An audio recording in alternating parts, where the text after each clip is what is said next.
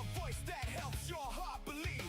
Even if the world turns cold and leaves me standing all alone, if everyone becomes my enemy, I'll still protect you endlessly. You should notice there is no other. You should notice we belong together. You should notice there's no one better. You should notice now or never. Time Goes passing by. Don't let this moment die. there is no other.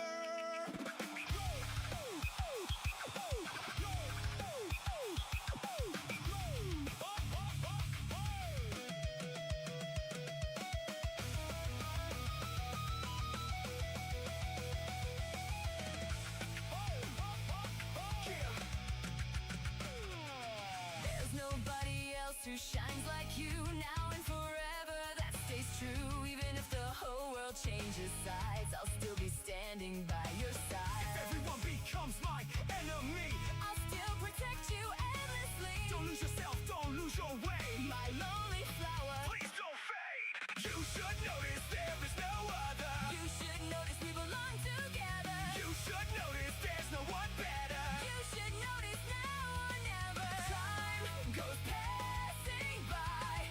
Don't let this moment die. There is no other. Oh.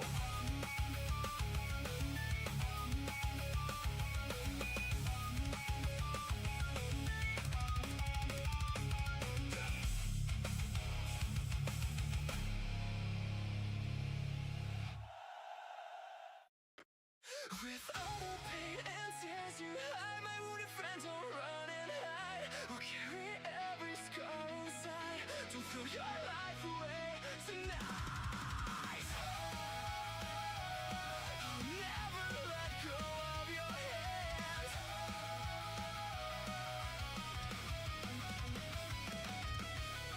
Will everything someday fade away? You smile, your face gone with the day. That's why I'll keep you safe somehow and hold you closest starting now. Even if your voice grows faint and winds erase what still remains, I'll search through every storm I find until you're standing by my side. You wounded by the pain and all the sorrow you contain. Don't say you'll never smile again. Don't say you hate the world and men. The unseen future yet to come has meaning hidden in everyone. For now it's fine the way you are. You'll understand beneath the stars, like someone weathered by the years. Just crossing paths felt cold somehow. I'll live alone, you told me now. The common words of sympathy can no longer reach so easily. The ache inside begins to grow far deeper than you'll ever show.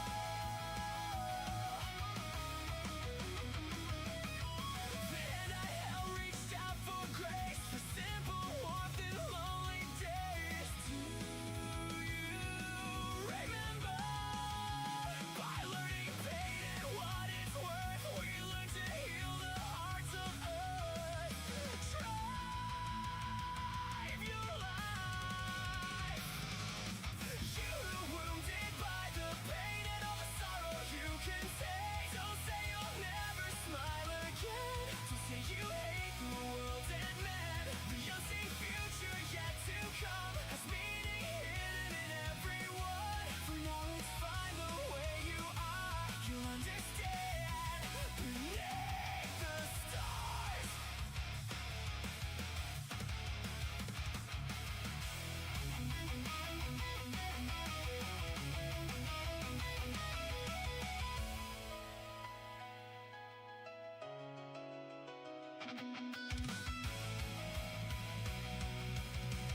Hello, hello!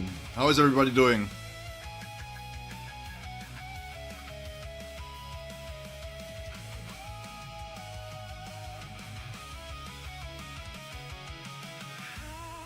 Can I see the meaning of life fading away? We'll be starting right away. 1 second. The only life to keep from breaking. You moved on and drifted Father with the dawn. Don't say you'll never smile again. Don't say you hate the world and men. Though now the road is hard to see, there's meaning in our destiny. We'll carry every scar inside. Don't throw your life away tonight. You better forget everything. Remember your different lives. You better forget everything. Remember, though it won't rewind. Like twisted memories left behind. Also we're deep in hands of time. Someday we'll understand it last and make our peace with all the past.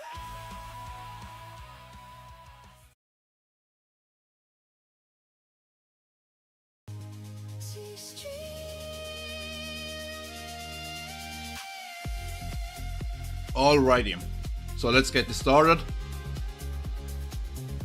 Sorry for the small delay. Hey, Blishin, Malaku, hello, how is it going?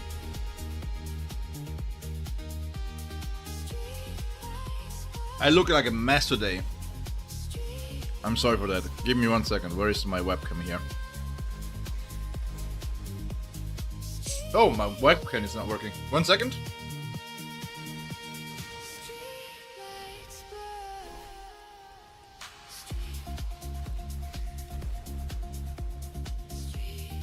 Your boy finally got a gaming chair? Wait, where's the chat here? There we go. Hey Hakim! Welcome back then! Where were you gone?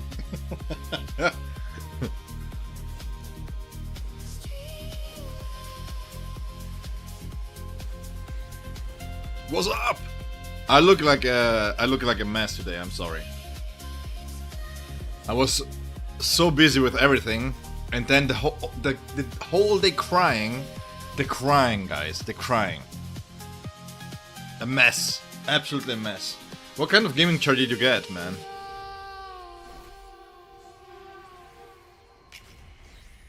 A bearded brother? Yeah, but I didn't really take care of the beard too much. Yeah, fit for old man? Yeah. Thank you. No, but the thing is, just real quick, I'm super disappointed, but not because of what's happening with the game, but because I switched my days off, right? Because I thought, well, you know, maybe if Bambietta comes out, then we can have a proper stream, because else we would have to wait 3 days in between from stream to stream, right?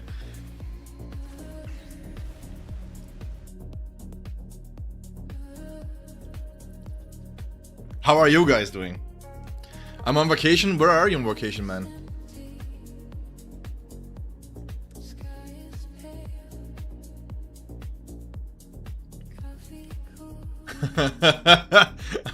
This sounds like propaganda. This sounds like staged, AJ. If you say it like that, it's like, hey, YouTube chat, you know what? Atro was really generous. I didn't ask him to do that. He gifted me, for my birthday, he gifted me a game.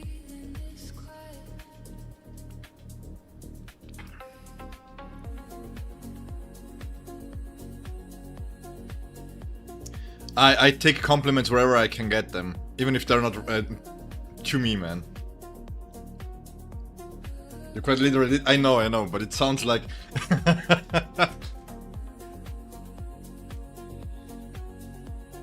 I think I need to buy new clothes, man. These are getting tight. Look at this. Look at this. Is the cam too high? I don't know. I need something that I can move around. Yeah, so the gameplay today will be this, I think. Yeah, I know, but it doesn't matter. You did so much for me, and it was your 18th birthday. You're not going to have an 18th birthday every single time, right? So, as a little token of appreciation for all you do and all you did up until this point, I wouldn't be here without you, so a small gift. I love this channel. The thing is, you know what it is? this channel here has me torn. Because I am against AI when it comes to music, arts and stuff like that. Because of copyright stuff, right? But the problem is, I don't like having my stream without any music, because I think the in-game music is not that great. I don't know, man, you know? It's just like... But then, if you have background music, even if you had the non-copyright strike, the non-copyright claim music and stuff like that, you still can get copyrighted. Or the claim can still be had on your videos. And that's so bad. So, yeah. Stone McKnuckle. Yeah, I haven't played Stone McKnuckle on the stream for quite a while, I have to say. But yeah, the background music is really good.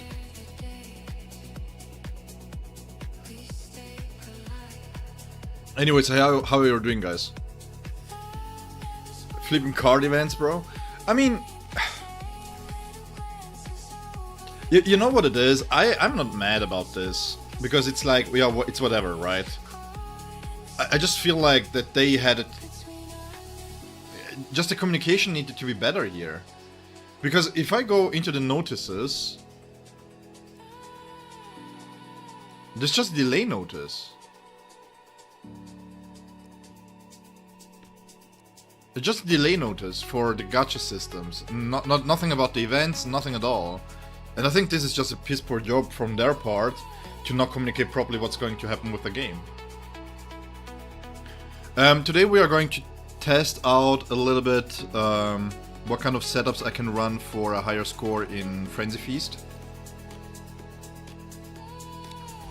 Let me auto this real quick.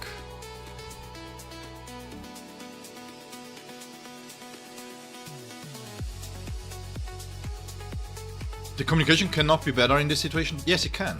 Yes, it can. Because you can say, hey guys, listen, we have to delay Bambietta, therefore the events are also going to be delayed. You will have a period with no events ongoing. That's all. That's all you have to do. Juan! When is this patch dropping? We don't know. We simply don't know. Me too, Lucian. You mean with Byakuya, right?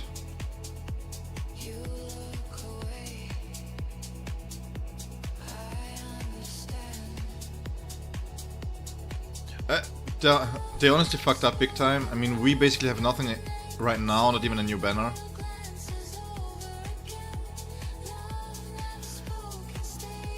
Oh, oops. The thing is, I'm not sure how licensing works, okay? Take this with a grain of salt, because this comes from other games. But in other games, in order for them to have banners up, it is by licensing agreements.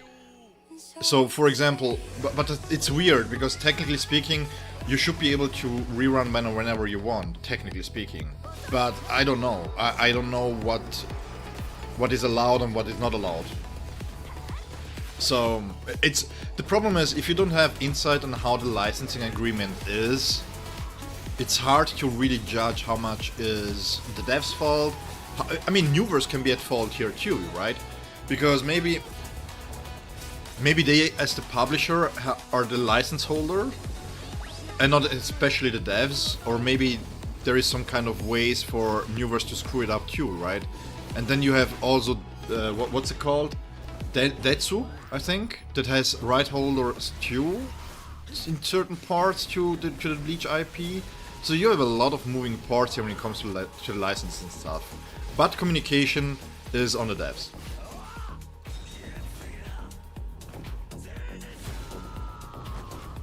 Yeah, iFates. I think that's when they are trying to get the patch out, I think. Friday. I mean, they could have also said something like, hey guys, Ichigo has been, the birthday thing of Ichigo pre-releasing his banner was a once in a lifetime thing. We are going to go back to the old schedule. Therefore you will have, until Friday you will have no events going on. So, they could have said something like this. for example, right? There have been a lot of ways for them to kind of communicate what the path forward is, and not giving a path forward is really messed up. And I think my disappointment comes from there, because up until now the devs, in terms of games, when it comes to the games in itself, the devs are cooking, right? The devs are competent in the sense that they, when it comes to fixes, for example, you see Mayuri. Mayuri has been criticized by the community quite a bit for the fixes that they proposed, and I don't think that's true. I don't think that a character should be that way. I don't think that a character should have, as a support role, RNG in there, because you already have enough RNG with when the counters happen and stuff like that. Being able to really know when your character is doing something, so that you can be consistent when you do something, with the nature of the game already being RNG based on the attack patterns and stuff. I think that's better for the game, healthier for the game. Hey AJ, how is it going, AJ?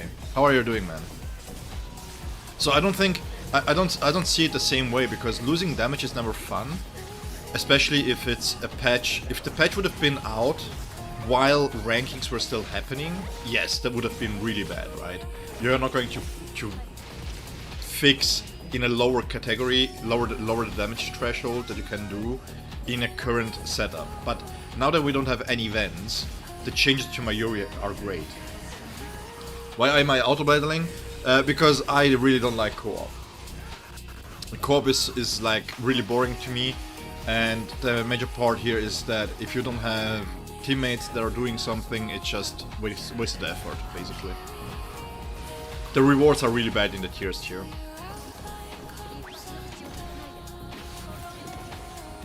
And I'm talking with my hands. I'm talking quite a lot, so...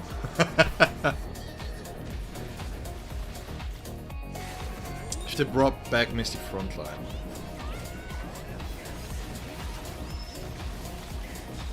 The problem with Mystic Frontline is that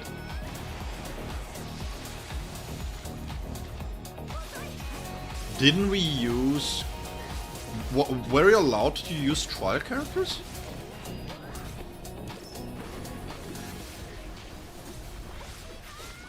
That's my question. Because again, if I don't know who said it. I think it was Yusek, right, who mentioned this. If every single event has Bambietta in it, or something akin that isn't finished yet because of it, then there is no much point, right, in this. Hey, I'm new to the game, and I'm wondering, is limited banner the only way to get different SSR characters other than Kiski, Yorubyaku, and you know the few rest? Yes, Notorious. The problem at the moment is that we don't know exactly if they're going to add new characters to the standard pool. So yeah, the standard pool is fairly limited, but the game is very generous. Generally speaking, you can guarantee yourself every single limited character by just playing the game. As long as you play the games during their events, you can get a copy of the character, no problem whatsoever.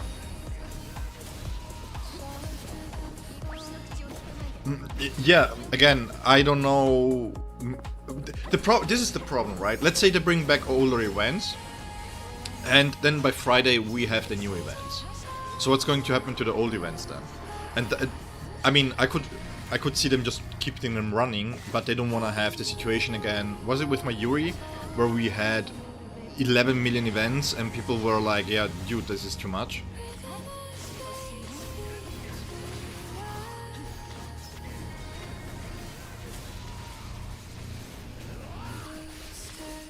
Oh, Notorious, yeah, we know.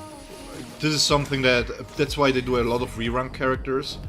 But generally speaking, early on, when you're new playing the game, full assault characters are not that great to have. In the general sense, they are good once you have a proper team for them, as they are able to do their damage. But generally speaking, tacticians and support is where the value is at for early game. The exception here is Trushika Ichigo. Trushika Ichigo is fantastic to have. But you don't really need multiple teams early on. You can go by with just two.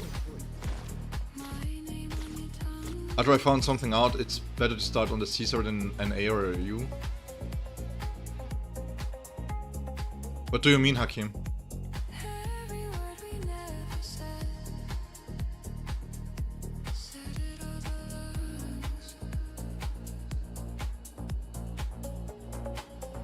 Juan, we don't know. We are expecting the 10th to be patched, maybe, because that's when the Dark Passage, I think, give me 1 second.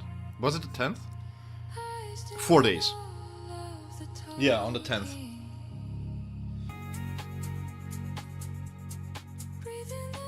Okay, so this is done, and we have to do the Swift mode here real quick.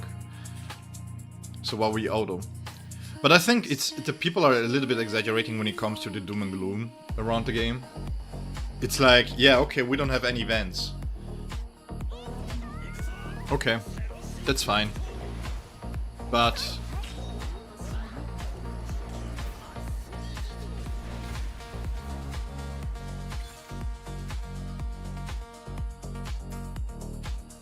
oh wait. You get Rangiku?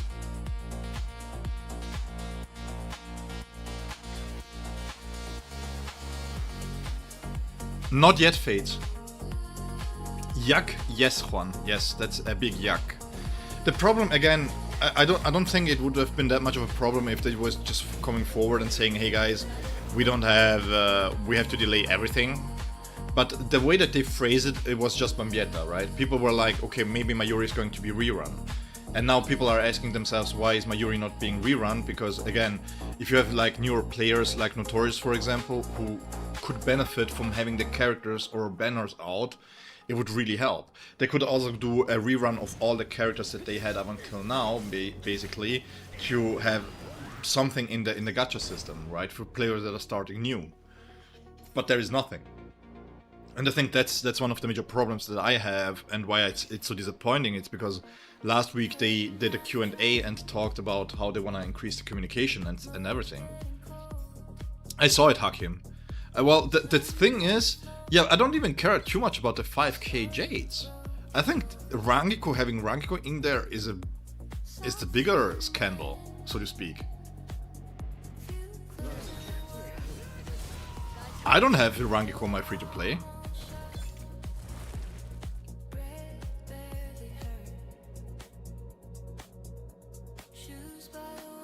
You also get Kobans.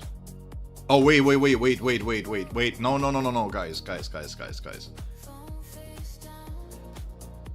You get less Jade, but you get Nexus Stamp.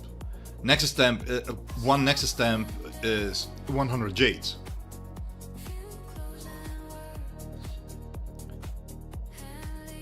I mean, right there you have 3k Jades, and then if you take the discount, you have another 300 Jade with the selector, with a stat selector.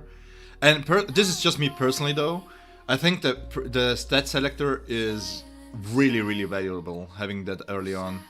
But yeah, the rest sucks, because the thing is, you don't have the memory keys either, I see. It's not just 5k Jades, actually. So let me...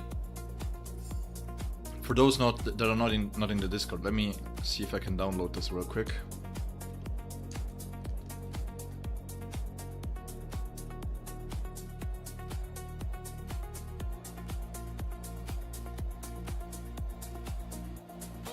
Let me open them up.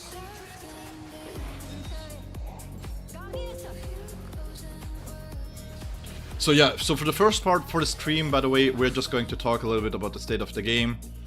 And in my opinion, the exaggeration of how much doom and gloom there is, to be honest, I don't think that's healthy for the game in itself, because, well, there is no benefit in it, right? It's not like the game is unplayable.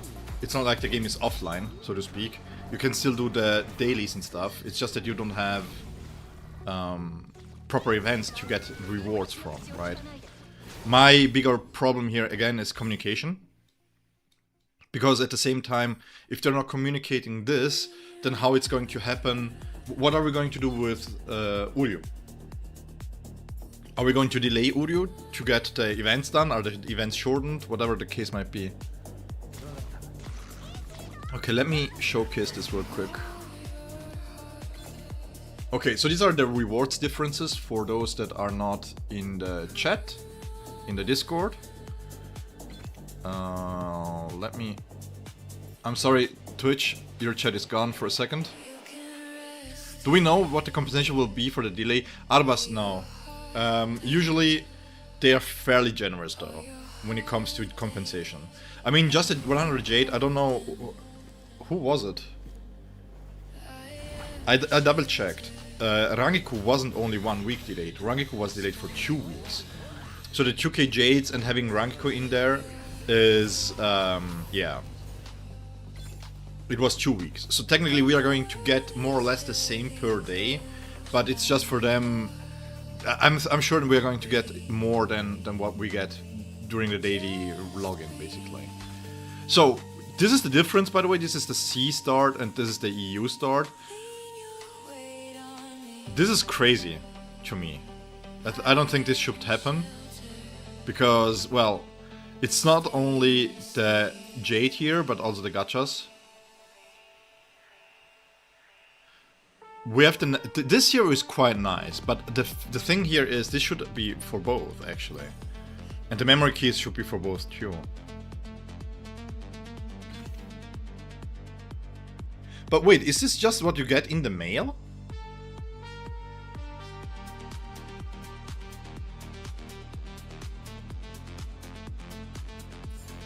Yeah, but Maluku, I don't think that you have lag in that sense, right? How is the lag for people that play on C?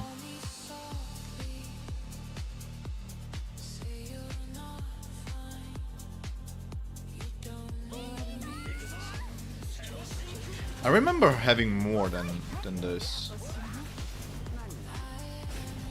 But I could be wrong.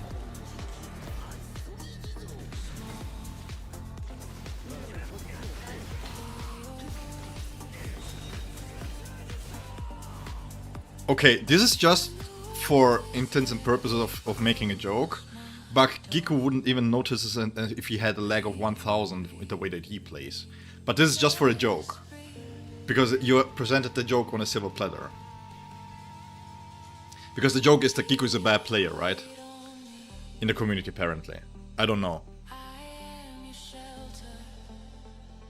Yeah, so this is bad. But generally speaking, okay, yeah, you have differences when it comes to the rewards. But I don't think that is a make or break thing. Because, like, again... It depends, it really depends on how well the game plays on C. I don't know. And I mean, isn't the lag less noticeable from the States? Kiku is pretty bad, I don't know. The thing is, I'm not going to judge anybody for the way that they play the game, you know? If he could just collect the games, just collect the characters and enjoy the characters by playing them. I don't care if somebody else tells him how to do the rotation. If what he's going to tell you guys is informative and it's correct, I don't care. Everybody has their own right to enjoy the game how they want to, right? Basically. So, I'm not going to knock him for that. I mean, it's not make or break, but I think 9 out of 10 players rather have to see rewards. Yeah.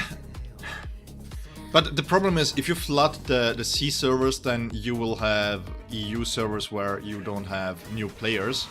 And then the competition for the new players is quite low, so you get max rewards. Eventually, it evens them out, right? Because of the way that you can get top 3 ranks. I'm good at competitive, I'm still grinding for number 1. Yeah, exactly. But that's what I mean, you know? You don't have to be the best in the world to be able to enjoy a game, basically. That's what I'm trying to say here. I do think when you present information, the information needs to be at least as right as it can be, right? In terms of what the knowledge that you have of the game. And if that is wrong, then that's a problem. That's all I'm saying. I mean, when I'm playing here like this on stream, for example, I'm not at my best either, because I'm reading chat, I'm focusing on stuff, and it's like, it always depends on how you look at it.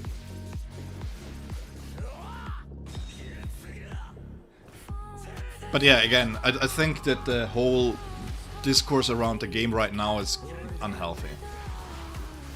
Because in the end it is what it is, and people are talking like the game is dying. Like EOS and whatever you have there, and it's just not, it's just not true. Yeah, it sucks, because the communication sucked from parts of the devs, but it's not like it's unplayable. It would be different if it was unplayable. Which gacha game was it recently that was unplayable? Like they literally had a maintenance for like a month or whatever. Hey, Ahmed! How are you doing, man?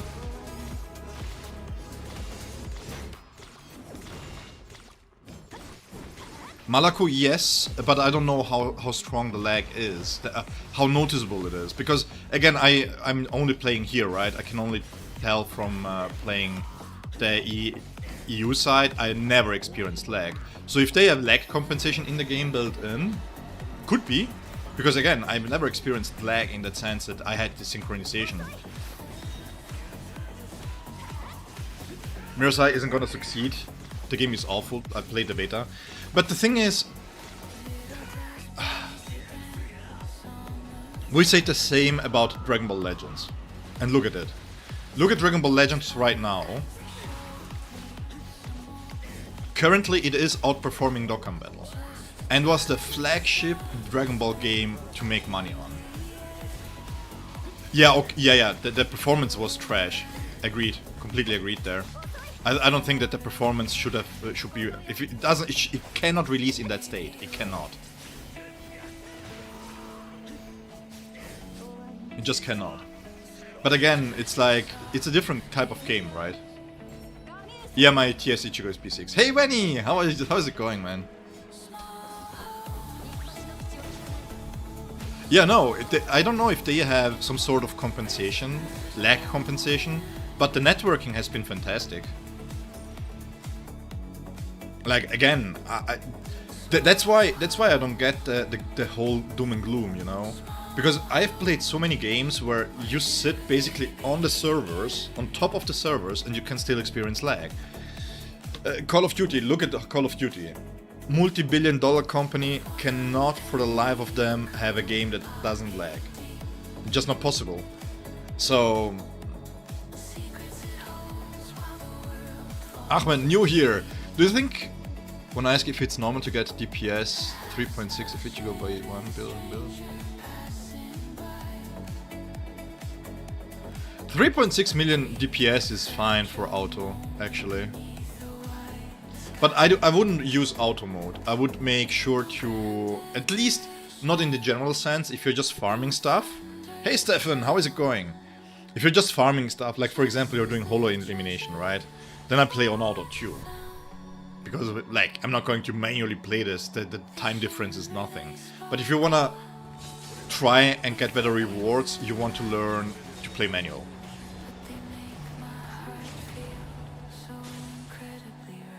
One star review for Miro's High.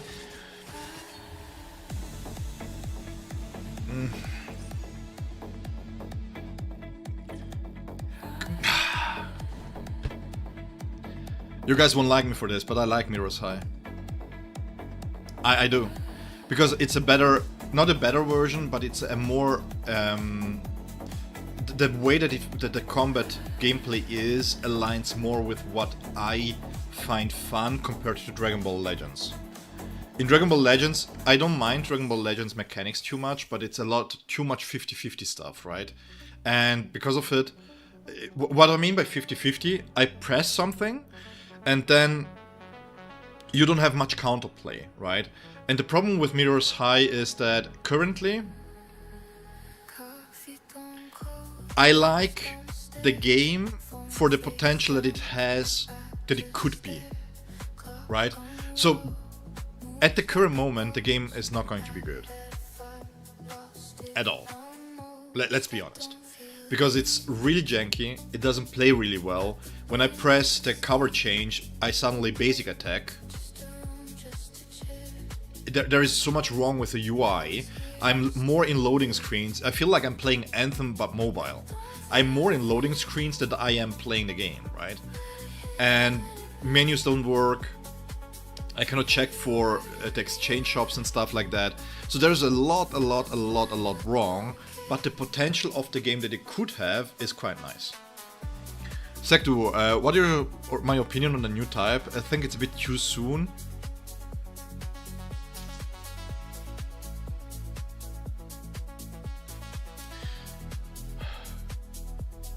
But the 6-hour cooldowns don't matter because that's what I'm saying.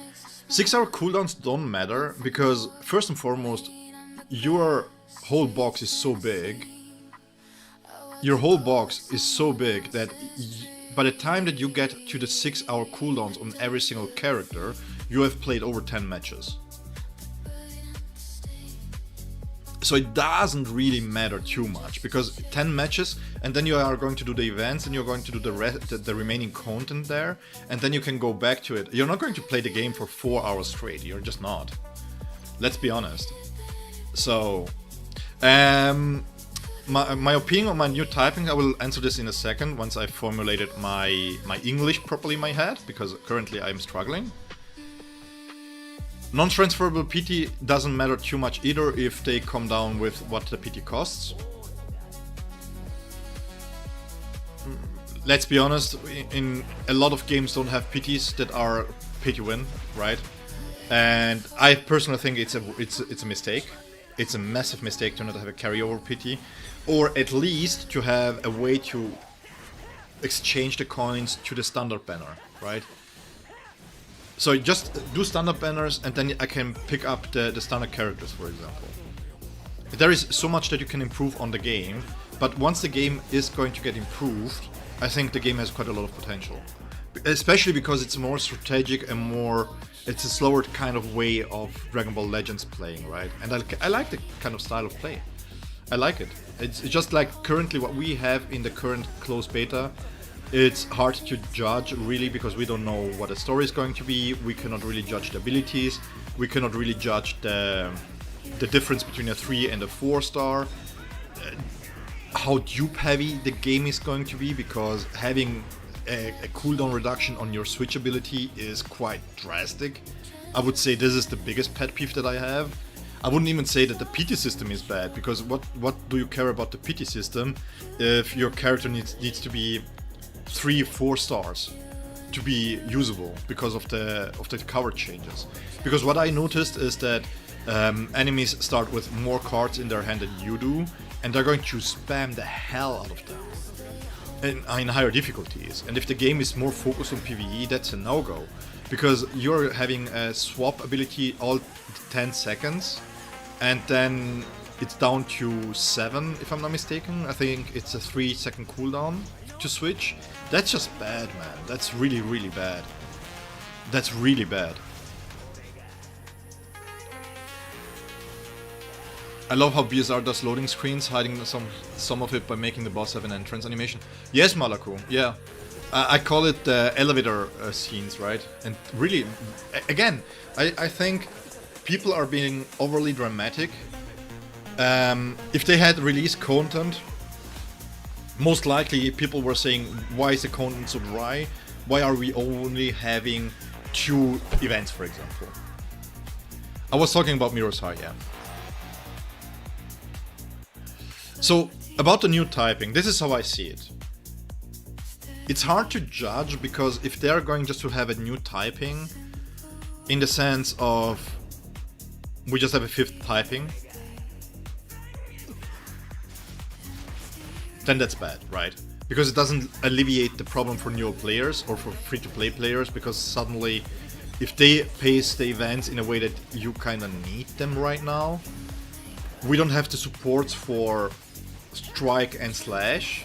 Okay, you could argue you have Kisuke, but are you really going to try and make Kisuke the go-to Slash support? Because then, the moment you get a proper support for the Slash team, the team is going to be broken, right? Because Kisuke is good. Kisuke is fantastic as a support, but he's still lacking compared to other supports. you know.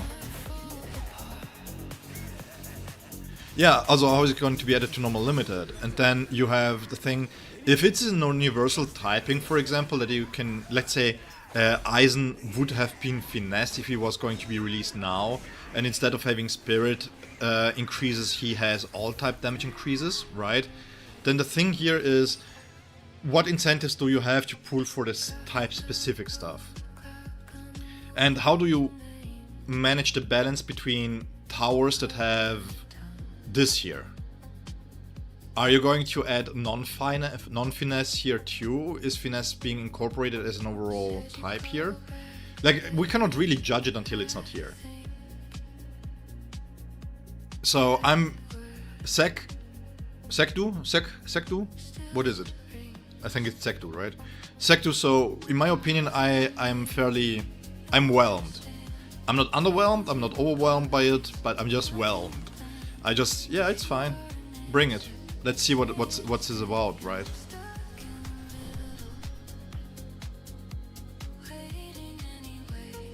I heard it's universally. Yeah, but again, it depends how they're going to do this, right? I think having a universal typing that you can sprinkle in between can be really nice for free-to-play players, especially. Because then, and this is my angle here, right? Currently, if you're doing, I call it the USEC, where you're hyper-focusing on one team and trying to B6 one team after another, so to speak, then the problem becomes that you still are lacking teams to complete the rest, right? Because you have to hyper-focus your resources into 2 characters, or 3 characters. So if you have a universal typing, their boundaries become much more important. Yeah, I call it the USEC. I don't know how to say that, because I think he's the only one in our community, right?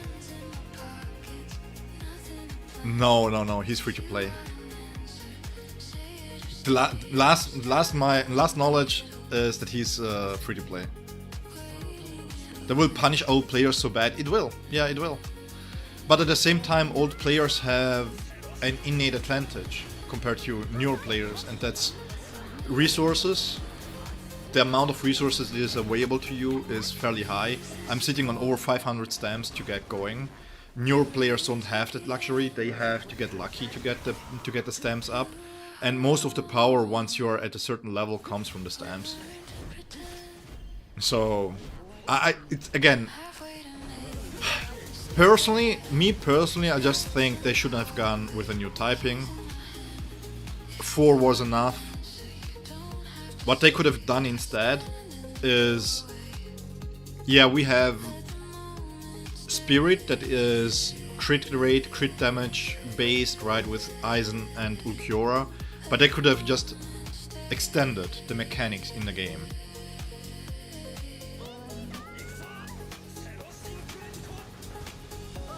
Yeah, but he was saving, he skipped every single team to max out Eisen and Ulquiorra, so that's fine. I think he got Eisen to B6 on the rerun. That's why I call it the USEC. More cogs! If collab characters are unlikely to come back, would it make more sense to focus only on one character?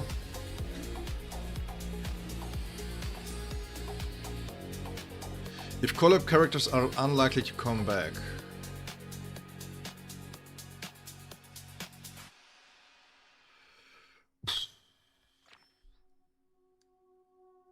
It's hard to say because, again, we don't know exactly what the typing is going to be. If it is a universal typing, it's really hard to judge. I'm going to be honest, because if we take a look at our teams that we have currently, Strike needs a lot of help, right? If Vastolorde is going to release and it's going to be either Strike or Slash... Ah, man. Okay, so this is my take. At a certain point, if you have 3 teams, and those 3 teams are B0, you should save. And then I would save for a character to be able to bring this character to B6. That's my take. Because generally speaking, the power creep that you have in the game at B0 is not strong enough to negate the effect of boundaries, right?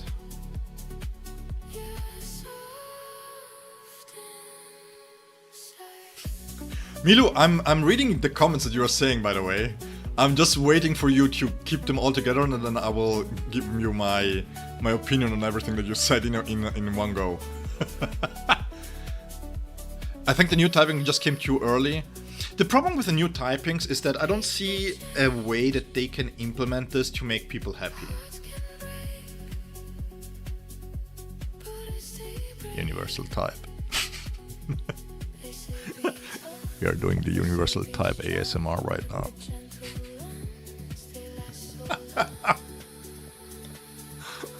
Don't zoom in on my bald spot. God damn it. I will shut you off. New typing is bad for free-to-play though. I mean, generally speaking, for free-to-play new players, you're going to go back-to-back anyways.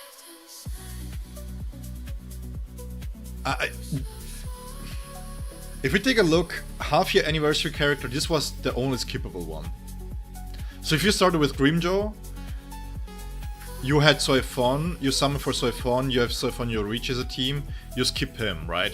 Even though he's fantastic, he's so strong. I think he's undervalued, to be honest, in how strong he is, kit-wise. But you would skip him. This allows you to have a B1 somewhere, right? And then you have White Ichigo, is not skippable. His B1 can be skipped, but it's really strong regardless. If you wanted to go to the B2, right? Where you get Slash Mastery. So White Ichigo is not skippable, the best B0 in the game, arguably with Trushika Ichigo. And then right after White we had the third character that is fantastic in its own right, which is Ulquiorra. And then, yeah, we don't have much to skip here. If you want to build teams. You know? I must skip. That's dedication. So yeah, new typing can be bad and good. I don't think that new typing is going to help the game in any kind of ways. First and foremost, people are still mad that we don't get any kind of supports for the older teams. We don't get any buffs to the standard SSRs. Standard SSR characters currently, the only three, if you haven't seen my last video, the only three viable characters currently are these three here. He is not worth it at all. You pull him and you build up Renji. He can have some value early on. I have him on my free-to-play account. I think he's nice to have with Yoruichi as a stand-in tactician. His kit is fairly good actually. I think we gave him a little bit too much shit 3-4 months ago. And then you have Byakuya. Where is Ixen actually? I need to roast him for having him. So yeah, we don't have many skippable characters currently when it comes to this, right? So having a new type, and if the type is a type that you can use everywhere, it would help free-to-play players actually. The thing is, the main reason why I'm saying that Grimjo is skippable is because you have Yoruichi being run with Soifon, right? In a world where we are going to get a new tactician for Strike, Grimjo might not be skippable anymore. Because his kit is just phenomenal. He has just kit alone, right? We're just talking kits here at the baseline. Full Assault, his kit is better than Ulquiorra's. Because he doesn't rely on you having stats on him to be able to get his damage increases, right? He has a flat aim mastery increase here, which means that he pairs well with Mayuri. He scales really well with Mayuri, but he also scales fairly well with Kisuke if you can play it that way. But then again, with Kisuke the problem is not Grimjo, it's Soifon, right? So his kit is really good. You have perfect dodges that can be triggered for attack increase here, which is very easy to trigger just with a technique. So this is basically permanent, similar to what Trushika Ichigo has. You have a rush mode where you have super armor permanently, you are really fast, and because bosses cannot track you, they're going to miss a lot of attacks. So this is really good. Then his whole kit is so fast, right? The transition into Razor Kick, and then you can animation cancel this into somebody else. You have pounce into the pursuit. This is seamless, basically. This is so good. Really, really good. Really strong. You can cancel out of any stage of the pounce pursuit and the technique. That's fantastic control that you have over the character. And being able to basic attack when you want to, it doesn't get much better than that. Very responsive on the rush. There is no delay on the rush, as long as he's settled. He's great. And then you have a big nuke on the ultimate. Again, I think the only reason why he's skippable is because if you have Yoruichi anyways built, which you will have as a free-to-play, and you get Soifon, you have a 2-in-1 package. You know, so this is Deck Inspector. Yeah, we are going to play Deck Inspector in a moment. I don't want to start right away with hardest content in the game, which is why I was taking this time to talk a little bit.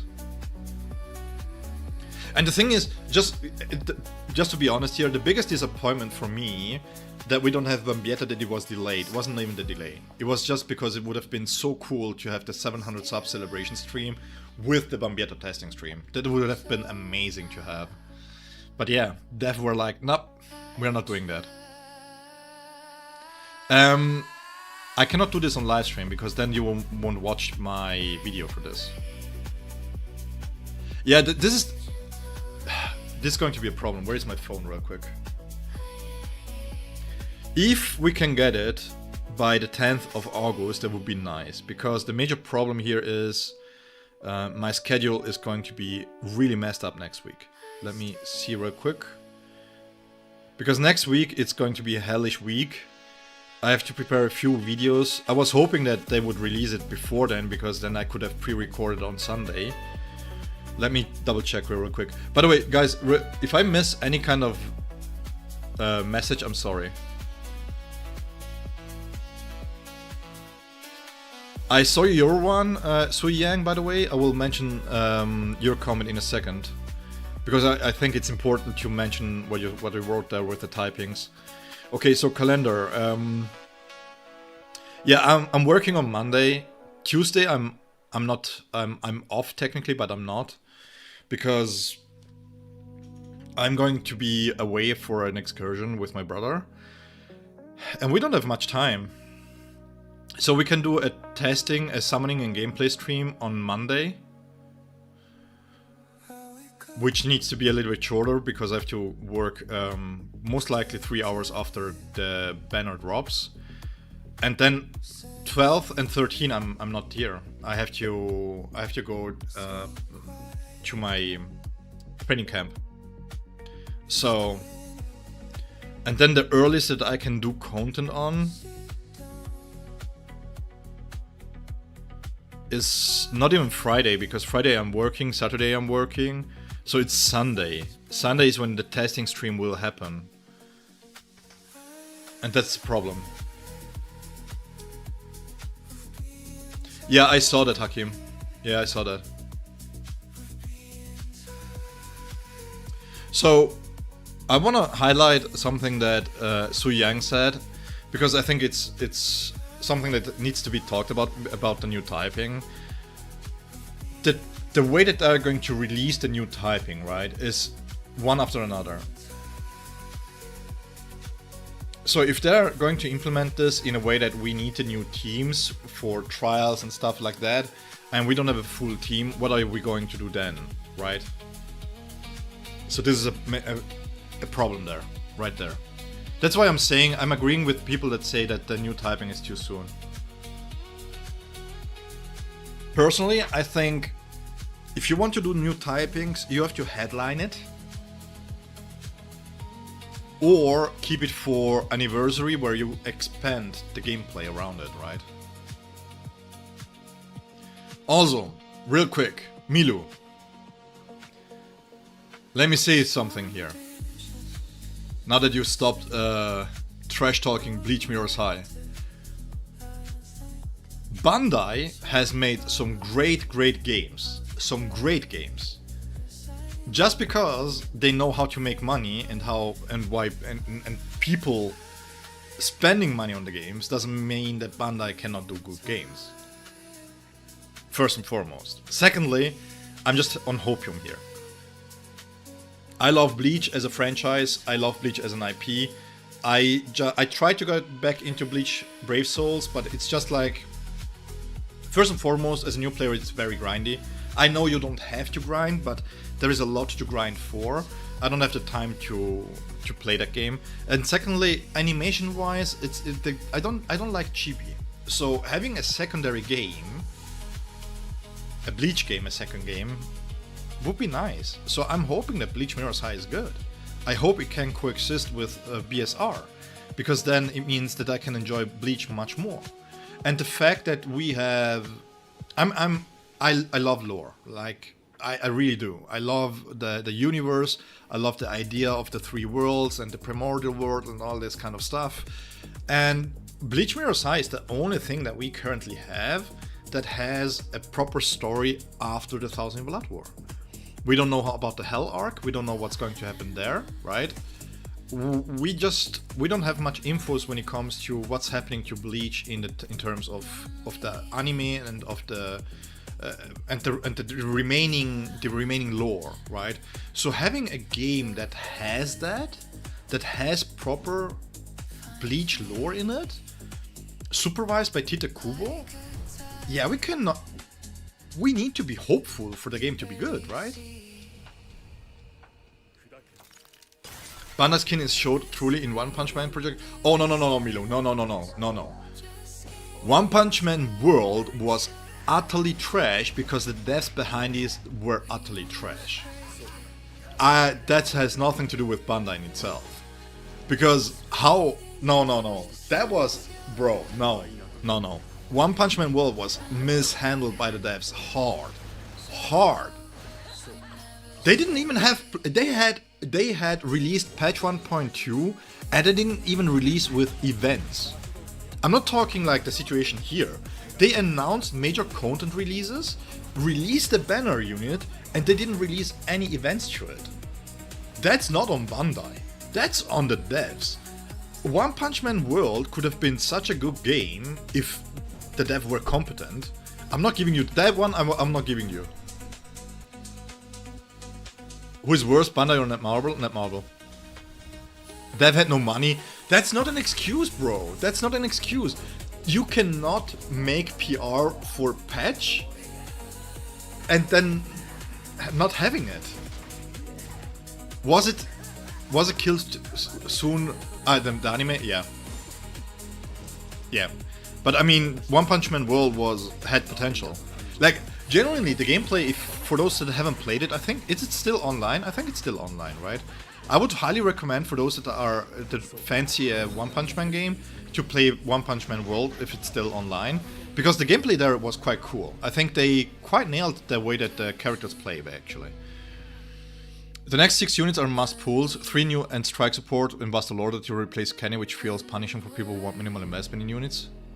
Yeah, AJ, but that's the problem, right? They're going to keep going with hype release after hype release, and that's why I'm calling it the USEC, right? Where you have to kinda, once you have your team established, once you can clear the content, as long as they're not going to increase the threshold that you need to the newest teams, you're good.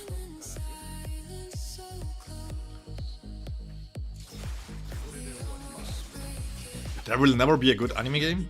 We have run right here, Shadow. No, don't try to bait me. We will never have a good Star Wars game. Again. We had a few. Crap, that doesn't work. We had a few. Back in 2000. The sushi in Mirror's High also smell bad. Yeah, why? I feel you. I'm not saying that Mirror's High is going to be the best game ever, and that I'm hopeful and the game doesn't have any problems at all, you know.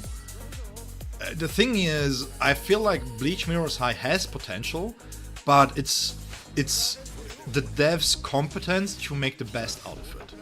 And if it's going to release the way that it releases, then it's going to be bad. It's just going to be bad. Hakim, you joke, but Netmarble has released new statements and 7 Deadly Sins Origin did better than Grand Cross. in total. He made like 12 million a month or something. They had since release 54. What was it? 58 million, or I don't remember. 58 million, I think. So they made a lot of money with Origins. Again, I think it's not a bad game at all. It's just like, for me, it's too much grinding. I cannot keep up with both. Bugger! What's your name exactly? I don't think you can. You want to be called Bag. But I'm doing good. Thank you so much. How are you doing? I'm level 63 now. Should I use my energy refresher? Yeah, I saw your comment. Generally speaking, I think, was it Zephyr who responded to you? But generally speaking, you can use them as you see fit. You don't have to rush to use it. You can use them as you see fit. So if you need something, if you need to build up a team and you need to use the Nourisher, you can. Generally speaking, you don't have to hoard them, but you don't have to really waste them in that sense, just to level up. If you can check it. If what is it now? We have 4 days, which means you get 8k EXP from the dailies. You need 12k, right? I mean, yeah, it's going to be tough to get to the 65 before the switch here. But the question is, do you have 3 teams ready to do the switch to 65? Else you can skip 1 week and you will be there anyways. Jedi Academy multiplayer was so GOG? Good, I think good, right? Jedi Academy would like a word.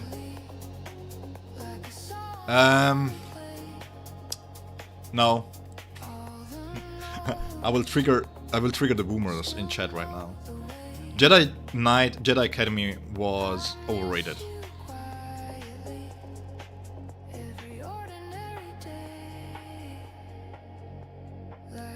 No bait all true, Banda sucks, Netmarble sucks though, they all trash.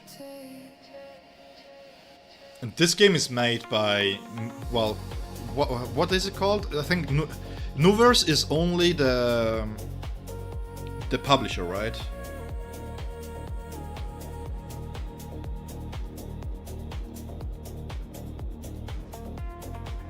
I lost so hard at Kiko's latest video. He made playing Inspector, 50-minute long video.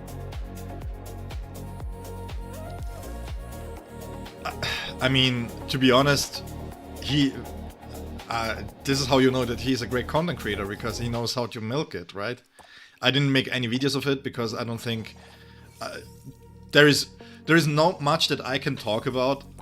Like, the main reason why I didn't make a video about this is, first and foremost, what am I going to talk about? That I don't see it as bad as people make it out to be, and then I'm talking into the void with it, because we cannot have a proper discourse, and you go into the comments, you have to wait for me to respond to the comments. We can chat about this in the live stream rather, right? And that's fine. Crunchyroll is the publisher in the US, yes. Crunchyroll is worse. It's so bad. We don't know back. I think we can expect it at the 10th of August, because that's what they extended the Dark Passage to be. But yeah, what else? Oh, we can do this auto stuff here while we still talk. Because once I'm going into the gameplay part, for the Frenzy Feast I have to log in. So that's when I cannot really properly respond to everything.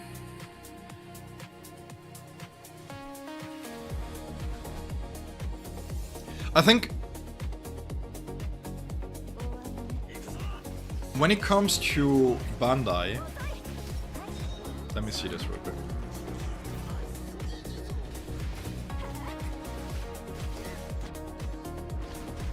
Bandai, just to showcase this real quick. Because again, Bandai is big, right? It's massive. We have Ace Combat, which has been fantastic. Hey Snapdragon, howdy, how are you doing? By the way, where is the chat here? Ace Combat, fantastic series, right? Great stuff. Gundam, great. Dragon Ball Xenoverse was very loved. Like, they have good games, they have good franchises. Dune Awakening was quite interesting. I think was it no, that was Funcom, right? But yeah, they have a lot of franchises and IPs that are good, right? Chronos, really nice. Clair Obscur, massive hit last year. I mean, there is a lot that Bandai has. Even if you take Rebirth of Souls, that's a Bandai game. And yes, it was abandoned, but the devs were incompetent. It wasn't that much Bandai. It's not like Bandai said, no, we cannot, you cannot do that, you cannot do this. Because they had the licensing rights. One Piece Odyssey, you don't have to like it, but it was an okay anime game, right? The Breakers, complete trash. The way that they released Breakers was just bad. This is a little bit underrated. It's a very good battler if you are into battler. But yeah, they have good games. It's not like Bandai doesn't have good games. So saying that Bandai doesn't make good games is, I think, a little bit wrong there. But when it comes to Mirror's High, for me it's mostly hopium that they are going to fix whatever the issues are, the multiple issues that we have there. And Ixon, I will respond to you in a second, because the thing about Jedi Knight, Jedi Academy needs some context. And the thing is, yeah, the netcode was really bad. And this is, but that's not unique to Bandai, right? You take a look at Guilty Gear. You take a look at the multitudes of battlers that have been out, and the netcode has been either trash, or if they tried to have a backroll netcoding system where the lag is being compensated, then the hit registration was just off, right? And I mean, the only really competent combat game that has come out was Street Fighter 6, basically. Even the new Tekken and the new Mortal Kombat was kind of bad, in a general sense, right? So yeah, it's not like Bandai is doing bad games. I think Bleach Mirror's High can be good, but they are focusing too much on making money first instead of providing a good game. And I think that will be the downfall for the game in itself. But we shouldn't be celebrating Mirror's High's downfall because BSR is doing bad. We shouldn't.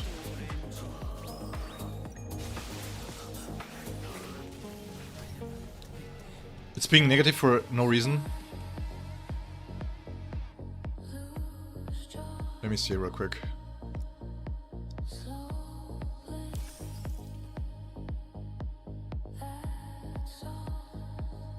Malako, you're wrong about that, about Jedi Academy, but I will explain this in a second.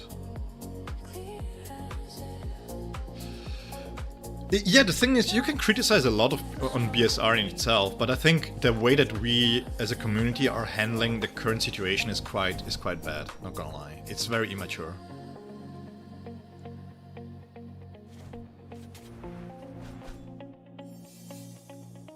Origins is a failure. Origins is not a failure, Milu. Origins is doing better than Grand Cross. The thing, from a player perspective, right, I agree with you that Origins is not that great of a game. Because they're creating a problem with the dungeons and the whole endgame systems, by the typings and everything else, and they sell you the solution in terms of characters, but the solution at B0 in terms of BSR is not good enough, and you have to spend the double amount of times to grind to make that solution viable for the problem that they themselves created. And then the gameplay loop of Origins is going to be bad. And the problem is, people that like Seven Deadly Sins, for them Origins is a really good game as a way to play Seven Deadly Sins, right? Because you only have Grand Cross on the other hand. So yeah, I think Origins has a lot of problems. My biggest problem was that I was 250 hours in and my elements weren't fully built. What are we doing? What are we doing? Jax Blaze, Bleach fans clearly don't love Bleach. Yeah, but the problem is... no, Hakim, that's true. If you take a look at how people handle the Mirror's High their scores, instead of giving feedback, most people are like, it's trash, please kill it. That's the wrong way around this.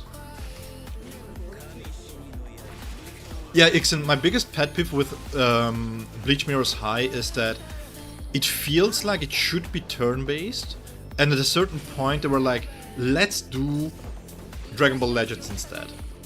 That's how it plays.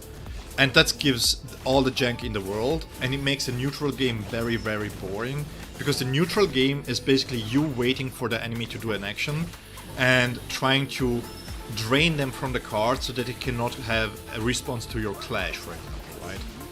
And that's just not a good way to play a game. Again, Dragon Ball Legends has suffered for this for 3 to 4 years.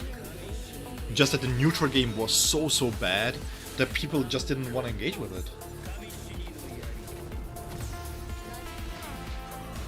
it. Snapdragon, that's a good question. I think 5 days too. I think on the August 10th seems to be the deadline that they gave themselves. Those animations every match are gonna piss me off. Yeah, Shadow, but the thing is, let's be honest, you played Dragon Ball Legends too, and Dragon Ball Legends can be really bad in terms of gameplay. I mean, I can do a charge step. How many times do you get attacked by a charge attack and you were clicking on a tackle, for example, or you were clicking on the charge step, and then you were charging up yourself and you still get pushed out of it because of the delay and the lag, you know? How many times are you finishing an action and then you get dynamic changed? It's like the gameplay with Dragon Ball Legends is not the comparison that we should make for Bleach Mirror's High. That's just not. Because also, to be honest, Bleach Mirror's High plays too differently to DBL to really make a proper comparison there. I forgot the English word. If we are being honest there. I'm more annoyed we don't have any new events to play. Yeah, but that's the thing. I'm not mad that they had to delay it. I'm just disappointed that they didn't communicate it properly. That's all. It's a Gundam game. I was going to hate it regardless. I see where you're coming from, Aiden, but the thing is, I am too old to pick and choose my battles based on what kind of company does what. As long as the game is fun and I want to play it, to be honest, because there is not one company, not one. Let me rephrase this. There is not one publisher that isn't on the same level, you know. You take CG Projekt Red, for example, they knew how broken Cyberpunk was and they still released the game in that state. They still make it look like there was no problem. Again, you can go back in history like 20 years and you will still have this problem, right? Now, before we go back to Bleach, I have to address one important thing, because I can feel Ixen and Malaku being uneasy about this. The main reason why I'm saying that Jedi Knight, Jedi Academy is overrated is because at the time it was revolutionary, but if you would port the game in today's day and age and how it plays, it would flop.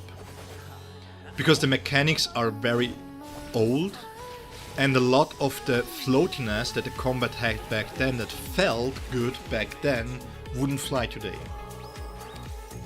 So I want a remake for Jedi Academy, but I don't think that Jedi Academy can conquer or can give you the same feeling that it had back then because of the way that the games progressed to be as an action game in today's day and age. That's why I'm saying it's overrated in the sense of, you know, it's similar to the Mafia games. Mafia 1 was a fantastic game, but you play it today and it just feels bad. Gunplay is bad, the whole driving around with no real consequences is bad. It's just like, yeah, there's a lot of stuff going on that it's not really modern. I would be so happy if we had some rerun event. Yeah, I mean, communication here is key, right? This is, by the way, no joke. I had my brother play Mafia because I was talking about how cool the game is and how immersive it is. Because, to be honest, I really find it immersive. If I don't have to have an open world and have to have points of interest, right?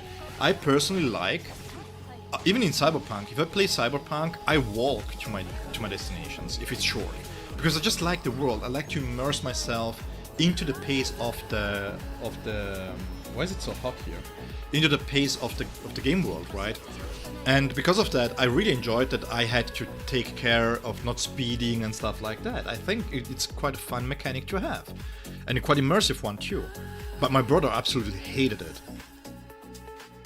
So, worst gacha game I've ever played. Worst in what kind of way? Gameplay-wise or monetization-wise? Bandai as a company makes way more money than CG Projekt Red. I've never seen Bandai do 10% of the effort that was put into Witcher 3. But I think that's the problem item there is that when they develop something internally, it's still Bandai. When they publish something, it's still Bandai. So if they publish a bad game, the overall narrative is that Bandai is bad, right? Go back to the Ace Combat series. That's an internally designed IP. That's Bandai through and through. It has been fantastic. Every single Ace Combat has been really, really good. I still, to this day, love Ace Combat 4 and Ace Combat 7. Really great stuff. You cannot generalize and say that Bandai doesn't have good games, because again, you could say the same about Capcom, but you take a look. Let's take one that is really hated. Let's take Ubisoft, okay? Let's take Ubisoft. Ubisoft makes really bad games, sometimes. But For Honor, for example, you can take For Honor, you can take Ghost Recon Breakpoint. Hey, thank you so much, Shogun. Hey, hello, how are you doing, man? You take Ubisoft, they never abandoned a game. They always finish to fix the game. Always. You can go back. Phoenix Rising, they fixed it. Division, they fixed it. Watch Dogs, they fixed it. They never abandon a game. And even though they are very fair in the sense of how they patch stuff, similar to CG Projekt Red, if you mention Ubisoft and CG Projekt Red, then nobody would give credit to Ubisoft because of that, right? Because the way that CG Projekt Red does the updating, it's much more favorable in the eyes of the beholder, of the buyer. And that's one of the problems. It's that image matters, right? Netmarble can do all the things right with a game, but because it's Netmarble, we will always see the bad parts first, because it's Netmarble. As per usual, I'm shadow modding. That's fine, AJ. I'm just happy that you're here, man. We used to have no communication and bad mention of bugs and stuff, but we used to get respect for compensation. But now they did everything bad, even worse in the middle of collab. Yeah, Milu, that's my problem with it. It's that they said last week that they wanted to improve communication, and there is no improvement in communication. Why am I using trial characters actually?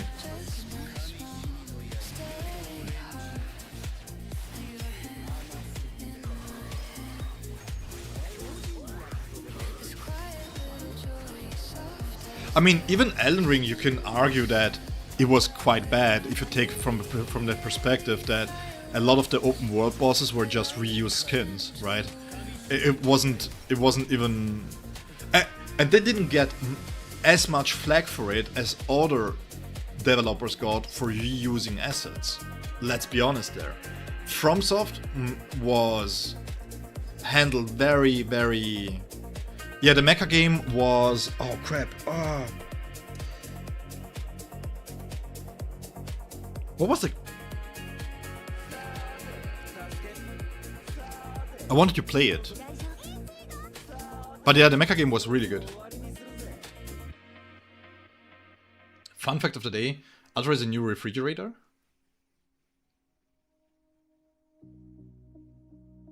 Am I missing a meme? Armor Core, yes, Armor Core. Thank you so much, man.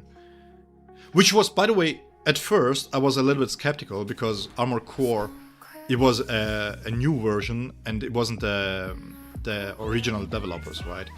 So I wasn't really sure how they would make this, but they nailed that one. I have to play it.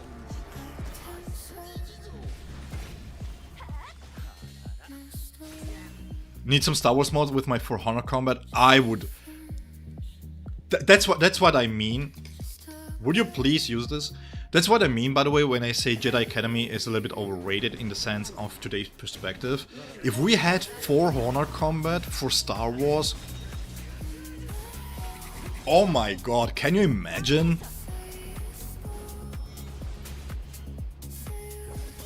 Yeah, but the thing with the Elden Ring multiplayer, by the way, I tried to play Elden Ring with my brother and it was a mess. Elden Ring is a game for battle mechanics, but that's what I'm saying, Aiden, because the thing is, even though other games will be judged for having a good combat system and then they're going to be discredited for their game world, Elden Ring wasn't handled the same way, right? And that's the thing. The game has a lot of story in there. There is an interesting story that you have to piece together, but nobody was batting an eye that they were reusing bosses in the different dungeons. And other games have been torn to shreds for reusing bosses for the different dungeons, and that's what I'm trying to say here. Let me pick up the presets. What am I doing here? So yeah. What is the opinion on the new Gundam game, Rogue One? I haven't really indulged into watching this properly.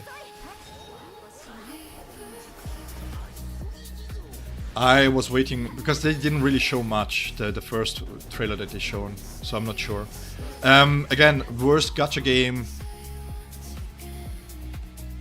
The worst gacha game that I've played is a game called Star Wars Galaxy of Heroes. Really predatory. Really, really bad. No.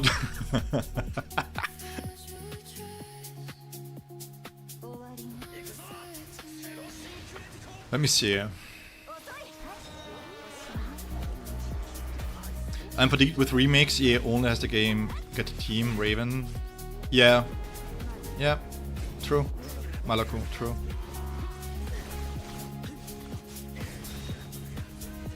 The context, yeah, Ixen, yeah, of course. At that time, when Jedi Knight Jedi Academy released, it was fantastic. But at the same time, listen, I still think it's overrated because we kind of forget how bad the story was compared to the Jedi Knights that we had prior to this. You cannot tell me that you're saying that Jedi Knight Academy had a compelling story as Jedi Knight 1 or Jedi Knight 2, or even, I shouldn't mention this, KOTOR. Nightmare, I'm sitting here and I'm saying that it's not too bad, but I cried the whole day, that's why the stream was delayed. No, but I just think the community is exaggerating. They're talking like the game is dead, like the devs can have done all wrong, and I don't think that's a healthy discourse to have. And I don't like, by the way, just real quick, because we had this discussion in the Discord, I don't like the fact that we are talking more about the lack of compensation and not as much about the lack of a roadmap on what we can expect from the devs, right? Because I want to know, does it mean that Uriel is going to be delayed? What does it mean for events? What does it mean for the banners themselves? What does it mean for the rerun for themselves? Are we getting more? Are we getting less? What does it mean for the delays? If they are going to release it on Monday, are they going to have enough time to do even Uriel, for example? I just want to have proper communication from the devs team to know what's going to happen. Because if it means that we are going to delay the anniversary, if you can feel the problems here from the anniversary, then we have a problem, right? What do they even do? Translate for someone that don't play? No, the problem is, imagine they, okay, give 1 second. The problem is, you know how Cassian was only 7 days and CG didn't mention this properly, didn't communicate this properly? The problem would be if they not only had the 7 days for the event, but suddenly you didn't get to be able to farm any shards during this time. That's what's basically happening here. So you can still get compensated for this. They can extend the reason for the journey to be prolonged by 7 days, for example. But if you're still not able to farm the shards, then what's the point, right? And the problem with that is, It doesn't matter too much because, I mean, it's not like CG couldn't delay this in a month when they resolve the issue, right? They just make it possible. You delay the whole thing for a month and then you give shards for free. Every single day you say you can get 2 shards and then you compensate the shards, right? And that's what they're basically doing here. They're compensating you the shards that you're lacking, that you're going to miss until the event comes back. But the problem is that they didn't communicate any of this, and they didn't communicate any kind of roadmap on what is to be expected from them going forward.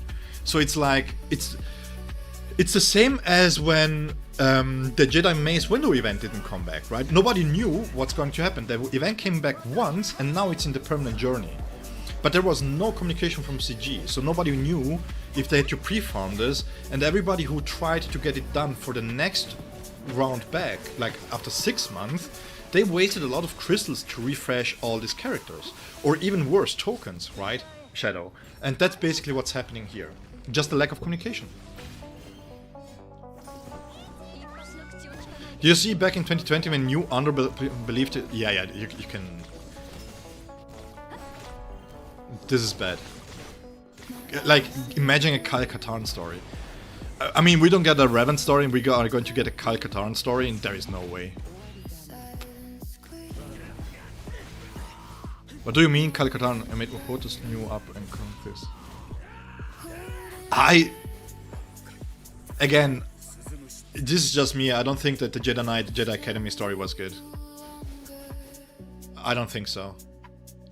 Like, just the fact alone that the light side and dark side abilities were so off balance, it was kind of weird.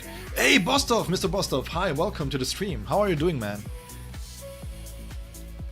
They keep comparing the compensation to Rangiku. Yeah, but I don't think the problem. I don't think it's comparable. Even if the compensation would be the same, it's still not a comparable situation, because at that time, Rangiku was mentioned in the banner. So having her in the banner, showcasing in the banner, but not being able to be summoned, makes them liable for being sued, right? And that's why they had to compensate properly for this. This is a different situation. Here, people are so... would it make a difference if they gave us 30k Jades? Now suddenly the game is perfect again? So are we just going to gloss over the major problem that has been the communication in the game then? I'm just happy we can still play the game. Yeah, me too. Me too. And again, I think we still have enough to do, right? It's not like you... If you're an endgame player, you log in, you do the event, and then you play around the rotations with Bambietta, and that's it, and you call it a day. I mean, the events have never been something that you are going to spend 3 to 4 hours in there, right? And I think people are also exaggerating, because even... Do you guys remember when Grimjo first released and people were like, oh yeah, this is a cool event, and then by the time Ulquiorra came around, people were like, yeah, the half-year anniversary didn't have any events going on, there was nothing much to play for. It's like, okay, so what can we do? Is this the last one? No, the last one I have to play manually. But I'm like, for people that don't know, that just watch me for the first time, if I'm going to do something that I have to lock in, I have to lock in properly, which is why we are just doing farming stuff so that we can talk about the game in general, because I think it's worthy. And I'm not going to make a video about this, by the way, because again, I feel like videos like this need to have a proper discussion, right? Because it doesn't really matter what I think. What is more important is what you guys think too. And to have an exchange of opinions in this case, it's important to listen to those opinions. And I don't think the comment section is the right way to do so.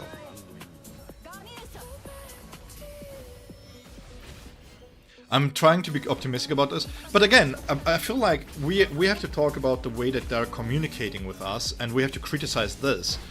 What does it matter if they're giving us 30k Jades and then they're going to delay the anniversary to January, for example? For me, it matters what you think. I mean, I can do a video. I was going to do a video, but I was like, again, I'm just enjoying the game for what it is. Yeah, okay, there's problems. Yeah, okay. But I have so many worries in life. I cannot worry about a game for delaying a character for 5 days, 10 days, even a week, whatever. Okay, well then I will do dailies and I will have more time to do something else in my life. It's fine, it's fine. But I'm not expecting for people to think the same, okay?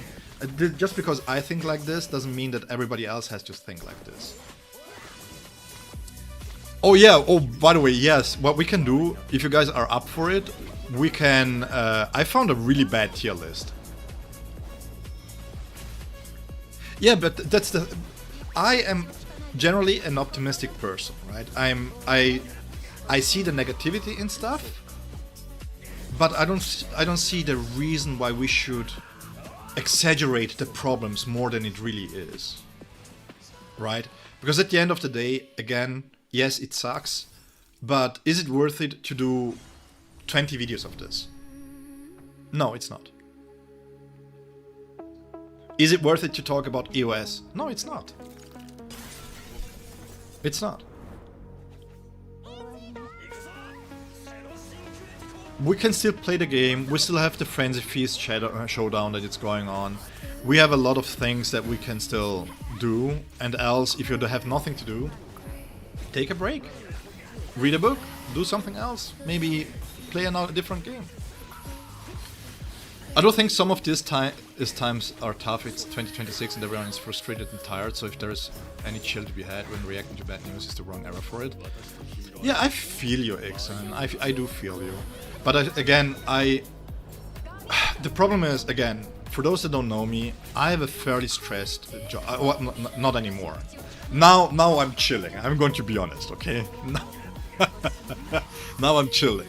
I'm doing my patrols, barely anything happens. From time to time, an alarm goes off. I'm going to reset this, and it's fine, you know? It's like the last 6 months has been really chill at work. But it's still tough in terms of physical labor, because it's hot when you have to do patrols at 35 degrees out there. It can be quite taxing, right? But at the same time, I just... Yeah, it is what it is, man. You cannot change it. You cannot change it. And yeah, Jack Blaze, that's the problem is, you can engage with negativity. You cannot auto the last one. You can engage with negativity, but the problem is that it has to be moderated in a way, right? Because you cannot close your eyes from the negativity, because it's important to know what is negative about the things. But the problem is that a lot of people, they're talking... You know what it is? For me, it's like when people get the flu. They are negative about having to sneeze, they are negative about having a closed down nose, for example. They cannot really properly breathe and stuff like that. But they barely mention that they have what the underlying cause is, right? And I think that's the major problem here. I don't really think that, you know, symptoms are nice and dandy, you can talk about them, but the symptoms are not going to go away if you just talk about the symptoms all the time. I cannot read? Why? Are you a Dragon Ball player? Why can you not read? Yeah, again, if we as a community come together and write a letter to them, just in our own words, saying that the communication is subpar, and we demand a way to maybe have a roadmap or anything at all, then I think it makes sense to have this kind of conversation, right?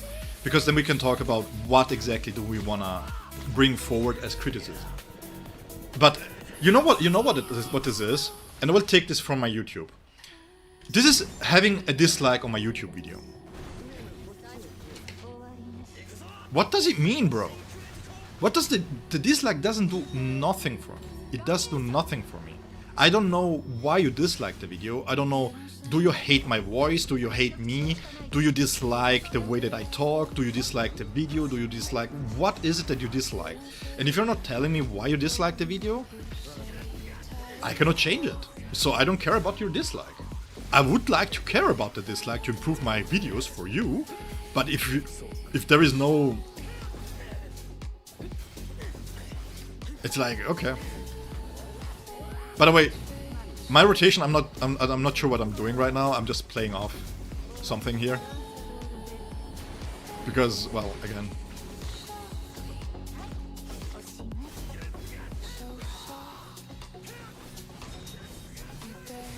Wait, all the buffs? All the bugs? Did they fix all the I just like how hype you are for Yamamoto.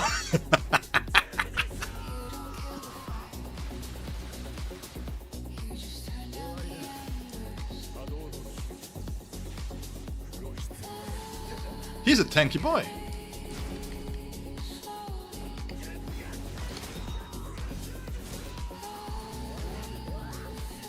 Let me see real quick. Nightmare. Yeah, I've been trying to get people to see the bright side over on Giku, but yeah, but the problem is that again, Giku knows how to do content and he knows his audience too, right? So he knows that this kind of doom and gloom will work on his audience. And to be honest, I understand the frustration for Giku too, because, well, as a content creator, you plan around these kind of big events. And it's ultimately annoying when you take your day off like I did, for example, and then basically there is no content in there. It is annoying, it truly is. So, not trying to defend Giku here, but just to give a general perspective, I had to work yesterday, I took my days off today, to be able to cover it. But I can't. I love the Bond discussion rants and about how they write it. What kind of Bond discussions?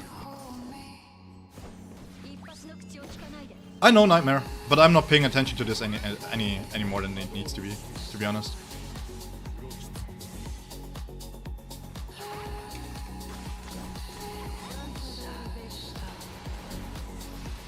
Yeah, but the thing is, what Sever said is quite interesting, because this is something that, for example, happened quite a lot prior to the problems here.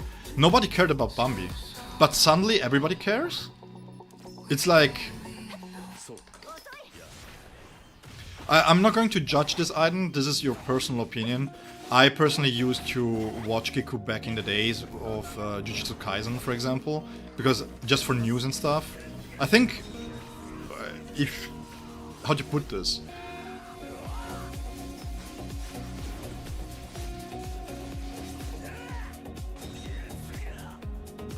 You're not going to watch me cook if you want to know what a gourmet dish is. You know what I'm trying to say here? So everybody has its own thing. Everybody has every content creator tries to do his own niche in a certain way. And because of it, it is what it is, right? Again, I'm not going to knock him for this. The thing is, again, I understand why people dislike him. I don't like the clickbaity stuff that he does.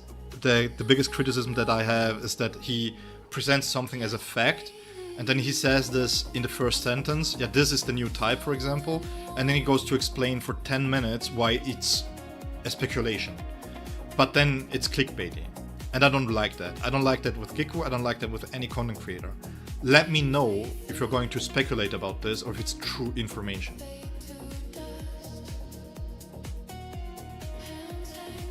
Snapdragon, I'm going to love the release this game is going to do. Yeah, man.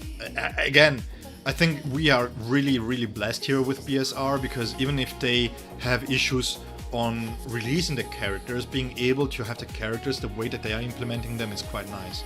I love this game. If you have done the events, usually you have the character list here, and then you can go to profile decoration and then you can change this. Sadly, speculation becomes reality in this world. Yeah, but that's why I'm trying to not do that, right? If I'm going to speculate about something, I'm going to be very honest and very frank about it, that it's speculation. Because I don't want people believe that what I'm saying is true, and that's also why I don't do any leaks anymore. It's because it's like, yeah, there is no point in talking leaks when the leaks themselves are unreliable, right? And I don't want to set false expectations for the people watching. Why? Because this is not the content that I would like to have for myself either. I have the palace outfit, but you don't have the sword on the back. Is it bugged? I was surprised how polarized the hype for the Bambi was. I think the problem is that people are hyped for Bambi, but they are not hyped right now. If that makes sense.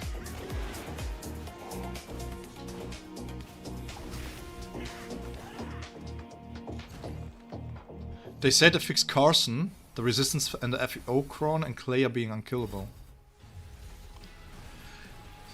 Clea being unkillable was such big pain in the butt, by the way, because, well, I had this against Saw team. I had, in the second round, I had somebody put the Saw team down with Lutheran and Clea, and you couldn't kill Clea there at all. That was really bad.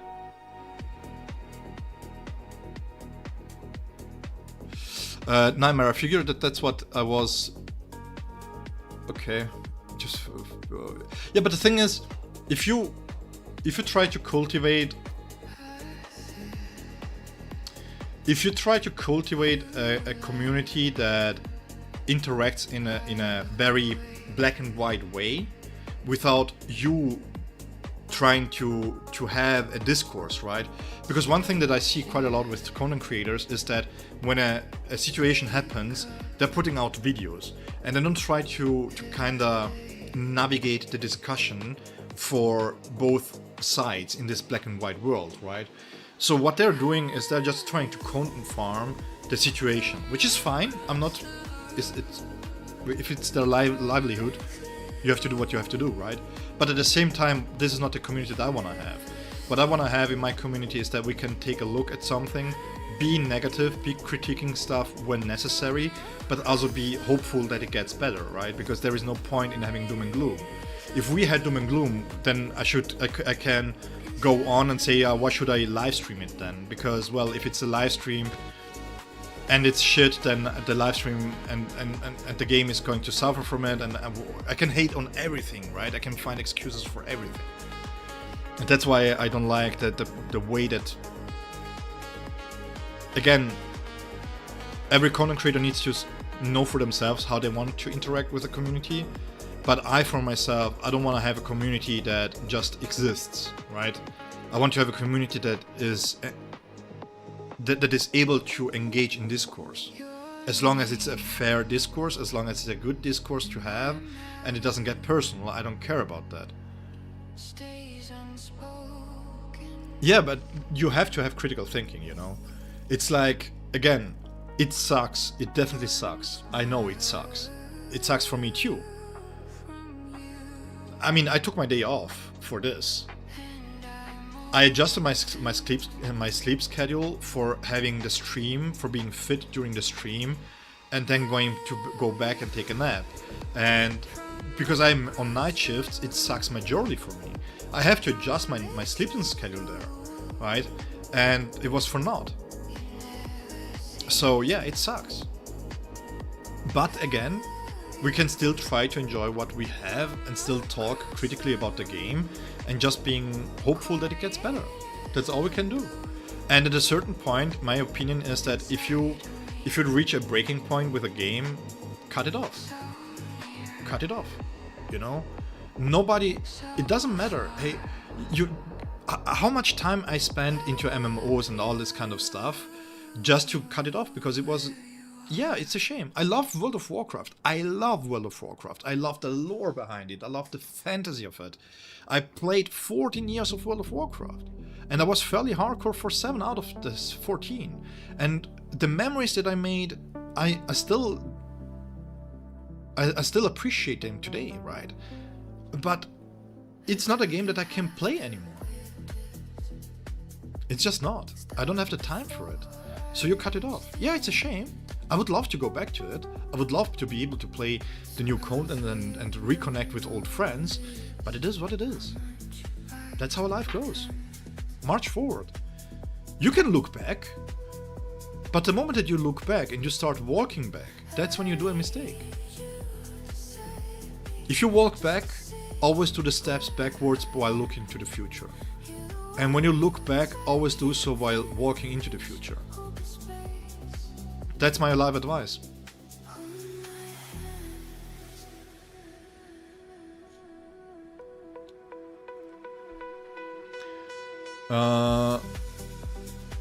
That only works in a stream format when you can answer a question. Yeah, but that's why, Malako, why I think it's important to do these live streams, right? And this is why I also don't care if people come into the stream and are like, hey, play something. Yeah, no, we are having a serious discussion here. And I think this is quite important because we are a community. I grew up like this, right? If you need something and you're my neighbor, come on and grab it. Just ask for it and you can have it, right? And this is the same, even if we are distanced by real world miles, so to speak, and kilometers, depending on where you are and what you want to fancy to be using. But at the same time, we are all connected through something. And in this case, it's something that we are passionate about. So when we are passionate about something, I think it's really important to have a community to be able to talk to each other. And I think Malaku here is a great example, and this is something that really motivated me to keep going like this, because Malaku was verbal about this, but I think I speak for most of us that when you have a great community around a game, it makes it much more tolerable to not burn out on the game. If you're isolated and you're doing all the same, the problem becomes that life is getting all the same all the time, right? You wake up in the morning, you do all the same things during the day. When you have your days off, you try to recuperate, to do the same things once again. And then you play a game and do the same things over and over and over again. Yeah, you burn out on the game. You know? And being able to be in a community and share the passion, this is how you can circumvent this too.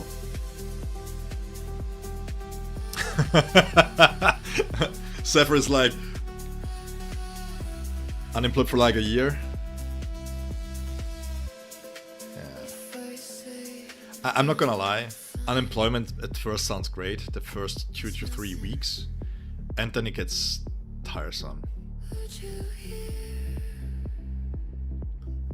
So yeah.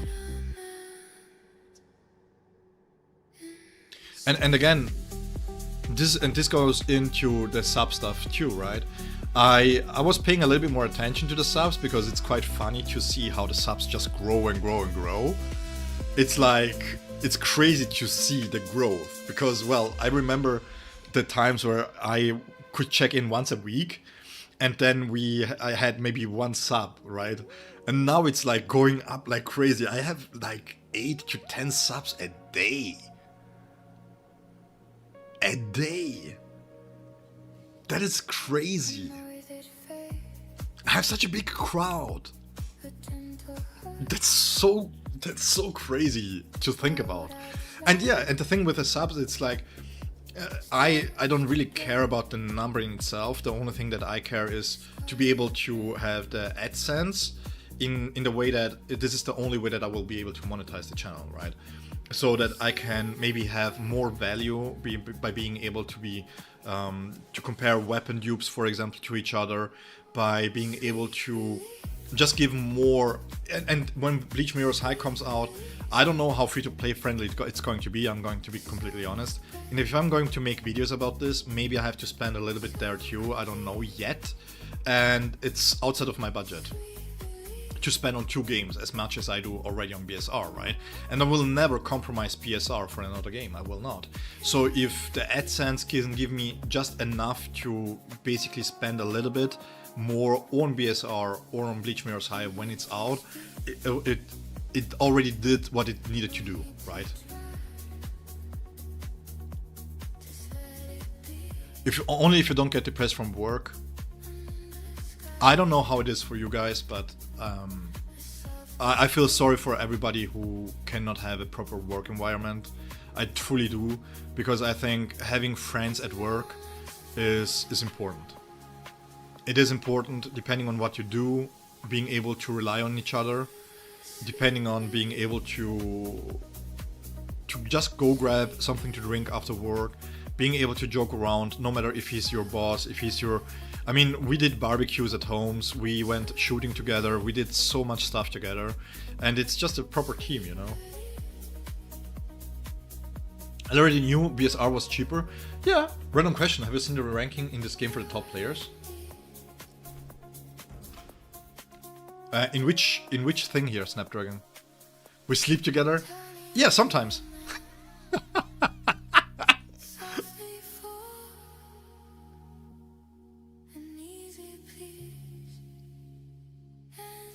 Guys, I swear to God, sometimes this is all you can do. Not sleep together. It was freezing cold. It was minus... Was it minus 15 during COVID? We had a period of 3 days where it was minus 15. And the car broke down, so we only had one patrol car. It was freezing.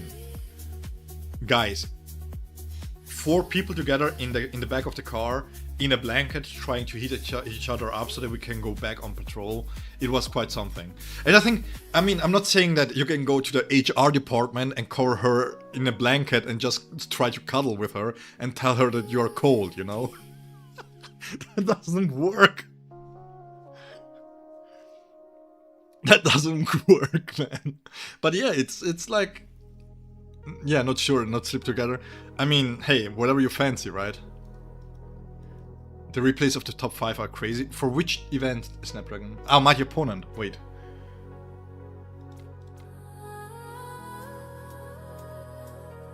Oh yeah, but this is nothing new here.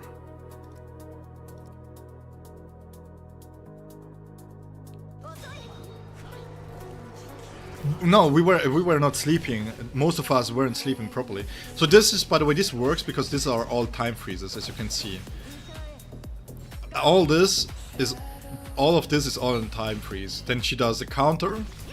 There's the 1 second, 2 second. Doesn't even do the counter there. Okay.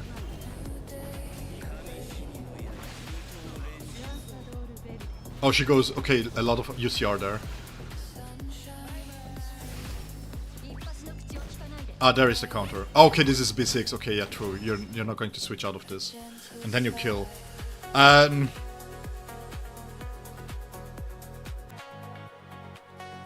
Really good player. So yeah.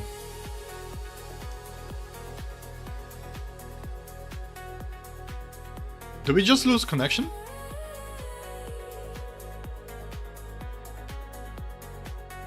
I hope not. We did? Oh crap. Good on Twitch? Yeah, YouTube just disconnected itself. Okay, yeah, but this... Okay, we didn't disconnect on Twitch then. Okay. So YouTube. Again, what I wanted to say is this. OTB, Preda, One Shot, Eisen3399, very, very, very good players. Mishkino, very good player. So yeah, these are legit numbers here. If you see this in EU, these are legit. Zarev, I've seen Zarev quite a lot. Abdul Mosen on my server, really, really strong player too. Very hard to beat, even with just trial characters. It's really good. Check Gin? In what way? Oh, Gin rankings?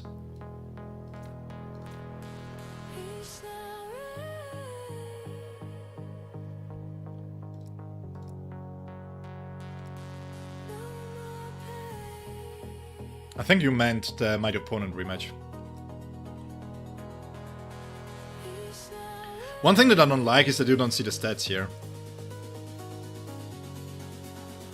But as you can see, Invigorate here, Restrain here, another Restraint here. Like these are top-notch characters. So these are really, really good players. Servers has levels to them, bro. I got humbled when I said I was first for the last event and in a different server. Yeah. It is like that. I mean, I've seen quite a bit of... On my free-to-play, I have a few players that re-rolled.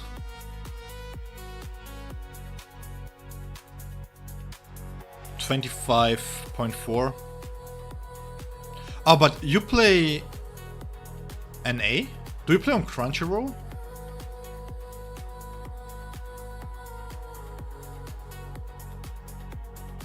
I was 260 myself for the last event too. I did good, to be honest.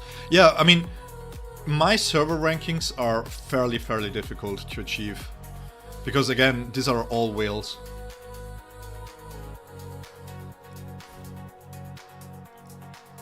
Currently I think 80th.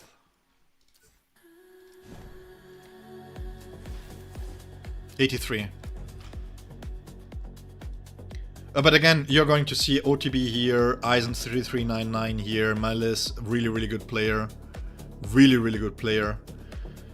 Zaref once again, like, it's really hard to beat these guys. Abdul Mosen here. Is it a free-to-play account? No. This is my main account.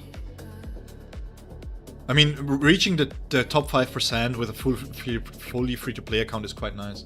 Crunchyroll messed up for NA. I didn't back up my account on my Gmail. Oh yeah, Crunchyroll is really bad. Are you still having issues there with hackers and stuff?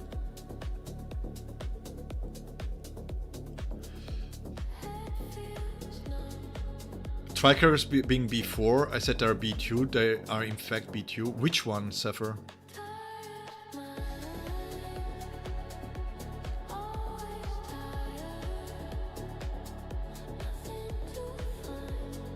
Oh, we can do an account review real quick and see what I've got. I got 4 B6s, White Ichigo, Kenny, TSI, and Eisen. These are my only B6. Everything else is B2. For reasons of testing, I have weapons here at A3 for the full assault characters, A2 on Banka Ichigo. My Kisuke is B3, sadly no B4. Would be nice with a B4, but to be honest, I don't mind this being B3 for purpose of testing. I don't know how it is for other people, I just know I still can't log in through Crunchyroll anymore. Yeah, Crunchyroll is so bad. I think you didn't go on Reddit for this, right? Because I saw on Reddit a post that they didn't log in on Crunchyroll, didn't have access anymore, and they lost their account.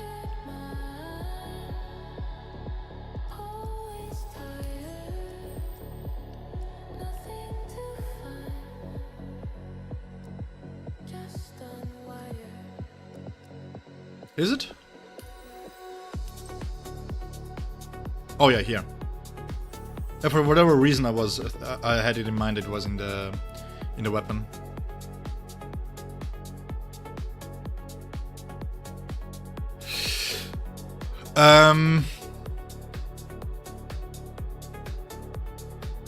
But I don't think that's indicative though, because technically speaking, if they're B2, you can see it with Xylaporo. Xylaporo is able to get his ultimate with one skill, right? And technically this is not possible if you don't have the weapon. I think they are mix and match. The core stem for Mayuri is missing, for example.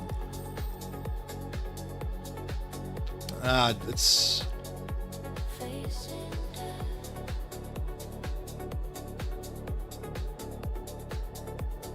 I'm thinking. You know what? They're like core 5, they don't have core 5. Nope, they don't have core 5. If they had core stamps, then my Mayuri would have done the same or worse than the Mayuri that was given through the trial character.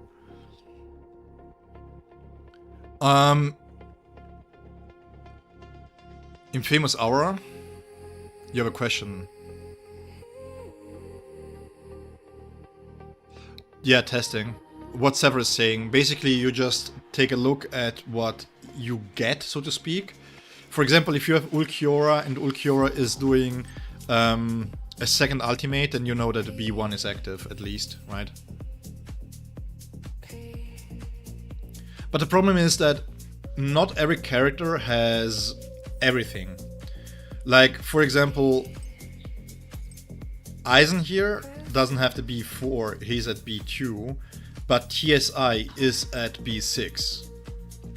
Because BSI in the trial character was doing 350 million damage with the ultimate, and when I had it at B4, I was nowhere near that.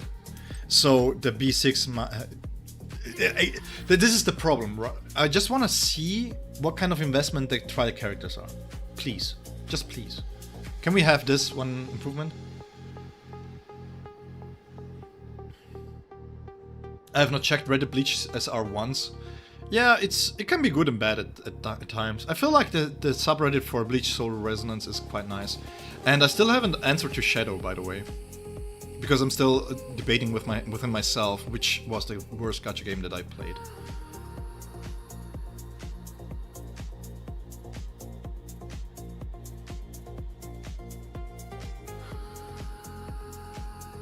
But yeah, yeah, 4 B6s. I mean, I went into the top 100 with 3 in the last one, but now it's quite tough. I don't think the scoring is quite high already. I mean, I'm at 120k and we already are at 83. Drop down to 83. What is it? Yeah, look at this. 500 points difference. This is not much. That said, again, we should, hopefully, if we can get my Yuri by the time that this is still alive, I should be able to score a little bit higher because I'm fighting an uphill battle here against people that have my Yuri up there. Because my Yuri is the only character that I have that it's still a B0.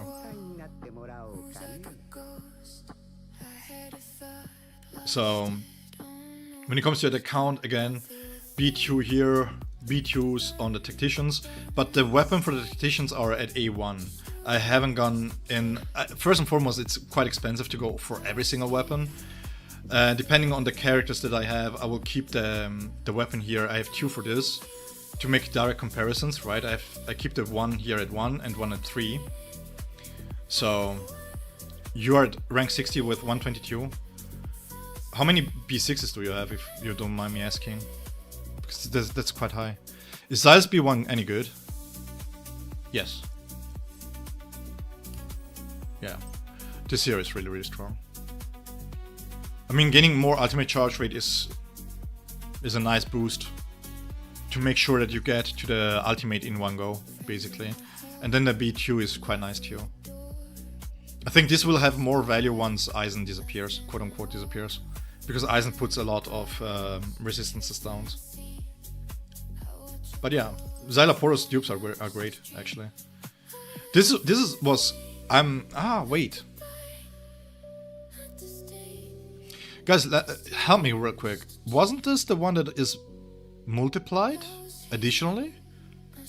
Because I got the B2. I think this was on the Xyl here. I had, if I remember right, please correct me if I'm wrong. We unlocked the B2 and then the damage jumped 20%, right? AJ, you're 30? Yeah, these guys are tough, man. These are really good players. It's like, I don't even know. Even if I had the dupes to get the B6s here, to be honest, I don't know if I could compete just based on the fact alone that I don't have invigorates on my supports. It's really tough. These are really good players. I mean, if you take a look at Malice here, for example, they play exceptionally well.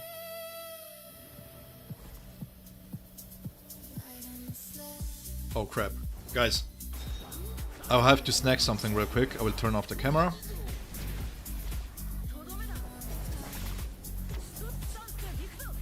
While we watch this real quick, I have to eat something.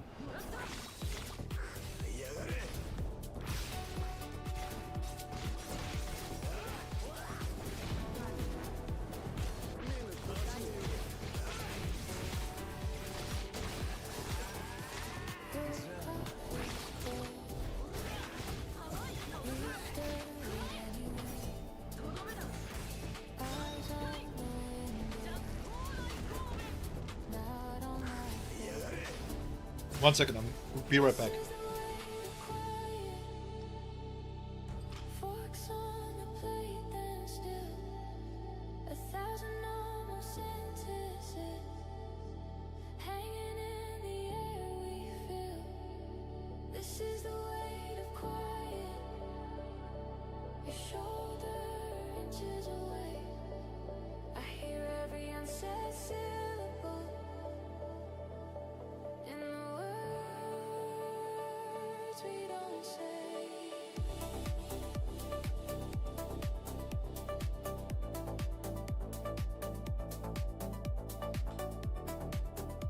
Okay, I'm back. Sorry, guys. Yeah, they just know how to maximize the time stops. They're really good at that.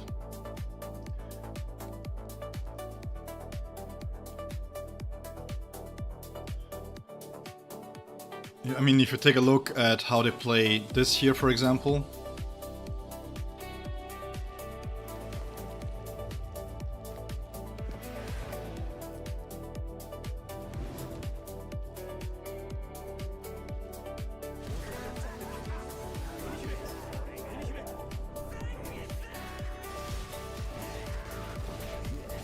Give me 1 second, guys.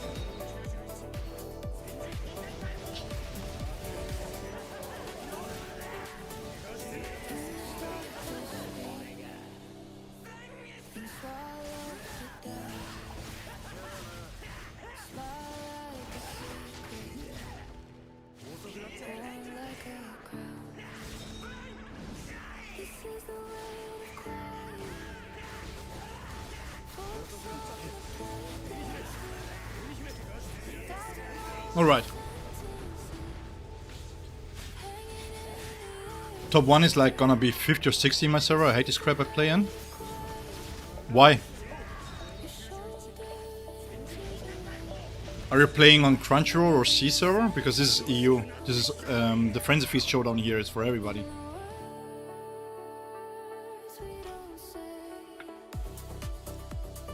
Oh, by the way, for those that are mentioning, just real quick, Banka Ichigo, once Mayuri is going to go away from Slash, Banka Ichigo is going to be really good.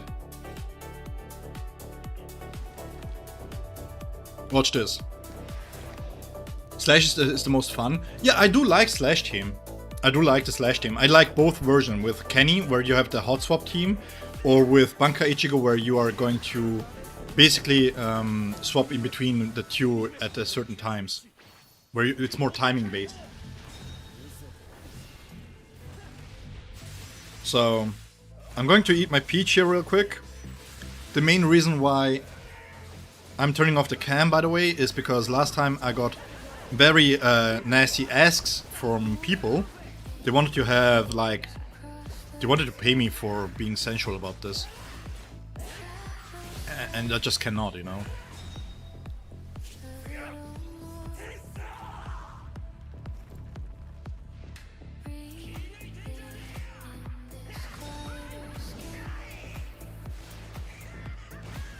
So many time stops too. It's quite interesting, by the way, that they are going to use White Ichigo's Bankai by being on the field instead.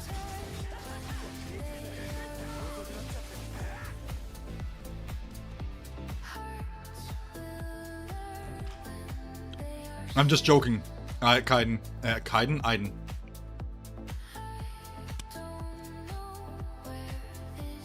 The real reason is because I just grabbed the peaches and have to cut them up, and the cam will focus on the knife. I cannot flash the knife on stream.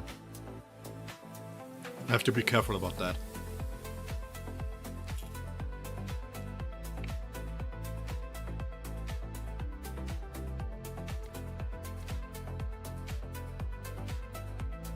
This is, by the way, really interesting here.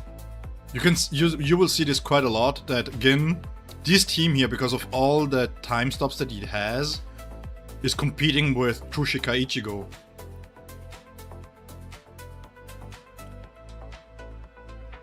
If we watch the... we can pick this one here, down here.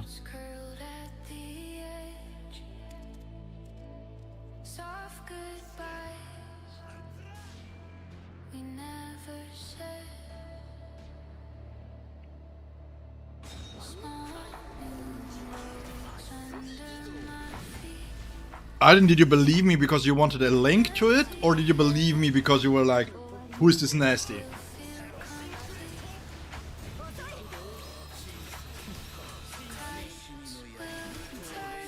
I cannot do finger scan because this would be considered NS, not safe for work.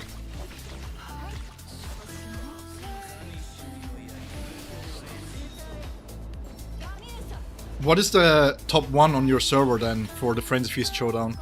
overall.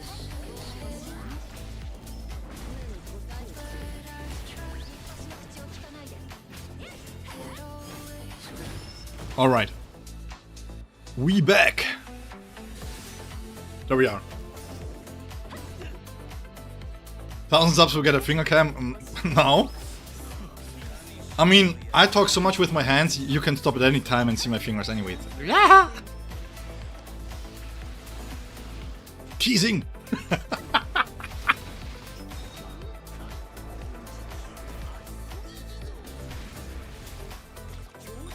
I think it's based on the publisher, so A+ is A+, and then...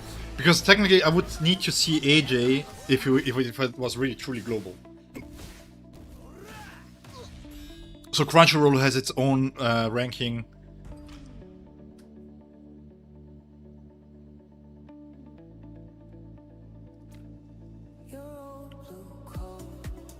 Well, we can check. AJ is not here.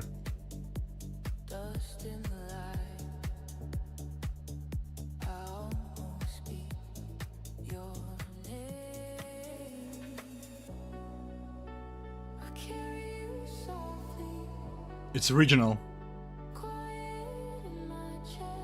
Again, if it was, I would have seen AJ here somewhere. They're separate, yeah. To be honest, it would be really bad if they were all together, because imagine wailing and then again. I'm not saying that you shouldn't have incentives, but having this kind of banners is quite a nice incentive to have, right? So, yeah. And imagine being then against all the whales. That would be quite something. Top 10 in your server co-op is 22 billion.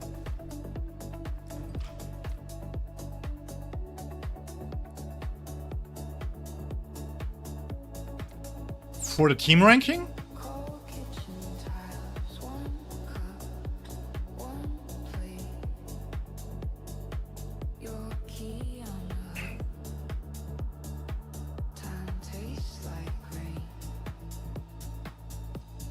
I don't give much of a crap about co-op, to be honest.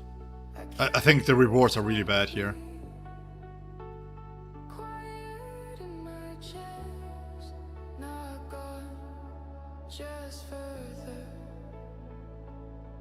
Are you not on A+?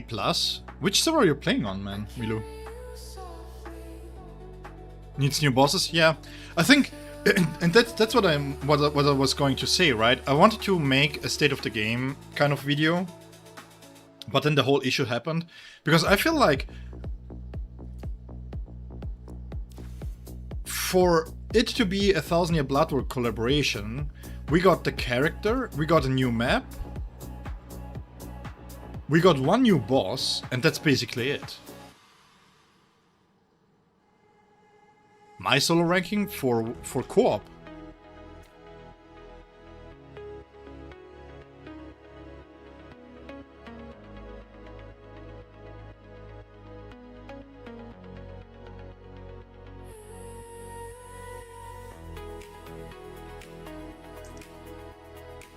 Teammates needs to get 11 billions. Yeah, but again, I don't think that... I don't think, again, co-op is not really that enticing to me. It's like, whatever.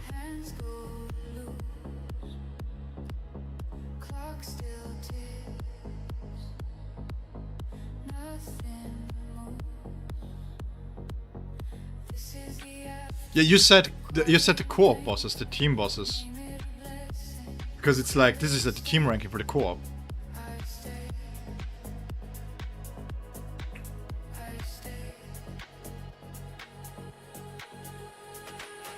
Yeah, I don't like the guild rankings either, to be honest.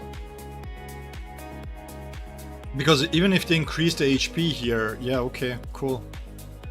Look at the rewards. I mean, what are you going to buy with that? Z1 was on top.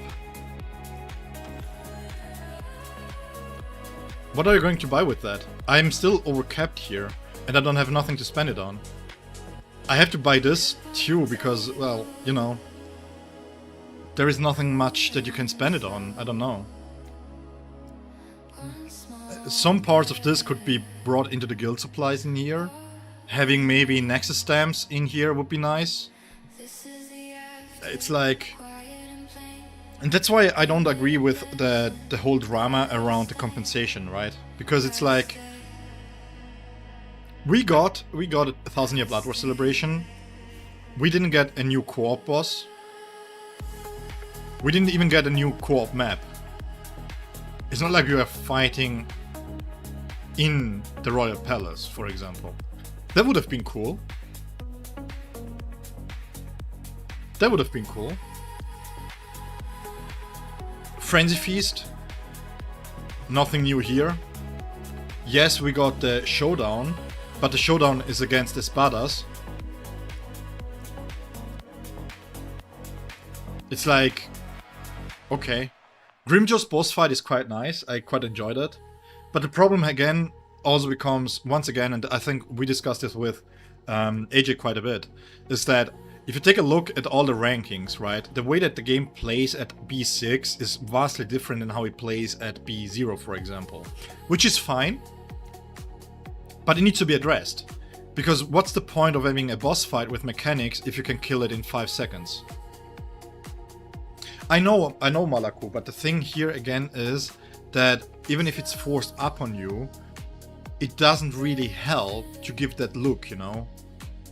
The thing is, no information, no communication is worse than talking to us. And in this case, the whole compensation talks just takes away from the proper question that we should ask the devs. And that is, can we expect some sort of evolution of the gameplay for the anniversary? It's crazy work, yeah, but at the same time you have to respect it, right? They need to update all the shops. I mean, this one is fine. I don't mind this one at all. This one is okay. But yeah, this one needs to be updated. This here is pointless. This could go down here and it would still be okay, nice to have. Because out of the 6 characters, only 3 are valuable here. So... if they would add Banka, Ichigo and Toshiro in here, in the standard pool it would be much better. The Kobans, they give a lot of Kobans out, but again, I don't think... there is not much value in the gacha limited tickets because we don't get them as much. Speaking of which, we can summon, I think. Jack Blaze, I don't know. From what I heard, I think it was...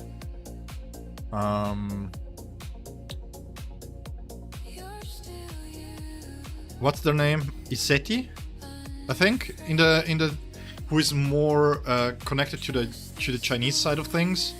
From what they told us is that they listen more to the Chinese parts of the things. That Showdown Grim dies in less than 30 seconds. Yeah, exactly. But the problem is the main core mechanics, everything that is longer than 30 seconds, and the key mechanics that he has can be quite troublesome. But because this is what happens, right? And the same thing can be said for Noitora. Noitora has the very annoying sealing ability. If he seals you, if you're not fast enough, he seals you and it costs you 5 to 6 seconds. If you can kill him in under 30 seconds, that's nice, and then you have a big gap in between that you cannot compensate, no matter how good your rotation is. Romika! How is it going, man? I'm in server 2 on Crunch and wanted to compare our top ends and to glance at them. And my god, you live in a Whaleville. Oh yeah, yeah. My server is full of whales.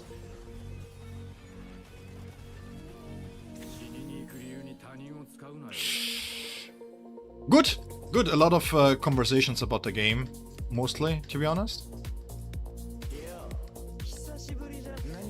Are we going to use this?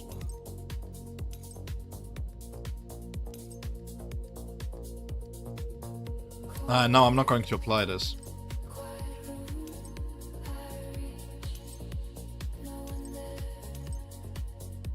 Yeah, no, it's not upset. I'm quite happy that I have it, but at the same time, I don't think I can apply this quite yet. Because the main problem here is that when I do showcases, right, the way that Kiske currently plays is that he takes a lot of field time, and this is one of the reasons why. If I have more ways on when to use Senjukoten Taiho, then automatically the rotation becomes much easier. Right? But the problem is, when I do then guides, the problem will be that I cannot compensate for the 5 seconds that I have more to use it. And delaying it by field crafty ways of doing the rotations is not good either. So I'm not going to apply this quite yet. I don't need the damage increase from the level 5 either, so I will most likely apply it once I have the B6. Ixen.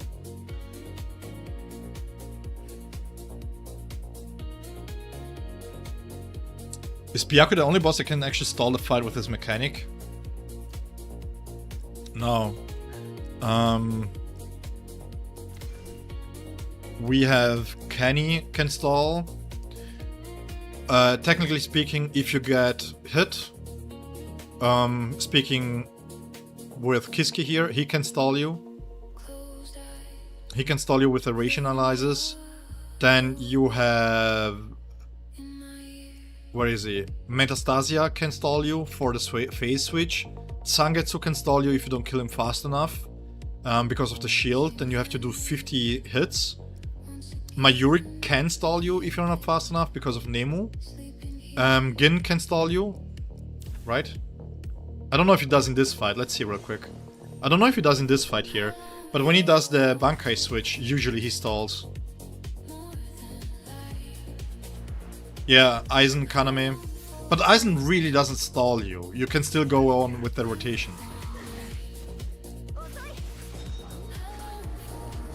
Does he have 2 phases up here? Yeah, 2 phases.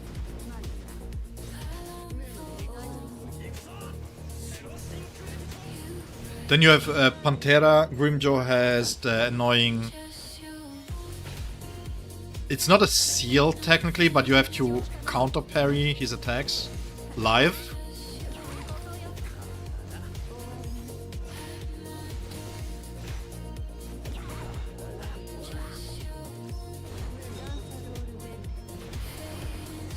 Oh yeah, you can land the hits, yeah, you can. I'm not saying that he's stalling. There is one version of Kin that stalls hard.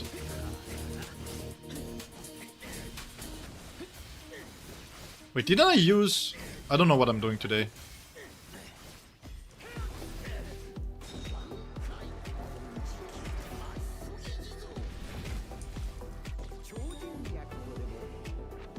Yeah, but the time still runs down, right?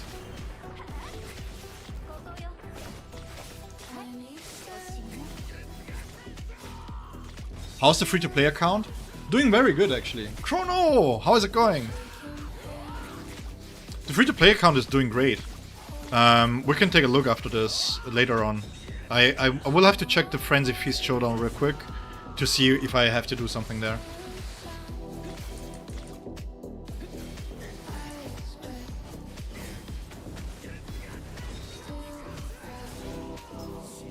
I mean, the problem is not how difficult the boss fight is. What I'm trying to say here is that depending on the boundaries that you have, you can skip whole mechanics, right?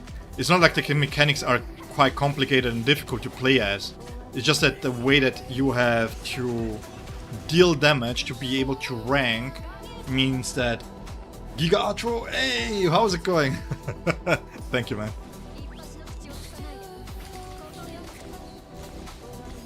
Yeah, what I'm trying to say here is that he doesn't have the Bankai phase here. Usually what he does is he goes into Bankai and then he stands here and he's going to attack you 6 times. So he doesn't have this here. Ohne Pixel Collab soon, yeah. I don't know if Tozen has it in the mighty opponent. But just for example, let's go into the Frenzy Feast here real quick.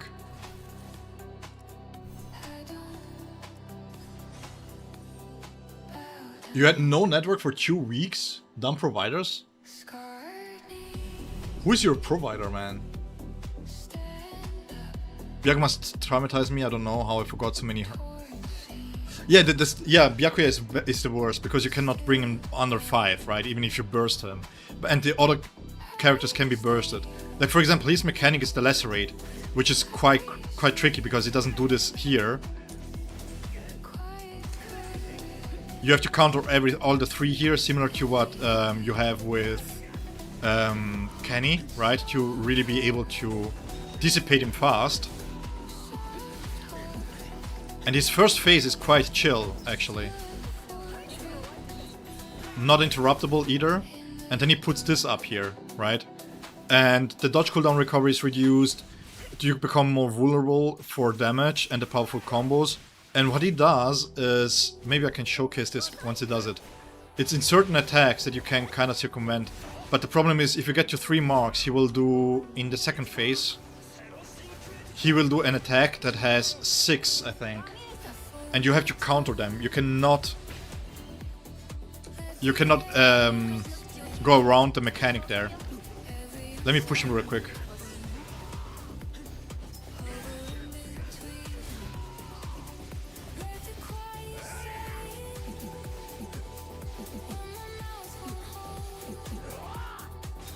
USIA provider, Frontier.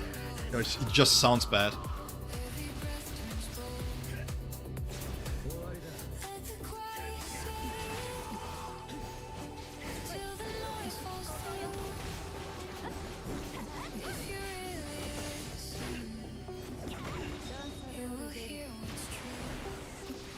I'm just going to push in the second phase real quick, just to showcase the mechanic here in the second phase.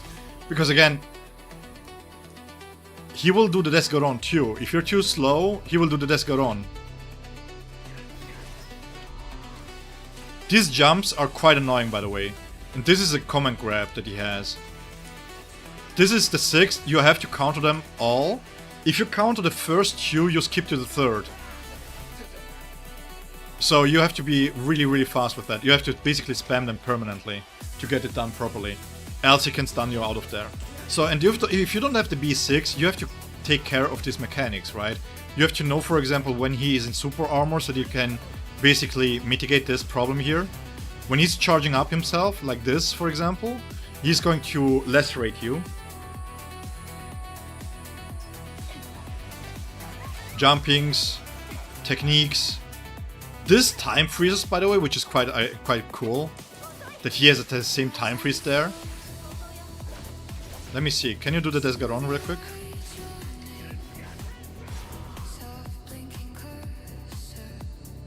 It does nothing during the dissipation. Really good to do damage. So yeah, again, there is a lot of stalling that goes on here. Usually when you play him properly, you can get to the 3rd laceration quite fast, and then he gets this supercharged state. So you have to pay attention a little bit to what he does. Yodro, my friend, got B3 Ichigo. We do the same rotation, his stamps are better on the whole team.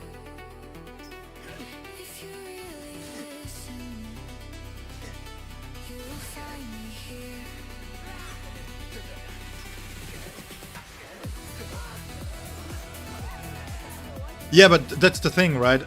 This is the major problem here with the bosses in itself. You take Noitora, for example. Noitora has a way that he wants to be counter 6 times. He seals you. Our Grim does short hops. It just you just don't see the animation that properly because you move to the left side when he does the hop. Yeah, the Desgaron is in the lower. I think it was 5 or 8 bars. I don't remember. But you can burst right through that, right? And here for him is the same thing. He has a lot of dodgeable attacks that you want to dodge, and a lot of follow-ups attacks too, right? And then the last one usually is... The Zero here is really, really bad. And the last one usually is a counter attack that he does. And if you get hit, he continues his assault. So he has a lot of mix-ups that all start basically the same here. If you take a look, it's very difficult to see what kind of string he does and if you can counter into it. So you have to be really on top of it. Romika, let me think real quick. Let me go into Eisen. Just for the shield here, for the... Okay, so you can dodge.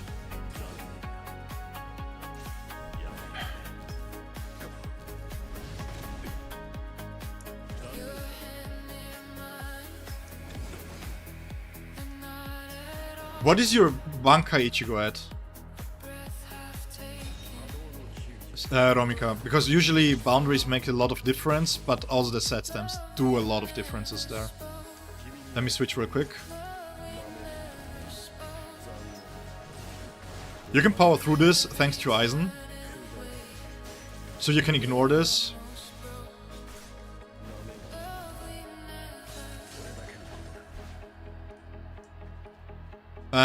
Let's see if he does this in his first phase. Oh yeah, by the way, he has some that are unavoidable. And yes, we need Noitora in the game ASAP. He has a slightly different moveset in the first phase. Only in the second phase?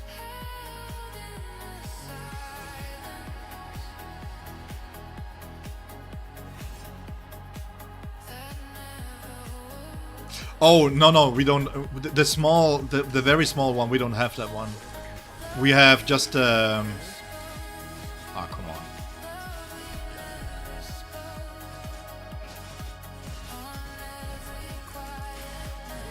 We just have the rush hop.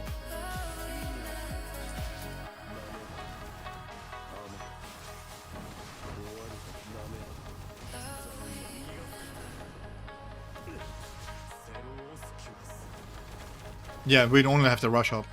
Ah, okay, I see. I thought you meant the hop from the rush there. It does a lot of cool stuff actually. These bosses are quite good, but that's why I'm saying currently the biggest problem is that at B6 you play the game completely different. All the boss mechanics here are for naught at B6. You just don't care too much about them.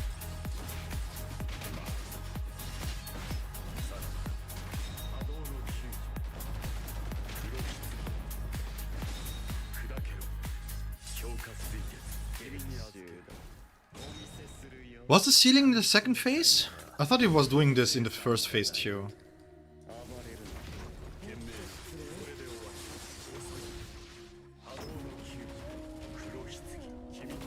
Toshiro is really good. I think Toshiro gets a lot of flack for no reason whatsoever. Like, his kit is really good. It's just that his damage is lacking. Only in second. Let me push into the second phase then real quick.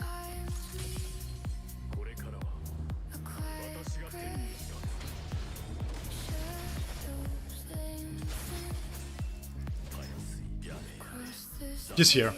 This is the one. And time ticks down, so you have to play this.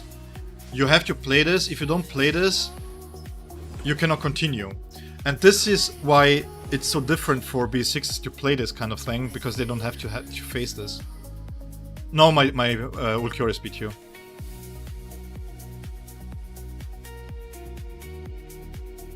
As someone who skipped Ulquiorra because I went for B2, Kenny, I agree Toshiro is underrated. Again, this is why I want to have critical thinking when it comes to teams, right? When it comes to characters.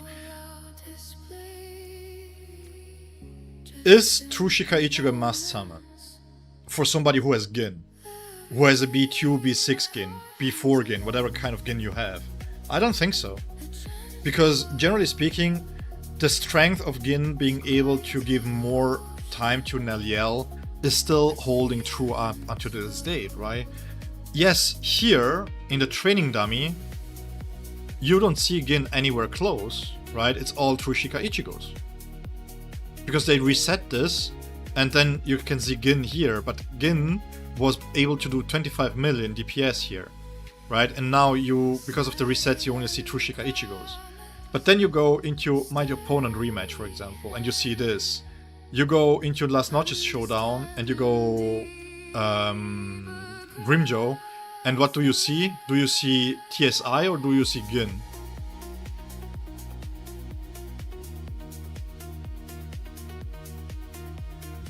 You know? So it's, yes, TSI is fantastic, and as soon as he gets a proper fight where he can really shine, he's fantastic. A lot of people also say that Neliel is not good with Trushika Ichigo, and the main thing is because they think that you lose personal damage. But at the same time, she gives 30% attack. And I don't know why people are claiming that attack percentage has a diminishing return, because it doesn't. It doesn't. It has been consistently 1% attack is 0.987% damage increase. It has always been like that. It has been like that on my free-to-play at level 80. It has been on this with 5k attack. It has been with 3k attack. It doesn't matter. It doesn't have diminishing returns.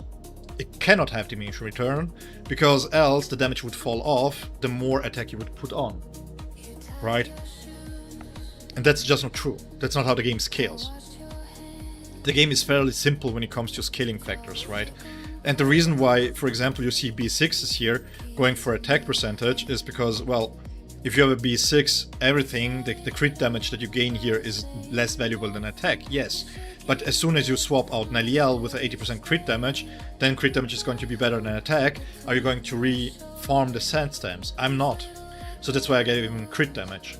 So, because I don't really care too much about the 1% in the top end, because I'm not ever going to contend against the top 10.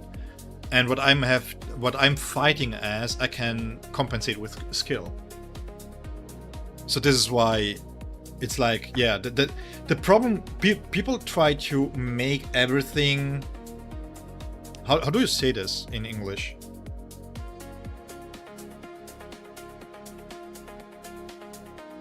I've seen really bad people play the game, and then they say that the character is bad, you know? And as soon as somebody else is doing better, then they're like, yeah, but that's because of the set stamps. No, bro, that's because you play bad. It's like, what are we talking about?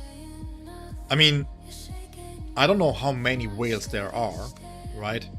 But just if I go into the training here, into the rankings, of course this is not really indicative, because not everybody takes this seriously. But you take here, like, for example, Aizen. He's not a bad player at all, whatsoever. And he has 25 mil. At parts, he's better than Preda. He's better than Melis. But in this rankings, they are better. Does it mean that he's worse than them? No, it depends on what kind of fights you have. Also, depending on what kind of content you do, you sometimes are better at doing a certain specific content compared to another. We have strengths and weaknesses. And it's like always this black and white thinking is really tiring. For example, I'm saying, I told people Banka Ichigo is going to be better than Kenpachi. Banka Ichigo, strictly speaking, with the current team that we have, if you don't have Mayuri, is the better character. It just is. At B0 and at B6. He doesn't have time freezes except for one. Banka Ichigo has many, thanks to his counter and the way that he plays, feeds right into White Ichigo. So you don't have to adhere to the same rules as with Kenny and trying to mix and match ultimate charge rates, trying to get the basic attacks in there with Kenny. He just flows way better. He is, performance-wise, Banka Ichigo against bosses is better at B6 than Kenpachi. It's not cope. Again, watch.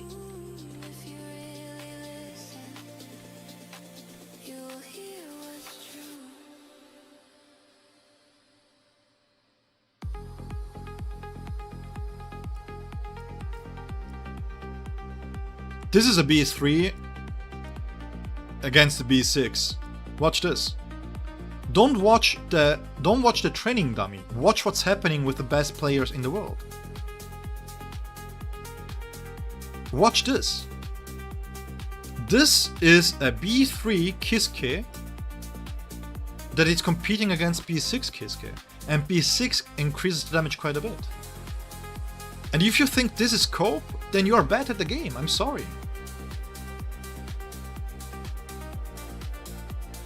And the reason why I'm saying that you're bad at the game is because you cannot assess a character's strengths and weaknesses. Kenny is incredibly bad in anything that needs to be on a timed, on a certain specific timing, because the way that he has timings that don't really work that way, the same way as Bankai Ichigo. That's just what it is. Yes, here he's really strong with Mayuri, but as soon as you have to take away Mayuri, the problem becomes you don't have the same strength providing to Kisuke that Kisuke provides to the White Ichigo Bankai Ichigo team compared to Kenny. And that's just how they scale differently, right? It doesn't have much to do with you not being able to play the two characters. It's just that they are different in the strength.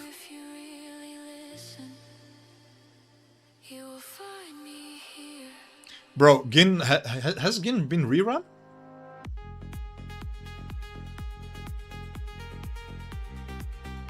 Should be 3 TSO go crit damage or attack percentage on the second stamp?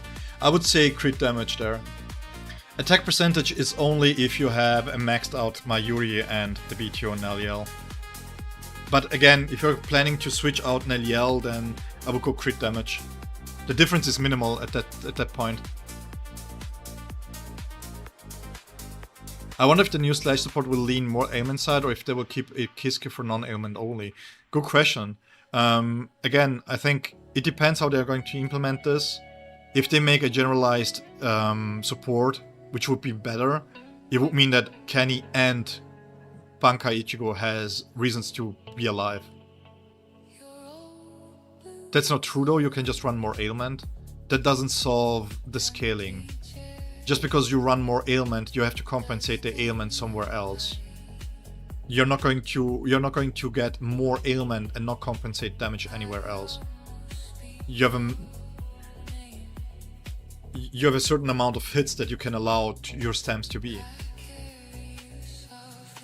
Scaling is 215% of the ailment, yeah, in itself, yeah. But the same can be said for crit damage. His weapon is based on crit damage. And this is the majority of part of his damage. So when he crits into an ailment, the ailment doubles down, but it's still incorporated into this. So crit damage scales better overall than ailment does. And the main reason why currently he is performing as well is because Mayuri at B6 provides so much amplifications to his damage that Bankai Ichigo doesn't get, right? That's the main reason why at B6 in the training dummy, Kenny is so much more above Bankai Ichigo.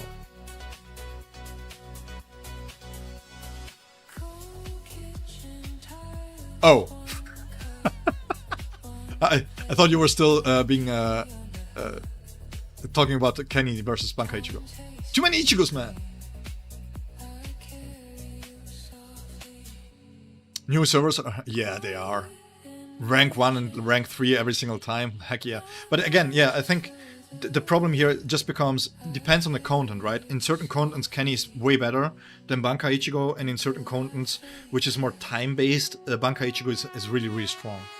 Being able to delay his ultimate right from the get-go until he's fully up and running is quite strong. Like for us,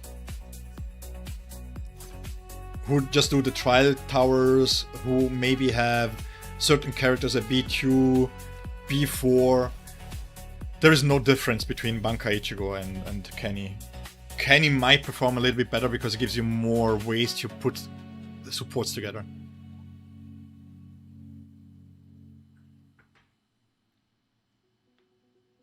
Slash Bankai from 4 freeze, yeah. Yeah, exactly, Valerie. But that's the thing, right? But if you talk to people in the community, Bankai Ichigo is trash. And you're like, how? How do you get even to that assessment that Bankai Ichigo is trash? Which leads me, by the way, to something that I wanted to do, actually. I've seen the worst tier list in the world. And why I generally like the website here, this tier list is really bad, guys. Now,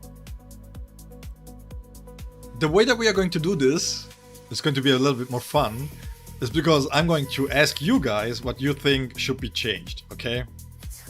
So let's take a look at the tier list.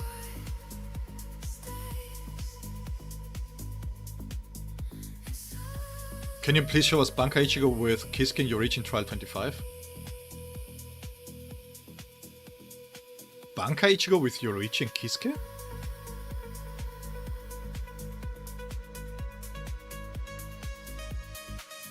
It's hideout guides. My Bankai Ichigo is not able to clear that. Like, generally speaking, by the way, just just to showcase this real quick, the website here is fairly well built, right? You have all the things that you need here. The general advice with the bond here is quite good as well. And you can, for example, see the stats here, right? That you can want to go for. Passive skills, any kind of substep priority, for example. But again,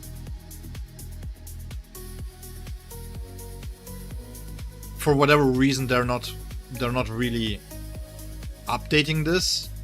I don't know if they mistakenly did this for Bankai Ichigo.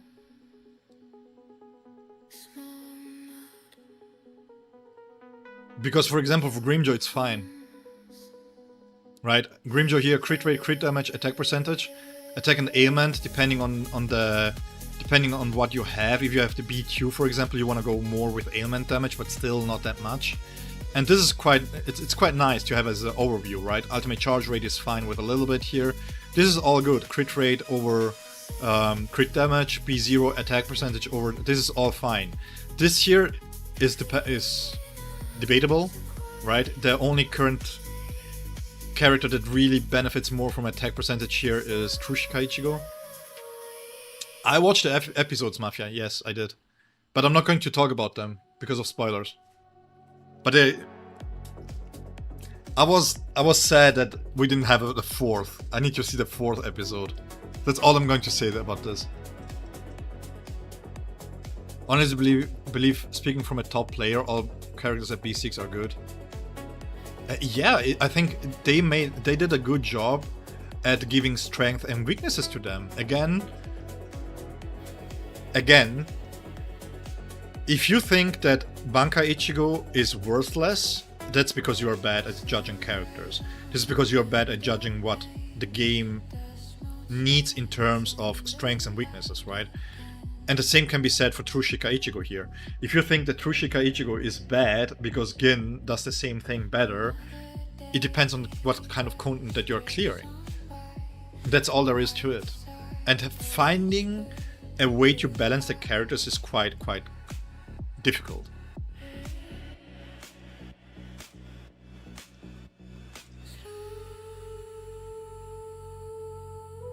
Yeah, but at the same time, as you have seen, for example, in the Frenzy Showdown, Gin can compete with TSIs, right? It can compete.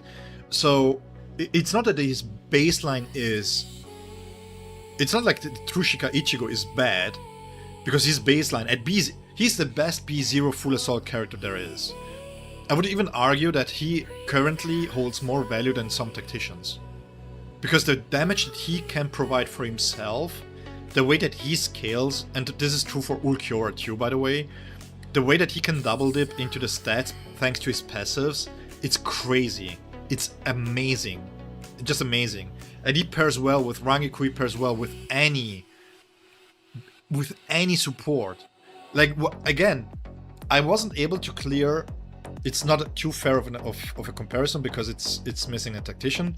The support that you have with Ulquiorra is not the same currently, but Trushika Ichigo was able to clear Tower 25 at level 80. At B0. His damage is insane. But at B6, his biggest weakness that Gin doesn't have, Gin doesn't care about this. His biggest weakness is that if the dissipation window is off, you're going to lose a lot of damage.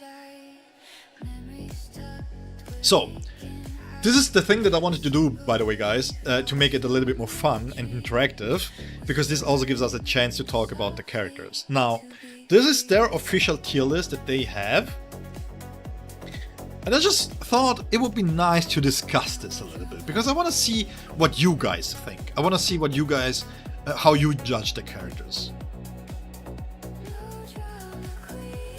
Yeah, Mafia, I have to say, visually, it was really good.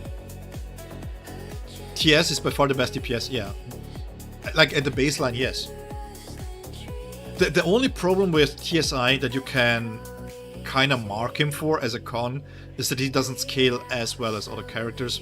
Mostly because, well, the cap on the breach marks can hurt him, right? Even though they increased the ceiling a little bit, but the cap on the breach marks really hurts him.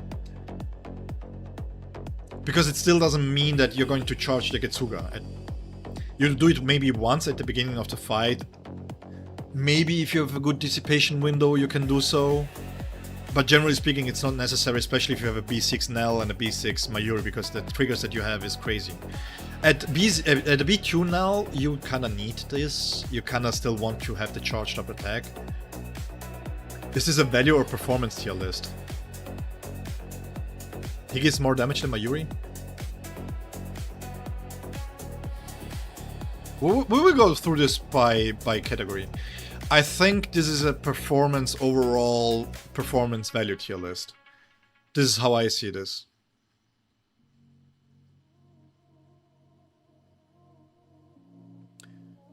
Bankai Ichigo works for you? Yeah. Again, I said this when Kenpachi was released.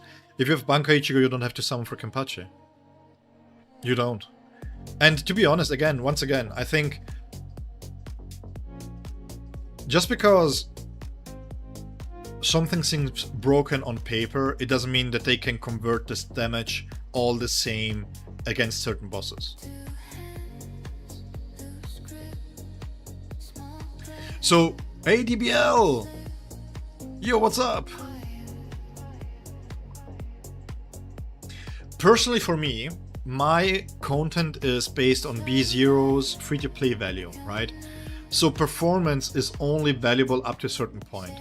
Because by the time that you get to engage in the performance part of the game, at B0 you're still not competing really. Right? So we have to talk value. How much resource can you get back if you summon for a character, basically? You can always ask a question, DBL. Okay, guys. What is wrong here? Do we really put Kenpachi at the same tier as these three characters here?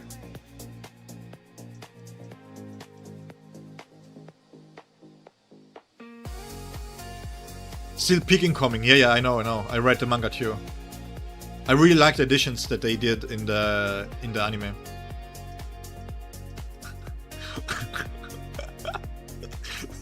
Zephyrus is doing his own thing. Since when did you join the Xyle propaganda, by the way? Dream SR Plus in the same tier as TSI is crazy work, yeah. Kenny's the best? I mean, technically speaking, Kenpachi should be up here, because he's the Kenpachi.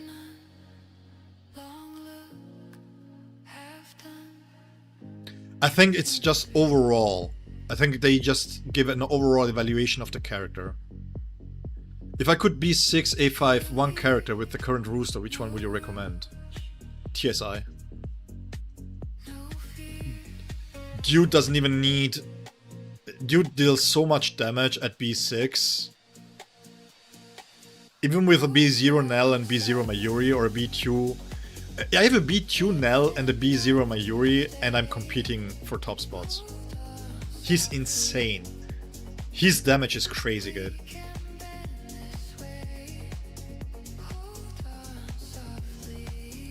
A lot of Kenny players are also favoring Yamamoto, by the way. And I haven't forgotten about your comment, Ixon.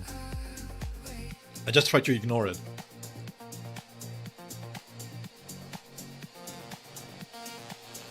If Yamamoto was a granny, you'd be for it. You would be all hyped for her. I bet. Can one-shot the tier list is, yeah, easy. No diff, everything here. Maybe not Tushika Ichigo. Maybe.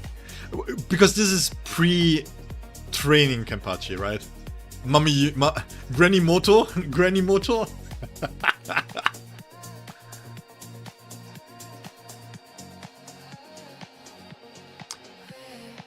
I've gotten B3 TS Ichigo because Ichigo is my favorite character and I'm planning to go for 4 and skip Bambi.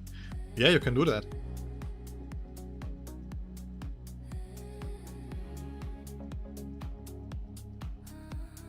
Again, when it comes... This is my general advice when it comes to any games. You don't enjoy a character, don't pull. As simple as that. Pull for what is fun to you. Try them out in the trials, try them out in the events, and if they are fun to play, summon for them. If not, skip. Because the thing is, skipping a character also means that eventually you can B6 the favorite character that you have. So, okay. I currently have TSI B6 A2.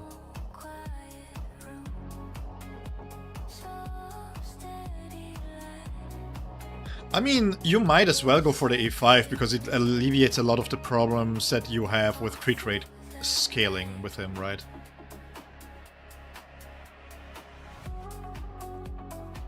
If you can go B6...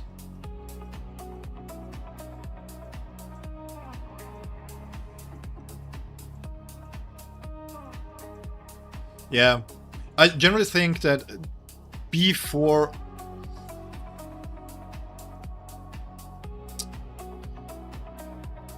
This here is really strong, because it just doubles, not doubles, it adds another 100% ultimate damage to your moves, right? And it gives more, it gives the technique a little bit more oomph, so to speak. Which means that if you have bad luck with Nexus stamp rolls, and you, for example, roll a technique one, you can still cope with the technique one just because of this, right? It doesn't make the technique one the best perk, but it is a viable option then. Yes, I like the engine. Yes, it's the direct injection.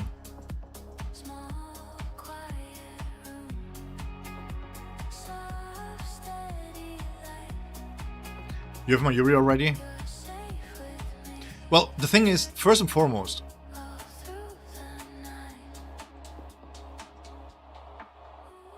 let me see. Zephyr, I'm going to touch upon that when I talk about Sile, by the way. Remind me, please, about Sile being available for every single team. Where was this? Let me double check the chat real quick.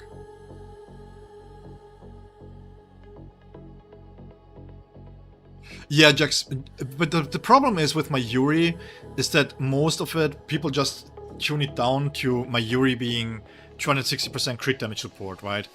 But again, you get the same BQ from Kisuke on his flask, and after the buffs, by the way, this is really important, after his fixes, my Yuri is going to be really, really good in a general sense of using him if you don't have Kisuke. Or if you have Kisuke in another team.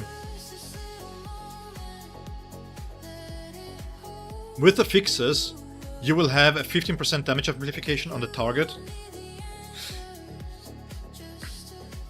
Permanently up. 24/7. Makes it much better for other teams. Yeah, but Slow Wallery is saying that's true. I wouldn't stop at B3. Generally, what I would advise to do when you go for dupes, make sure that you save enough to... If you have the B1, depending on the character, for example, his B1 reads very strong, but actually the B2 is where it's at. The B2 is his peak, basically. Because up until then, you can only consume up to 41 breach marks, making ailment not as strong of a factor when it comes to scaling. The moment you get to B2, every single stat that you can give him for damage increase, except for ultimate charge rate, will scale very, very strongly with this. And the B1 is then basically just a way to gap the breach to get away from crit rate, right? Into crit damage and into ailment. That's what the B1 is for. If you go for the B4, always make sure that you can get the B4. Always. Don't go for the B3 if you cannot get the B4. General advice there. Just be smart with the resources.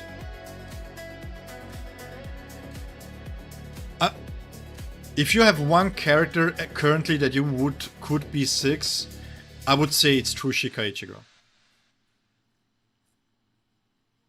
But again, Valerie makes a good point, because the thing is, the problem with the B6 is that you kinda need his weapon too, right? I think it's a little bit undervalued. This is not updated, by the way. Let me go back in game real quick. This is a little bit undervalued. This part here is really important. This is at B6. What you do is you consume everything and then you deal breach damage, which is great, right? And you deal quite a lot of breach damage. But not only that, the thing is also that you will be doing way more during the dissipation time, and this is quite important. So while the weapon in itself doesn't really provide much damage for the B6 in itself, what it does instead is it increases the ultimate damage for the B4, right? So technically speaking, what you want to do is you go B2, A3, and then you go B4, A5, and then you go to the B6. B6 is very strong, but the B4 is what's really important here. Because the weapon in itself, this here is quite important. It enables you to scale way harder with ailment damage. And not only that, because you now get higher crit rates, it means that you can focus more on crit damage, attack percentage, and ailment damage, right? Which in return means that if you don't run somebody like, if you don't have the B4 on Mayuri, that is able to share ailment damage here, then you kind of want to make sure that you get the best benefits for his core passive here. This one here, right?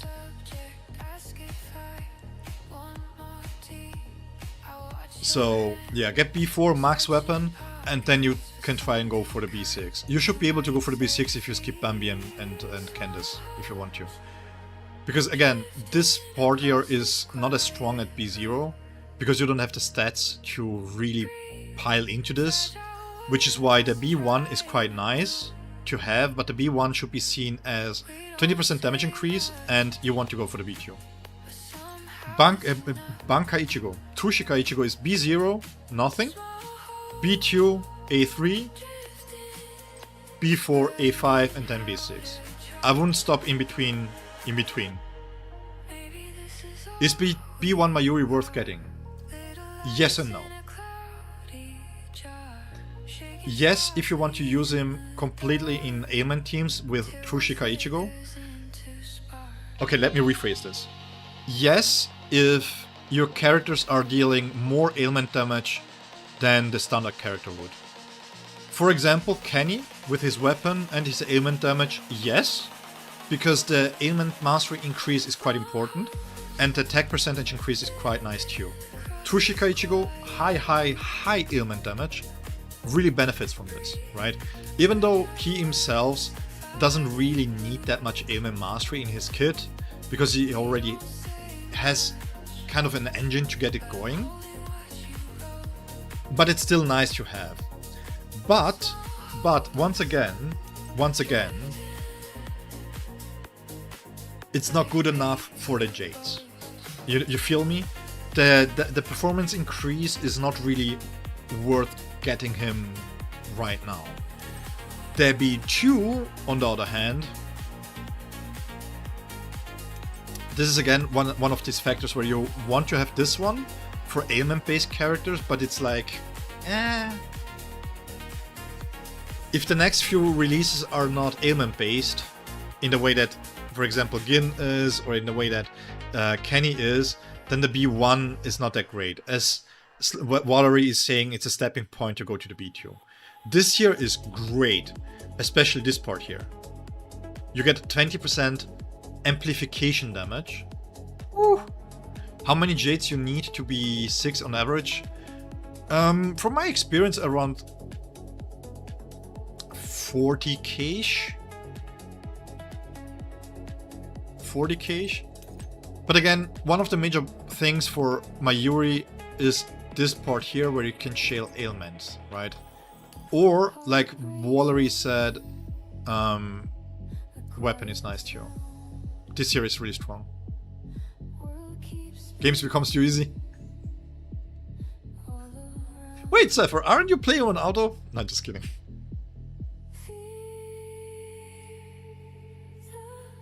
B1 gives a lot of ailment if you have Mayuri core max and you're getting 10% attack. Yeah, again, this is a good point too, DBL.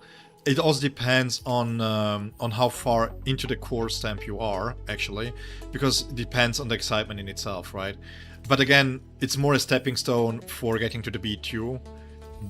But again, if you're just looking for raw damage, the weapon is quite good. I personally don't like to go for the weapons first, because, you know, I think there is more value into going in this. Because, for example, currently I'm at a point where I don't want to bring any weapon up except for Yorichi's one, and just Tozen's just to see what he can do damage-wise. But, man, yeah, weapons is tricky because you can get them for free. Several breaking accounts over here. He wants to share the pain. They add too many ailment units, yeah. I mean, Mayuri is great anyways, because he enables you to have a lot of time freezes. He enables you to have easier rotations. I think the best selling point for Mayuri is actually that not getting him makes rotation much harder. I say weapons only because free-to-play players can get him for free. Yes, I see what you're saying, Valerie, but the thing is,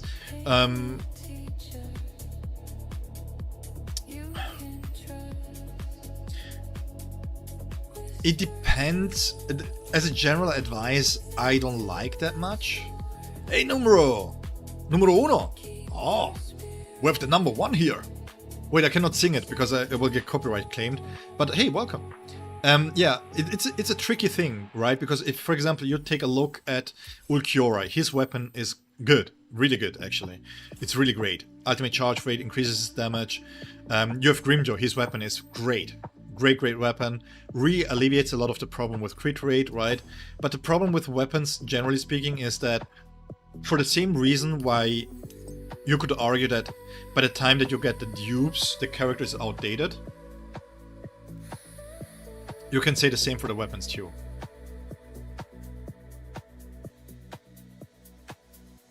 Yes. He's so flexible.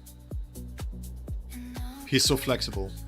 When it comes to frenzy feast, for example, if you're in a situation where you try to get this done, being able to have Rangiku here instead of Mayuri, for example, or if it was the Noitora from the last fight where you had to have Mayuri because you had the Hero up, then you kind of want to have Mayuri for these cases.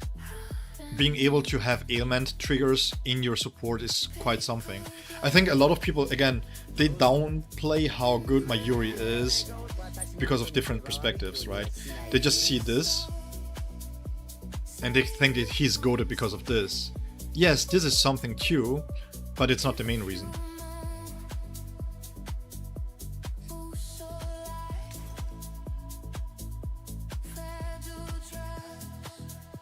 Kiske with Strike, yeah.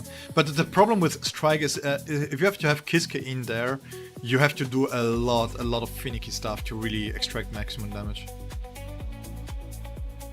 But yeah, at the end what Sad Panda is saying is true, right? If you know that you don't compete for any leaderboards, just go for whatever is fun to you. Free-to-play account action? Yeah, we have to check what I can do there for the Frenzy Feast, actually. That's a good point. I wanted to talk about the tier list, but you guys just kept going on something else, so postponed. Is my cam? Why is my cam look stretched? Anyways, yeah, let me swap to my Let me see real quick. Ça va bien. Comment ça va pour toi? Ça va bien? You ruined the stream? Why?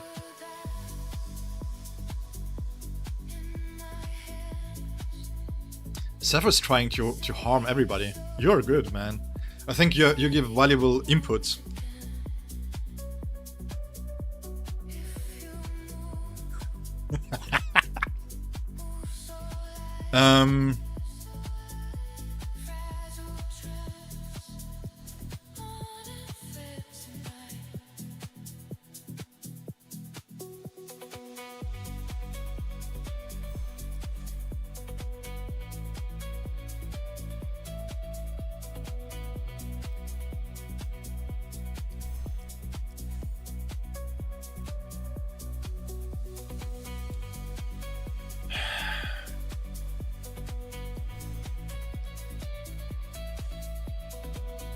Archive tier list? Let me see.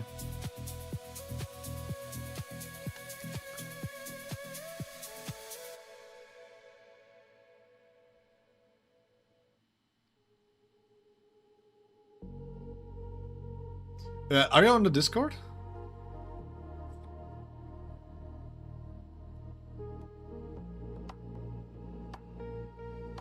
What's the link? I don't have links enabled here on YouTube. Do you have your reach on your free to play? Yes, I have to still build her up. TSI Ichigo is less valid than Momo? In certain sense, yes. I would argue that. Is the best time to start a game or wait for a specific event that's coming soon? I would think that now is the best time to start because you don't have many events going on, so that you can start getting to a certain level. You want to be around level 20 on your account, which is quite fast, until the next round of events drops. Because then when the next round of events drops, we will be able, or you will be able on a new account to get all the rewards. That's a hot take, Valerie. Momo is better than Sayal. So what you're saying is you like minors. That's what I'm reading here, Zephyr.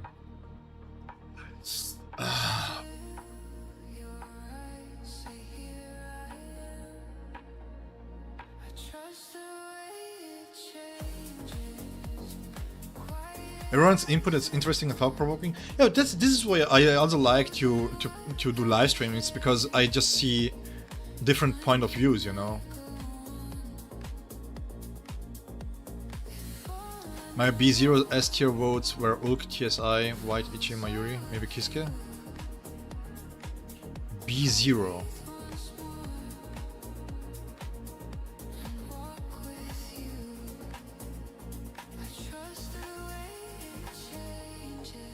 Oh yeah, wait. Give me 1 second.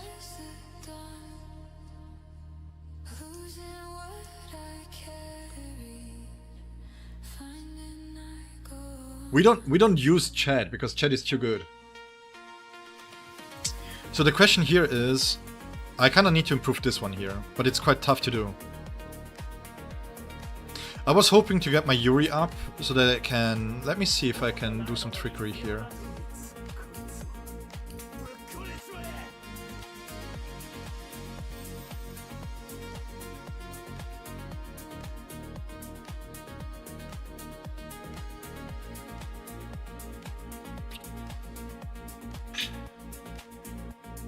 Streamer reading all my messages today, winning. I try my best. Romika, by the way, Valerie is baiting. Chad sadly doesn't do well. Even fully built, he cannot compete with Grimjaw base. Grimjaw base at 0 investment, 0 core stamp is still better than Chad, sadly. Where's my soybean here?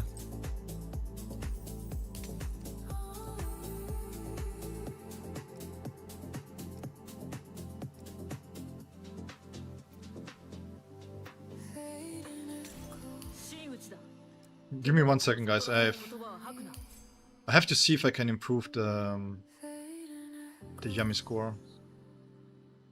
Possibly.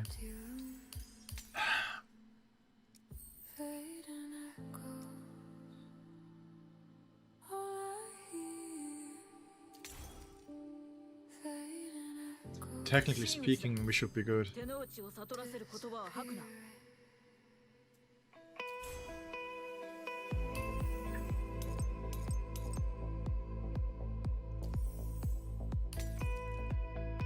私の道を妨げれば、貴様とて敵だ。128. You can post it in the Soul Resonance My Soul chat.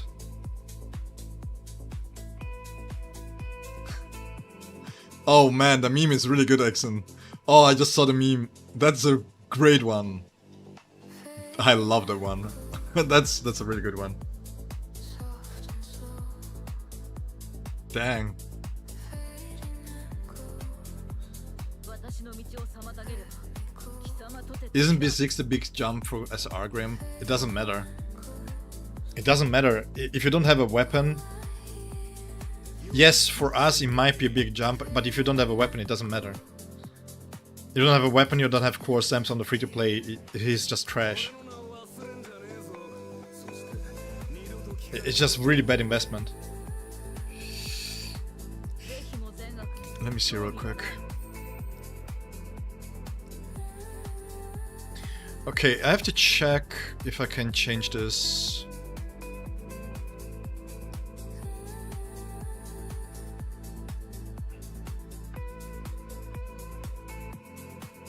Because I already gain ultimate charge rate, I don't need ultimate charge rate on this.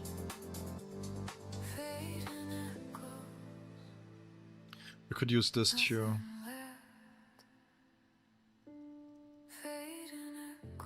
Ah, this is really badly rolled though. Okay, let's see. Yeah, this is such an oversight, not gonna lie. When I picked up Grimjaw and I realized I don't get the weapon, I was like, yeah bro, what the heck?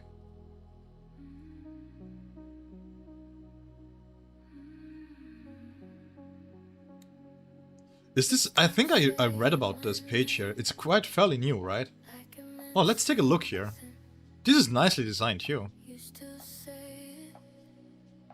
Thanks for sharing, Aiden. I think I stopped at 15 on Endless. I didn't go over 11.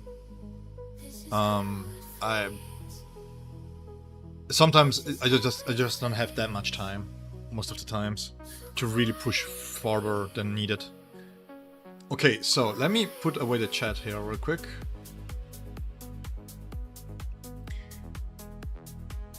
Yeah, we can agree with this. We can agree with this. Must build, strong pick, situational. Do we know what do they base this on? This is just overall what they think about the characters, right? I like that they have this based on their typings. Really nice. I think Kenpachi is too high. I don't think Kenpachi is S tier. The problem with Kenpachi has a lot of problems. Kenpachi needs to be next to Bankai Ichigo.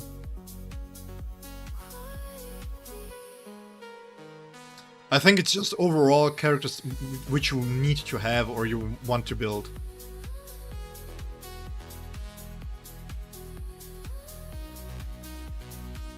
No, Grim is fantastic. I would drop Soifon. The thing...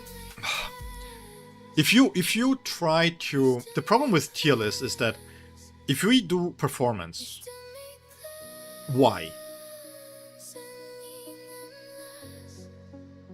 Because B0 performance doesn't make any sense whatsoever.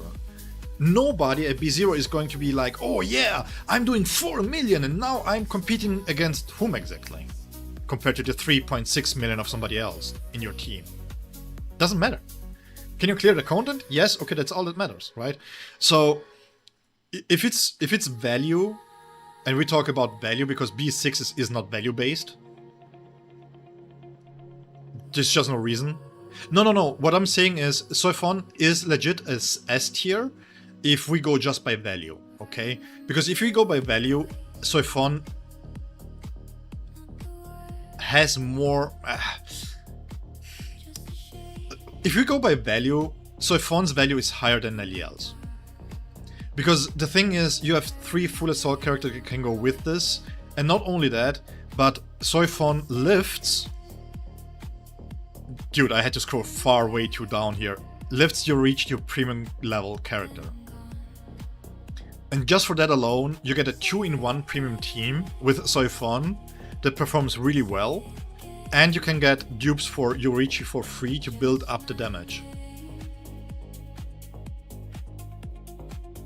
Yes, we have to consider that Grimjo got buffed, so the discrepancy between Soifon's performance with Grimjo and Yorichi grew bigger, but no other character here except for Aizen can lift somebody else up to premium status. Right? And Aizen only, in parentheses, because you take a double support setup. So, in terms of value, I would say Soifon is definitely top here. I would drop down Xyle, because Xyle, if we talk performance, I would agree with this tier list. Tier list wise, performance, if we just say B6, yes, yes, yes, yes. I would put him even higher than White Ichigo. If this is ranked based on character rankings, White Ichigo needs to be down here. Because White Ichigo is the reason why Mayuri is not performing, or Slash is not performing as high as everybody else. Because he provides a lot of damage to Kenpachi, but he loses damage because of the way that you have to play Kenpachi, right? So, if this was only based on performance, still great character, but it would be lower. It would be on the same level as Soifon. Soifon would be... no, it is higher than Soifon. So Soifon, performance-wise, would be 8 here. It's Kenpachi's fault? Yes, basically, yeah. The problem... Kenpachi, compared to Bankai Ichigo, the main thing that Kenpachi has, and which makes him age better overall, not kit-wise, but just damage-wise, is that he has multiplications inside of multiplications, right? You have Sever, that causes duplication of damage at 20% of your ailment. And then, if that crits, it goes through the weapon once again. So as soon as you add multiplications, like a B6 Mayuri for example, it means that Kenpachi is going to multiply that even further. So you now have somebody like Ichigo, White Ichigo, that has a 69% multiplication on the resistance down, but it also increases slash mastery, that Ichigo just doesn't scale as well with because of this. The new slash support and DPS gonna change this. I mean, again, if it's a generalized character, you will see Bankai Ichigo being good. If you have a generalized character that gives crit rate, if you do have a Kisuke that has a merge between Kisuke and Yorichi, now I'm infected with it again, and Yachiru, then yes, I would agree, because giving him crit rate gives him more avenues to scale damage. It looked like it's in order of release, but I don't know when Kenny was... It's in order of release.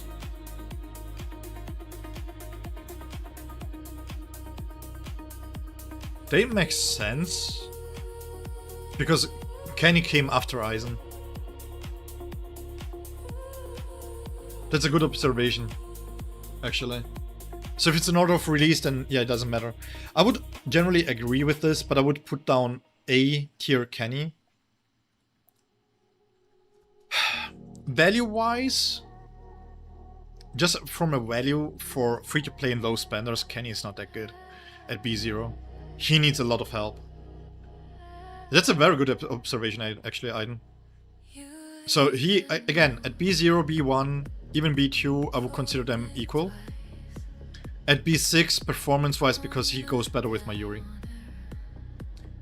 I would put down Xylaporo to A tier. While he's fantastic, he's just too niche for Spirit. He's just too niche.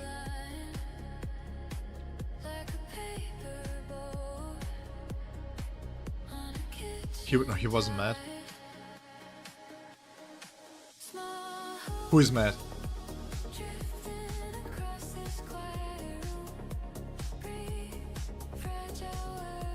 Why is it too niche?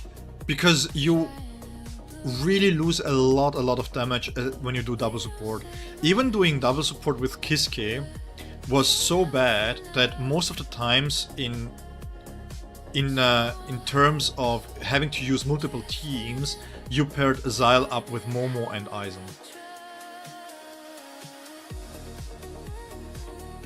Because the damage loss, the damage performance between Momo and Kisuke is very, very, very similar. And at B0, he just doesn't provide enough damage increase outside of a triple spirit team.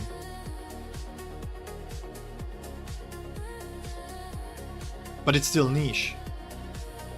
I mean, it depends on the arguments, right? If we are saying that, for example, every single character can be pulled for, like, this is an argument that I've seen quite a lot. People say, yeah, but it doesn't matter because you can pull on every single B0. Yes, that's true, but at the same time you don't want to pull on every single B0 because sometimes you don't need them, right? If I have Bankai Ichigo, I'm not going to pull for Kenny. What for? And the way that you can skip characters also means that then you can B4, B6 another character, and that increases the cap in what you can gain in terms of reward, right? And in that sense, pulling for Xyle just doesn't really benefit your account as much, right? Because you can also run Sasuke Aizen with Ulquiorra and Momo. Yes, the damage is way worse, but at the same time, if you have to take a hit, if you have to decide between having a B1 Aizen or a B0 Aizen and a B0 Xyle, what are you gonna do? Who you gonna pull for? Who has the more longevity? Because if you have a generalized support that can circumvent the problem that Xyle has and be 85% as efficient at B0 as Xyle is, for example, you don't need to use Xyle Aporo. Performance-wise, he's S tier, right? What he is enabling Spirit to do is crazy. Crazy good. But I'm not talking about performance here.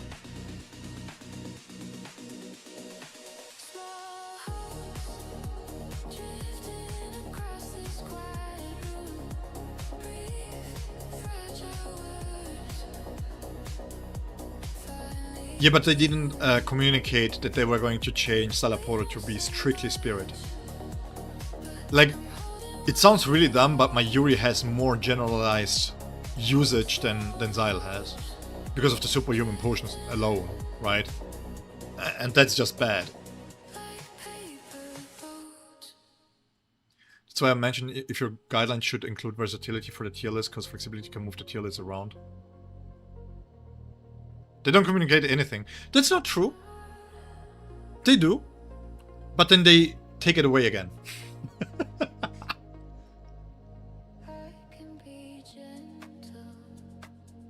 Why are people saying he should be A tier? He's S tier. The only character that... You have Grimjoy here and you have Yoruichi here.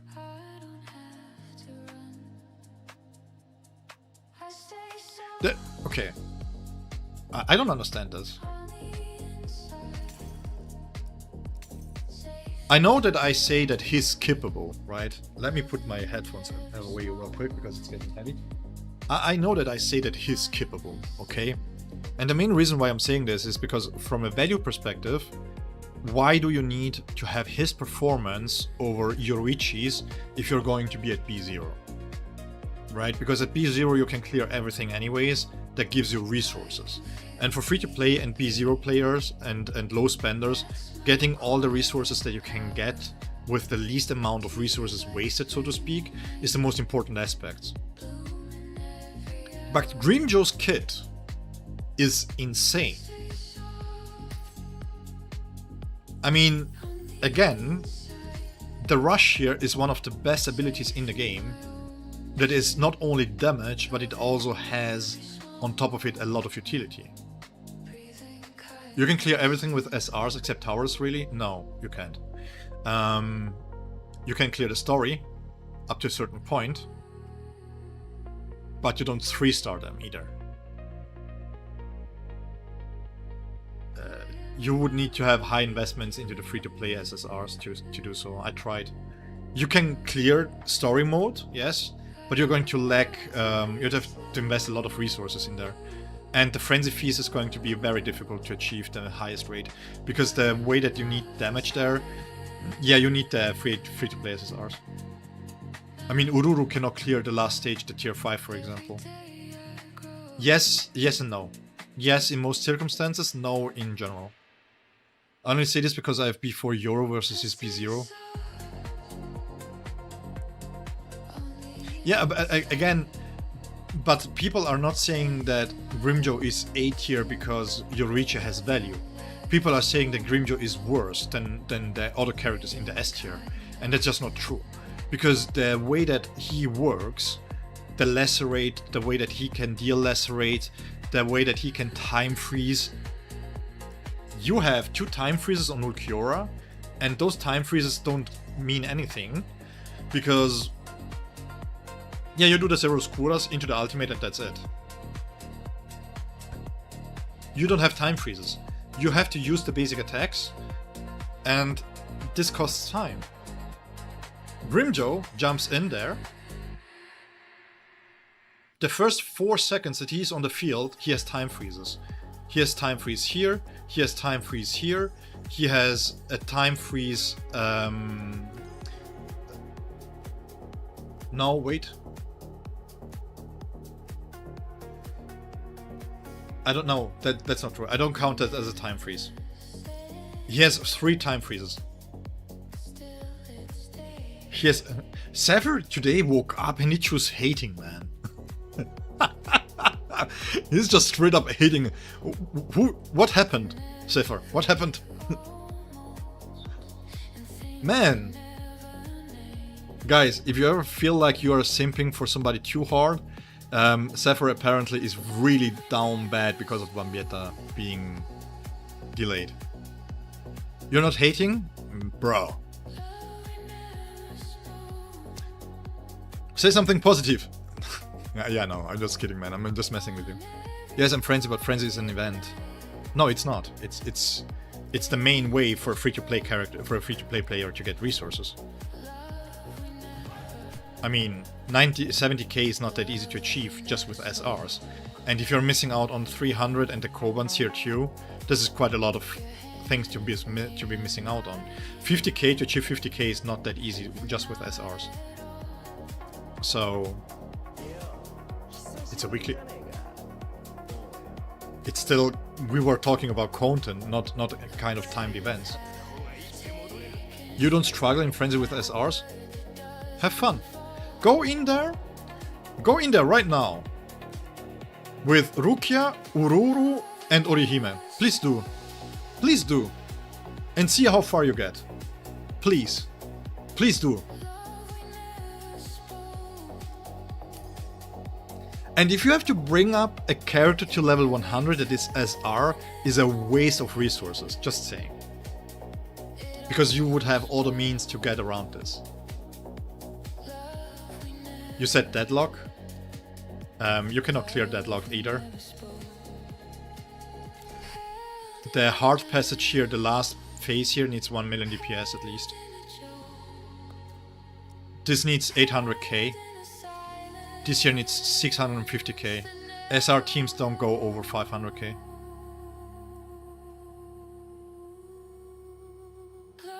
I'm a day 1 player, yeah, but it doesn't matter. You can go in there and try it.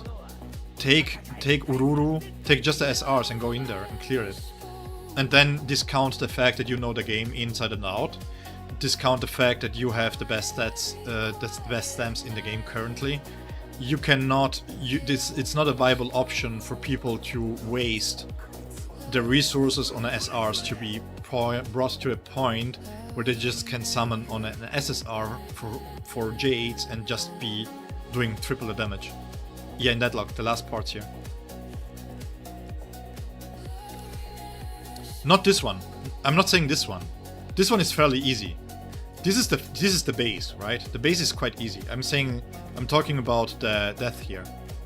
You need, this is basically on the same level as the tower, 24, 23 and 25.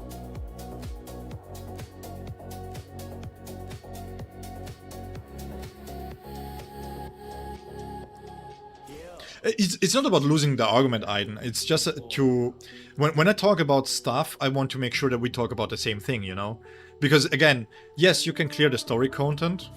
You can clear the story content with the standard trio, right? You can use Uryu, Orihime, and Tsushika Ichigo, and you can clear the story content. But then you have the need for a second team here, and for the 3 stars here to get the most benefit out of this here, where it gives you the corridor, it also gives you the bonds here, you need to have good teams. And it's just not feasible for SRs to be at that level. Because they are not, right? And then you have to add the problem in there that depending on the luck that you have with your standard characters, if you pull somebody like Ikaku, it's like, what are you gonna do, you know? So it's a lot of ifs and whats. Most of those are just don't get it. No. The not get hit is not the problem here. When you go into the main story, the main problem is the timing. These are quite tricky to do with SRs. And then one thing that people kind of forget that are playing since day one is that most people, when they try to do this, they don't do this at level 100. If you do this at level 100, this is recommended for level 65. So I would hope that you wouldn't struggle too much at level 100. But level 100 means that you are level 75, and this is 2.5 months in if you have been active every single day. So it's not feasible to think that way. Ururu, Rukia, Momo, try it, bro. Try it. You can... I'm not joking here. I think I even have a live stream of mine where I was doing Frenzy Feast against Byakuya and I could not clear it in time. I could not.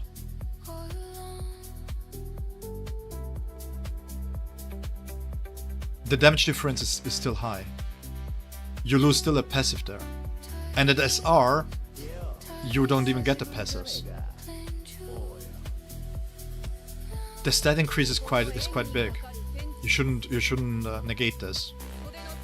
Because you get weapon stats too, and you get from the weapon here too, right? It's not like you're losing a lot of damage there. We can argue about this, but you can just go in there, put on some bad stamps, some stamps that people would have after a month of playing, and then try it. Try it for yourself. Because yes, you can clear the content, you can clear up to chapter 6 maybe chapter 8 with SRs, but again, how much of this is skill and how much of it is because the team is working. Again, it's like me saying, I'm going to do a marathon, but I'm not going to drink water. Why would you make it harder for yourself? Why would you waste resources on this? If I'm going to train with drinking water during a marathon, for example, then why should I do the marathon just being increased in difficulties? When you have characters like this that can just walk over it.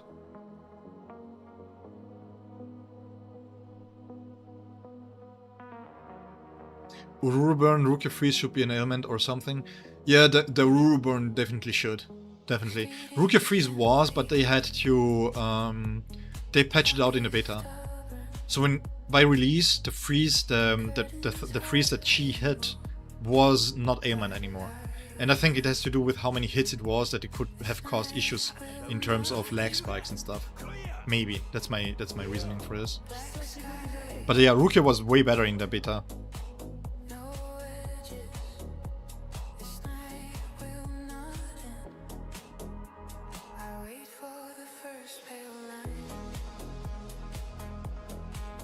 It was, yeah. They changed it around. They gave Rukia Biting Cold, it's called. Breaking Ice. This here is how she deals damage, and this was basically an ailment, but the problem was that if you had enough hits, one after another, I think it was causing a lot of problems with the registration of the damage properly. So they did it away. I mean, Zephyr, you can do this. I'm not going to do this.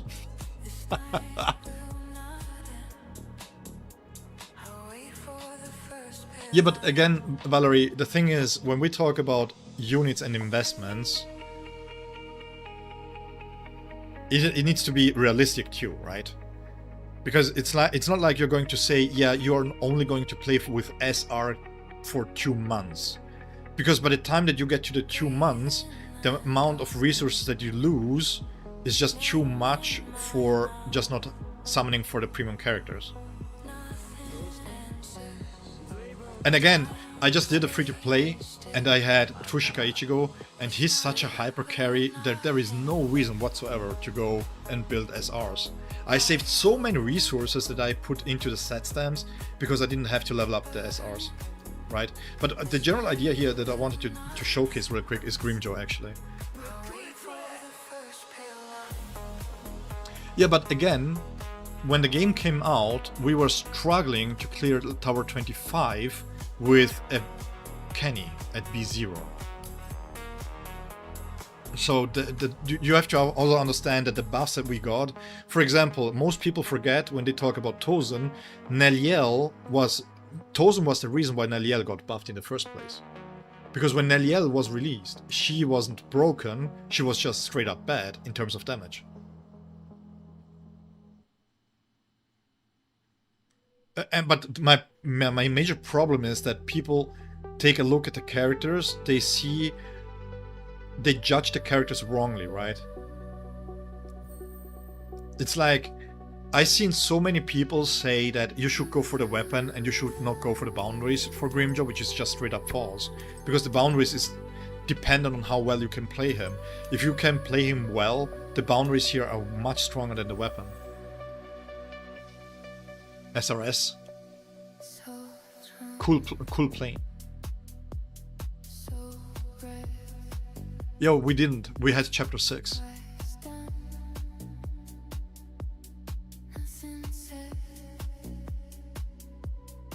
I'm not talking about... Okay, but again, when you say everything and then you only talk about the story, it's not everything, right? And back then, most people pulled for Bankai Ichigo to make it easier to clear. If we go back and we take a look at Reddit, for example, we had a lot of people not being able to clear story chapter 5 or 6 with the standard SRs. And it's also to do with the fact that we didn't have, by the way, and this is really important, because I think we forget this quite a bit. What we got was Inner Fang, Hidden Wisdom, Beast Tyrant, and World Conquest. And the Bankai Ichigo one. No, wait, we did Midnight Spectre too. Actually, we can check here. Oops, wrong one. These are the 8 that we had at release, right? And they are really bad. Like, compared to the Kenny stamps that we have right now, compare them. Which one of these do you still use on your main characters except for the Kiske one? None. Because Kenny stamps just stomps them.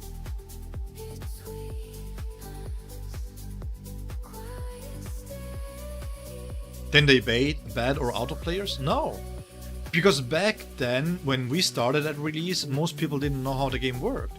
Most people didn't know what kind of set stamps to build. Now that we know, it seems easy to do so, yes. But back then it wasn't. It just wasn't.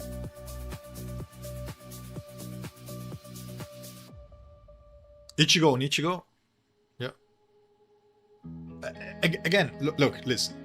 I'm not trying here to blame people because you shouldn't take this too seriously. It's not a competitive game whatsoever, right? I shouldn't be top 100 in Slash training on EU. I shouldn't be with a B2 team. I shouldn't be... there is no world where if people were any good at the game, I should be in the top 100 with a B2 team. None. Because there are enough players in here that could post any type of damage here and be better with some sort of stuff here, right? You take a look at Strike, for example. I'm a 121. If I scroll down a little bit, There we are. B3, B2, B6. I shouldn't be anywhere near those peoples. Anywhere. And I'm not even saying that I'm a good player. I'm not even saying that. I'm just doing average rotations for the average people that try and get a little bit better at what they do. I don't know what the top end rotations are. I don't know. I'm not going to watch them either, because I'm not going to have the teams to do so, right? So this is what I think works for general people, and I shouldn't be nowhere near this. Nowhere near. What are we talking? Right? You take a look at the thrust team here. This was my old team. This is a B2 team with a B0 Mayuri. If we scroll down here, EU. This is EU. And now, of course, you can take this with a grain of salt, right?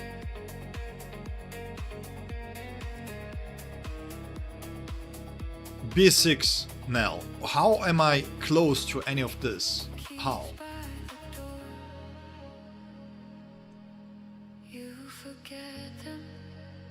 Ichigo. Oh, that's what you mean. Ichigo Nichigo? Not really. You can still go with Kenny.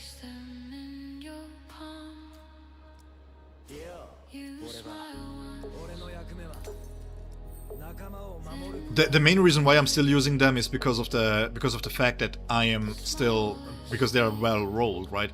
This here can be done better, but you have damage here and I have damage here, so I'm not going to go back and reform the stamps with Kenny, but you can also use Kenny stamps here. But you're not going to auto battle. But that's what I mean. You're not going to. You cannot argue that because you at a high level can do something, other players should be able to do so too. Just because you can do a J turn and then park your car with a J turn doesn't mean that everybody needs to learn this at the driving school, right? So that's the point that I'm trying to make here, is that there are not many that are playing this game competitively. And by not having many that are playing this competitively, saying that SRs are good enough to do stuff, yeah, I mean, so what's the point of B6 then, for example, right? Oh yeah. I mean, again, fair point. But the thing is, it's 1 out of 10 characters, and technically speaking, Bankai Ichigo is a premium character and therefore wasn't there, technically speaking, at the baseline release. I was talking about the base characters. Technically. But yeah, point taken. From all the characters, it's still the one that you're going to use.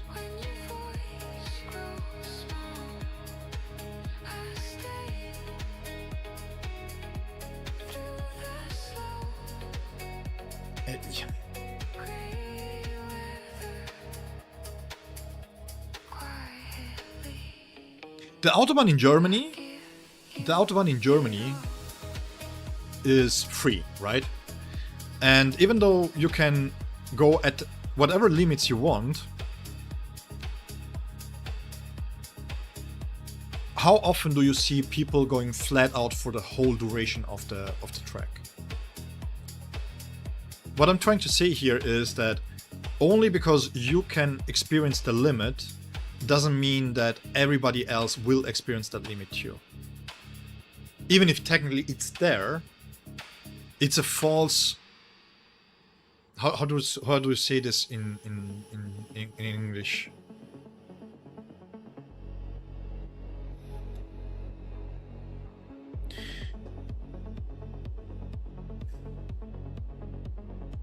I don't know the English word for this.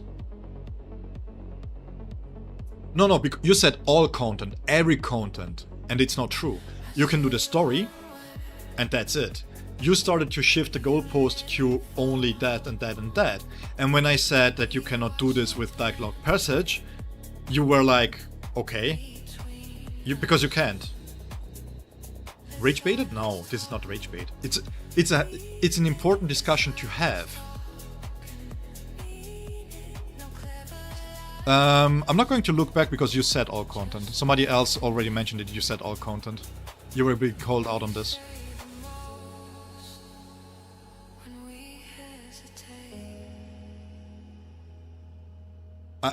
The thing is, we have a lot of newer players that watch this too, right? And it's important to make sure that we have a proper discourse. It's not rage baiting. It's an important thing to talk about. False equivalent. Can you say this in English too?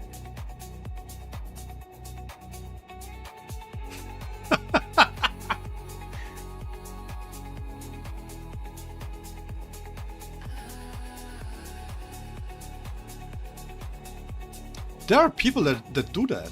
There are people that do that. That they don't want to summon. They maybe summon for TSI. Now they're looking for teams.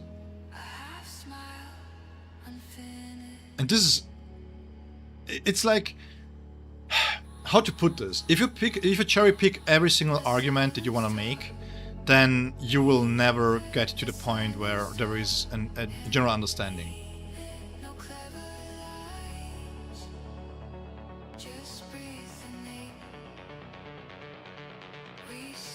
Aiden, who said this? Was it? Did you say this or did Valerie say this?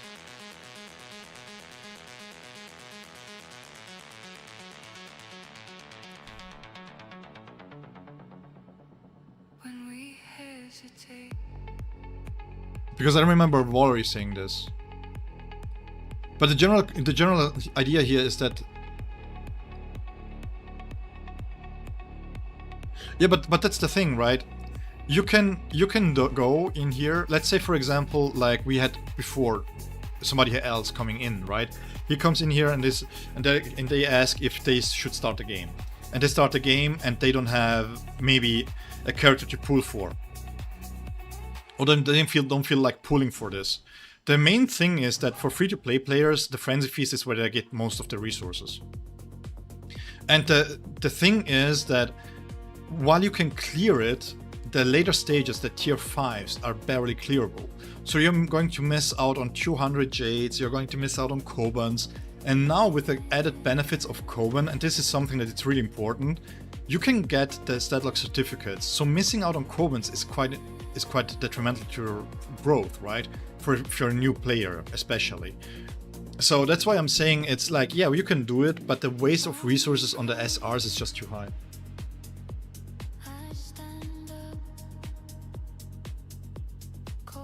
And then on top of it, those are copy and pasted so by Valve. And yeah, and again, let me switch to my free-to-play account real quick, while you can take a good look at me. The thing with a free-to-play account, I've been very active with it. I've been playing quite a lot with it, and you will see most of my SRs are not B6'd. Nowhere close to that, right?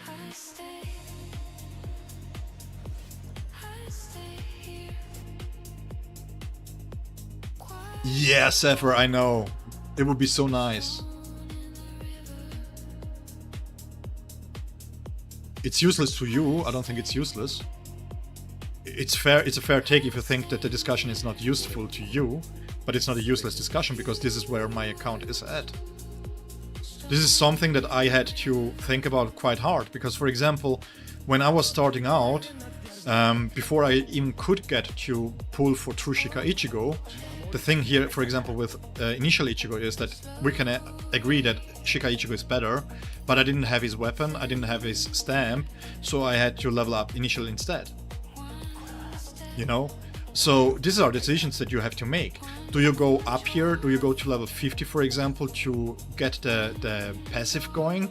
Or are you just content with the all damage type increase? These are decisions that you can and should make as a free-to-play player because you want to be as efficient as possible. One Shiki alt stamp? Yeah. Hey, don't mention it. I was using Ulquiorra stamps for her, for example, with ultimate charge rate, you know? I was using this when I started during the Ulquiorra. This was the level 10 stamps that I put on him just to get the ultimate charge rate up. I did it just because when you wail, you get bored. Yeah, but the problem is you're taking two things and you're mixing them up together, right? It's like when you say that bosses are not difficult. Yeah, at B6, if you can one-shot them in 20 seconds, they might not be difficult. But for a lot of people that cannot one-shot them and have to play the mechanics, they can be quite tricky. And this is the same here too. This is my free-to-play account. I've pulled way over the 300 here, I still have some left, and I also did the weapons, right? So let's take a quick look at my free-to-play account. 0 dupes, 2 dupes, 1 dupe, 3 dupes, 6 dupes, really nice, 6 dupes, really nice. Initial has 3, he has 4, and she has 2. And Momo has 4 too. So it's not even feasible to argue this, because when you start a game, you have to really pay attention to what you put your resources into.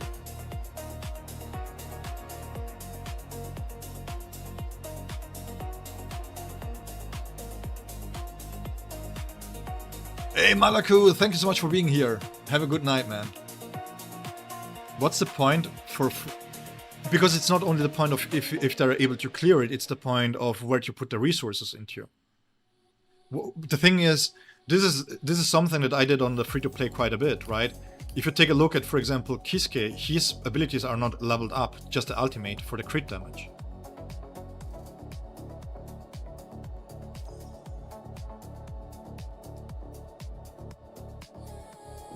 Like for free-to-play players, knowing where and what to level up can be quite tricky. I've seen this, by the way, I don't know if you guys know this, but I've seen this on Reddit in the last few weeks when the spike was for new players, that a lot of the newer players still feel the crunch with resources, even though we have a higher influx of resources. They still feel like from level 80 to level 100 it takes too long, right? And this is, again, the problematics of where to use your resources into. And then you have the problem of the set stamps too, still, right? But then the whole discussion is pointless in the sense that once you get to pull for somebody like Tushika Ichigo, he carries your account, and then you don't have to think who to level up. Then you just level up the supports enough that they can survive and provide their support.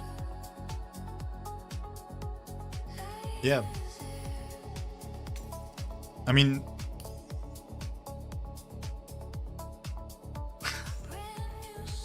Too many people. No, Malaku. You have to answer every single one. Please, do so. It would be respectful to do so. I'm just... Again, I have Ulquiorra level 80, level 80, level 80, and I'm struggling to get Yoruichi here. I had to make the conscious effort to not level up Tozen, because I knew that I would lack resources. Yeah, but again, the problem with waiting game is that, yes, you can wait, but if you level up your SRs, for example, and you're not able to clear content because you leveled up the SRs, then that's not the right message, right? The message to be saying, hey, if you have everything maxed out and you have perfect stamps to give them over, or near good stamps to give them over, then you can clear all the content. That's the wrong message to send. Yes, it's doable to do the story and to do Frenzy Feast up to a certain point, but it's not something that new players should listen to. And the problem here is not that the main discussion is not about the content that you can clear, is that also we have a lot of newer players joining my content, right? So I want to be sensible about the things that you can clear and not clear. Jesus, did we jump again? Last time I checked I was at 703. So crazy! That's why it's not getting baited into these kind of discussions. I think it's important to really talk about the resources. I don't know, who was it? In the Discord we had a similar discussion too. Because again, on my main account I can expand whatever I want. You know? Like, let's take for example Nourisher. When we talk about compensation here, people were like, yeah, but Nourisher is not... Oh, was with you, Romika, actually. You said you don't have this problem with Nourisher. Yeah, but I'm struggling. Look, this is what I can do without the Nourisher, right? I'm going here, I want to level her up, I have to level up the skills, right? I have to level up all this, and I have to level up the skills because I want to partake into the Frenzy Feast. This is what I can do. I waste this here, I level her up to level 80, nice. And without Nourisher, I'm SOL. Because I can do this, and now I need cans, right? So I shouldn't use Nourisher for cans, I shouldn't use Stamina for cans. From an efficiency perspective, on my main account I'm sitting on 6 million cans and I don't know what to do with it. At the same time I'm sitting on so many resources that I don't know what to do with it. And here I'm like, yeah, please give me the Nourisher, right? And that's the problem is, and I am being very frugal with my Nourishers and things. You struggle because you don't treat this account as your main account. I treat it like my main account. I'm trying to be as efficient as possible. I'm trying to be progressing as quickly as possible in a way that I'm not going to waste too many resources. And that way you can also see it, by the way, because my stamps that I have are fairly high level, which I used through the event. Right? So what I'm preparing here right now with my stamps, for example, if you take a look at my shards, this is in preparation of Bambietta.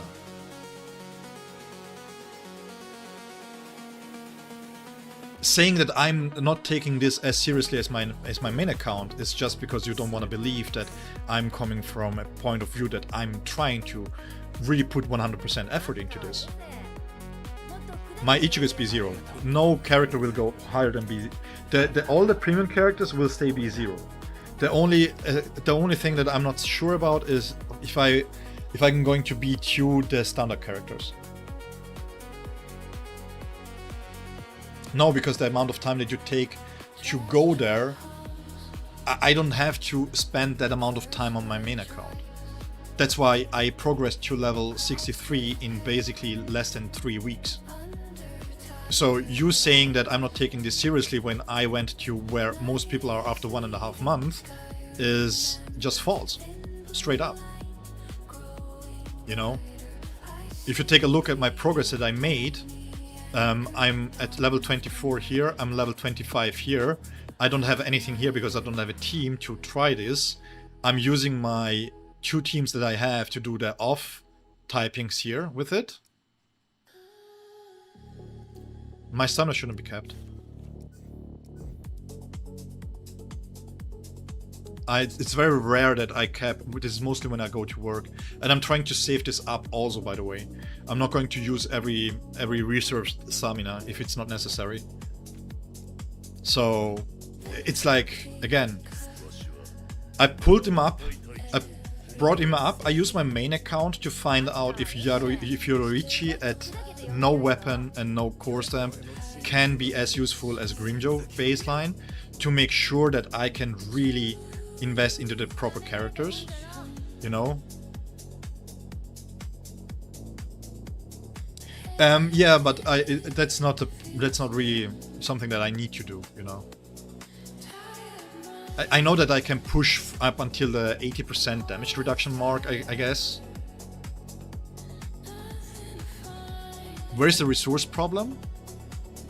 Well, the resource problem is that I don't have a third team and I'm close to getting into level 65, which means that I possibly don't have enough of a strong team when I get to 65 to get the full benefits of the Frenzy Feast. And this is me pushing. And the Nourisher here is going to alleviate a lot of the problems up until the point, because I can save this up and I can time the switch to the 65 properly.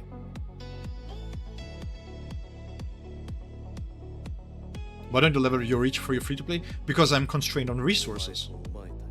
The basic idea here that we had was that Bambietta would drop, right? So what I did is I was trying to improve core stamps for Ulquiorra and for Tsushika Ichigo, make them as viable as possible for the Frenzy Feast Showdown, because Frenzy Feast Showdown gives a massive amount of resources, and you need around 1 million DPS to do so, right? And the problem was that I tried to pre-farm, and by doing so I also pre-farmed stamps that I then can convert, right, for Bambietta. She didn't drop, which means that potentially I can use the resources to level up Yorichi. But this is now the problem. This is the problem now. I level them up right now, even though I cannot really use them at the current moment. And when Bambietta drops on the 10th, depending on how good Bambietta is and if I pull for her, I may not be able to use her right away.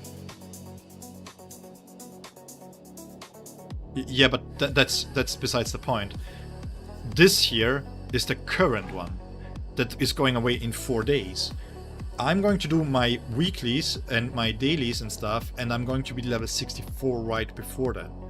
So the chances that I'm going to be level 65 before the reset is fairly high. I also want to push for the level 65 because I don't want to miss out on the Frenzy Feast Showdown, which gives a lot of rewards for the amount of resources that I already put into the characters, right? Because currently, because of being level 63, I only have this one here. So in preparation of the Frenzy Feast Showdown, you need a third team. And the Nourisher, Stamina, Cans, XP is a big problem. So saying that this doesn't have any value is just wrong. I would rather have 3 of these than 100 Jades, to be honest. Yeah, I had to pull her recently. I'm also lacking her weapon, actually. I don't know why his weapon is there. Let's see if I can get lucky here.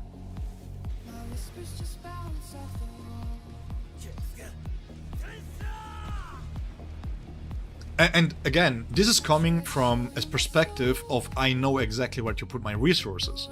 And I'm already constrained with resources. So I'm already being as efficient as it can get. A new player will be baited by basically, for example, seeing this here. Seeing this ticket here. So they might be trying to get the characters up to level 30, level 50, because they feel like the standard characters will be good enough. Cans can be gotten from the reclaim from port here. Okay, good luck. Again, you're not listening. I can also get this from this, right? I can also get it from here. I can also get it from the shop here, for example. I can exchange this here if I need to. That's not a problem. The problem is that a new player, a normal free-to-play player who doesn't know about the traps will have resource problems. You talk because you see me doing everything right and you're like, yeah, but this problem doesn't exist. Yeah, but if I experience 10% of these problems while I know what to do, those that don't know what to do will experience these problems 4 or 5 times higher. So in that case, this compensation here is quite nice to have. This monthly card here is not only because of the Jades, it's also because you get the Nourisher in here. That's the value here. Because you can pre-farm for new characters. You are seeing me not having much issues with this, and thus you assume that everybody else will not have much issue. And that's the problem, Romika. We are talking... You know what this is? Everybody knows how to do a toast, right?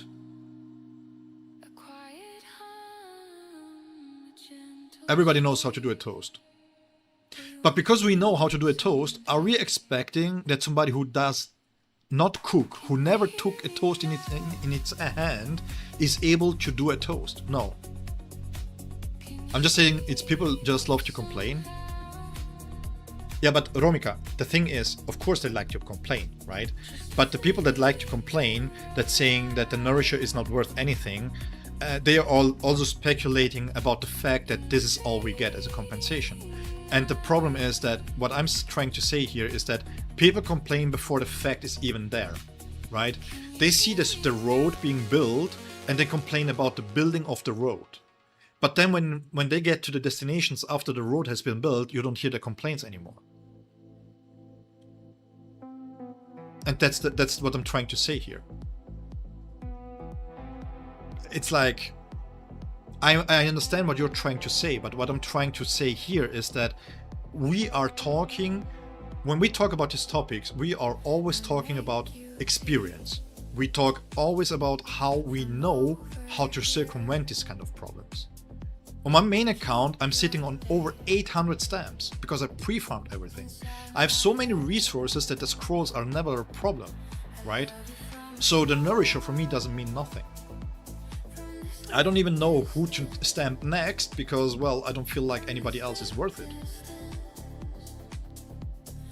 So yeah, it's like, I understand what you guys are trying to say, but again,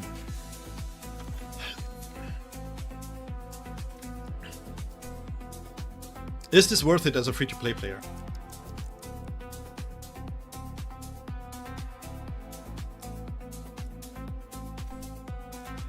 Let me see how delusional you guys are.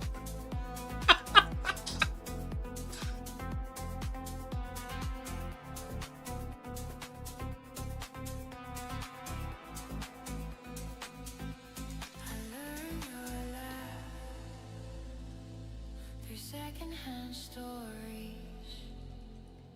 I hold my tongue. I will do a poll here real quick. I love you from afar. From this little distance. And there's thousands of videos about the intro of the game. You have the energy to complain online, but not to watch a YouTube video. Again, Romika, I'm with you. I'm just trying to give you another perspective. Majority of the people playing games don't interact with content. So they don't look up guides, they don't look up videos, they don't look up what they need to do, right? And that's the majority of the people. People that are on the way, that are maybe working on something on the side, maybe they're doing something in the train and they just want to shut off for a second, they're going to log in, do something, and that's it.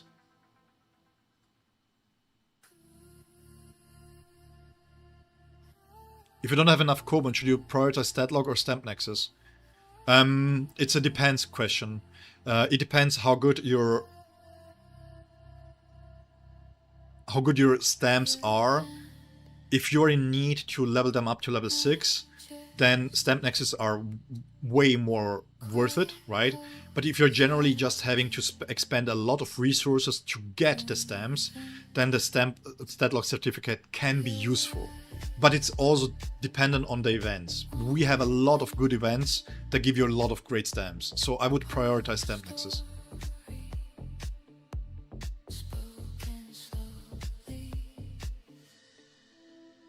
You quit buying them once you get... Not once did I get a God roll.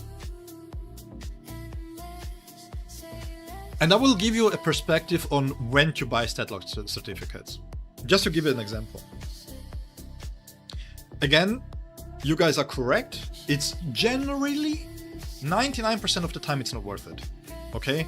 99% of the times it's not worth it expending 300 jades for this because of events, because we get a lot of ways to get those. And the bigger boost will be from corridor keys here, because it enables you to get higher amounts of core stamps, right? Because you can farm for your own and get lucky. Like, for example, let me showcase this real quick. I got really lucky in my core stamp farming with Mayuri, for example, right? If you take a look here, I have Mayuri's core 2 already. I have White Ichigo's core. I had Soifon's core. So I already have core stamps for the character if they are going to be rerun, which is fantastic. At the same time, I increased this to level 3. And this is the only thing, by the way, that I'm not complaining about, is the keys, because I was trying to push Ulquiorra a little bit higher. I wanted to see how far he can get in the tower with just Momo and Kisuke. Right?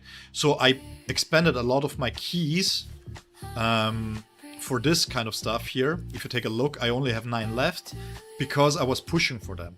But at the same time, it was way more valuable for me thanks to being able to get Mayuri core stamp. Because I'm going to prioritize Mayuri instead of Bambietta, to be honest. Right? On the free-to-play account here. I see it as take 300 by 60 stamina. If you're gonna waste 300 of those. Hey Sephra, have a good night. I hope you will be able to sleep well and lose your hate for... Just kidding, man. I'm just messing with you.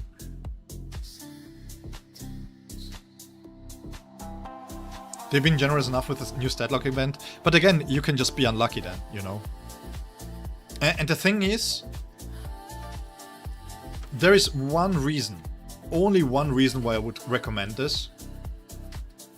And the only reason why I think this is recommendable to do is if you have, for example, like me right now, I'm at 12, right? I use them up, and maybe for whatever reason I'm in the Frenzy Feast showdown, I am close to getting the next level, right? I don't know the Frenzy Feast showdown rewards out of my on memory, but let's say for example it gives me 260 Koban, the next stage, right, the next tier, and the 100 Jades. Then it makes sense to use up 150 Jades to maybe get it back, right? Because it's a net neutral that you get back. But generally speaking, that's the only reason why you should use them, why you should buy them. And for content purposes, that's the only reason to ever use them. I personally, on the free-to-play account, because I wanted to increase the progress time on my main characters, I prioritize this over Stamp Nexus. Because in the early game, it doesn't really matter. I think you have it. It doesn't really matter that I have godlike rolls. No, it was Ulquiorra then. Give me 1 second. Yeah, he has technique here, and I think he has a restraint somewhere. Damage, okay. He had a restrained one somewhere that I rerolled. So in this case, I'm fine with this. I don't care. This doesn't need to be gold rolled, right? Because the 30% damage increase is quite strong still. So in that sense, I was using my Kobans here for the stat lock certificate.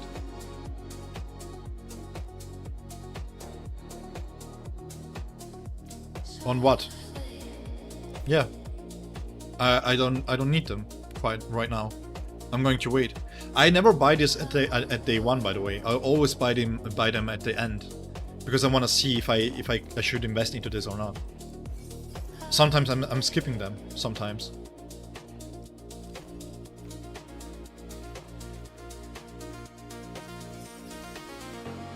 Oh yeah, I was like, wait, why is it bugged? Okay, so yeah. And that, again, that's why it's not being baited into discussion. It's a really important discussion to have, because I've seen this quite a lot in my Discord. I've seen this quite a lot online when we talk on Reddit, that people that have experienced the game since the release kind of forgotten what the core of the game is. You know? Oh yeah, I know. I will do them later. I mean, we can do them right now real quick, actually.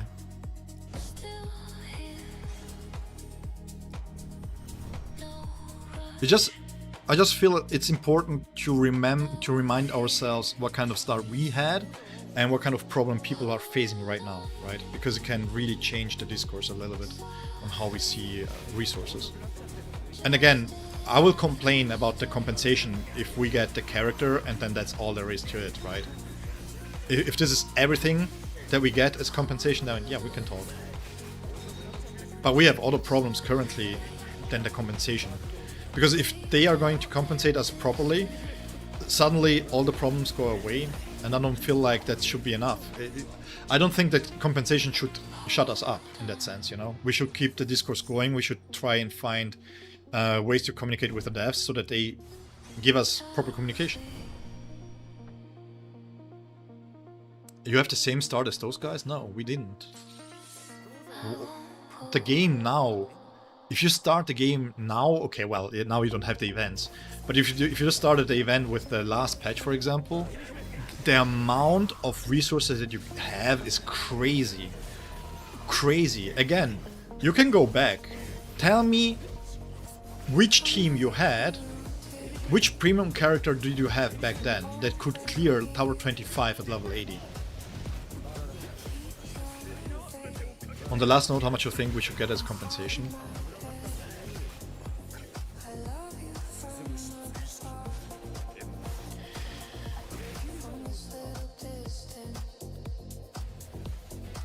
In terms of Jades, enough for half the pity.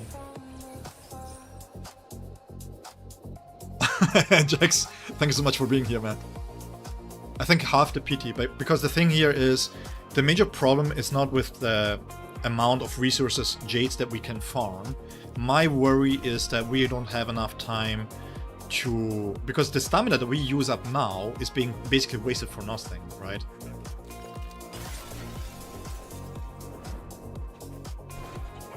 You started a month ago, no Oaks patch?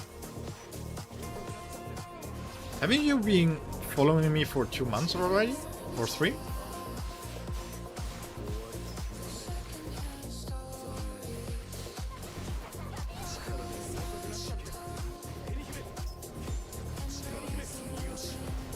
Wait, I thought you were here longer. Wait, didn't you? Nah, did you start with Ulquiorra? Really? I thought you were here longer. I thought you were white. Don't take this out of context. Don't clip this. I mean white Ichigo. Banned. Thank you so much, guys. It has been an honor to be on this journey with you guys. Yeah, I'm going to get banned.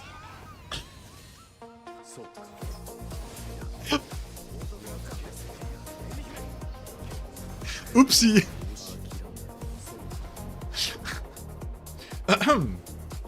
Anyways, how is auto going? I say 4k Jades and the daily one we get. Yeah, again, in total, I think half the pity, round about that part, right? And 1/3, half a pity.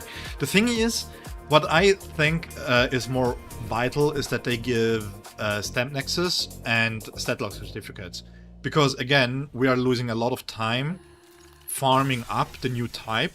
We don't have the stamina to farm up the new type, and alleviating to getting Bambietta going right from the get-go is quite important. So if they can give us any kind of ways to compensate for the time loss in the stamp farming part, then I'm fine with that. Because then again, it becomes, then I'm on Romika's side here, that if they think that the Nourisher is enough to compensate for the loss of farming that we can do, then it's just not enough. I just hate the stat lock tickets. Yeah, but the thing is, being able to already have half of a god roll, you know, being in this 80-85% percentage of stamps already, it's nice. I'm gonna share it on Reddit.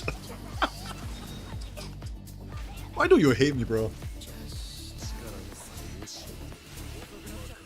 Hey, good night, Ixen. Thanks so much for being here, man. And I called Zephyr the hater, man. Look at this. Yeah, but again, to come back to the main thing, if you don't have these issues, Romika, that's fantastic, right? I don't know what to say in that case, because, well, from your perspective, you're doing everything all right, right? And if you're content with not being able to level up stuff, that's fine too. But I think a lot of newer players fall into this trap of leveling up the characters, and thus they have to really waste a lot of resources, right? And again, I think you already are in the bracket that you're watching stuff, you're informing yourself to kind of alleviate the pains that you have in a gacha game, and most people don't, right? I mean, I see my comments, and I see a lot of people asking basic questions that you would think, if they've seen a few more videos, they should have answered this already. And I see them quite a lot popping up, right? So, yeah. It's not wrong. It's kind of depends in that sense. But yeah, Rangiku was 2 weeks, not 1. So the compensation that we are getting broken down by day. But again, the thing is, you know what, guys? This is a hot take, maybe. I would rather have no compensation and them talking to us, telling us what's going on in the future, when we can expect stuff, and then they give the big chunk of rewards and compensation then, instead of what they're doing right now, just basically drip feeding us something that we don't even know if it's valuable or not. Thank you so much, Aiden.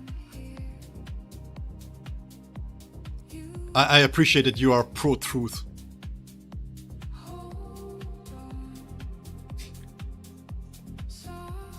Oh man, this is bad.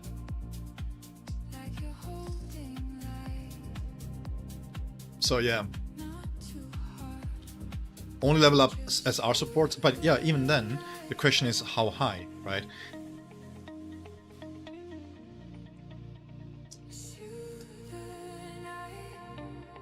Even then the question is how high. Yeah, it's again, it's not. I don't want to be contrarian here either. I don't want to be against things that you guys say. The main reason why I'm discussing this stuff is first and foremost for the engagement, of course, because it's something that we can talk about. But secondly, it's also because I think it's important to explore different opinions, right? And different problems. Because it's easy. I mean, I could take the same stance, right? I could take the same stance. Oh, why do people have issues? Look at me having thousands and thousands of resources. I have millions of cons. You shouldn't have any problems. It's easy to talk like that, but the reality is that depending on how you play the game, you will encounter different issues.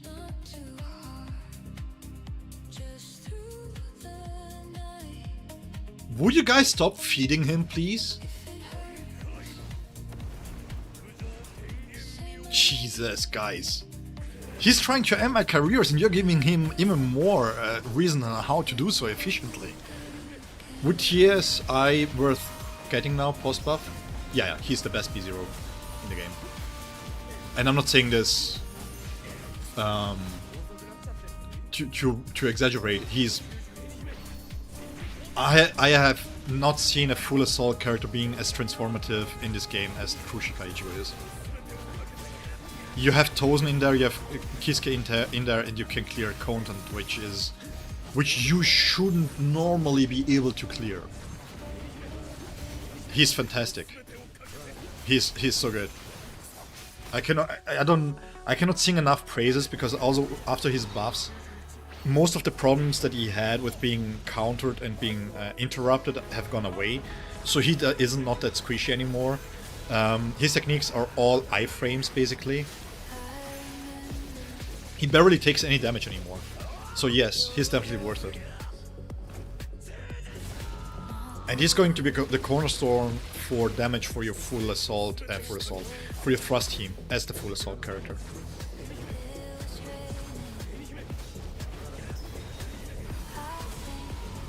I think Ulquiorra is great too, but mostly because he has the regeneration in there.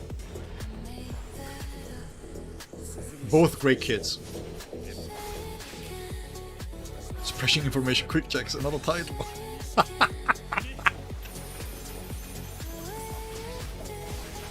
I don't say, I'm not going to say anything, because then you call me MAGA. Just kidding. Have you, by the way, what's up with all the drama surrounding the world in general? Not politicians, but just in general. What's up with all the people just judging everything that is online? It's crazy. Something happens and everybody's judging. Who's your favorite character in the series?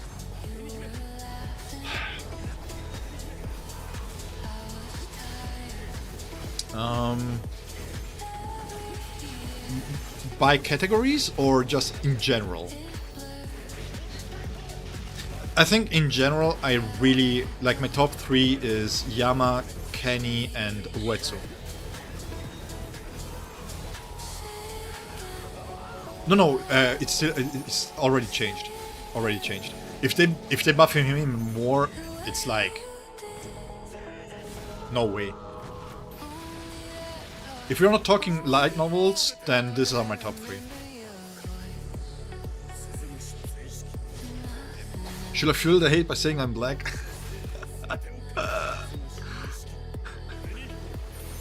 Oh, guys. Oh my god. Oh my god. This reminds me of one discussion that I had. Holy crap.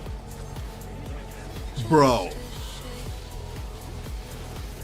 If I was if I had any say, that would have been that guy would have been fired immediately, but whatever. Yeah, we had a really weird discussion.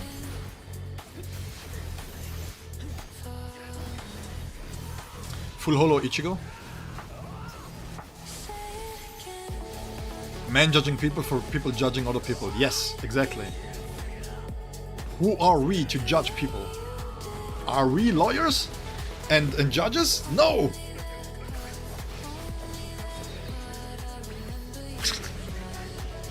I mean,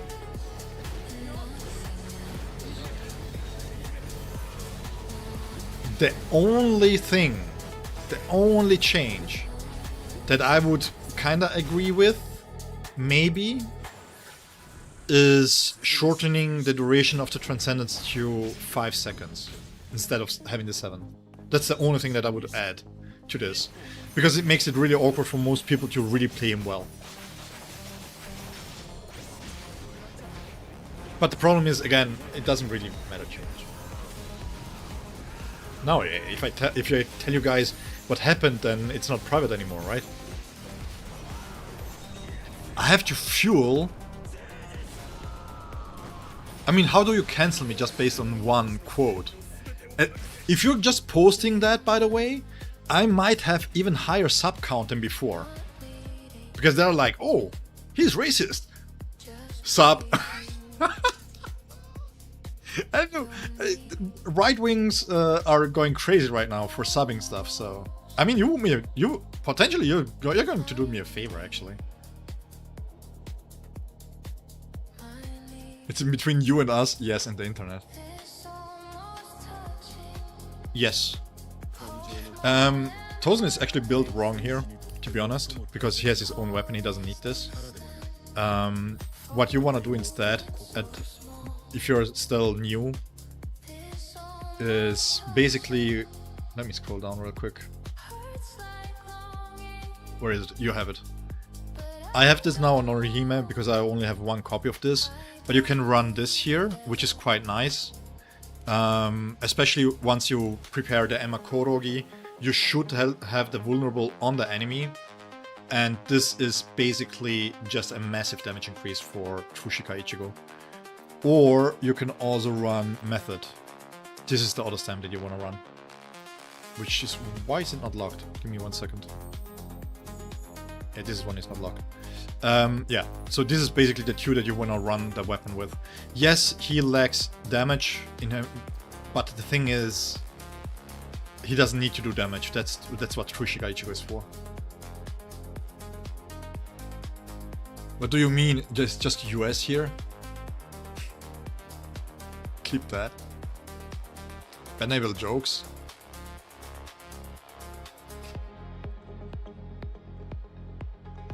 I mean, I've never understood this, but yeah, I don't know.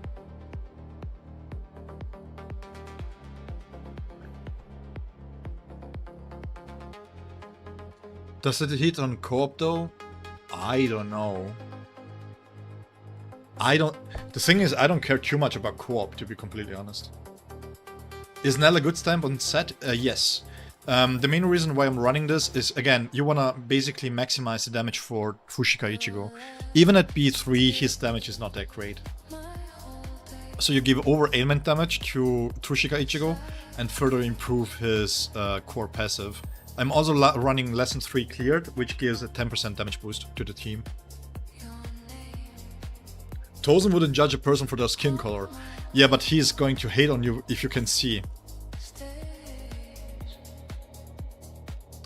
If they will buff him again, hopefully we can swap out. Yeah, but the problem is, if you do that, that will be way too broken. Because the Transcendence needs to have a drawback in terms of damage, right? The problem right now is that if you don't time it well, and you do the Transcendence, you lose a lot of damage if it's not inside of Dissipation. in general, right? And depending on the boundaries at B0, it's not that bad of a thing. You want to have the Jujutsu inside the dissipation, but generally speaking, having the ability to swap out, already having the counter during Transcendence is crazy good. Anki's like Tozen but with glasses.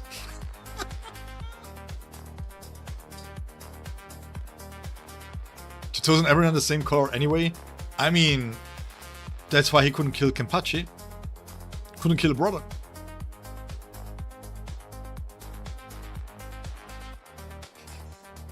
Tozen wouldn't judge a person for their skin color. I wanted to make a joke about this, by the way, but I will... You're out for my career, so I'm just going to save it for the moment. Maybe another time.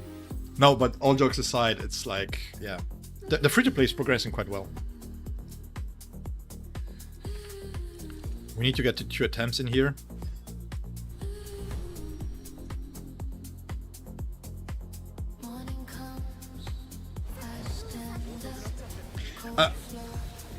Like, real talk, real quick, in terms of the topic of racism, right? Maybe because I grew up in Switzerland and I had experienced racism based on where I'm from, because I'm Italian. For me, racism is not only skin color. So when people just talk about racism being based on only skin color, it makes me laugh.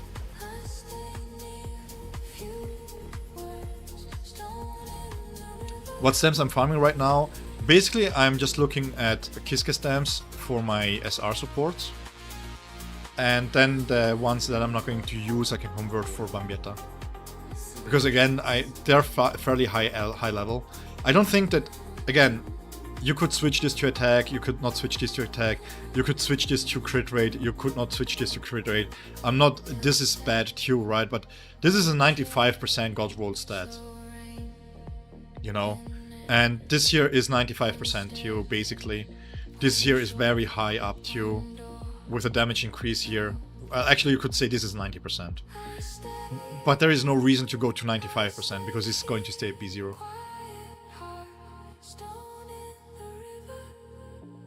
I'm farming right now, not stamps. You're farming clips, bro. It's not in America either, unfortunately. Yeah, but that's... like, the topic of racism, the topic also of right wings, left wings and stuff like that, it depends from country to country. And no matter where you go, right? Like, let's take... just real quick, we are going to do this little excursion real quick, and then we're going to back into talking about the game. I'm living in Switzerland, okay? And in Switzerland, left and right is something vastly different than what you would consider this in America. In left and right in America is mostly about conservatism and socialism and communism. It's just being exaggerated on what the left is.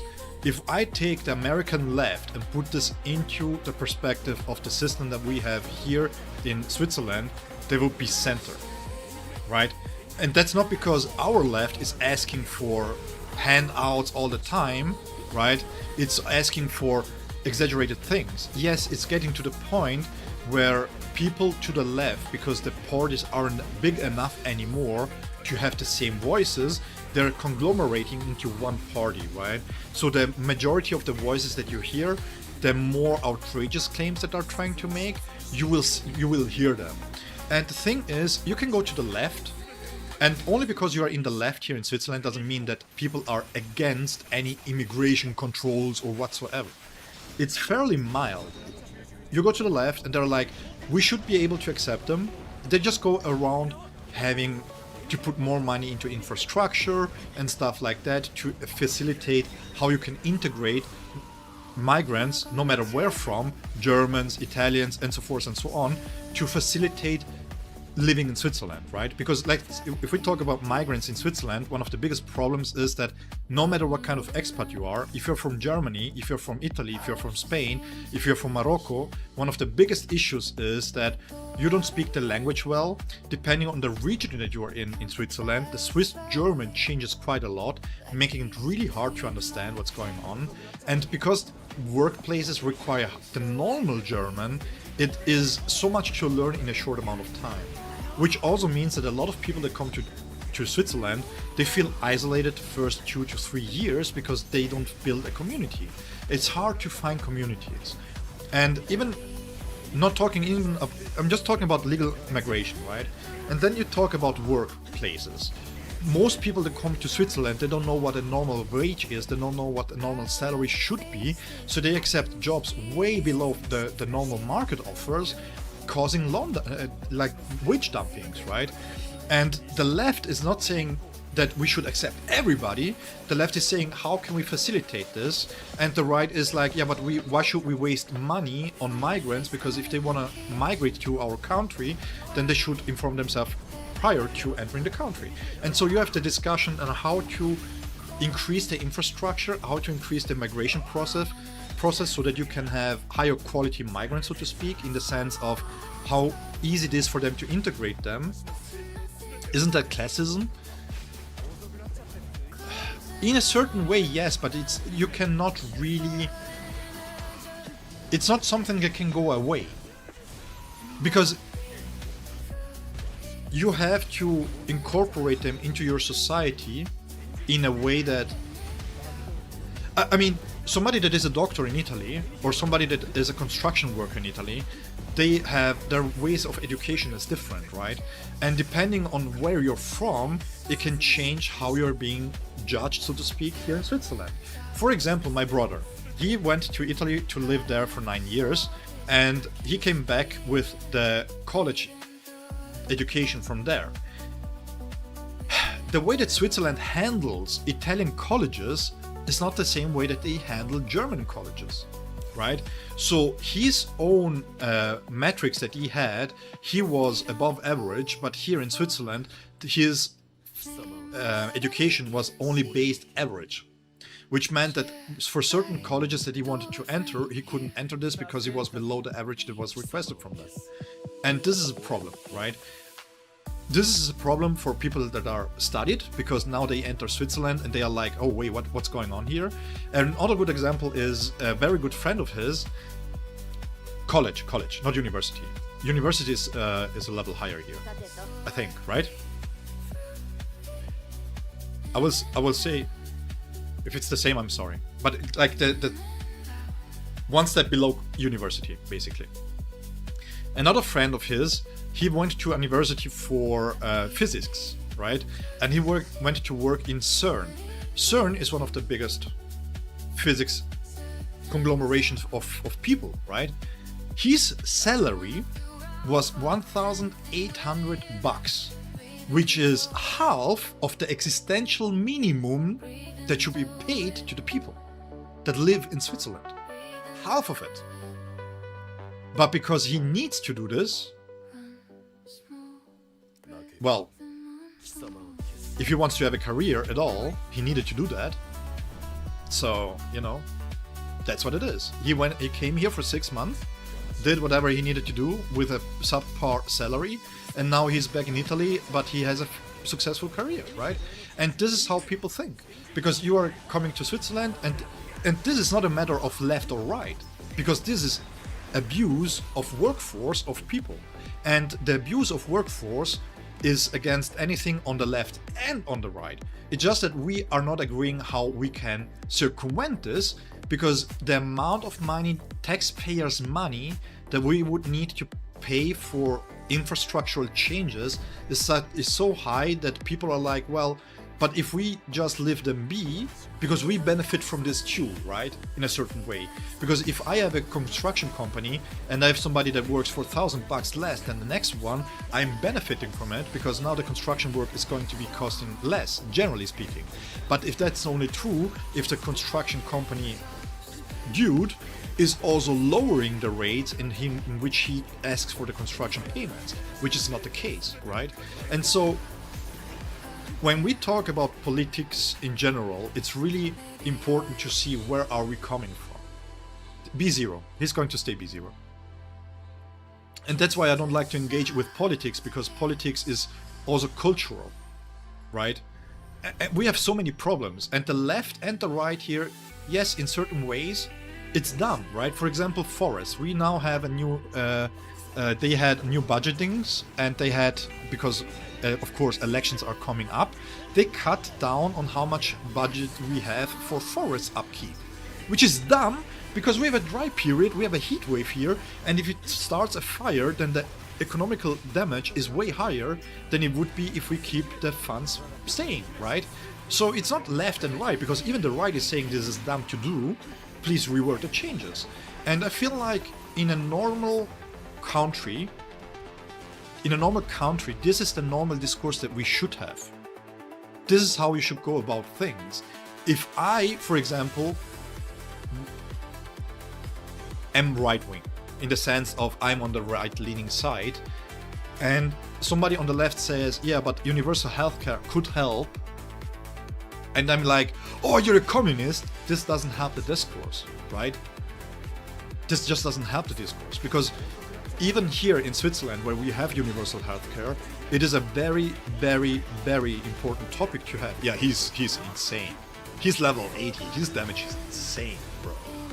But yeah, again, it's like, it's an important topic that we have, because the healthcare, universal healthcare, is also something that is being taxed upon, right? And in cases, for example, where the young are healthy, they are being taxed as high as older people, in the way that it makes it unbalanced for them, because their wages are lower percentually wise, in terms of how much they have to give away from their salary is higher than to what the old guy has to pay, or the old citizens have to pay, because their salaries are higher in general, right? If we just talk averages. So how do you go about this? How do you go about building a deficit?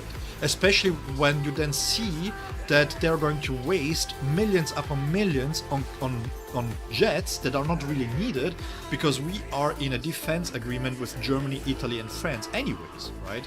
So it's tough. It's tough to talk about this. There is a lot of nuance, there's a lot of nuance into the politics. And the way that the world is currently right now, with the black and white thinking, that's not how you can do this, right? Yeah, but again, you can take any topic, and then you can make it a problem, right? And again, I can only talk for Italy, I can only talk for certain parts Germany. In Germany, for example, you can see one of the major problems is religion, right? They're really adamant about Muslims causing a lot of harm in the country, even though if you take it really, they only have 6% Muslims in the country. Per capita, if you take Switzerland, we have 25% and we don't have the same issues. So instead of looking at what exactly is causing these issues, it's easier to try and rile up people against other people. Because at the end, the politician doesn't care if you hate your neighbor. What he cares about is that he gets re-voted. And we are the ones that we then have to go around and try to fix this shit, you know? It's like, I mean, talk to your police, right? Talk to your police. Why? This is a really good example, actually. Police in America is a left and right issue. I don't understand why. Because the thing is, you have, I think, over... How many millions police cops do your guys have? An insane amount of cop force, right? It's like it would be a full city here in Switzerland as cops. I think you have 1 million, 2 million cops or something. I mean, if not even higher, if I'm not mistaken. It's an insane amount to think about this, but America is big, right? And then you have police brutality. You have these issues, but it's going to be exaggerated because of media and all that kind of things, and then nothing gets done. And that's the problem that we live in. And this kind of thinking swaps over into your hobbies too. And that's why when you see problems in games like Bleach or Resonance, people always come with black and white issues. And that's a problem. Because you cannot have this kind of rhetoric, you cannot have good faith argument if you're not willing to listen to people, right? That's just how it is. You have to listen to people. And that's why I try to challenge people in their way that they're thinking. and I'm not agreeing with them right away, because I want people to feel like, yeah, but what if I am agreeing with them, why am I challenging them, right? I don't try to rage bait them, I just try to see, I want to really truly understand what kind of viewpoint somebody else has, because I grew up way differently than most people, right? Again, I experienced white on white racism because I was Italian. I experienced black on white racism both ways. I experienced what it means for Balkan people, ex-Balkan people, ex-Yugoslavia people, to have problems because the war was still very fresh when I was growing up. And I know what it means to have friends on both sides and being very, very careful and trying to hide who you hang out with because you don't see the issue, because the people that you hang around with are good kind of people. But because of the overall politics around us, you are being stigmatized because you hang around certain people, right? And it's just tiring, man. We are people, we can just enjoy ourselves. We have differences, everybody has differences. Everybody has good things, everybody has negative things. Yeah, they have rough. In Switzerland, this is no joke, by the way. You know how people joke about Chinese people that they are going to have proper English names so that it's easier to pronounce? Balkan people here in Switzerland, Germany, for example, if they have an itch in there, for the longest time, they weren't taken into higher jobs like banking stuff. Banking jobs was unthinkable. If you see a police force officer, if you see a police officer, for example, with not even a Balkan name, even just an Italian name, people look wrong way. They're like, why is an Italian guy? Why isn't it a Albanian guy? Why isn't a Serbian guy a police officer? Why? Even if they're naturalized, they're still being scrutinized for being not of roots, so to speak, not Swiss by roots. Like, what? I was born here in Switzerland. I grew up here in Switzerland. I'm more culturally connected to Switzerland than most Swiss people will ever be, to be honest, if I'm looking around. And then I have to get discriminated against because of my name?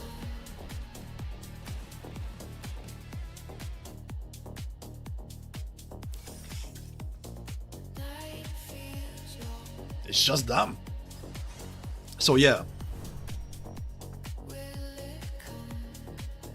So that's why I like to talk about this kind of topics. I like to learn about the world. I like to learn about what people are experiencing and why that is. I don't care if you're left, right, middle, diagonally, asymmetrical wing, right? I don't care if you are gender bendered, whatever the case might be. I don't care if you're straight when the moon is rising and bi when Mercury is showing. I don't care about if you like astrology or things, as long as you don't affect people around you negatively, but try to be a positive change around yourself and around the people that you love. I don't care what your opinion is, because I feel like you do everything right in the world that you can do as a human being, and because of that I love you. Simply, that's just as simple as that. Share passions, share what it means to be passionate about things, share love, share positive sentiments. The world is grim enough to be always consistently negative. You know? That's my life message. There is a lot of shit going on in life that we don't need people to tell us how shitty life even more is. Chris, is climate change a discussion issue here, there? You mean in Switzerland? Or in Europe in general?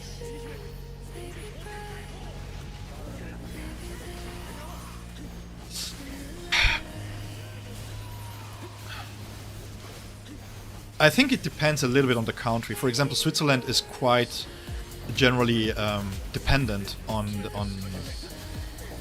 keeping care of nature, because Switzerland is very small, and the way that Switzerland, that the geographical ways that Switzerland is, we need to pay attention to this kind of stuff. In fact, if you drive through Swiss cities, right, it is very, very green. Sometimes you get to the outskirts of the cities and you're like, am I you just drove into a forest? What's going on here? And the major issue is that, yes, climate change is a problem, and the ways that Switzerland is aggregating energy oftentimes is through natural means, right? With, how do you call them? Dams, for example, windmills, not that much with windmills, because, well, thermostatic energy means that if you move the wind around, if you slow the wind down, then certain parts are not going to be reached and stuff like that, you know. There is a lot of things that gets into the climate change debate, and I think a lot of people just don't want to engage with it in a faithful way because they want to just have their cake and eat it too. So yeah. Currently, the problem is that because of climate change, the dams are experiencing quite a drought in water, which means that a lot of the waterways that we have, a lot of the water that flow through here, because we have one of the most important rivers here in Switzerland, which is the river Rhine. It's like, and it flows uphill, right? And the problem is that it's used by Germany as a waterway to use shipping lanes. And when the how is it called in English? Lack of Constance, I think it's called, because there is a city called Constance. I think it's called Lake of Constance, sorry. But there is a lake at bordering Germany, Austria, and Switzerland, and if that lake drops too low, then it means that it can hinder the shipping lanes in Germany. Yeah, sure, I can.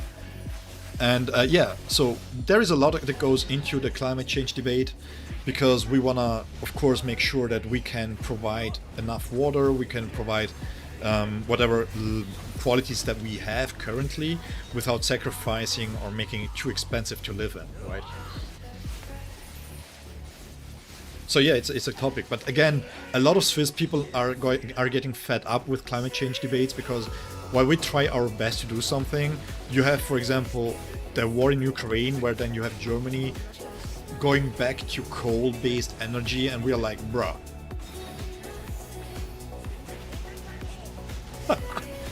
You know what? There is climate change, and that is in my room.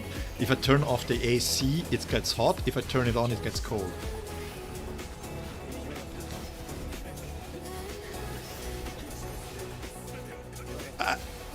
Look, from my limited knowledge about the States,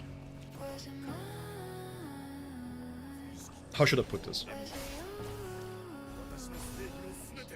The problem with climate change, or the concept of climate change, is that I understand why it's such a problem for the States, because you guys are massive, right?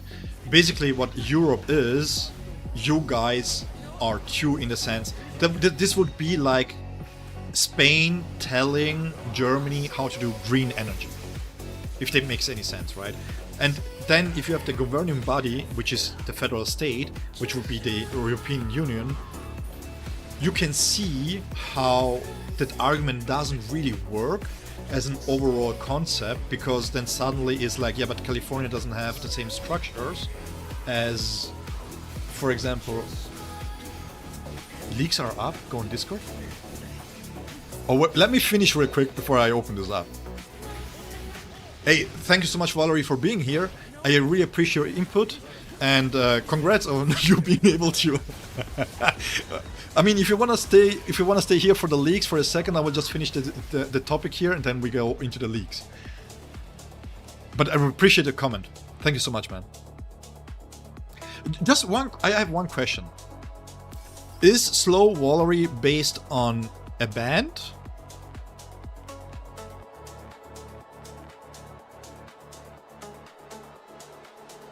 Or what is the name from? I feel like does it have anything to do with a band, a metal band? Oh, okay. No, because I was thinking maybe that had something to do with a suburban metal band. So, okay. Oh! Guys, we're going to check the leaks, but first I need to finish this real quick. And again, and I think when Europe and America is talking in general about topics, we kind of forget how massive America is and how different the different countries are, counties are, and how much it goes into bringing change to this. Hey man, bro. Actually does? Okay. Thank you. Yes, we are going into the leaks. I cannot show... Can I show the Discord here?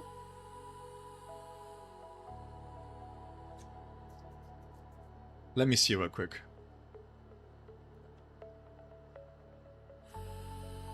Okay, let me download this. I'm going to prepare this real quick.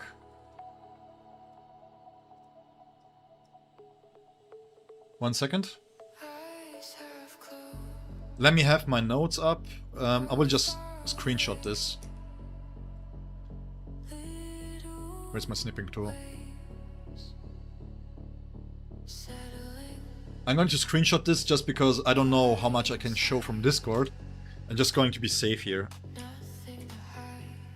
Zombie banner. Just give me 1 second. I can run a few dark passages here real quick while we do so. And I'm going to prepare everything.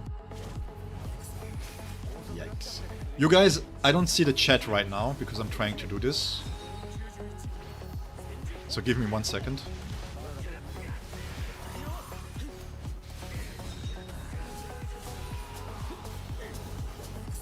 Let me put Discord over here. And I have the chat open. Careful with DMs. Yeah, Valerie, please, don't spam me. I know simping is something that is quite trendy right now, but please, I don't respond to DMs well. Just kidding. Actually, I'm more anxious about Romika or Malaku sending me some spicy DMs than anybody else. So...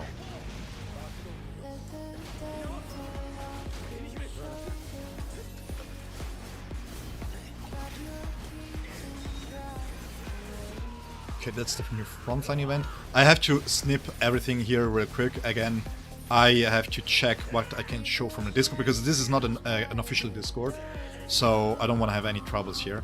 But shout out to Kiko's Discord for providing these leaks. These are all the medals. We don't care about the medals.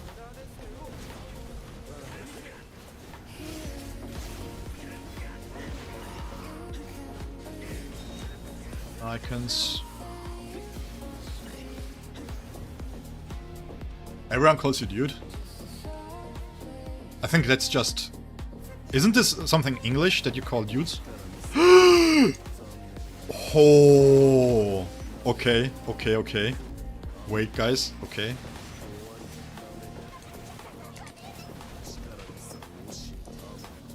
This one is nice.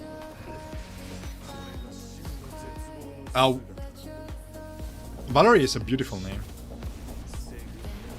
There is a band that uses that name. You guys say it leaks. Kid leaks? I don't see the kid leaked.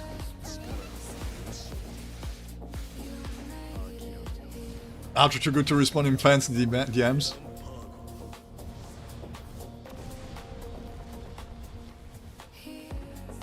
Goonbait skin? That's not a good Bane skin. I will show this. Wait, you said... Bambi, it's leaked. Oh, wait.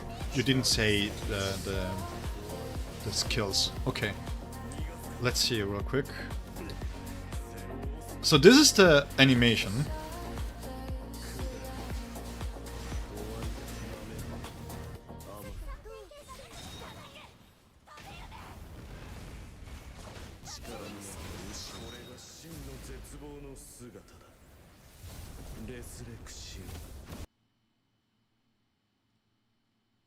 Oh wait, you guys don't hear this? 1 second. Let me turn this off here real quick. So let's hear this. So this is the summon animation, or the animation that we will have in-game.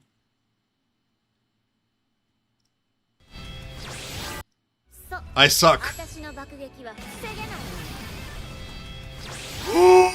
Wow. Oh, this is so pixelated and this looks this good already? そう、私の爆撃は防げない。 Ay, ay, ay, ay, ay, ay, ay. Ooh, the gong cue. It's not the kid. Doesn't matter. I'm quite happy here. Ooh, this is nice. I like it. I like it. So bad at technology. I'm an Ankh, okay? I have to be bad at technology. 240p. Hey man, that is pure nostalgia, bro. This is pure nostalgia, okay? And then we have this here, just real quick. Let me open up this here.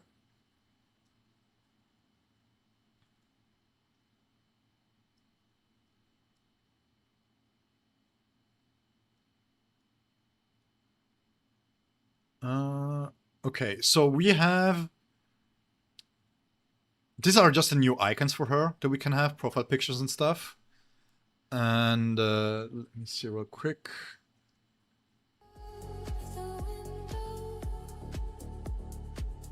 There we go. So new leaks. This is the her banner. This is the weapon.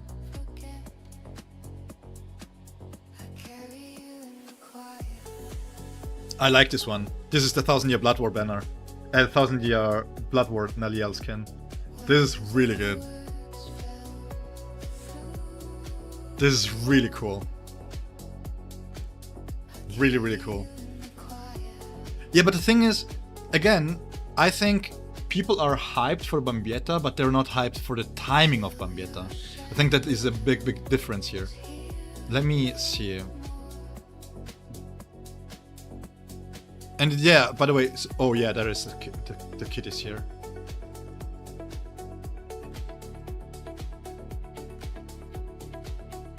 Oh, cool. Okay, so you cannot see this right now.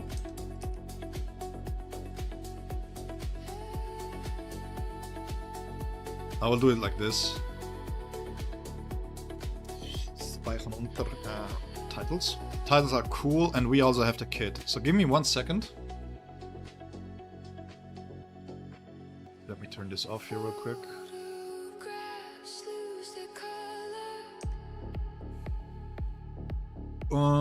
We have the titles here, and while we do that, I will try and copy and paste the kit.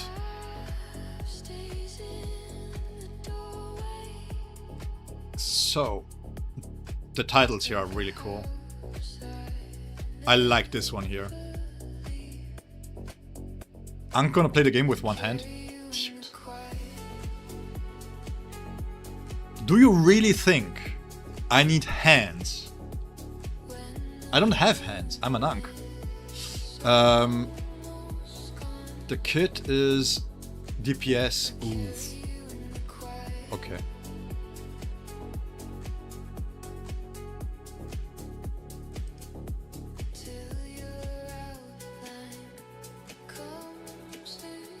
I'm going to highly assume that the text that we are going to see here is mostly going to be what it's going to be in the end, in the game. Okay.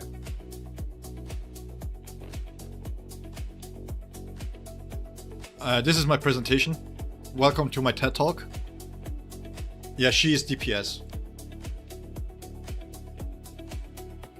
We will go through the kit and then we will see. I mean, if she's DPS, it wouldn't be too bad. It means that we can really basically skip her for the time being. Hypercar with 2 phases. She will be the second queen in the game at the moment right now. But in BSR, yes. The runes, what do they mean? Nastong's up. Yeah, everybody now mad. By the way, just real quick, can I say this? Hot take maybe, but I really hate that they have a rerun of Naliel and we don't have a skin for her. But then when Naliel is gone, then suddenly they are going to...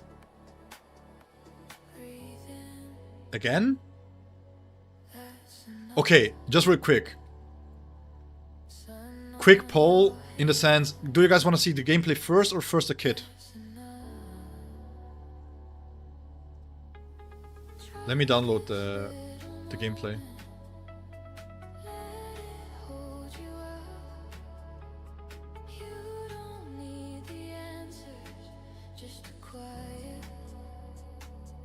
It's Thai.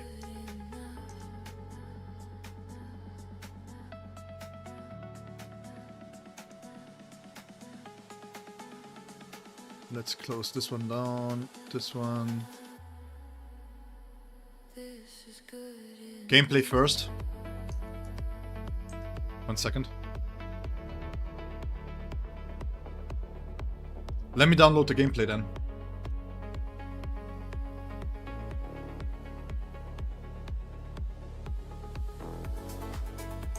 Shout out to Gangso for being able to show us all this. Alright, so.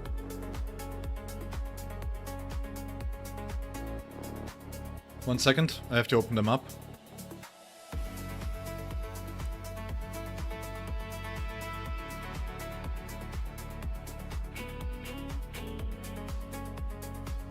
We have... Oh, I just saw something special. Okay. Oh, she's gorgeous. Even at 240p. What, she's here? No, she's not here. She's gameplay first. Yeah, yes. Let's do gameplay first. So I'm going by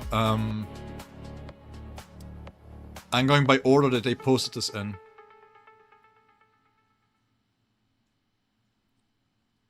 So let's take a quick look here. 1 second. I have to jump around the menu, sorry. First things first, I want to mention this real quick. I hate Bambietta because this should have been masculine. Okay? Look, I love 1000 Year Blood War style so much. Look at the reishi in here. Look at this. Oh, this is gorgeous. Ah, man. Okay, let's take a look. Oh, there is no music, nothing.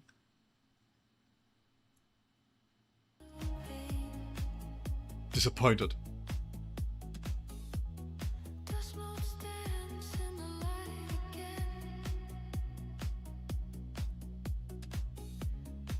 This was her basic string? This is her basic attack string? Into the technique? Or ultimate, I should say, here.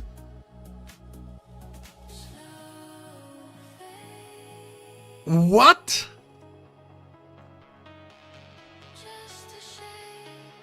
Wow. Shika Ichigo got mocked. Dang.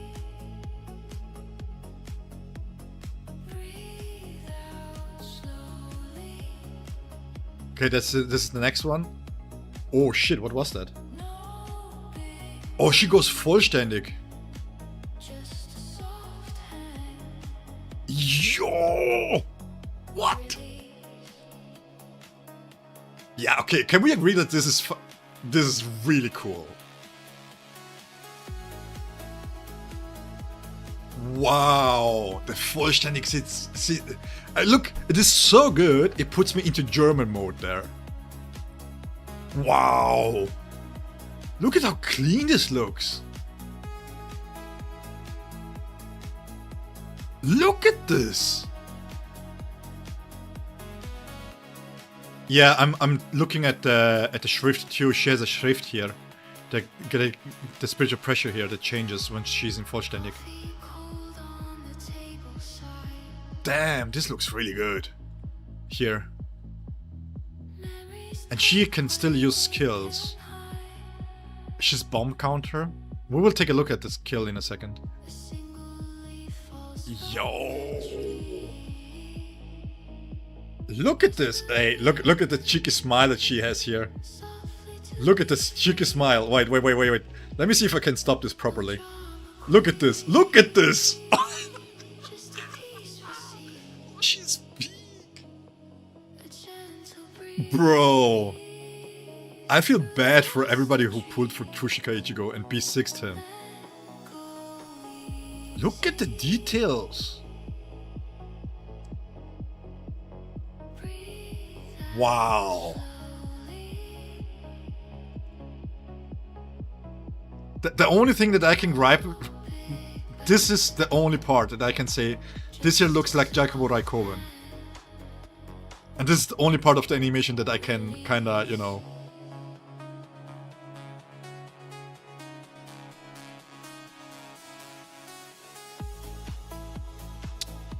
No, wait, was it this one?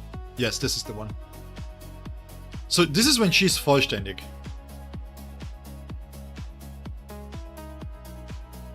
Basic attacks. She's ramping up something here. And then she can detonate them. Yeah, she detonates them. Wait, she can go back into vollständig?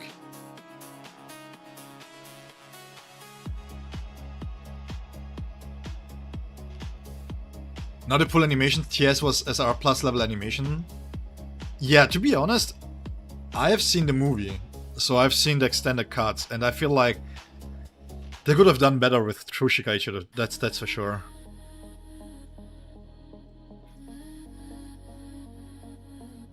Because this is very clean. I mean, this here is a little bit much, but then again, she flies around quite a lot here, right? So this, she's not going to be hit here, so you don't care what the enemy is going to do here. So but she has...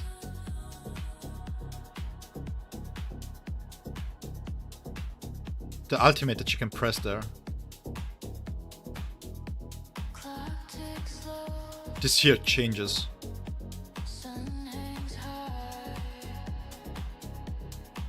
So she can basically detonate them, okay. This is beautiful. This is gameplay, yes. This is her gameplay. Sorry guys, I have been enchanted by the visuals here. Beautiful. Look at the drop that she has when she flies down. Look at this. This is so clean. Look at this. The aura walking. Damn. Look at this. Ay ay ay ay ay. Malako. Answer the call of the summons. Yo. Her counterpart looks interesting, yeah, but I will go over the kit in a second. Let's rewatch this real quick. This is low quality too. Usually the quality gets way better once it's live in game. This is really good. Yeah, we have. Yeah, you don't have to pull. That's the best part about the collab, right? We don't have to pull for her immediately. We can still wait for the tactician to come. If it's Uryu, and Uryu is going to be finessed too, then we can see how they work.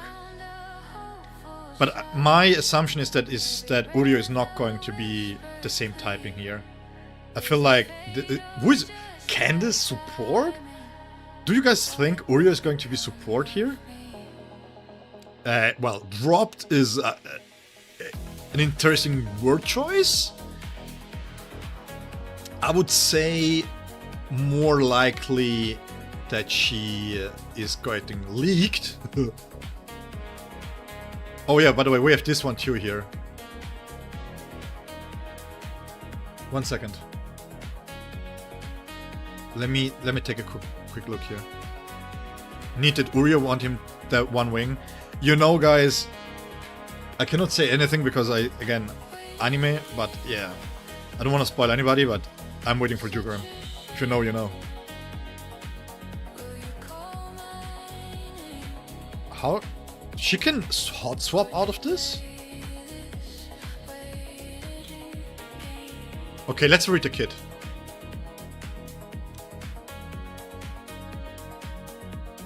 Let's read the kit here. So she is DPS.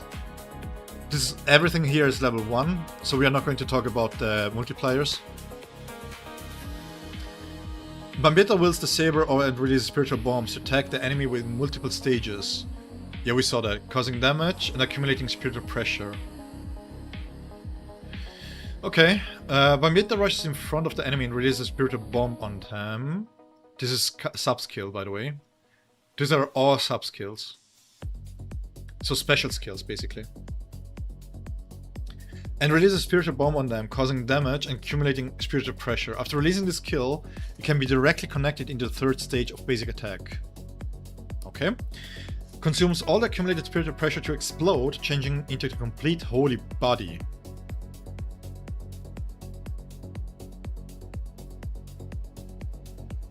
If you switch into the background during complete holy body, the complete holy body state will be released in advance.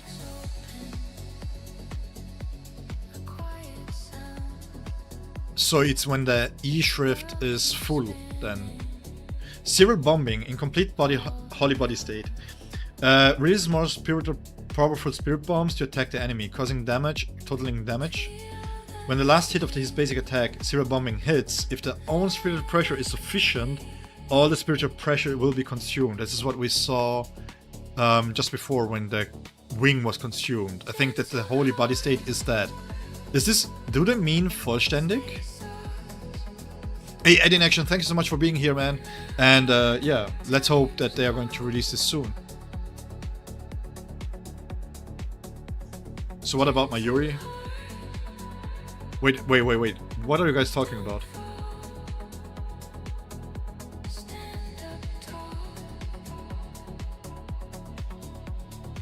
Is it confirmed or something? Complete holy body state. Is this the vollständig? Where's the ultimate? Oh yeah, okay. They need. Okay. Wait. Okay, so this is during ultimate, basically during vollständig. During vollständig, okay, that's what we saw. We were here. Final bombing will be released, causing equal damage power. So this is the 10 layers that she built up. Wait. For every 10 layers held by the target of critical strike... Oh wait, do they mean for every 10% critical strike rate?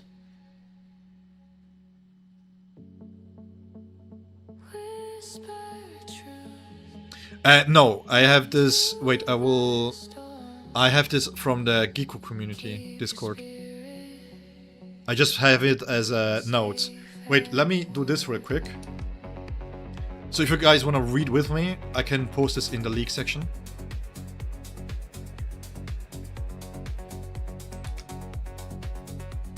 Bro. Let me split this apart, it's too big. That's what she said. We will do it like this then.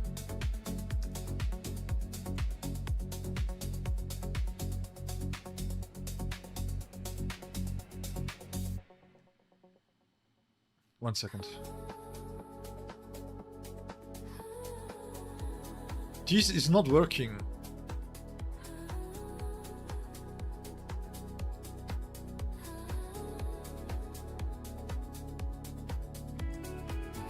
I will post this in the Discord real quick. Message is too long. I don't have nitro. Okay, let's split up. Oh my god. All the troubles here.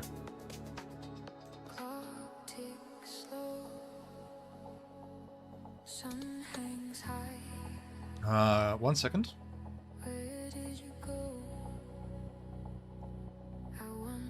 It's the ultimate.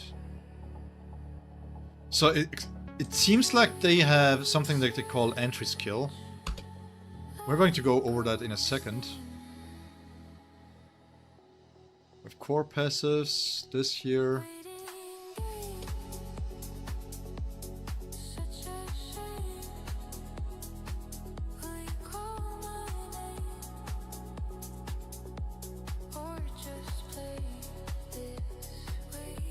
I think that's what a mod is good for.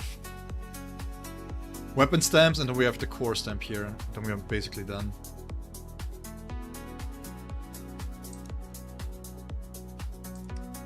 Oh wait, oops, weapon stamp is missing. Okay, so. Okay, the full leaks is in the Discord. We can then, if you guys wanna read along. Oh wait. Let me pin my Discord. I forget you ping my Discord sometimes. Let me pin this for you guys. There we go.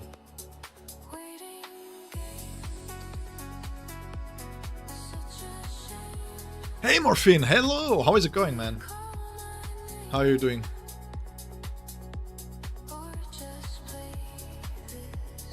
Yeah, but... Oh, Malaku, sorry. I was... I should have just read the chat. Yes, for the future, I mean, yeah. Yeah, I mean, you can. For the future, you can post this right away in the leak stuff if you see it. This goes for everybody. It doesn't need to be me. Okay, let's continue reading this. This is quite strong. This here. Because it's not a boundary, it's just flat out critical strike. After the damage is resolved, the number of critical strikes held by the target will be cleared.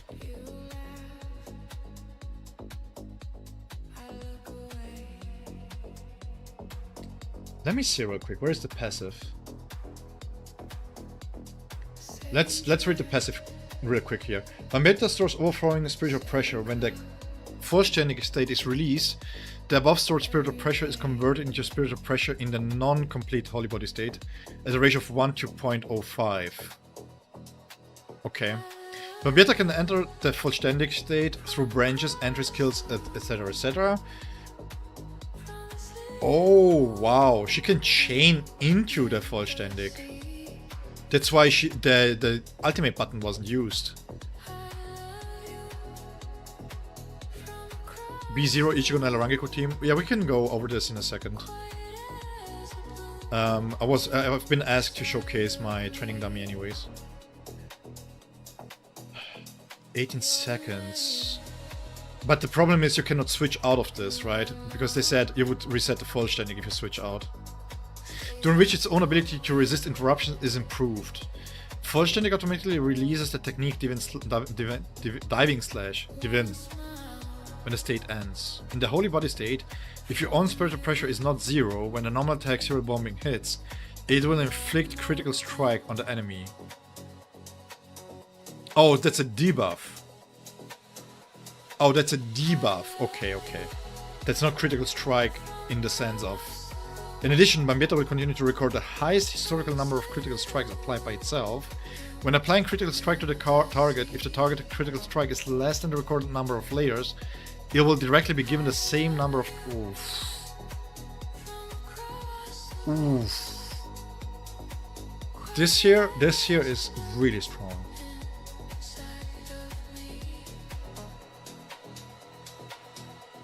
So to put this into perspective, once you maxed out the critical strike layers to be as high as possible, the Igno defense will always be the same. I should have them in my Trushika Ichigo guide. I have all the B0 rotations in there, in all the configurations that you can run the team in, technically speaking. After that damage is resolved, this here is really important. Because the thing here is, it takes the highest layer, no matter how low you drop, so even if you short shift the rotation, you still get the highest recorded critical strike layer to trigger the damage.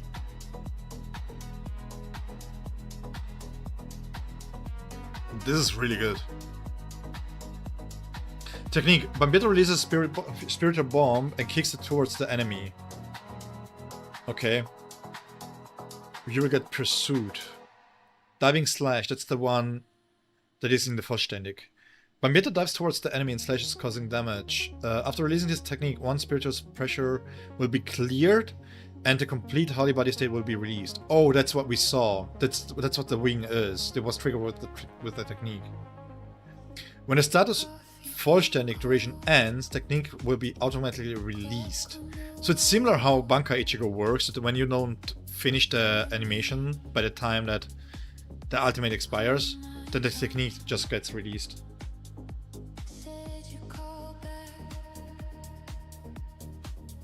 Initial damage, nice. Yeah. So you can switch out. The question that I have here is, are we going to be able to switch out of her and still get the technique done? Or will it just release the Vollständig without any damage? Because I think that's the biggest problem that you will encounter here. And then you have sub-skill Pur Wanton. Bambietta poured out a large number of spirit bombs wantonly. Okay. Once only. Wontons. They're going to eat them, causing them total damage. I think this is what we saw while she was in Vollständig, right? Raise to the ground, release a huge psychic bomb, and hits the ground, causing damage. Yeah, the translation needs to be improved quite a bit, but it's still understandable. Entry skill. I think this is what we saw when she was switched into. This was her Shrift, I think. Gliding bomb in the background and with full spiritual pressure. Bambietta, who has in the background, entered the battlefield in form of Vollständig and releases spirit bombs to bombard. After releasing this skill, it can directly be connected to the third stage of the basic attack. Ah, yeah. Because this works without Eisen. I think this is... This is crazy. This here works regardless of counters. This doesn't need to have a counter. After countering the enemy's attack, Bambietta quickly moves behind the enemies and she gains pursuit. Okay. And this is in her Vollständig. After Bambietta evades the enemy's attacks backwards, she continuously releases spirit bombs to attack the enemies in front of her, causing damage equal to the attack power. Vollständig in the state of triggering extreme dodge or perfect vanish, clicking the basic attack will also release this skill immediately. Oh wow.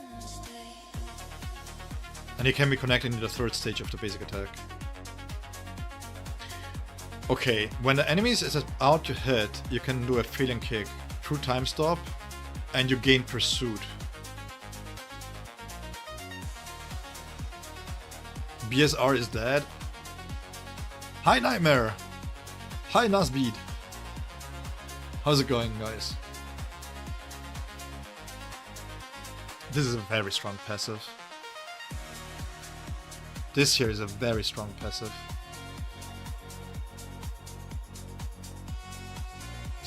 Passive boost 1. When a character other than Bambietta releases an entry skill... Oh wow! This is preparing her to be played with Quincy's. I don't know. Maybe they're bad at card games, I don't know. When a character other than Bambietta releases a counter attack... Oh, this is really good. This is really good. Look at this. She gains spiritual pressure. I'm betting you that in the boundaries there's something that gains increased spiritual pressures. Become a bomb. When Bambietta is in the Vollständig,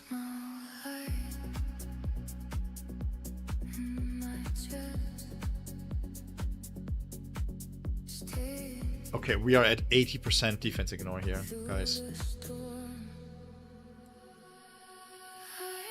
Right? Because we had 60 layers, so every 10 layers is 5%. No, sorry, my bad. 60%. Defense ignore. And if you have an Eisen, this gets into 100% defense ignore.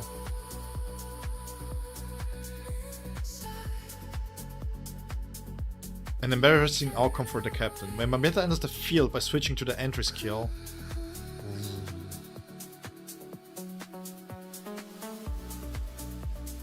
Attack power increase.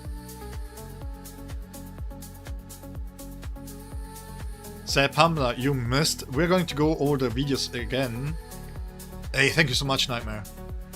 Truly appreciate your feedback that you gave me. I think it really helped a lot here. Not gonna lie. It really improved my ways of viewing things. You kinda woke me up from just doing whatever. Really helped. Yeah. Thank you, man.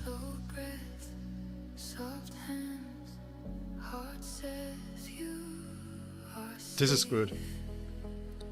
Boundaries. Boundaries. Skill damage increased 25%.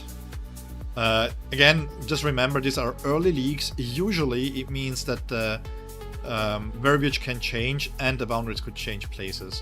When the battle begins, your own spiritual pressure will immediately increase your max value. Okay, we will see the weapon. The upper limit of number of critical strikes applied to the enemy is increased to 100 layers. So it's capped early on.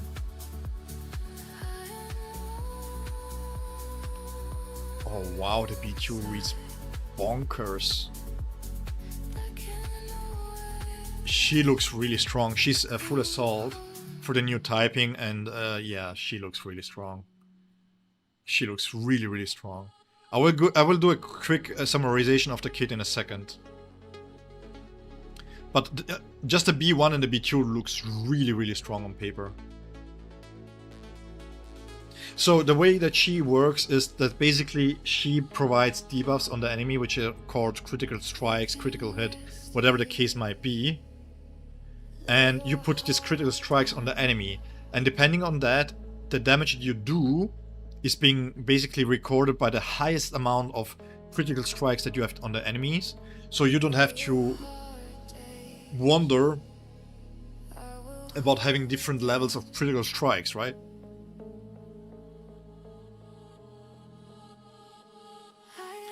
And when you do,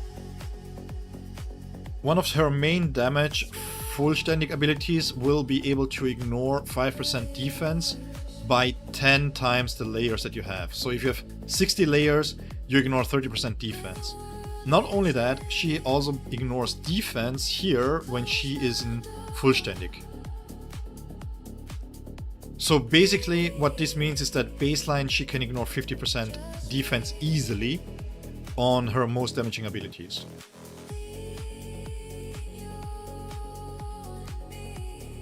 %90 on that night. I think they will add auto Bambis as support. Yeah, it could be that they are going to do support as R+. It could be.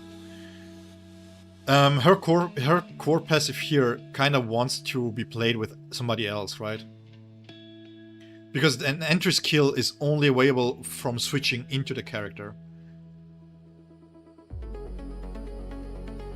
Yeah, but she seems to be really strong from the get-go. You will see this once we go over the gameplay. The queens come with a new skill that is called entry skill. And basically it means that you can switch from the backline battlefield, from the backline into the battlefield skill. No, wait. You can switch from the backline into the battlefield via the entry skill, and that then causes effects similar to how you would with a battlefield skill, but it's not a battlefield skill.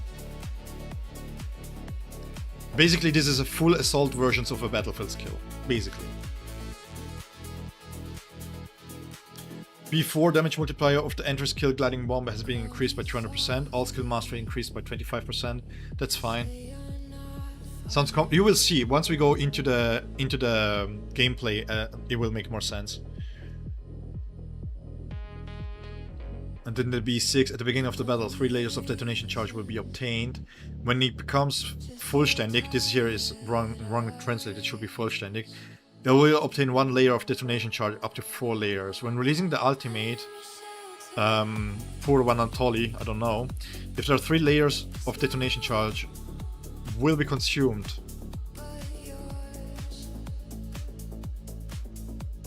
And strengthen the ultimate into the ultimate race to the ground.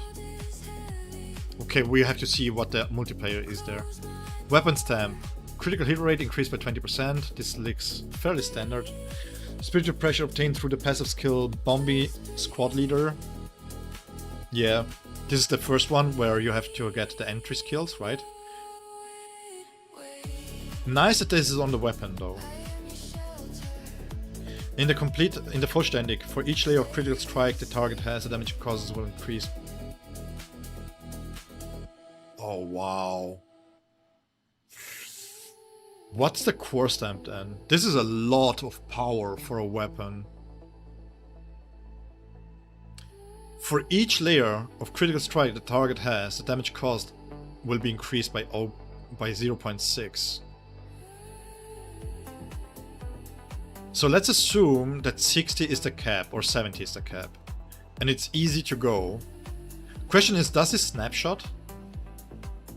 Because in her passive, critical strike will always be the highest possible critical strike that you ever achieved during the fight. And if this is the case for this Q, this means that you, let's say you are at 60 strike, critical strike layers. That's quite a damage increase. Flat. That's a massive damage increase here. Because you have 20% critical hit here, right, as a multiplier, as a way to get into crit damage.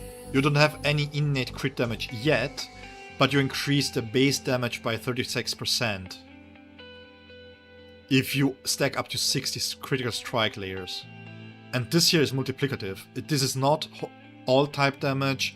This is not a damage bucket. This is a separate damage bucket. This is her own damage bucket. This is crazy. And she ignores defense. When releasing the final bombing, which is during the Vollständig, so the last stage of basic attacks, serial bombing, the defense power increases by 2.5% ignored by critical strike. Oh wow, and it will no longer clear critical strike layers on the target.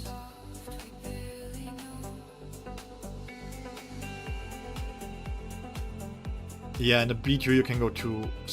Jesus. Bro, the B2 is insane. The B2 is insane. What? So not only are you going to have higher defense penetration, the B2 also increases your damage that you get from here from 36% to 60%. That's massive. And you ignore even more defense, because on the B2 you have now an increased ignore defense there. So basically her alone can ignore 100% defense.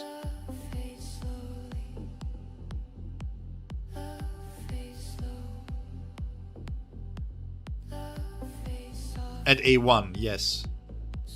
Is this 100%?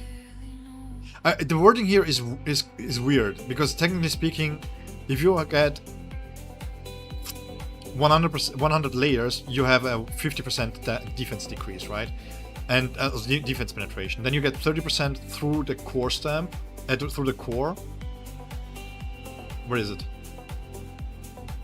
Here, you're at 80% with the B2. And then you increase this even further with a weapon. Is the weapon dupes? Are the weapon dupes? Isn't this a little bit no, it's not wasted, because yeah, while it's not for the most damaging attack, it also means that every single part of your remaining damage is getting defense ignored, right? When releasing final bombing, but this is just for the final bombing. This part here, right? This here. So potentially the defense penetration is going to be capped at 100%. Yeah, this is massive bait. This here is a massive bait. And we're not even done yet. This alone would have been broken on any other character, not gonna lie. This is insane. This here? Which weapon gives flat out 60% damage?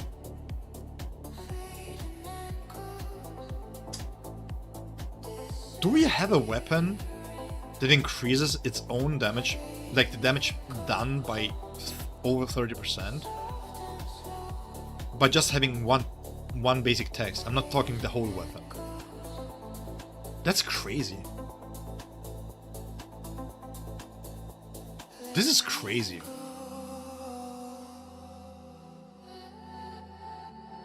Now I see why they buffed Ulquiorra and Grimjo. Jesus. Oh wait, this is level 5. I could have read further here. Bro, guys. At B2, this is a 120% damage increase. Okay, we have to see, right? We have to properly see first what it means, because if like, for example, like Tsushika Ichigo, all her damage is in one ability, then it doesn't matter if it's a 120% damage increase, technically speaking.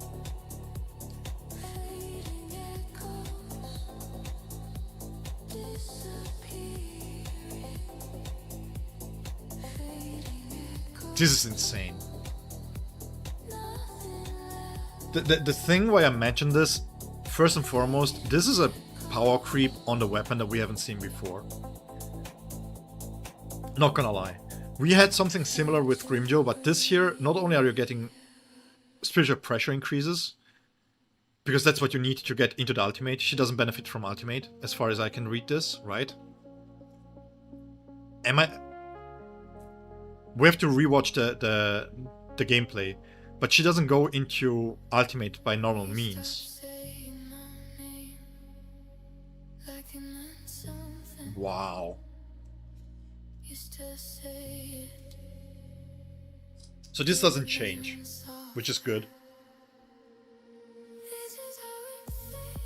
Basic attack damage is increased by 75%. Oh god. Yeah, this is what I mean, right? This is what I'm looking at. Because when I see this, she's doing a lot of basic attacks and a lot of technique damage, technically speaking. And we don't have any mention that the technique damage is going to convert into ultimate damage.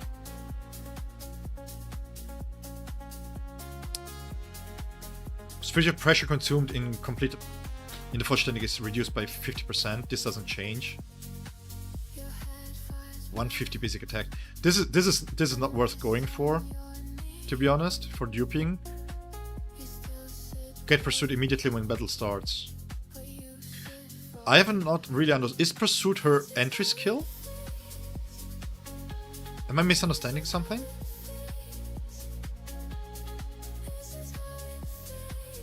When in the background, if you do not hold pursuit, I think this is the entry skill that she has. Yeah, I feel like the core weapon here so far, she has ultimate damage.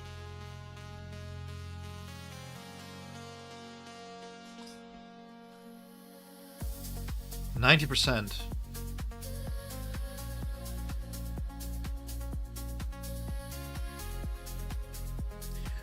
Stamp said, devastated. The skill damage is increased 15%. Each time the skill damage is caused, one's basic attack specialization will increase. I think this is basic attack mastery.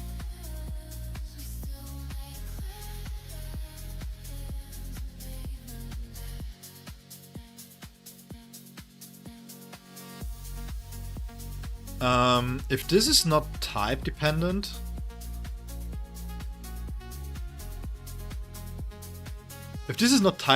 I can see this, by the way, being a really good secondary set stamp to farm.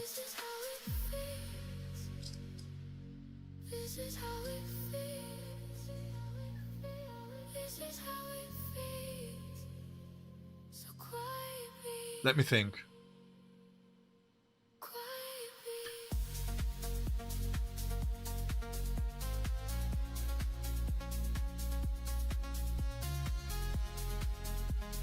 Who's going to use a lot of basic attacks to really benefit from this?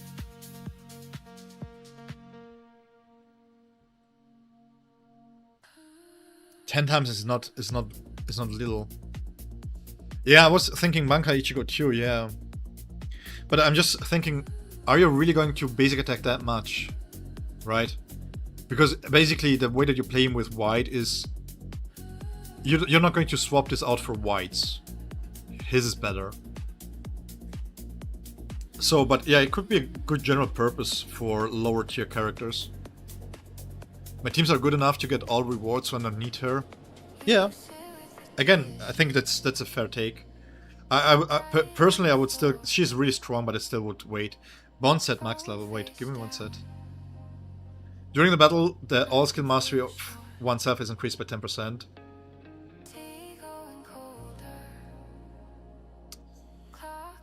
Let me go into the game real quick.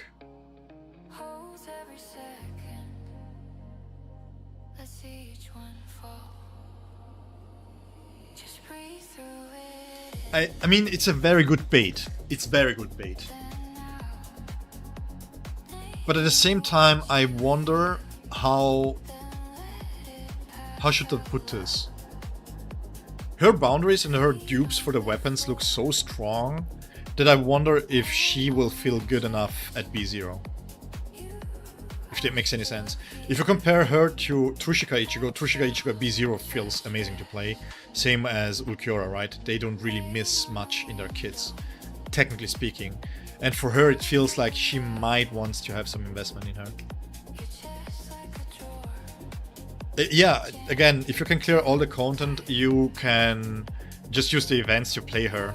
And with adding more and more Quincy, you will have 60 days to be able to play with Bambietta and Quincy teams.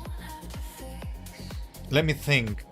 She could benefit from it, technically speaking. Because this here is nothing, right? If ultimate damage increase is quite strong too, but yeah, special attack here. The problem, yeah, she could benefit from it, but you don't really need to good. Yeah, you're going to play with Soifon anyways, so you're going to keep Kenny stamps. on your chest. You are still here. Maybe as offsets for SRs while leveling, maybe. Say Yes. Her core stamp is here and her set stamp is here. The problem with this, personally, this is my opinion, is that this is basic attack, special mastery, basically.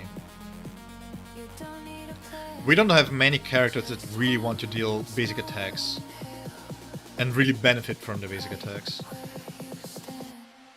But he's doing special damage. And then you go into the ultimate and he's doing ultimate damage on the basics.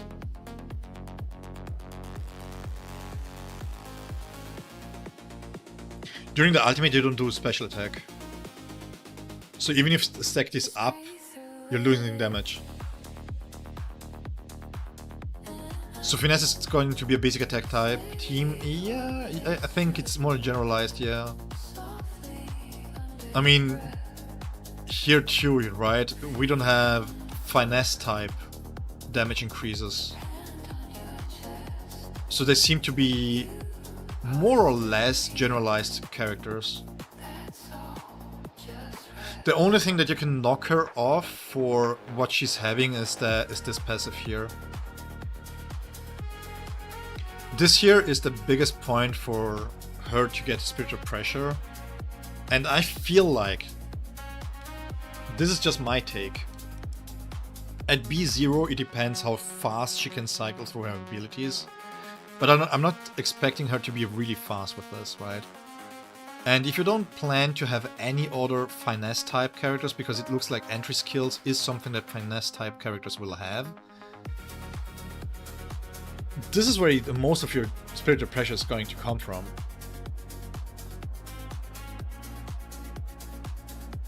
Yeah, we're going to go over and take another look at the animations. No! Wait! Oops, my bad.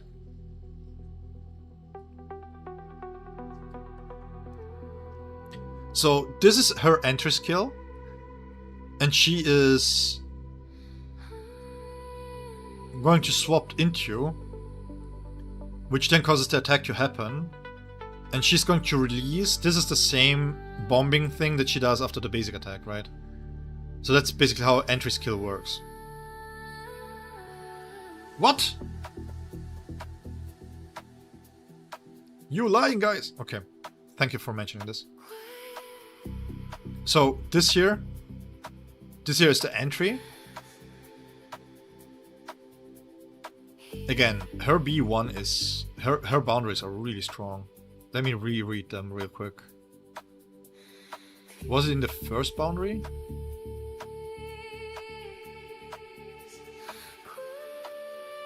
Or was it in the core? Oh, here it is. No, it's in the core stamp. So she should have this every single time she is off standby. She gains this in 3 seconds being standby. Doesn't feel like she's... Finesse is going to be universal. I think the reason why I'm saying that they are universal is because they don't have finesse specific damage increases. So you can technically pair them with Eisen here too.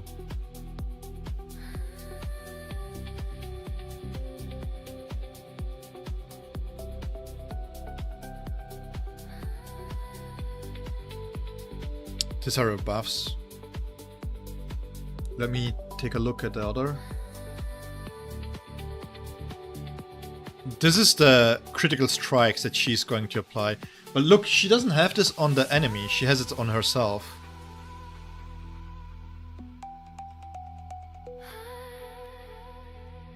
This is on herself, not on the enemy.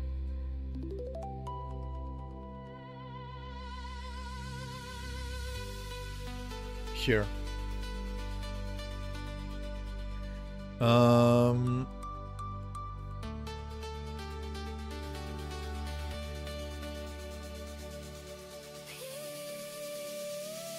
Because again, the entry skill, what the entry skill does is she makes it so that she enters the battlefield in vollständig, right? If we go back real quick to the entry here, this is her vollständig that she can use right away.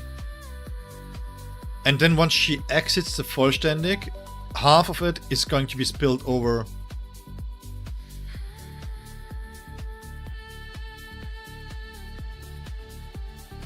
into the Shrift, right?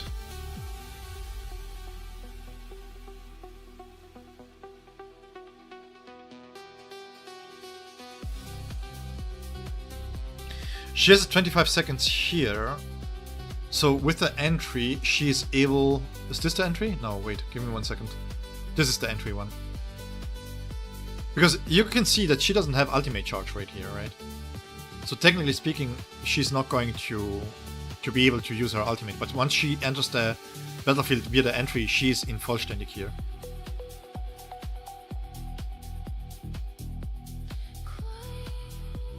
I think once you get your hands on her, she's fairly straightforward, I feel like.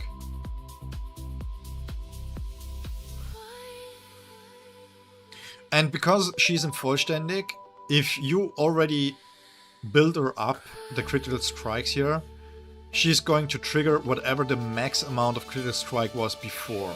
So you're going to snapshot the critical amounts. Yeah, this is sick, not gonna lie. This is really strong. Another more on-field assault, I guess. Yeah, but the thing is, she doesn't have aim and she has nothing, right? You cannot really... She doesn't have time freezes either, because she's basic attacking so much. Let me see. So she starts here, basically at 0.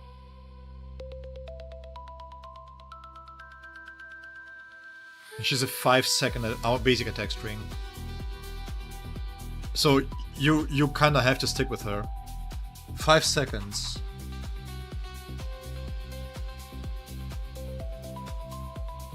Yeah, this is crazy. As you can see, she's going to lose this without the weapon. She consumes them. Right there. Was it the weapon? I'm trying to figure out if the weapon is mandatory or not. Because the weapon looks crazy strong. So we have Sarah bombing this, and this. This is the part where the highest layer is recorded.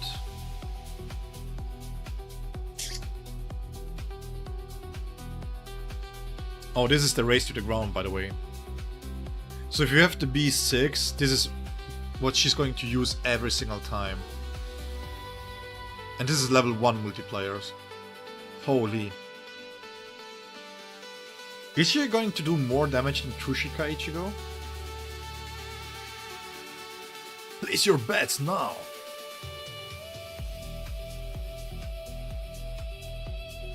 This is really good too, by the way. You can perfect dodge with her, swap into somebody else, and then you have her shrift ready.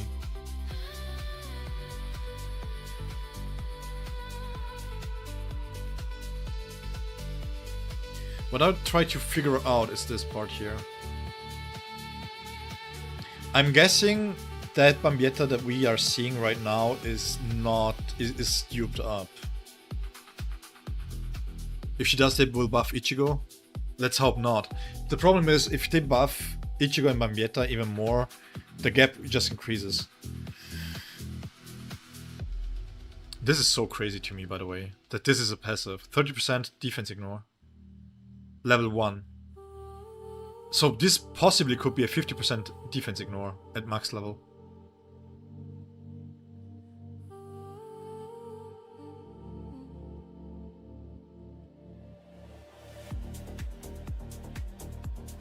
The B1, huh? It feels like the B1. Is this what we're seeing here, the B1?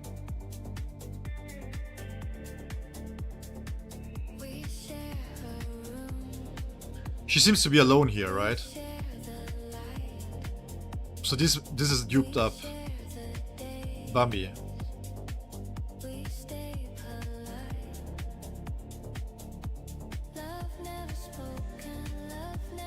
I think they were considering further changes.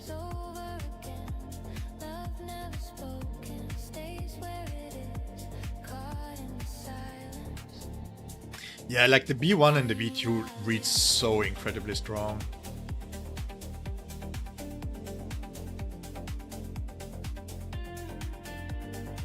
Now, on the positive side,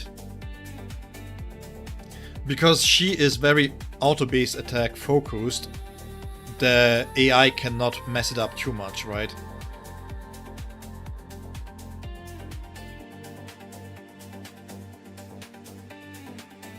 Yeah, visually she looks phenomenal. Like, I know maybe it's too early, but look at this. Oh, this is a dodge. Bro, this basic attack string is everything. Look at this. Okay, look.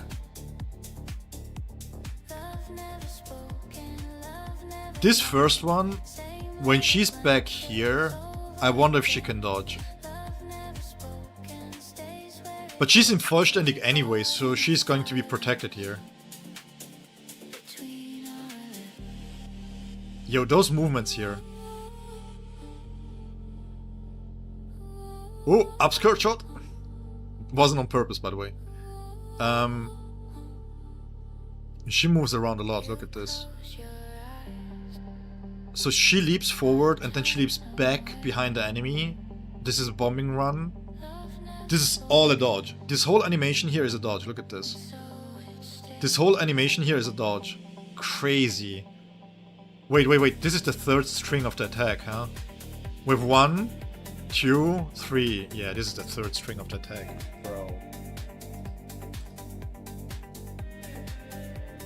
Crazy dodge. Animations definitely can be better. I think for Tsushika Ichigo, I hope. I do hope.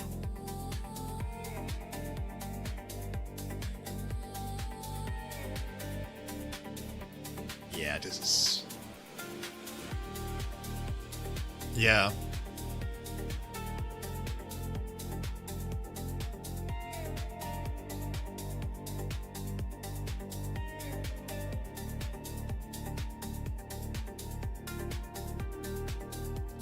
So this is the vollständig. This is the buff that she gets, the attack buff. Yeah, this is crazy good. Wait, don't clip me out of context. Too late, Aiden. Too late. Yeah, like, how are we feeling, chat? Like, I'm not saying you should pull or anything. I'm just... Is she worth the whole trouble that we had currently? Just from what we can read, and for those that want to pull her, I know summoning, worth it, stuff like that. But is she worth the wait? Is she worth all the trouble?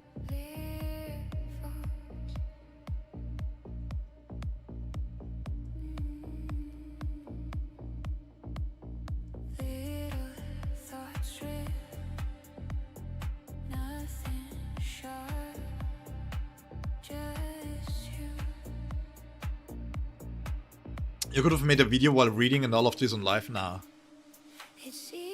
If look, this is my okay.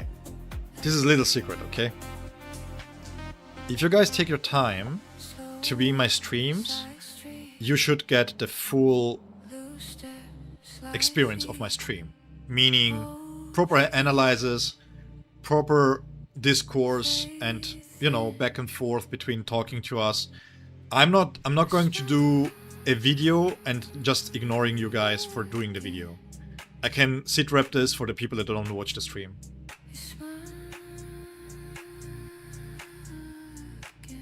And yeah, I don't do videos on leaks either. Because the problem is, again, the kid reads crazy strong. And if they change it tomorrow, while I have made a video right now, then what's the point, right? But again, I want to keep the hype up for the release day. But you guys have privilege, so to speak, because you guys are in the stream, and it happened on the stream where we should have supposedly had Bambietta, so that's why we can talk about this, no problem. So yeah. Only fair.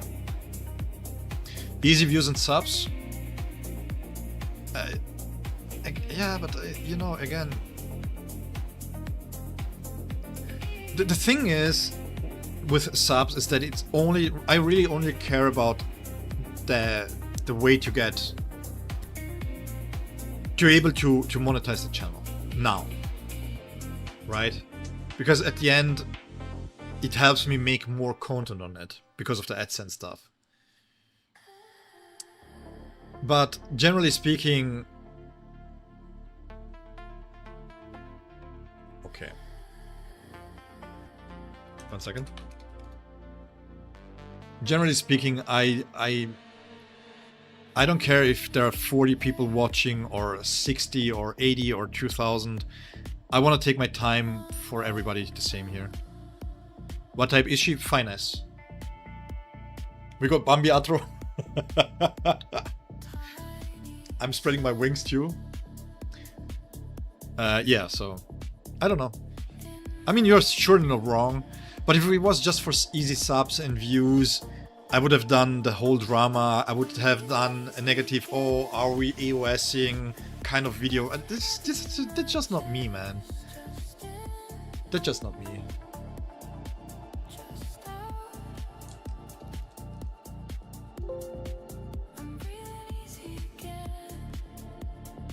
This? Well, I'm just saving something real quick.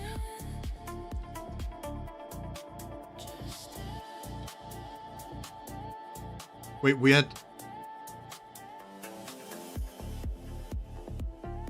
What else was there?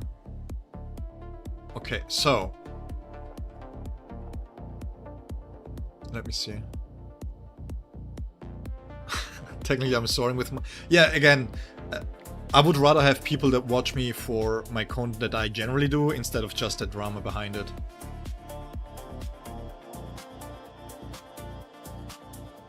Finance? Yeah.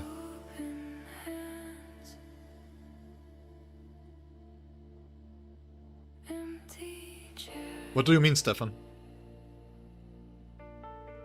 We have a few pictures here that I want to showcase this. Really, really nice. I like them. Oh, this is really nice. Oh yeah, that's what you mean. Yeah, exactly. Yeah, but the big spike came from me doing my guides, right, in July. So it's not like I'm going to change. Again, content creation is a tough topic because how to put this.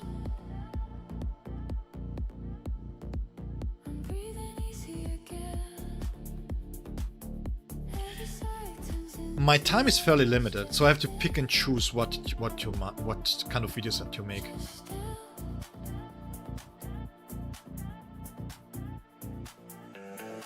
Why is he cosplaying younger you?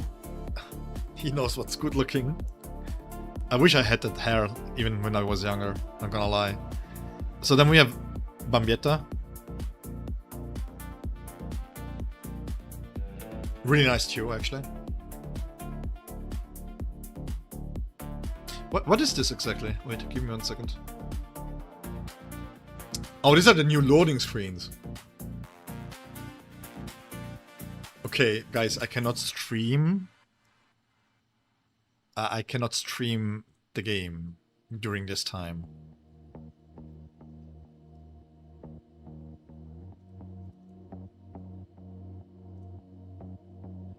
Every single time, you guys will just forget about the stream.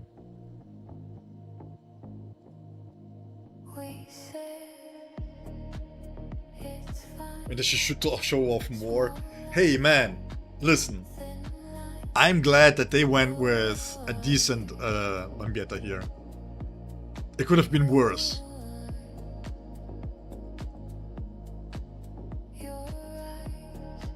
Yeah, so this is everything that we had so far. I don't show the icons for the bonds and the set stamps and stuff because, well, it's not that relevant. It's not that interesting overall. But I think, yeah, the Frontier, Mystic Frontier looks quite good. Summon animation, we can go over the summon animation once more.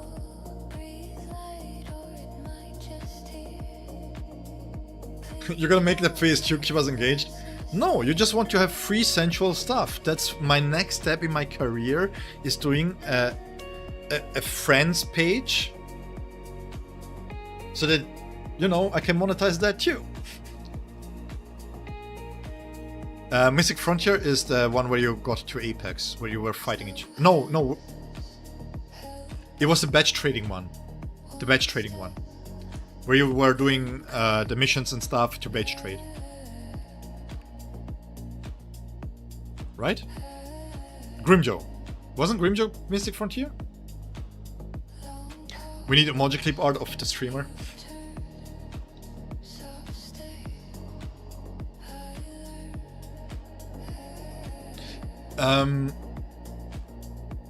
Yeah, I'm trying to find... Give me 1 second.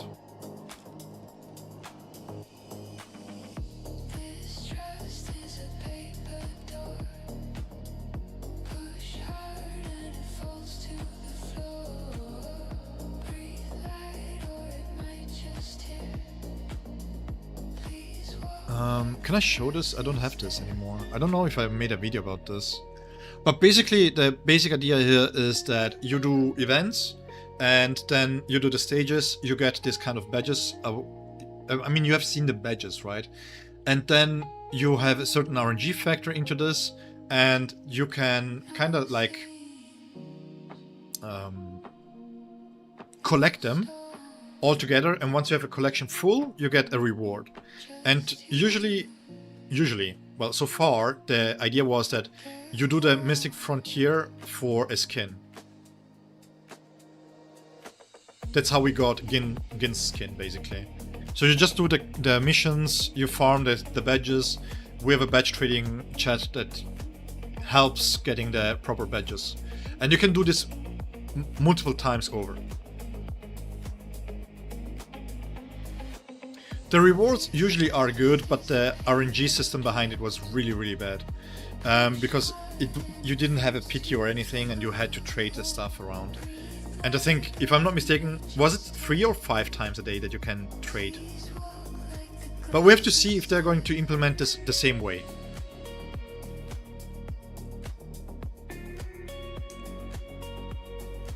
Checking for... Let me see real quick.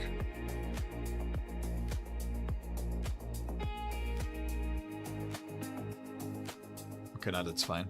Okay. The rewards are good, yeah. Usually they are. And also you get the skin. I'm highly expecting the skin for Naliel to be there. This one here. Which, to be honest, I think this is quite neat. Having Thousand Year Blood War skins being implemented into the game, quite nice. I just feel like they need to be faster. Again, I don't know why we have to wait until Bambietta's patch, but... Yeah.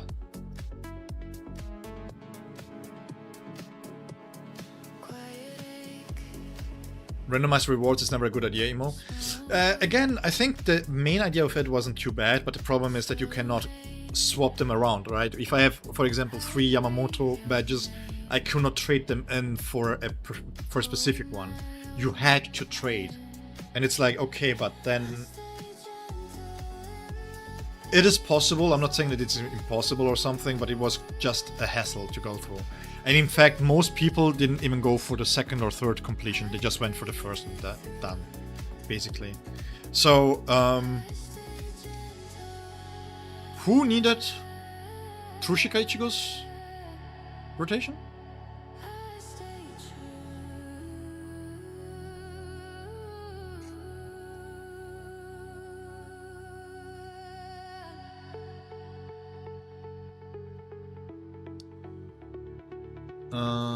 Let me fix this here.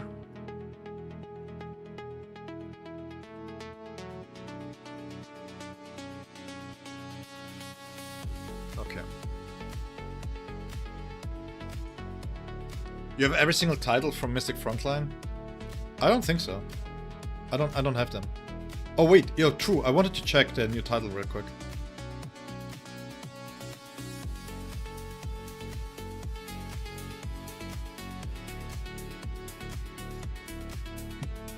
This one is better, but this fits Trushika Ichigo. Yeah, but Aiden, the thing is, it makes sense that she's going to remain the thrust tactic for the time being, to be honest. But it's, again, it's not like he really needs her. Joyful, do you play on A+ or on NA? Because you can join the Discord and we have people to trade for sure.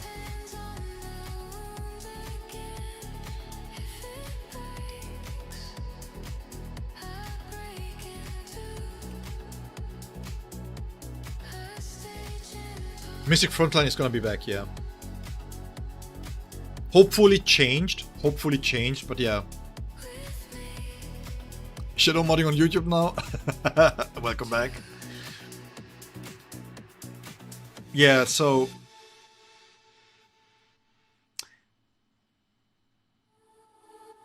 if you guys don't have friends to play with, make sure to join the Discord. We have people from all over the world playing the game there, and it may be able to alleviate a lot of the problems that you have. Also, World Chat, guys, is really good here too.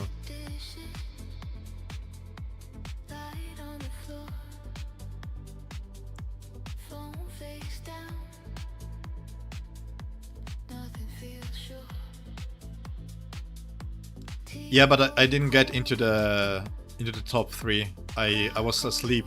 I forgot about this.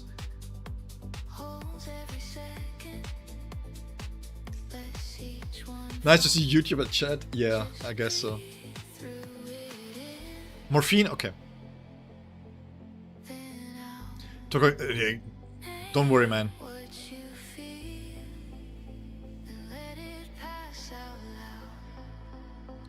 No, that's all we got. Bambietta was the major league. So yeah. Again, just join the Discord if you have not yet. It will make it easier to trade. I also recommend you don't have to be there if you don't want to engage with the people, but Giko's Discord is fairly big. So if you want to complete this as soon as possible, that's the way to go. That's the only animated one that I had, so... Let me double check my tozen real quick.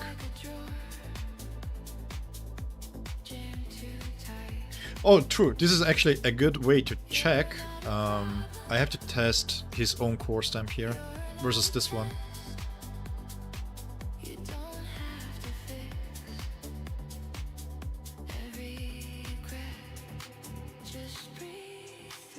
Yeah, so AJ over here is, by the way, a really good friend of mine, and he's very much into Warframe. Also, he is in the Discord known as Sunshine. But just so you guys know, he tells you guys that he knows Warframe, but ask him when was the last time that he played it. Alright, so training mode.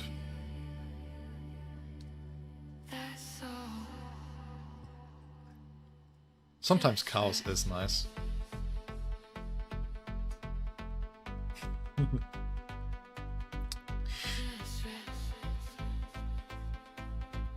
TS Rangiku and Nell. Yeah. Somebody else requested Tozen. Somebody wanted to see the damage, I think, on the level 80.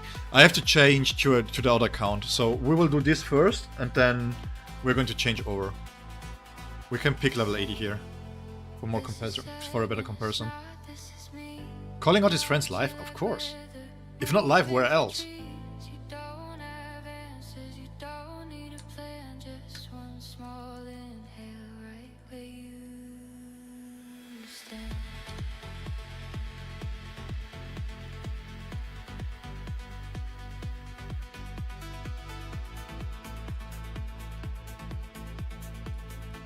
I should reapply the sound here.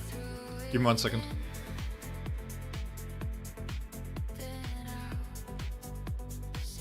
No, I fucked up! Wait, sorry guys, I messed up.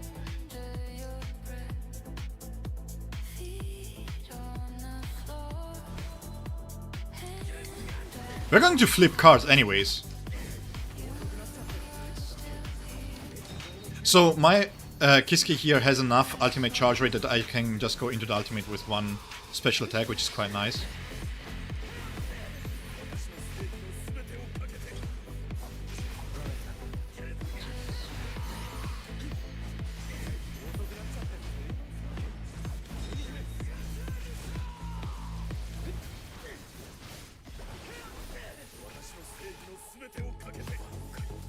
The thing here is that without the weapon, we just use the technique once. We don't want to waste too much time. We just want to stack a little bit of the damage here up, and then we go back into Kushika Ichigo.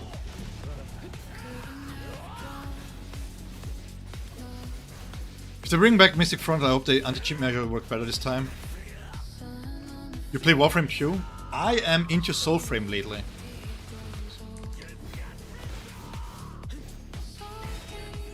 Close.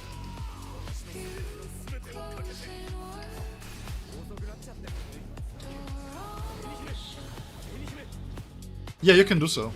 Let me open up the chat overlay here.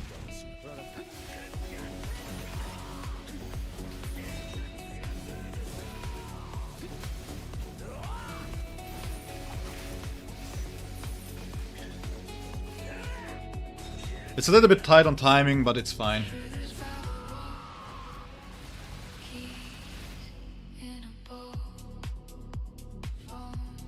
So dumb. Level 80, being able to push so much damage is so dumb. Not gonna lie. And again, here Tozen is mostly likely just here for the support. You can build him damage, but I don't want to waste the resources on him. Yes. 175% crit damage, 172 ultimate charge rate, Kenny stamps. We don't have any level 30 here. And that's basically it. I just focused on the fact that he needs to get to the ultimate as soon as possible. Because the problem with Tozen is that you could technically delay yourself if you try to time the ultimate properly. Ideally, my Tozen should be built a little bit better. What I want to do, actually I can showcase this right now. Yeah, this is perfect. So ideally what you want to do is being able to use the ultimate right away.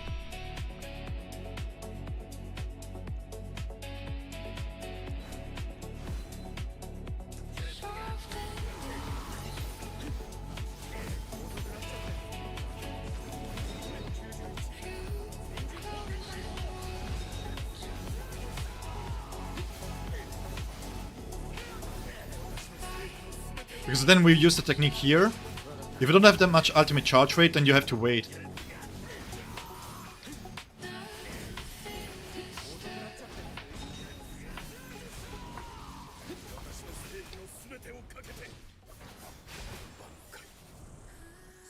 And if you have enough ultimate, then you can do this quite easily here. And here, I am still 2 seconds off from what I was before, which means I have 12 wounds up. Actually, when you have the ultimate ready, you don't even have to use the battlefield skill, to be honest. Depending on how fast you can get to that, it should be fine.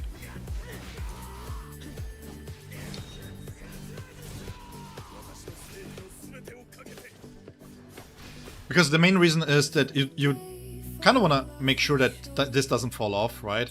But at B0 you will delete your own wounds. So if you want to make it more easy, less min-maxing in a sense, then you can give him this stamp here. Because then you don't care what is on the target. Then you can just use the minimum amount of abilities with him.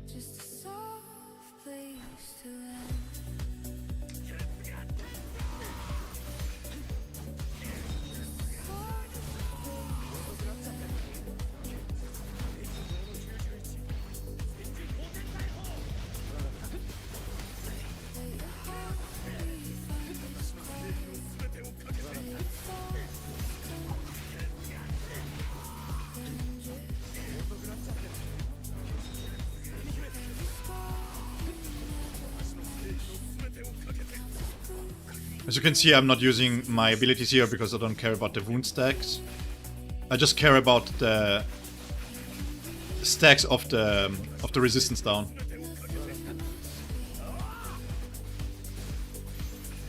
This is a little bit an easier build to play with. I just missed the key skip damage there.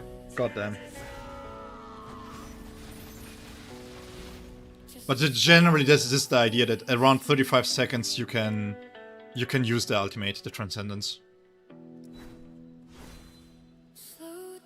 Ichigo Tozen Rangiku? Yeah, but I have to switch on the main account. So the idea here at B0, whatever the level is, you can also swap this around. You can also do this.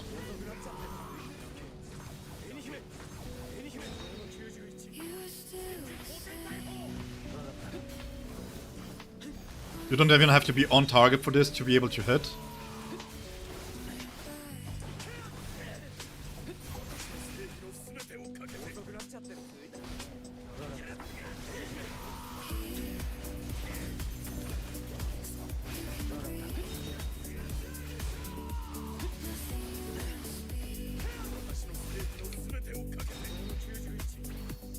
You can also keep it, by the way, because you have 40-second cooldown on it. You don't have to use it right away. You can also keep it for the second part of the rotation, where you usually can dissipate an enemy, if you feel uncomfortable to use this right away. Right, because this is a 40-second cooldown if you watch this.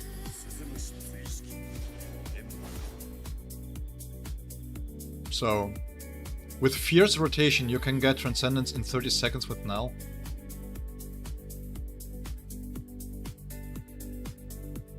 What do you mean?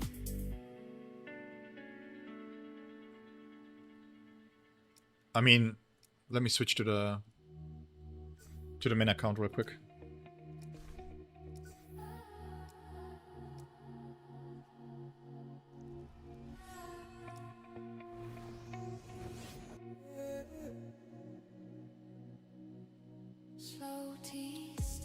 What do you mean, Aiden? By 30 seconds? Because you can get 2 Transcendences in anyways with Naliel.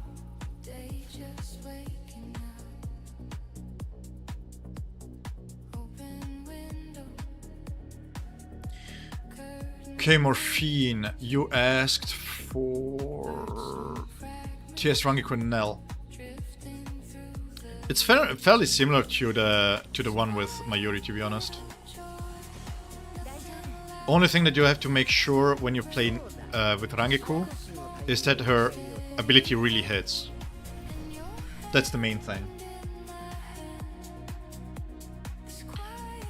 Depending on the boss, your timings wants to be a little bit different.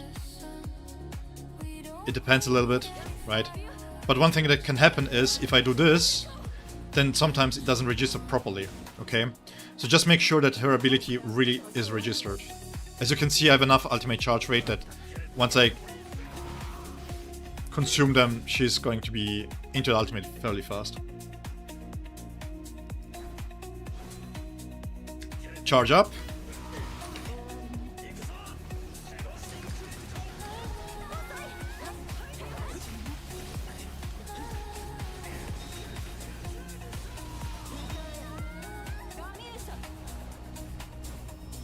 We're going to counter you because I have a Nell at B2. 私の口を聞かないで放送よ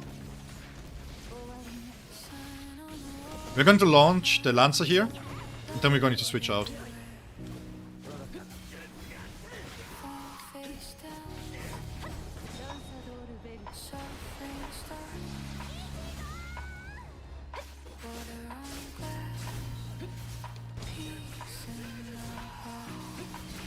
Rangiku's technique should be ready soon.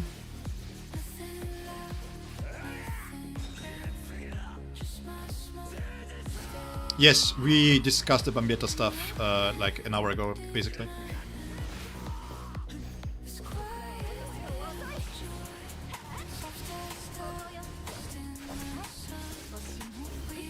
We don't need the ultimate right here from Rangiku, so we can push Ichigo first, and then we can use Rangiku. Because for the Getsuga Tencho, it's fine if you miss once in a while. You don't have to be too strict with it.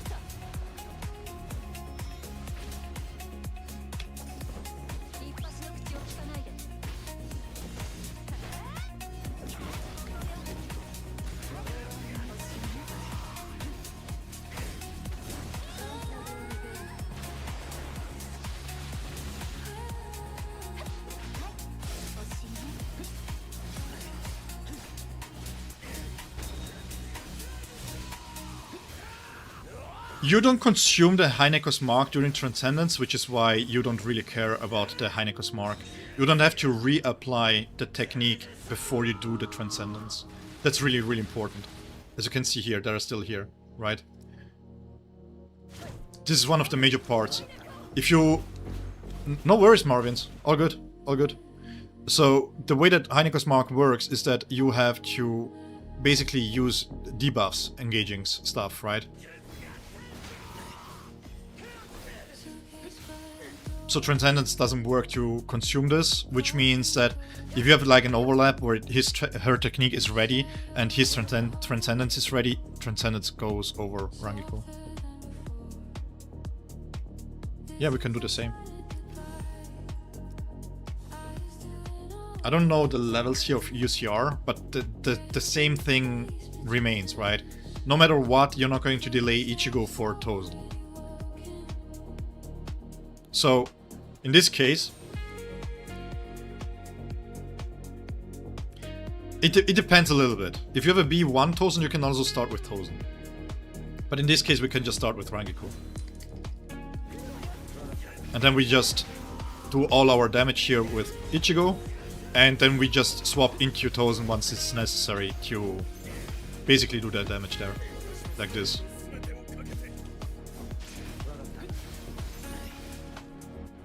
Dodge out of the basic attack string if you just want to go into the Getsuga. So Tozen here is not going to be ready. I'm not going to delay Transcendence for this. I'm going to use the Bankai in the second Transcendence.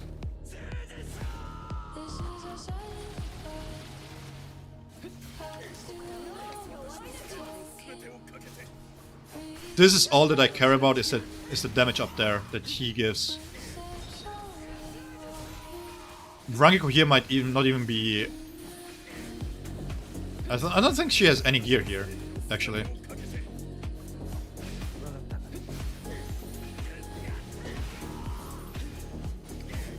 Oh no, look. It happened. The Heineko's mark didn't got put up. No Rangiku stamps.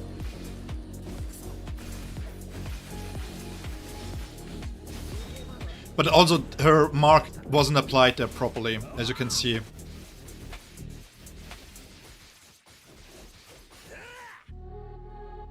So, let me see real quick. No Rangiku mark.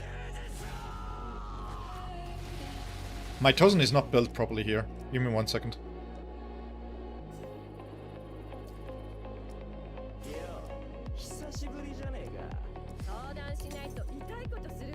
Oh no, I was experimenting with something. These are the wrong ones. Oh yeah, let's finish the experiment here. Actually. But Tozen is not built properly because he's very selfish. He doesn't have the ultimate charge here. He doesn't give over the buffs from Knight's Anthem. Let's see. Here. You have the ultimate charge for it. That's fine. And then if you have an A5 stage... Now, this is the difference, right? I have a B1 Tozen here, which means that you don't drop below 10. You will get this here every single time. But I was testing something with his weapon here. We can replace this for method.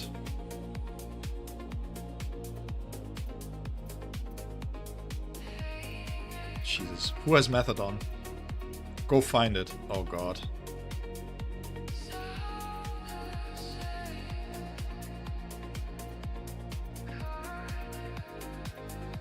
I need to clean up my stamps here. There you go. Why was it on Orihime? But yeah, again, you have to be you have to be paying attention to this. If you swap out too fast before you first register the hit, then it counts as she cancelling out of the animation. Okay, just be careful when you play with Rangiku. So you would rather be in here for a second longer. You have the time, just to make sure.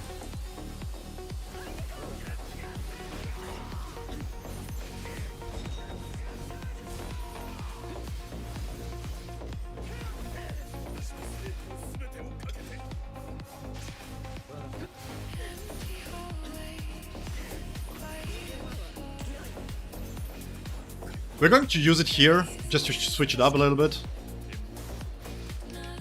Flash Strike for the timer here. Put a reset on the timer if you need it. Because this is the Transcendence one. And then we go into Transcendence. And then you can see that the resistance down will be for the full duration, right? And we are fully buffed here.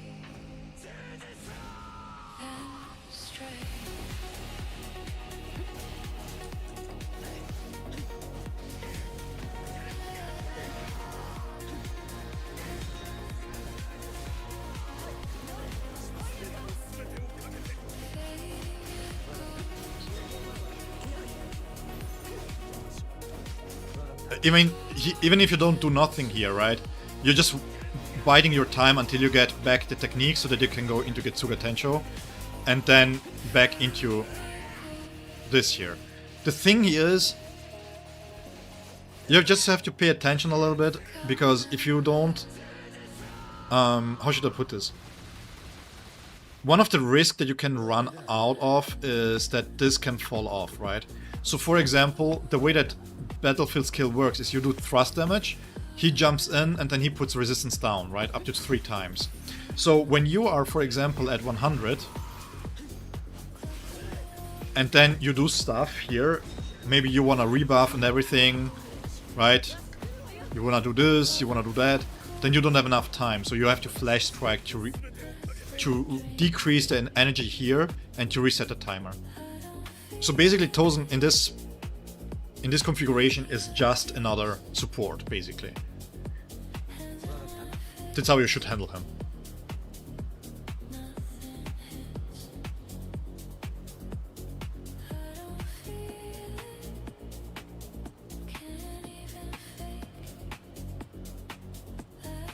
Ichigo's final ult in 30 seconds. I mean, the thing with Transcendence is that you don't have... I mean, you have enough time to do stuff. We can check. I think it's 160 something, maybe?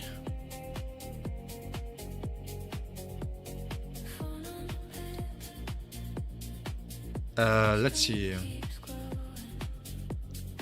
But again, the thing with Ichigo is that, yeah, you can do the rotation really fast too, right? Let me switch this up real quick. If I switch to Nadiel, for example, you can get the rotation done really, really quickly. Because you start with a technique, and then you use your time freezes all up front.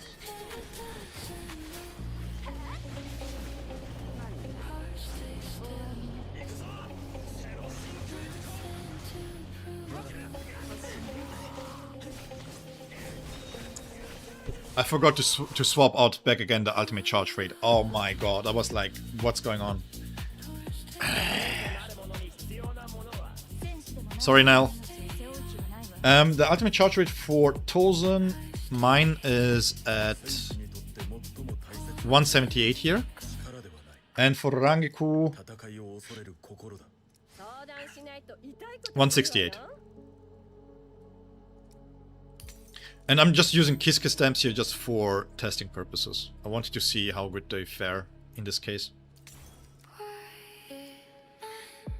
So you get your ultimate charge rate stamps back, thank you.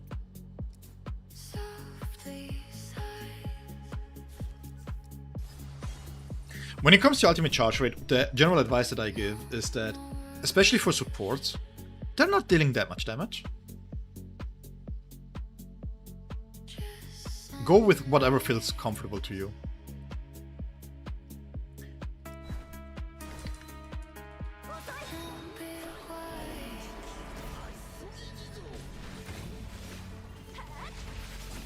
Rangiku with Byakuya stamps? Just for the ultimate charge rate? Yeah, but you're going to lose a lot of damage there.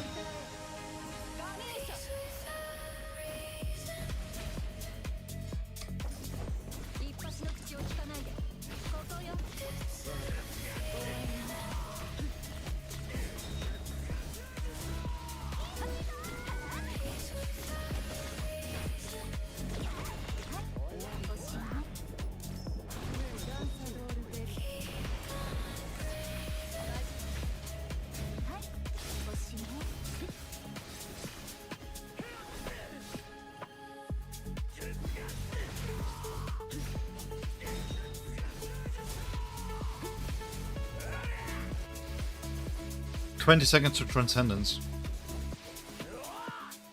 And then you have 3 seconds left for the B6 to hit in. But the thing is, when I show rotations, I don't show them at this way because you guys don't have the B6. So there is no point in showcasing this rotation.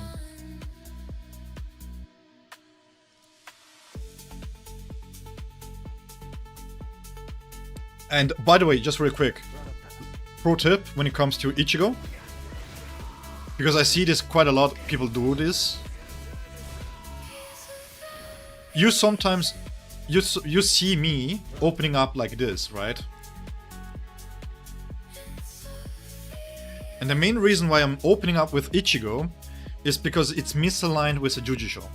And the main reason why it's misaligned with Jujutsu is because sometimes you want to delay your Transcendence. If you do this, and whatever you're going to do with whatever combination you have,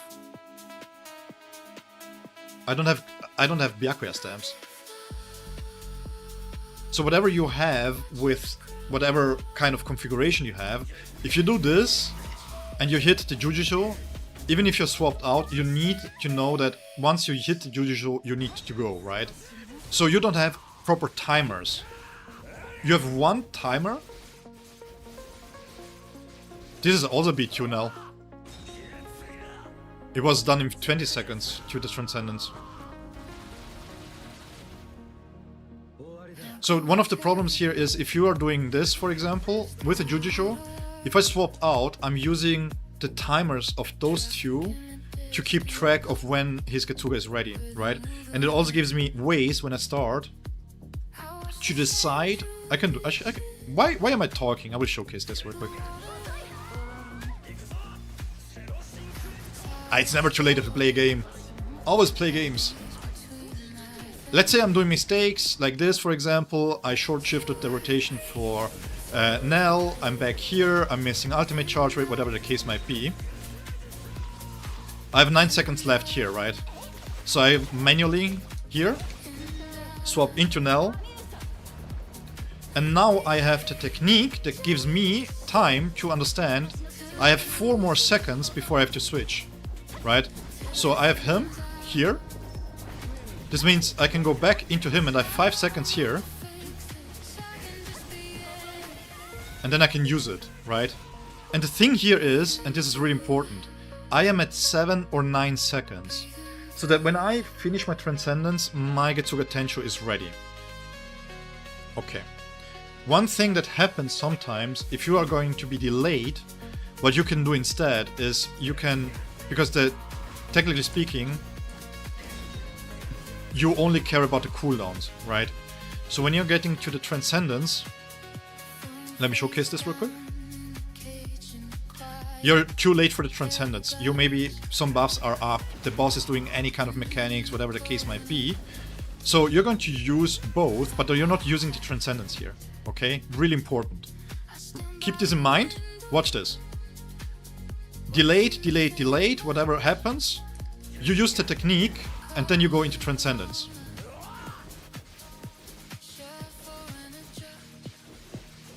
If you delay the Getsuga Tensho and the Jujutsu, I come out of this here and I can do basic attack strings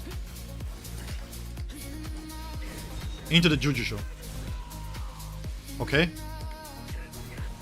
I just delay my Transcendence a little bit, and then I can still do the rest. This is really important if you have boss fights where you have to delay your Transcendence for dissipations and stuff like that. Does changing the UCR for Null increases her damage Q?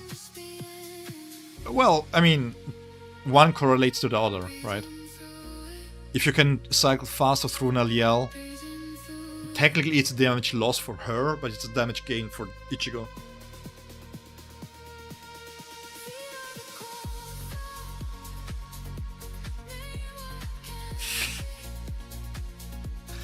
What a name, Cornball Dominican wet-brained New Yorker?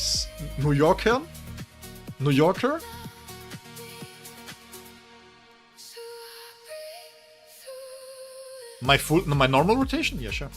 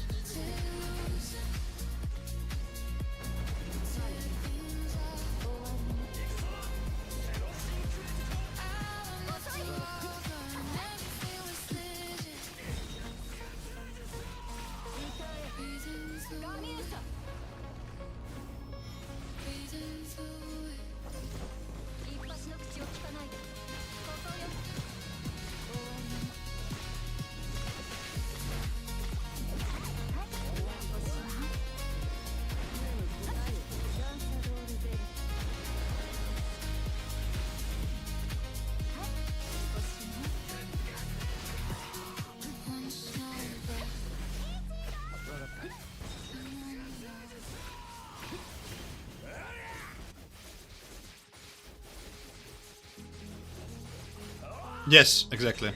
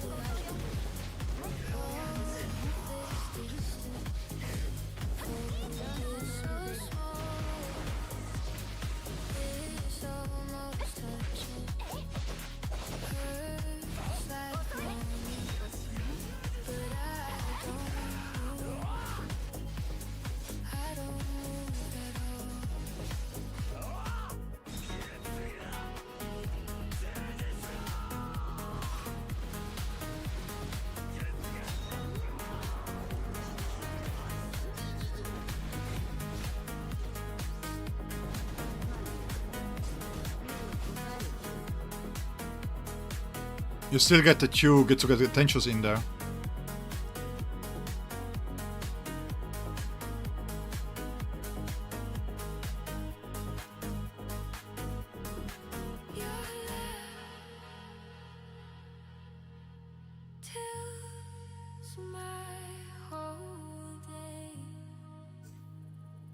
What time is it? 5 o'clock in the morning. Okay.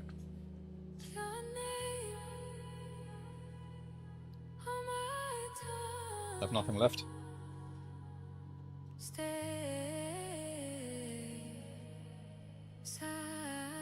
Yeah, I think so, yeah.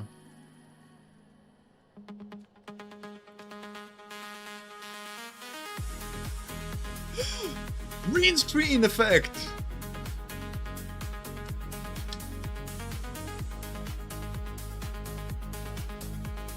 It's crazy that the rotation is different, but the speed is the same. The opener is like the time that you need in the opener is the same. It just depends how you wanna time your characters, right? I mean, I can do the other opener too, but the time that you need on the field is always the same.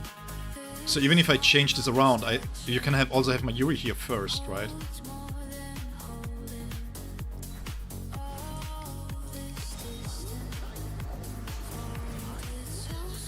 If you want me to be really fancy, I can also do this, for example. I don't have to use the technique first.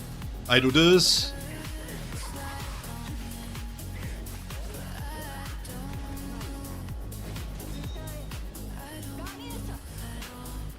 Because the time freezes are always more or less the same. It's just timings that are different then.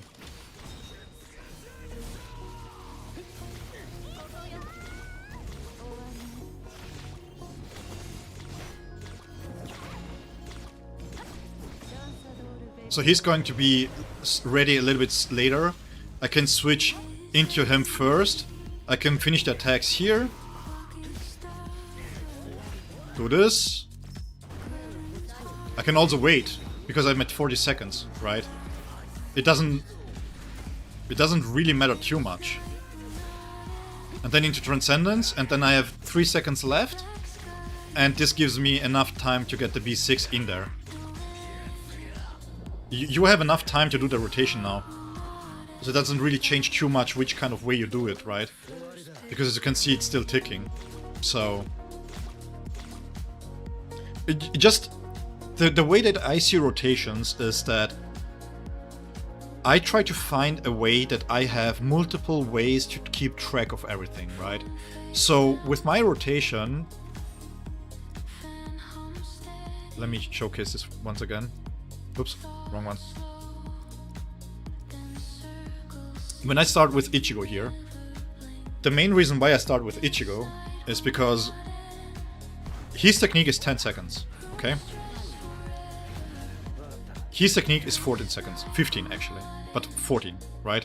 So by the time that his technique gets ready and he does the animation, I know that his cooldown needs to be coming off cooldown, right? Because I start here, and then I switch into him. I use his technique, which is now a 10-second cooldown. I use her. She's going to fight here, and then I switch, and I'm at 3 seconds here, right? So knowing that I'm 3 seconds down means that this is going to be up 3 seconds sooner. So by the time that I do everything with Neliel, as soon as his technique is back up, I have 3 seconds left to be back into Ichigo. And that's how I keep track of what's going on, right? I'm just building a puzzle to keep track of the timings. So whatever rotation you prefer, whatever opener you prefer, that's how you can start it. But I just build my rotations around me being able to keep it track while doing the boss fights. Hope this helps.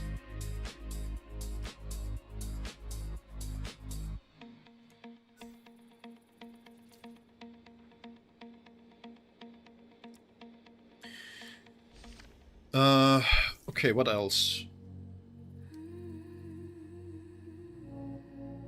Let me double check real quick.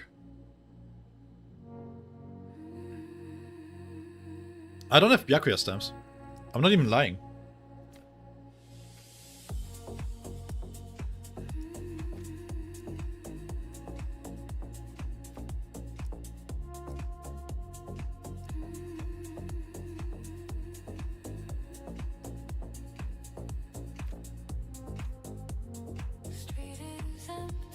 Yes, yo. Yes, I saw them. I mean, The thing with Byakuya stamps is if you need the ultimate charge rate, why not? Go for it. But I don't have ailment based stats.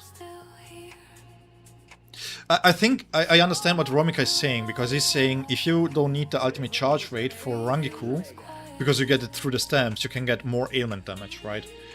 So you can split off more ailment over to Trushika Ichigo. Because technically speaking, just raw damage wise, this here is not that great, to be honest. And I mean, the 10% damage here is not enough to compensate the ailment damage. Everybody's running here. Thank you guys. Let's see.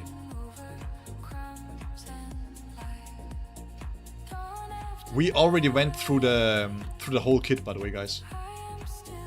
There's nothing new. Byakuya min-max, if you want to.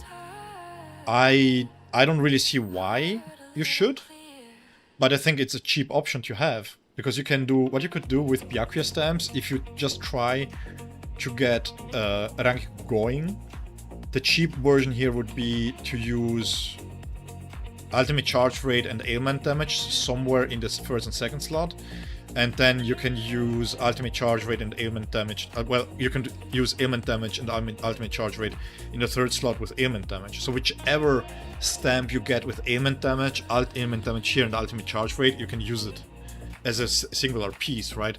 You don't get benefits from this, but you can gain more ailment. But at the same time, if you're going through all the troubles to do so...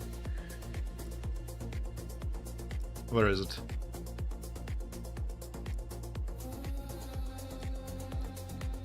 You can do the same here. I mean, technically speaking, B0 Trushika Ichigo. I mean, even mine doesn't have that much ailment, right? It's still fairly expensive to go full ailment damage here. For min-maxing,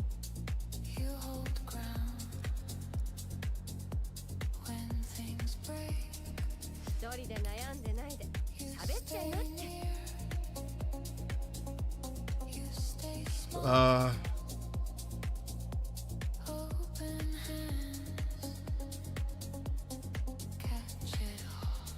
15.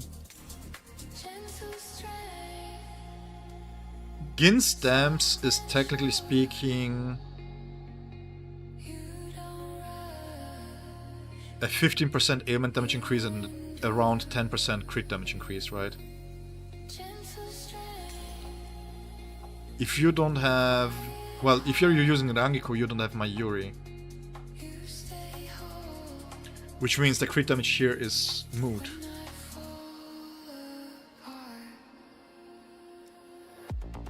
Do I have B2 Naliel?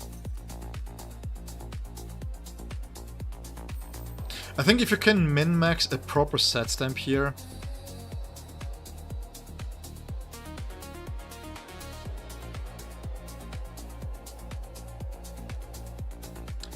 Let me see real quick. So we are at 168. 1 second. Let me test this real quick. How much ailment we need for Trushika Ichigo? Well, to cap out his passive, you need 214%.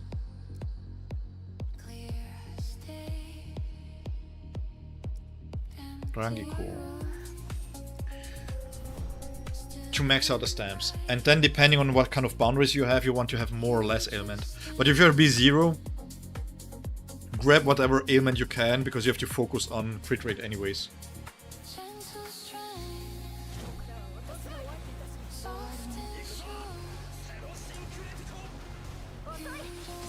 Well, this is just a scaling thing for him. It's not you're not supposed to reach this.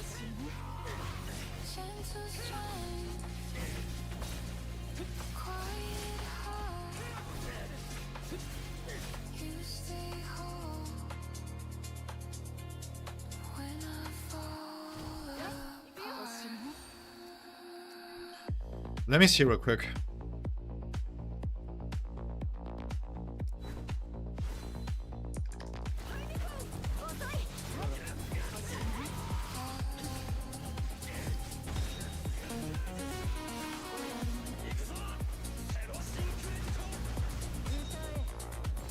4 seconds left, and we are nearly there. This gives enough, right? 48. What is the internal cooldown? I think it was 3 seconds? 214. 214. 150 is the max that you can get in crit damage, and you have to multiply it because it's only 70%.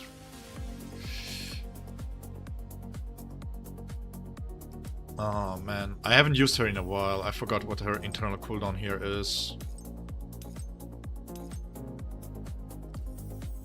Let me double check real quick.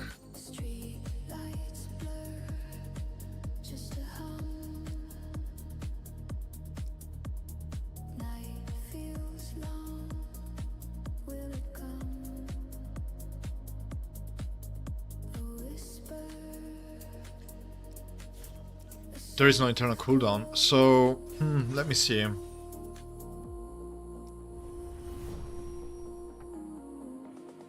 Yeah, because you need to hit with techniques. We don't have special attacks here, actually.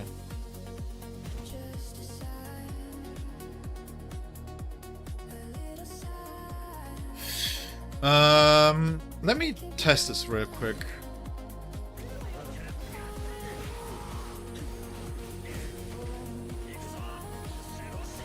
One second, guys.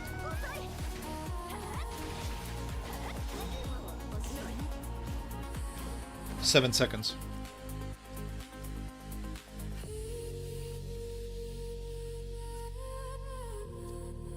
Okay.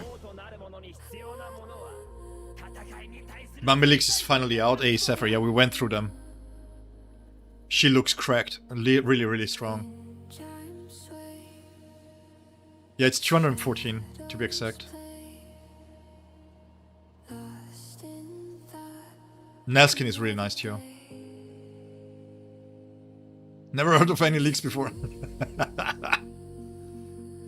But on stamps, at least 150% ailment for Ichigo? Yes, I would say so. Well, the thing with Ichigo is that I wouldn't compromise ailment damage for the crit rate. You need crit rate with him. You need to make sure that you can guarantee crits with him. So it depends a little bit how far have you invested into the weapon. Do you have the B1 or the B2 even? Because for example, without the B2, which consumes all the breach marks, ailment isn't as high up as the ultimate damage. So you should be able to get by if you have crit damage focus build instead of ailment damage focus build. You want to have both, obviously, but if you have to choose between one and the other. Hey Stefan, thanks so much for being here, man. Yeah, the next stream might be taking a while. Hopefully, no, well, if Bambietta comes out on Monday, maybe not that long. But yeah, again, yeah. So yeah, it's Tsushika Ichigo is not that easy to build, basically, is what I'm trying to say. Crit rate 100%, that's the main focus.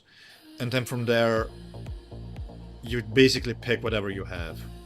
So if you can get perfect stamps, would be attack percentage. Like something like this, for example, is quite trash. There should be ailment damage bonus here, or attack, both works. Is before Ichigo OP or just okay?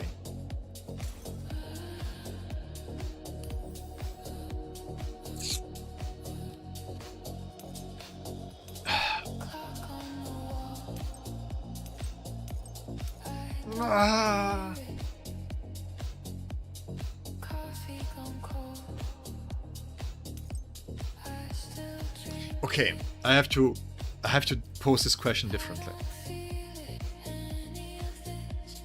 How reliable can you dissipate enemies? Because this here, the main thing with Tsushika Ichigo is that you really want to hit this dissipation with the ultimate, right? And because the Transcendence is really tricky to handle, to get to that ultimate, if you miss when you miss the dissipation, this is going to cost you quite a lot, right? And this here too, by the way. So I would say the B4 can be really nice if you know that you can dissipate. But personally, I don't know, man. my opinion is that if you're going to invest so much into your character, you might as well go to the B6. Might as well, right?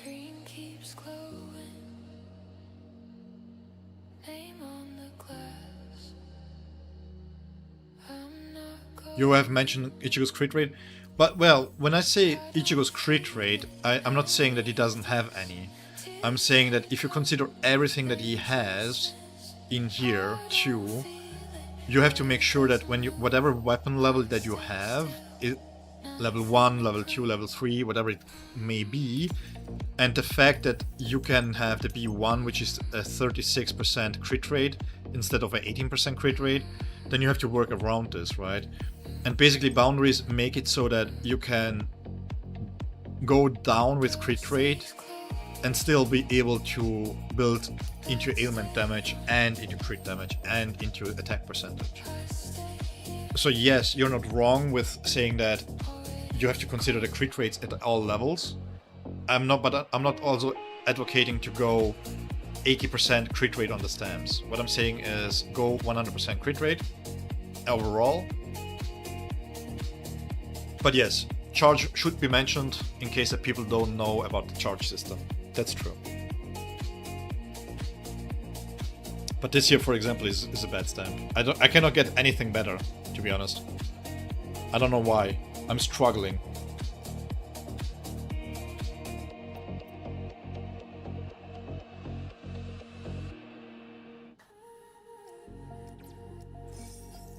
Do I have one? Let me check real quick.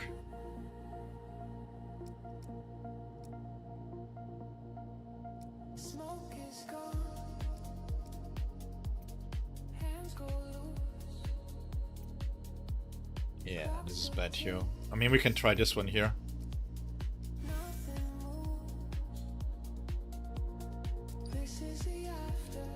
Bambi Kid leaked, yeah, we went through this. Really strong kid. Really strong kid.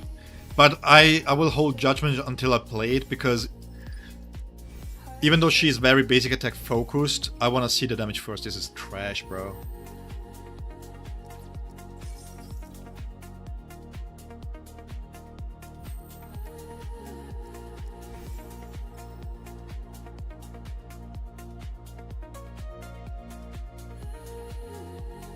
We need dog gameplay? No.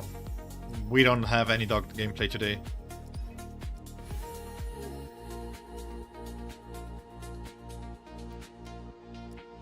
Again, it depends a little bit where you are with your Ichigo, right? Like, for example, if I would use a crit rate, a stat certificate for him right here as an example. I will show this. I don't have any crit rate in here, right? So I get one hit, I will lose 7.6% crit rate.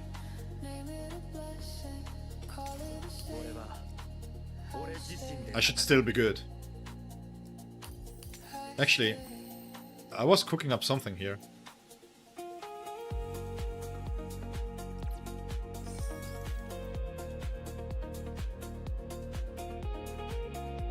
No, I wasn't. Why? Because soon, for me, it's time to go off, actually. I need to work today, and I still need to finish some of the things in real life. Man, we don't have anything. But yeah, basically, you want to make sure that crit rate ailment damage... It's... how to put this? There's a little bit nuance here to the craft stamp crafting.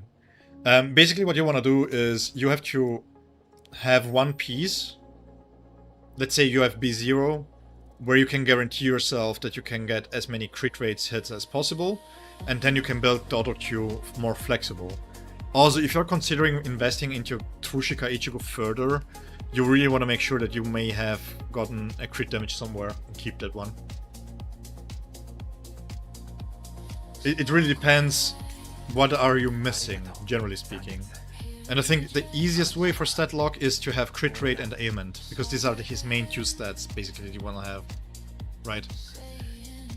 If you get crit damage, great. If you get attack percentage, great, but it doesn't need to be. But if you have a stat lock certificate, I would go so far to say keep it for Bambietta. This is before in Eisen's levels before.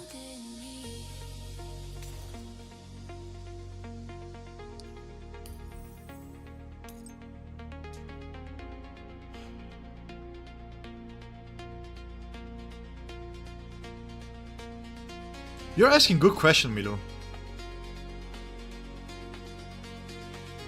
I would say no. So the main reason why I'm hesitant when it comes to the B4 is because you have a lot of ultimate damage here, right? You have 150% here, then you have another ultimate damage in here. So this means that Transcendence Jujutsu already has 250%. Usually boundaries are additive to whatever you have. This is not a multiplicative buff, this would be bonkers. So basically, you're increasing his ultimate damage not by... You're not doubling the damage, you're increasing it just by 50%. A little less than 50% based on this core stamp here, right? If you have a 1 core stamp for whatever reason, then yes, you will feel it a little bit more, it will scale a little bit better. But the B4 here, in terms of ultimate damage, is basically a 50% damage increase to the ultimate.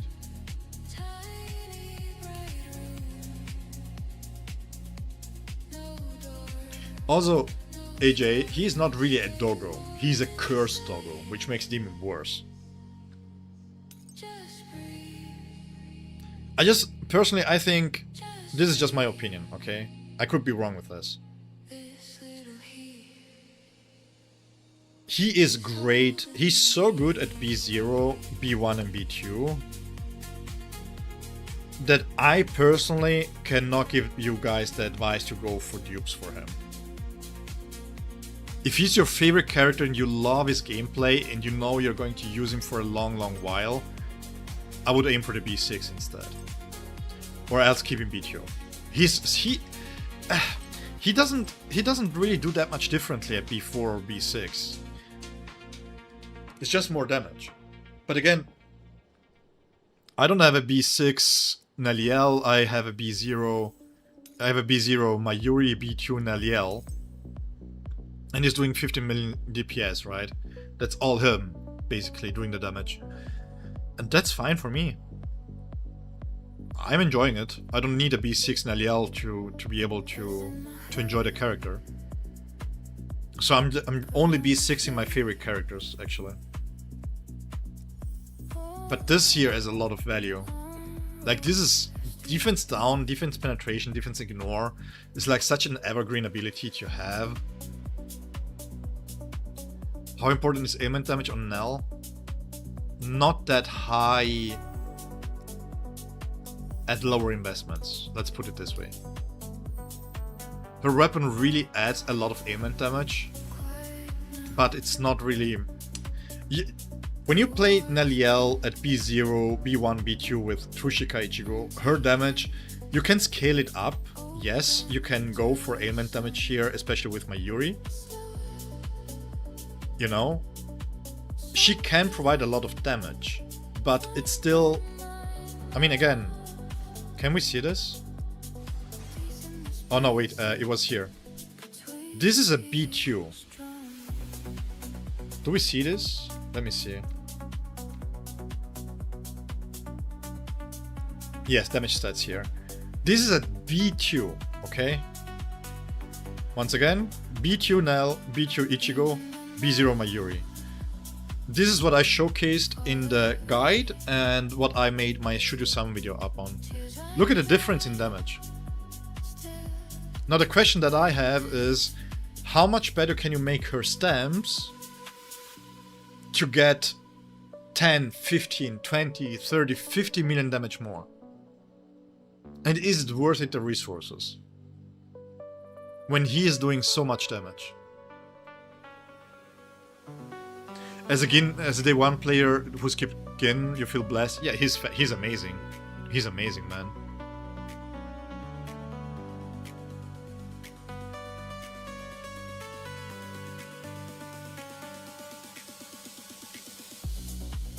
Nah, Romika, I would wait. My Yuri is so good.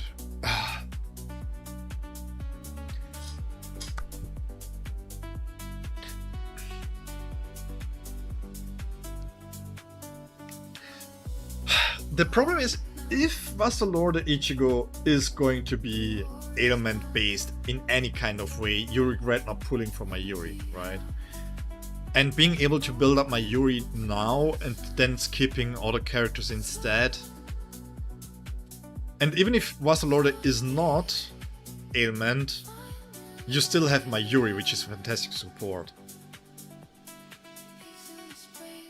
It's a tricky question.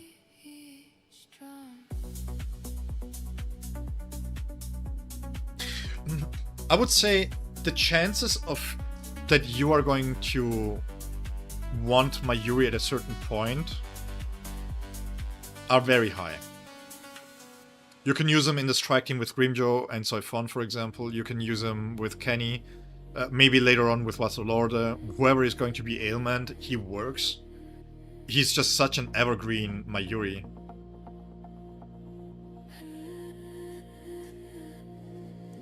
I think the deal breaker is not having Mayuri at all.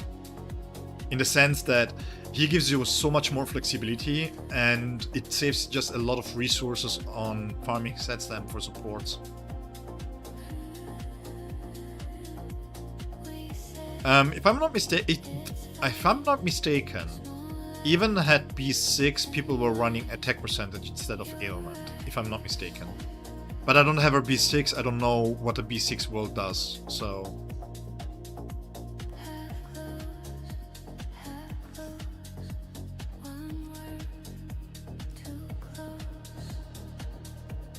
I mean, look at the difference here. This is a B6 Naliel versus a B6 Ichigo. I mean, her ailment damage is fairly high up, so I wouldn't say that it's bad, but she has so many damage instances. Look at this. Only 30% of her damage comes from ailment, so you can go attack, and you will benefit everywhere else instead. So I would say don't focus too much on ailment damage on her.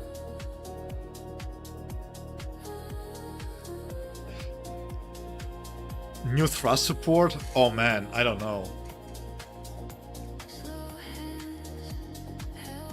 Time-wise, we have 5 more releases, right, until anniversary. And if they do a 1 anniversary that is the same with 2 or 3 characters, then we could be having strike/supports in between somewhere. Then we have Vassalorde or any full year anniversary character. Then we would have the 2nd anniversary character, which would be in between December.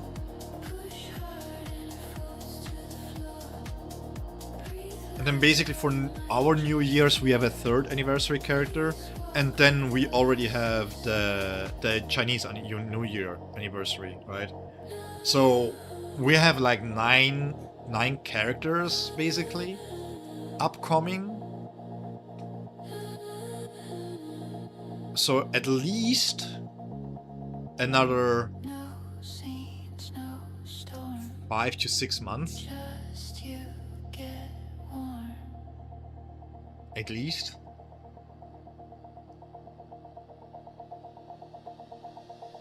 So I would still say that it's very good value for Mayuri, right there.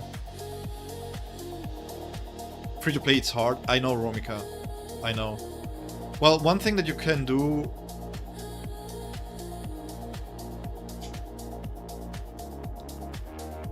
Are you going to pull for Bambietta? Because you already said you can clear the content, right?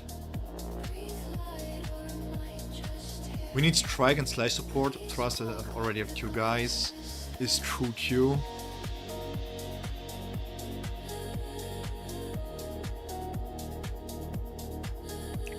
Yeah, calendar-wise, it would make sense that we have at least another 8 to 9 characters until we get another support.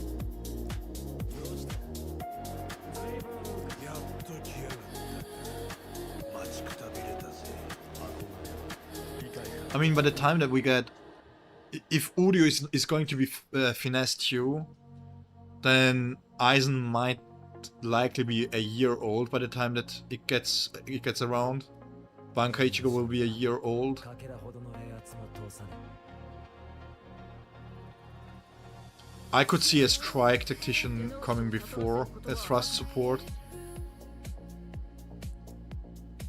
I don't know. Maybe if they do something with SR plus supports, maybe?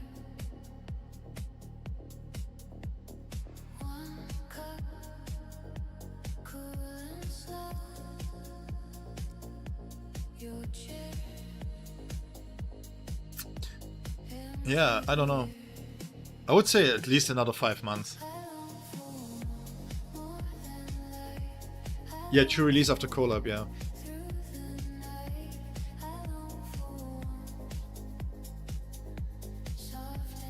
I want you, but I don't need. I will wait till the last day, but I want Uryu 100% and only got 50k Jades, 40 PT on the banner.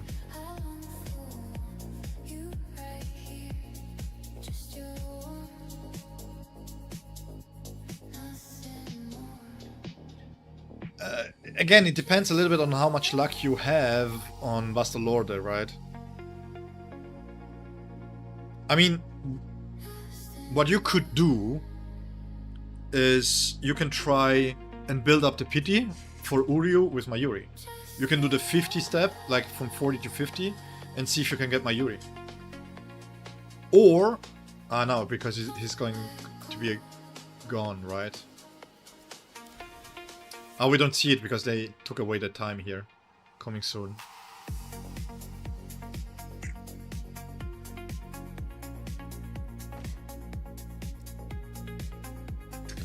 Let me think.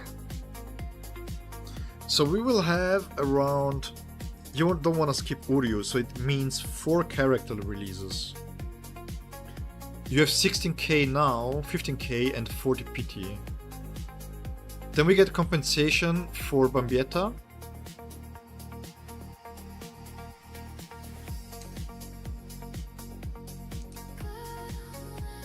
So technically speaking, you need 14,800 for a full PT.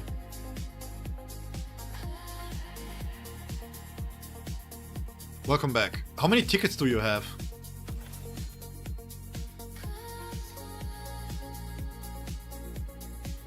How many of those tickets do you have, Romika? That's what Grim and Ulkyo should have been? Strike and...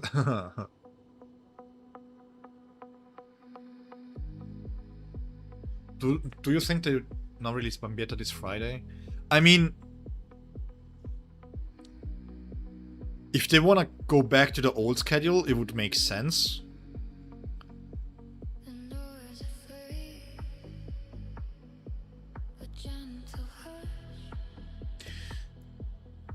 But I think maybe on Monday, if they have to release it. 30 not enough. So, because what the thing is, you will get around, if you're going for Uryu PT, you have the free tickets too. You need 500 for 10, right, for a multi. So 5,000 for a PT, so to speak. No, 4,000, because it's 80. So while summoning for Vassal Lorde, you will get around 1,000.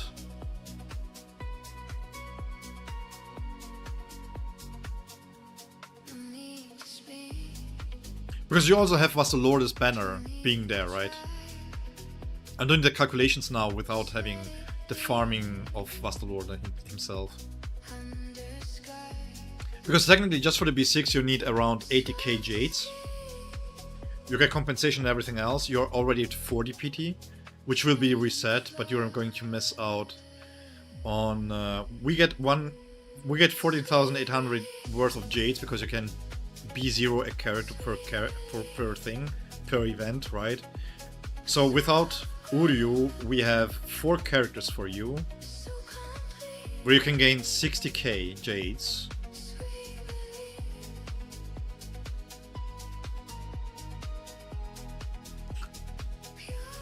I'm just trying to steer the pot here. So you get around 60k jades from the events. And this is just going worst case scenario that you have to pity every single dupe, right? Chances are that you don't have to do that. Chances are. I think my Yuri is in there, by the way. I think you can afford my Yuri.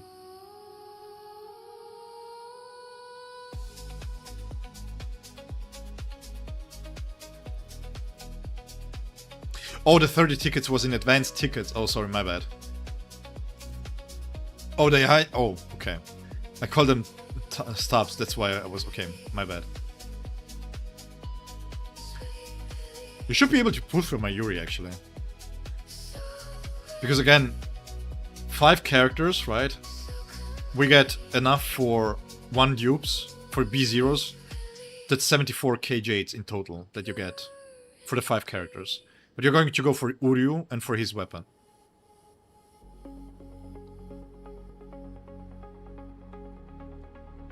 Yeah. You could be a little bit short.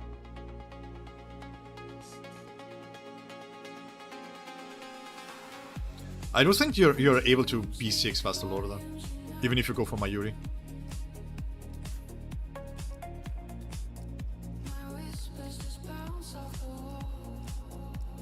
Who's been naughty here? Who's on my naughty list? You! Delete! 26 days! Delete! There we go. Need to free up some space. Hey Seka! How is it going? How are you doing, man? So yeah. I think once we get the compensation, depending on how big the compensation is, you could maybe use the compensation for Bambietta to go for Mayuri. How does that sound good, Romika? I'm doing very good. How is you doing? How are you doing?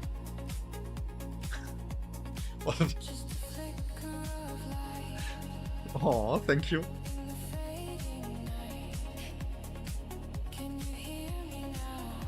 Now I'm blocked because I don't. Thank you. Thanks so much, man.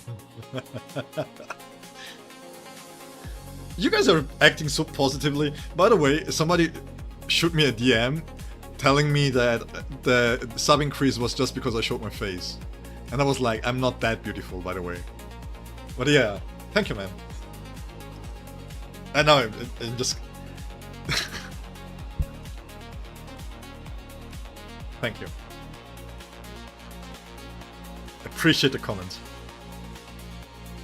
Anyways, yeah, so let's do... It's 6 o'clock my time. We have done another 7.5 hour stream.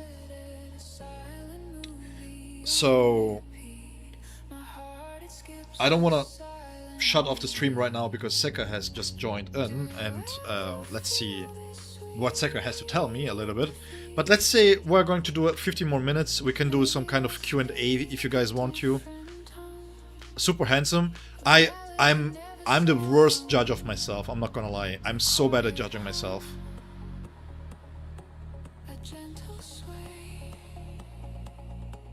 Just kidding.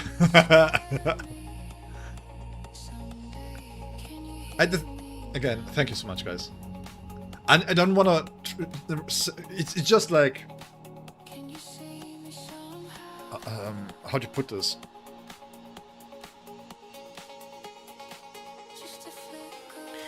Oftentimes when people tell me that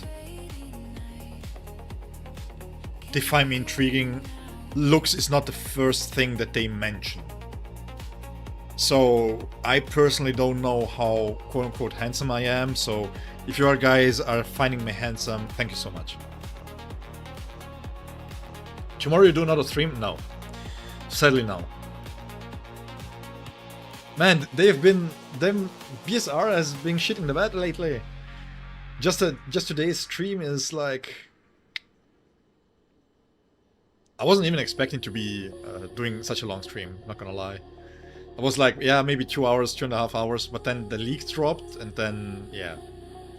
I just, seriously, I just enjoyed hanging out with you guys. It's always really, really fun.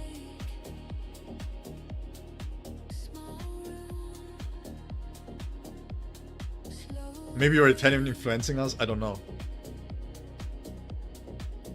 Yeah, that's half my shift. Yeah, but it's. I don't know. I don't know. People ask me where do I get the energy from. I feel tired. I know that I'm tired, but it's like. You know what it is? It's just like when you enjoy your time.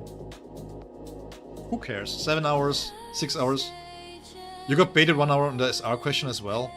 Again, I don't think it's a bait because it's a discussion that the debate happened, so to speak, mostly from all the discussions that we had beforehand in the last 3 to 4 weeks, because a lot of players currently are just disregarding reality when it comes to new players, right?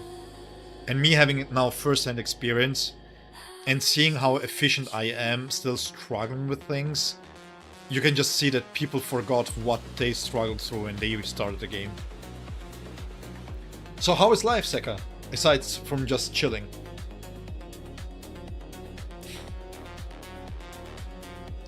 I'm not disputing that you are not able to clear the stuff with SRs, but it just doesn't make sense. And the problem is,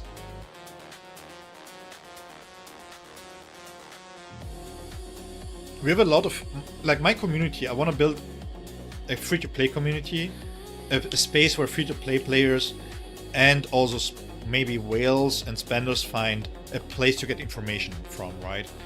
So when you see all these superlatives, all these exaggerations when it comes to characters, even just as an example calling Pantera trash because he's not worth summoning for, or saying that all full assaults are bad value. It's just like, yeah, it's not that it's wrong in a certain sense if you can argue, if you can prove that it's the truth, right? But at the same time, for those that don't have these characters, for those that start playing the game, for those that are not into reading kids and evaluating kids and stuff like that, it is hard to quantify how good a character is. So it was mostly because of that. I've seen this quite a lot. I've seen this really quite a lot in lately, that people are just misattributing. Also True Shikaichigo, right? True Shikaichigo got buffs. Yeah, he was bad. No, he wasn't. He was not. People just weren't able to play their rotation properly because the timing was very, very tight, similar to Grimjo. But with Grimjo, people were able to kinda don't mind too much because the devs stated that he's a high difficulty character. But with True Shikaichigo, everybody was expecting to do great, right? Yamikaze late again? A little bit, yeah. Waiting for Bambi. Bambi looks really strong. Really strong.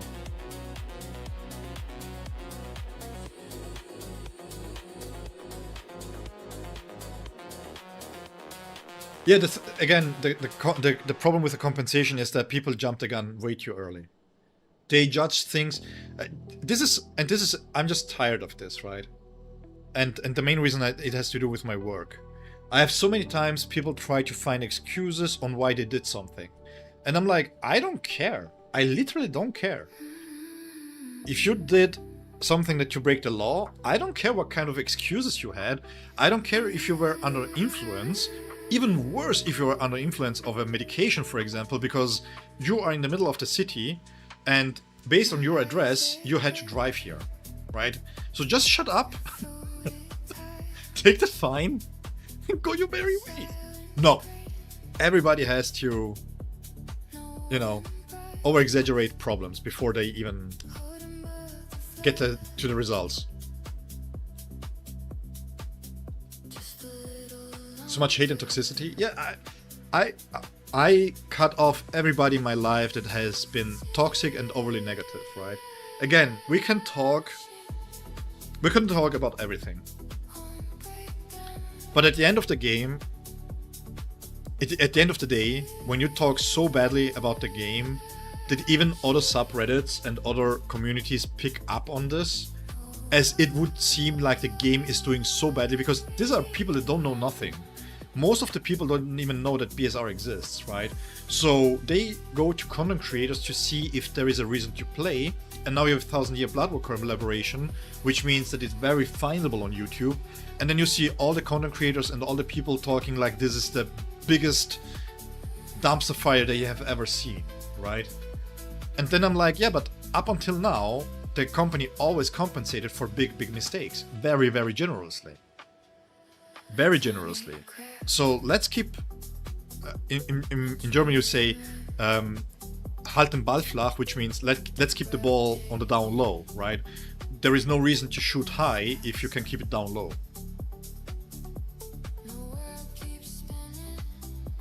Is it possible to be late if he streams 8 hours? Well, technically yes, because it's not 8 hours yet. Do you believe Nell is bad for TSI? No, I think Naliel is fantastic. I mean, everybody who thinks that Naliel and TSI don't go together are drunk. I mean, she gives 30% 30% attack just by existing. Legends? Bro, when they had the 14 hours million days maintenance thing, what was it? 300 crystals? Also, you might get more subs. Someone was looking for BSR content creators and someone mentioned you. Aww, really? Oh, that's so cool. That's really nice. Again, look at this. So the next thrust character not only needs to be dealing more damage than Naliel does, but he needs also to compensate for attack increase and stuff like that, you know?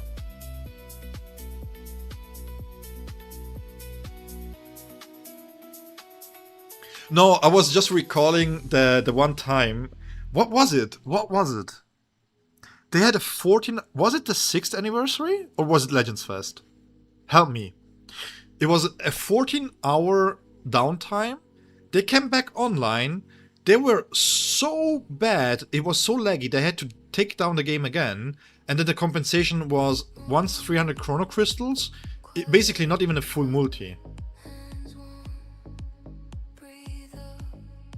But the thing is, what I really find funny was Mastered UI. I don't remember who it was, but they weren't generous at all. I mean, Capital Games, who is the devs for Star Wars Galaxy of Heroes, made major fuck-ups too. And then, while they get better being generous, at the time when they did bigger mistakes, they were giving you 2 shards of a character that needed 300 shards, and the character was trash. But okay, later on they did it because of a meme, but still. And to be... You know what it is? Ichigo was being released early because of his birthday. If we go by schedule, it's Thursday. Usually, release time for characters is on Friday. Now, if they release Bambi out, and then again, to pick this back up, the compensation is only bad because we don't have no ways of knowing what's going on. So people are mad about the compensation not being what it is because they feel like the devs are treating them poorly, right? And a lot of this would go away if the communication from the devs part was better. You know? Aiden has been a warrior, man. Aiden, unlike Zephyr, who goes and watches other streamers,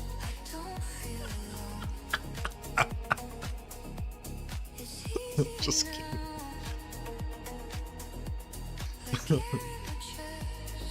Got the sketching strays. But yeah.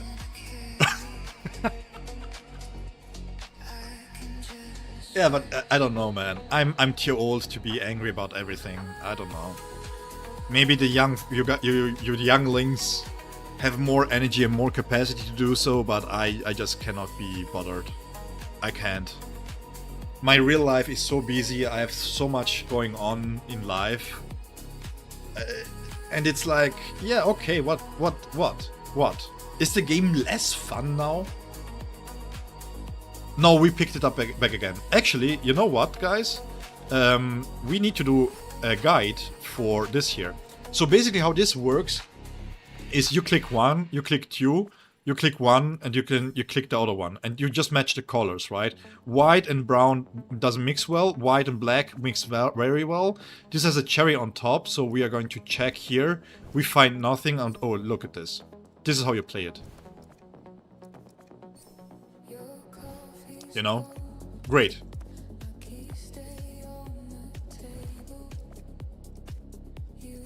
And then if you don't know what you're doing, you just click randomly, hoping that you will get the right one.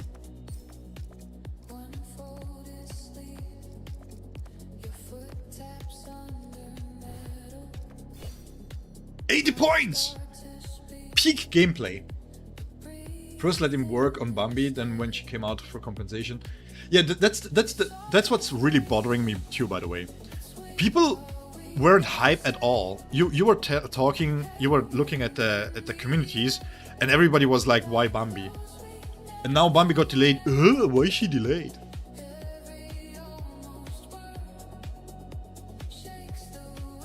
You lost your title maker, Jax? Yeah, you did. Again, I don't know. I just don't have the energy to be outraged. I would rather use that energy to be happy about something. Seriously, maybe this is just me glazing the game too much, because this is something that I was waiting for all my whole life, to have a Bleach game that is quote-unquote live service type of gacha game, where you have something to do and the combat is peak for me. I really love the combat in this game. So what? Bambietta is delayed. So what? I mean, her animations are really cool. Her kit reads really nicely. The entry skill being new is quite nice too. We can debate about the typings. I don't think a new typing was needed for this. But if they feel like they needed to add a new typing to add more mechanics to the teams without imbalancing the current typings, that's fine. Whatever, okay. I mean, for free-to-play players, it doesn't change much. If you have to use 3 teams here, it also prepares ourselves to have more intricate mechanics. Yeah, I agree, Seka. Saying things like they promised and betrayed our confidence, we need better compensation. But that's the thing, if they betrayed our confidence, I would rather have better communication.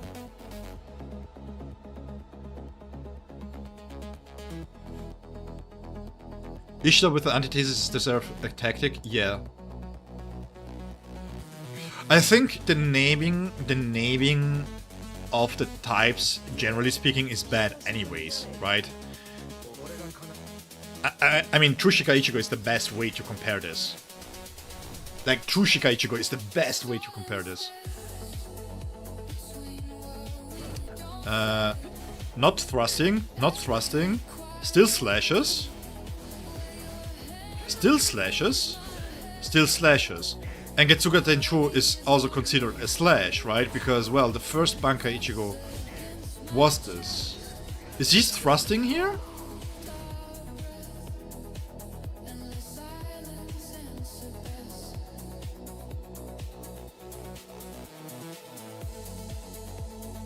You read my mind, Zephyr.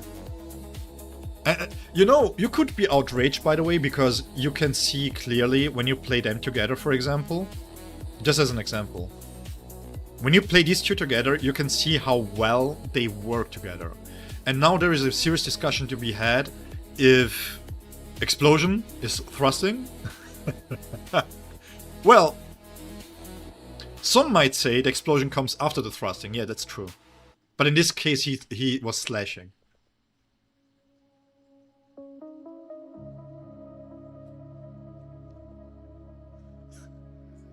But yeah, you could be outraged that this could have been the intended team to be played with, right?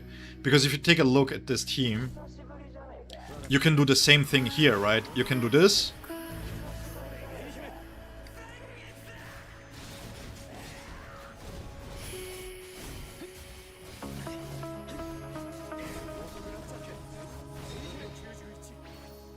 That's crazy clip.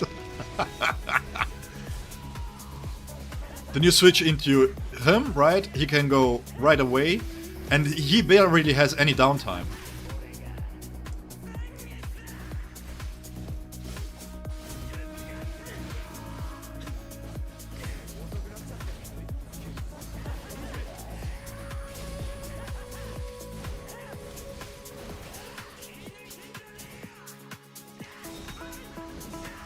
Then once he's in Bankai, you use the Getsuga here into Transcendence. And you're telling me that this is not an intended mechanic, it's just coincidence that this flows so well? I mean, if you want to be outraged on something, maybe that they change the typing around to make him fit better in a team that he doesn't... I mean, because this plays fantastically. Yeah, the amount of buffs is crazy, man. This is so cool. And then you go back into White Ichigo, this flows so well. So, even assuming that he was going to be thrust from the get-go, right? Can we appreciate how well these characters play? Yeah, sure.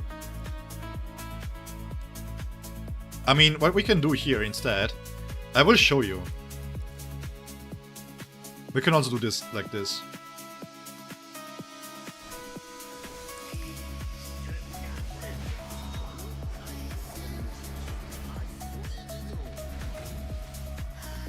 And it looks really cool too, to boot.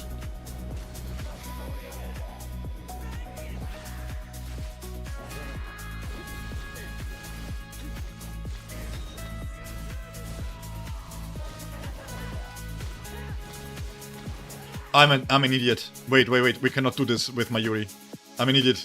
He needs 2 slashes. My bad. Oops. I'm so wait. Something is missing.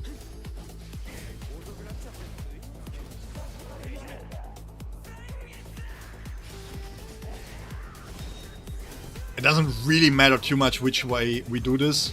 We can also do it like this, then we don't have to risk the run off there.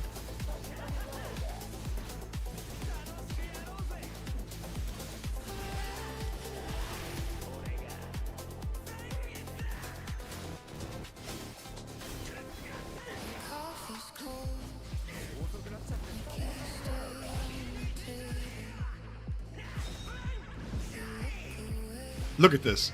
This flows so well, by the way. This flows so extremely well. Look at this. Look at this. And you're saying that this is not intended?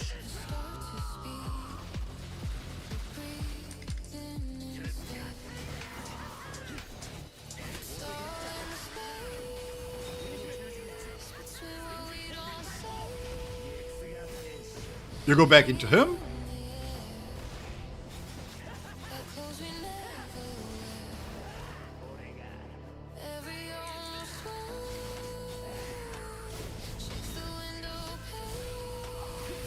Well, a little bit late there, but it doesn't really matter too much.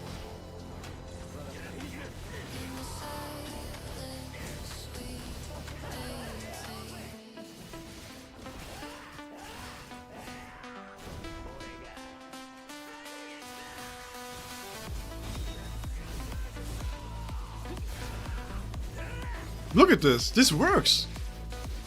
I've misplayed this a little bit because okay, I'm not doing this too often, right? But I mean, if you want to, you can play this. This is runnable in a way. Why not? If you just want to have fun, this is really cool.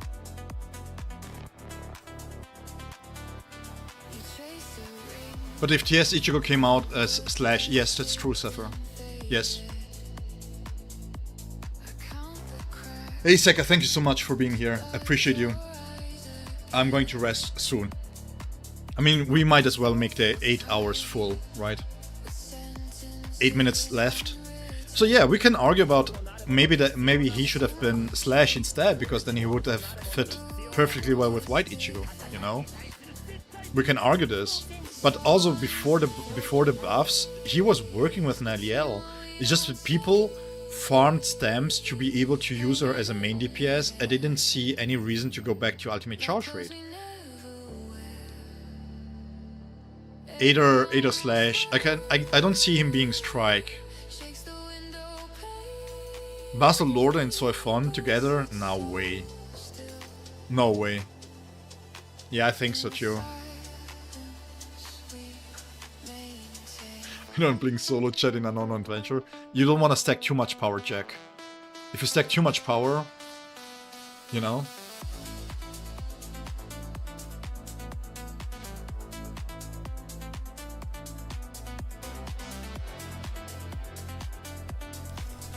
So yeah, I don't know.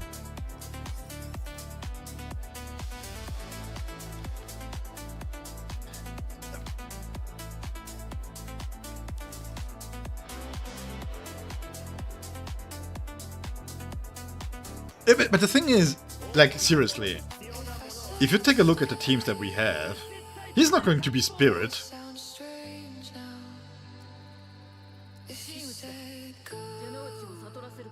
Do we really think?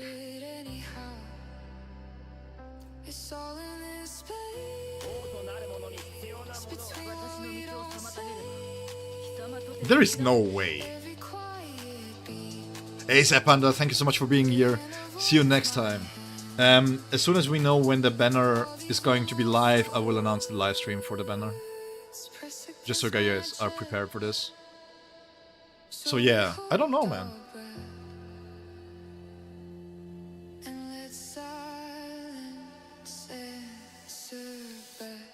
Okay, let's do something here. Let's finish on a high note, because I really truly enjoyed the Bambietta animations.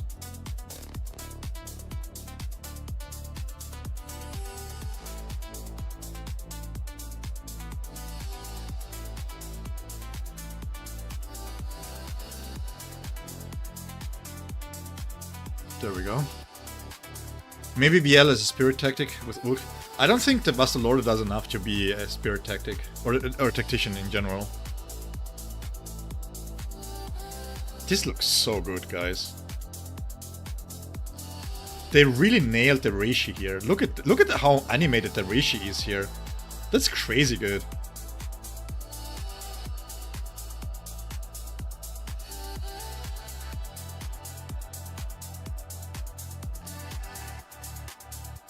Ukura and Bastard Lord would have been cool on the same team, Emo. I mean, they try to do them a little bit thematic, but I think their general purpose was to making them thematic, right? Because you had Gin, you had Rangiku coming out, and to be honest, by the way, speaking of complaints, the thing is that the Rangiku was the last SR that we got. So what happened to the SRs? Why are we not getting more SRs, right? Again, there's so much that we can complain about, and I feel like compensation is the wrong way to go about this.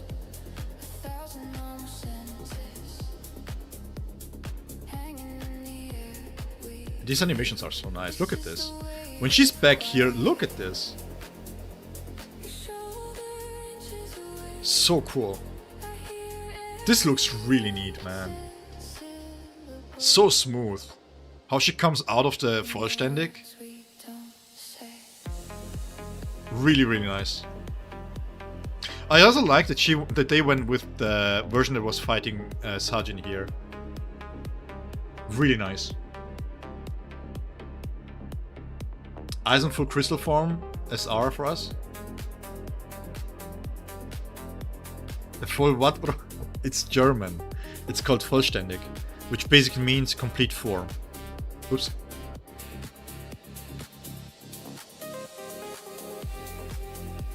Simple! I don't really like Bambietta, to be honest, but I can appreciate that they did something really cool here. Look at this, look at all the sparkle. This is an awesome crisp. If I can get a chance to screenshot this like this looks awesome, I'm not gonna lie. The thing is, I just like is an understatement. I love the Thousand Year Blood War art style. I love how they depict the Reishi here, right? if we can go back to the game real quick, I think this is something that Tsushika Ichigo doesn't get enough credit for, in my opinion. I think, yes, his visual could have been more flash and stuff like that, but if you just look at his animations, like, how cool. Look at these animations, bro. How he's wielding dual wield Zangetsu. And then the thing is, can we? I'm going to glaze the game a little bit here. They could change this. They could use any animation, but they change this to a flash step back to idle. Look at this. This is so cool. Am I glazing too hard right now? Look at this. This looks so nice. Look at the slashes. The slashes, if you look properly, the slashes in between, they have the same Reiatsu thing from the Getsuga, right?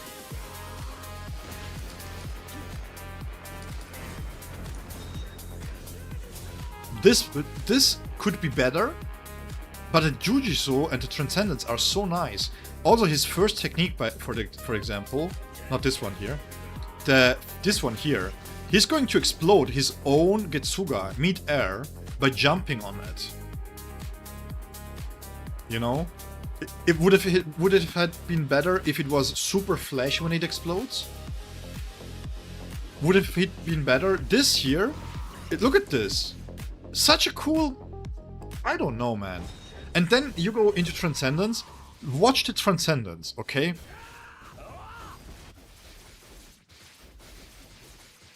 All the blood and everything else. This is so nice. And the Reiatsu here is so cool. Yes, I agree. The Jujutsu at the end should have been better. This is, by the way, the B6 effect. Look at this. The B6 effect is so nice. But yeah, I feel like the ultimate could have been flashier. It could have been better, in my general opinion. But everything else, it just gets too much hate. I mean, you can charge this up. Look at how it lingers. It's cool.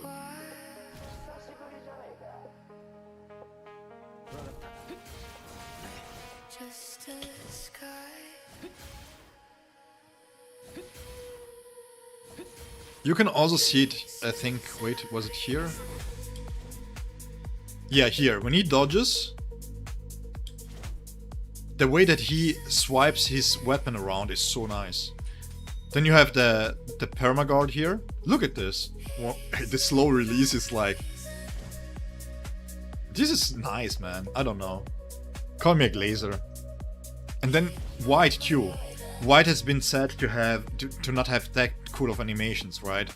And then you're like, bro, look at how much effects his basic attacks have. Look at this. Yeah, maybe you don't like the color, but look at how cool this is.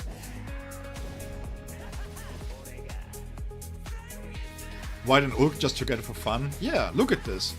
Look, one thing that I don't understand is you can even see when he goes into this form, into this crushing rondo here, once he has this up, look at the Getsuga that he sends out.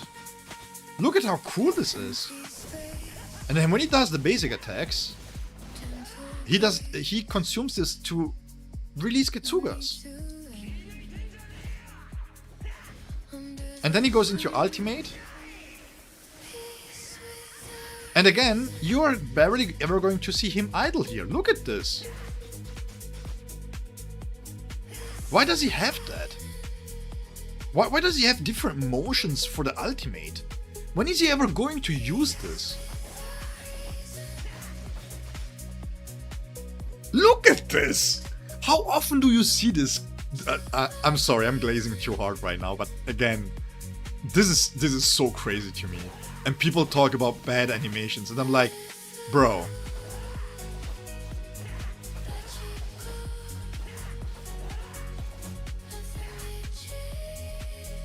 And then if you do something, he's going to do the same shit in the background. Bro, come on. And you call this bad? Come on, let's be honest here. Even Grimjaw. I heard people talking mad shit about Grimjaw, about his animations. And I'm like, are we playing the same game? These basic attacks could be better. The jump back is quite nice. And the tail swipe is really, really strong. Really nice. I think this here is the part where it's the weakest, so to speak. I feel like this could have been better. But just the rushing. Look at his claws being all ready when he deals damage. And then he does the pursuit. This here. Oh man, look at this. He goes into this, and you can go into his attack, which then has basically a OE effect that just pulls everything together, right? Yes, they're not super mega flashy, but they're still nice. He jumps up. Look at how flawlessly he goes into the basic attack here. Look at this. And then he idles. Look at the idle animations.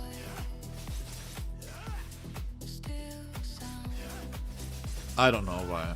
I mean, there was no need for this. Look at this. There was no need for this. There was no need to do this. Who is going to stop midway there? Also, after the Desgaron. Yes. Look at this. Bro, he looks at his own claws. It's amazing. He jumps up. He does the first technique, right? And then he goes right into the basic attack here too. I mean, just the flow of the animations is so nice. So nice. I don't know.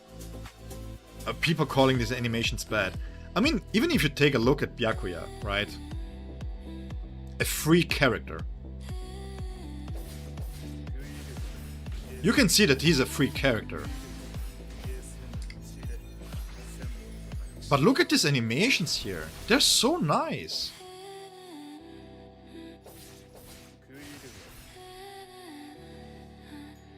I don't know. But yeah, they're not as sophisticated as the premium characters, right? If you take a look at Ulquiorra, for example, Ulquiorra has so many well done animations. First and foremost, the fact that they don't even mention that you can do this, by the way, it's crazy. So crazy. Look at this. Look at this! Look at this walk back to the idle position.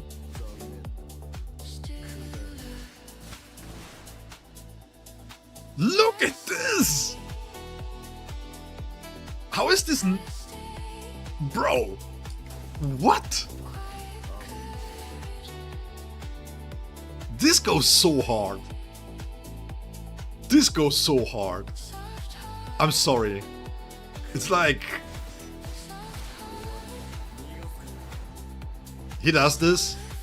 He has a small idle animation for this too. No reason whatsoever for why.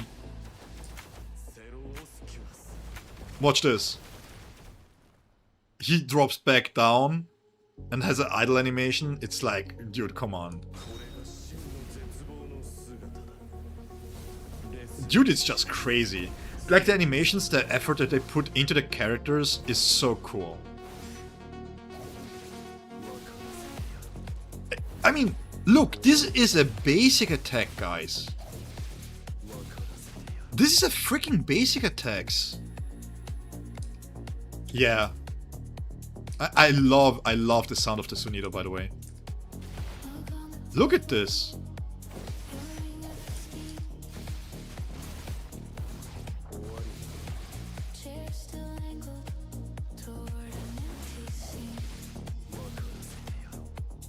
Look at this idle animation.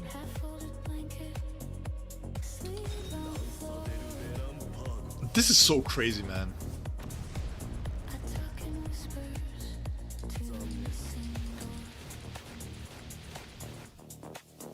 Look, look. I know it's a small glaze, but he starts getting it back up once he throws it, right? Here. This is so nice. So nice. Yeah, I mean, I'm not saying that True Shika Ichigo is on par with this, right? I'm not saying that, but I feel like when we glaze the animations, oftentimes what's forgotten is also Aizen. Aizen still to this day for me personally, has the coolest idle animations in a game. Nothing here, right?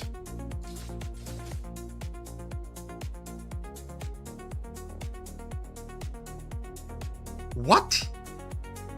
I know it sounds crazy glazing. I'm sorry if that sounds like crazy glazing. But they didn't need to do this. They just didn't need to do this. Why is he walking back into idle? Bro. Yeah, I was going to get there.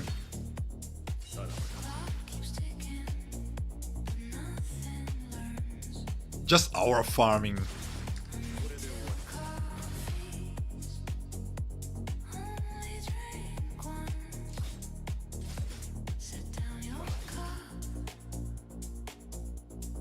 He jumps out of the Kyuga Suigetsu to get back into idle.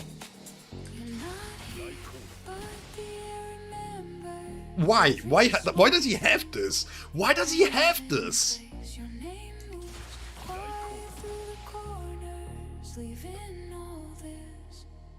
What? So cool. So cool.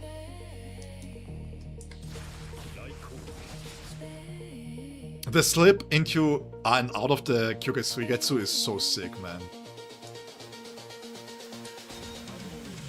Watch the idle animation of the battlefield skill. He just goes back and puts his hands back into his thing, right? This animations, they were so crazy back then. They gave him idle animations in here. Why? Why does he have idle animations?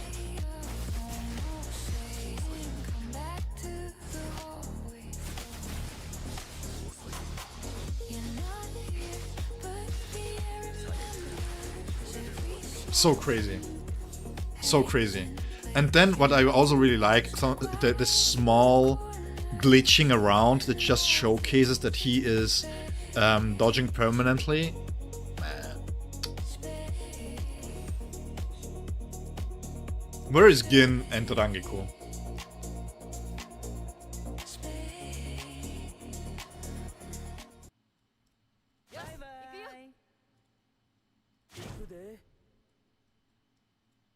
The animations here are so cool. The Heinekos, for example, is so nice, right? You have them together. It's and with Tozen and Tue. I mean, Emma Korog is still to this day looks really nice too. Yeah, the SR pluses are really nice. I don't like base Grimjo too much. I mean, Gin in the anime wishes he was half the Gin that he is in this game. Let's be honest.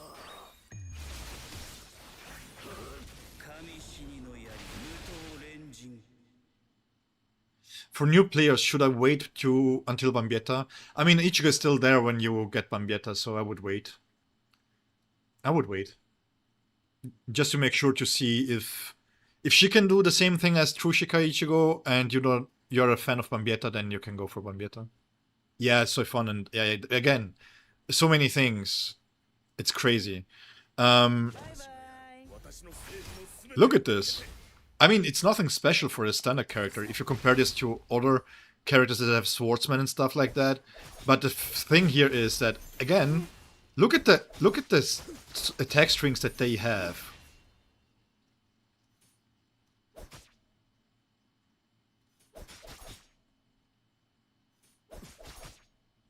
This is so cool.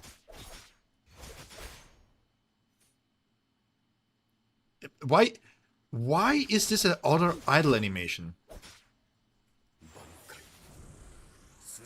By the way, this is when I fell in love with the game. When I saw this. Look at this. Look at this. This is when I fell in love with the game. This is when I knew this game is going to be peak. Look at this. Law accurate Emma Korogi. How sick is that?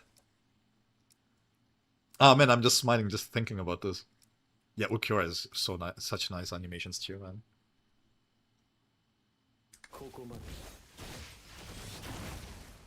Brother. And this is a free unit.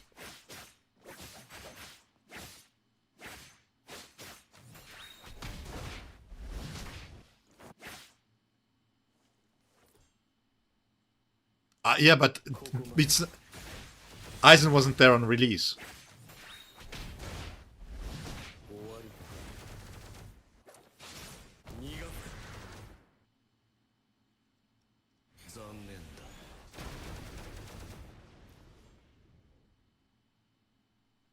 It's not raw accurate because we can see it.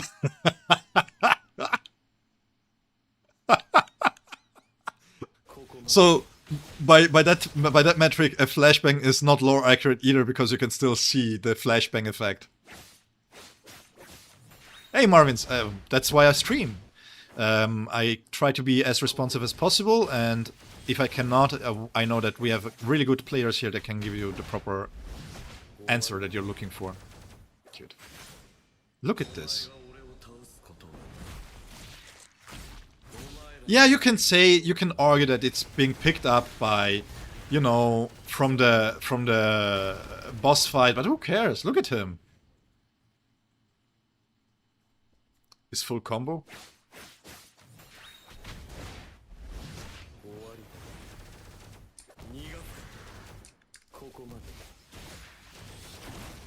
I remember when I was testing him, by the way, people were like, you can cancel out of the techniques. Yeah, but then I cannot see the techniques. I want to see the character.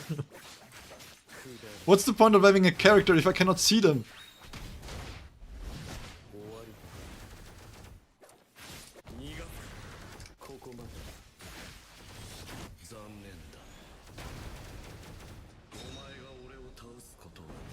So good, man.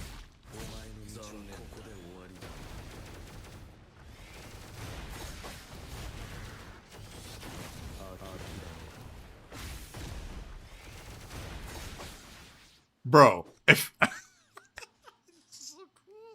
I love this game so much, man. Limited SSR animations, yeah, for sure. It's so good, so good. It's amazing. I mean, if you compare this, I mean, again, these are SR characters, right? But even those animations are quite nice. They're fairly baseline. But just the idols, the idle stance that they're going to assume after is quite nice. Did you see the little trill that he did with the sword to readjust this? The trill didn't need to be there, right? Watch this. He has a small trill that he does when he takes it back. There was no need to implement this. You have Yorichi, for example, where Bambietta is not here yet. Nelly's Peak too. Yeah, Nelly has fantastic animations.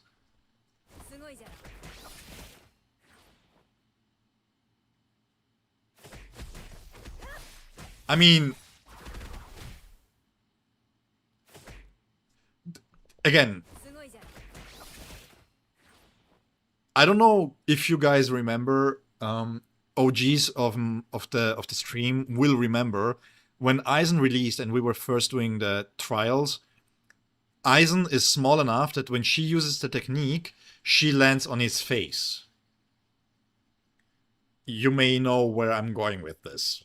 I'm just going to say that we had a stoppage, a lag, at the worst time possible, in the best way possible. So yeah, again, it's like, you don't need to have all these kind of animations in the game for a free character. You don't have to. And I know that there are other gacha games that have fantastic animations too. I'm not saying that it's not that case, but because this is Bleach, it has more value to me, right?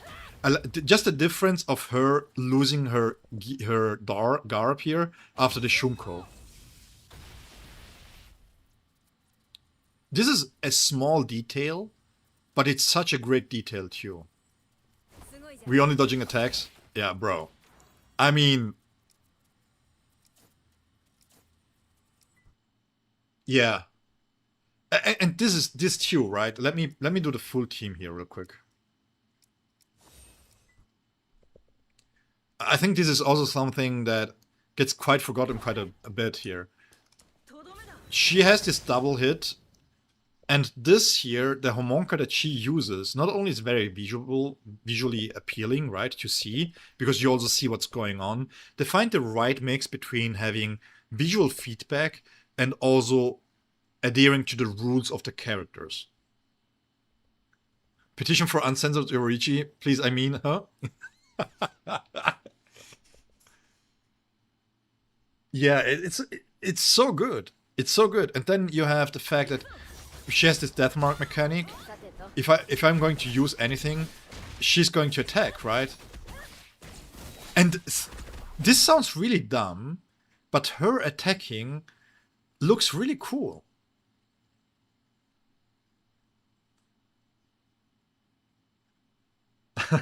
TSI in white, yeah, it's a beautiful team to have. I think a lot of people. I don't know how about you, but when I saw Bankai Ichigo, the first time, oh, this was such a hype moment. The first time when the game released, and we pulled for Bankai Ichigo, the first time that he pulled down his mask, this was so cool, and I was glazing the aura so much. Look at the aura. Look at this. This looks so nice.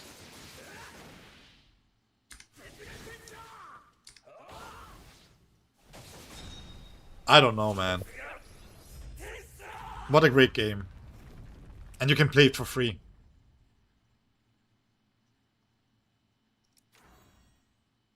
And Soifon, by the way, Soifon she's a tactician. She's not on the field quite that much, right?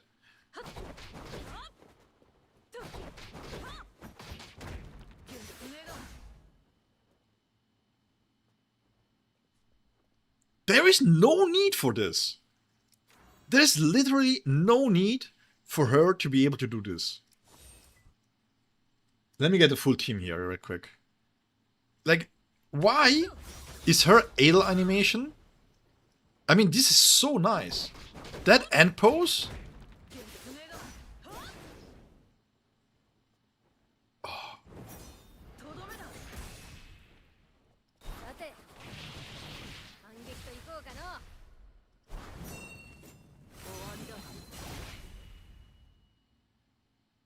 So sassy too. Yeah, he has a few cool things too. This pose, look at this. There is... Why does she have a back to idle stance? Why? There is no reason to do this. There's just none. These poses are so cool.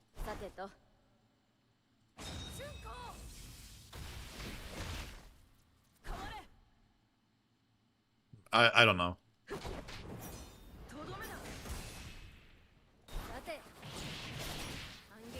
And then she jumps in, does her attacks, and you see Soifon attacking here too. Yeah, Dogo has a few cool too. He has the normal one. He's going to fist bump you basically midway through. And then at the end, Tengen comes down. This here is really cool. Also, you can get this here. This is really nice too. His Bankai animations are quite nice actually. A little bit undervalued overall. But in his Bankai, the cool thing is that he can walk around with this.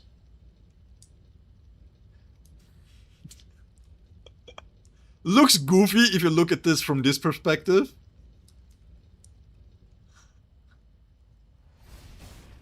But yeah, they're in sync. Really cool.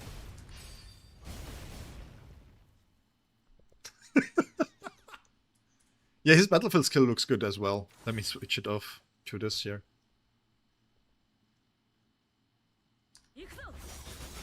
Because he just comes from the side here, for example, right? Like a Susanoo, yeah, the cheap one.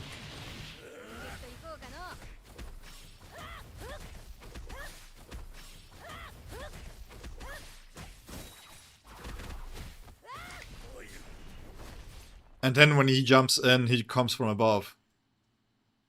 Bambi has a few words for me? In what way? Yeah. Again, I just think that there is so much going on in this game in terms of animations, in terms of love that they put in. You can see that the devs are trying. You can see that they are trying, right? Again, I don't think that they knew that they are going to do a true Shikai Ichigo. わかったわかった おしまい This is so cool. Ah, Bambi versus Sajin. Can you imagine if they work well in a team? Also, her animations are really, really nice. She stops midway through to get herself back settled.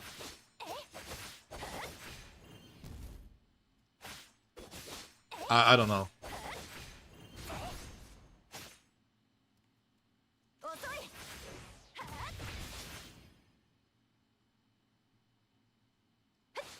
You're welcome. 終わりね 行くぞセロシンクレティコ I mean, even in Gamuza, ガミューサ the animations that she has here are quite nice too. Look at this. Look.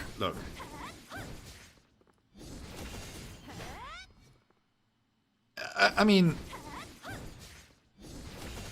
she throws the freaking spear, right? And then she recalls it back. And it's like, dude, come on.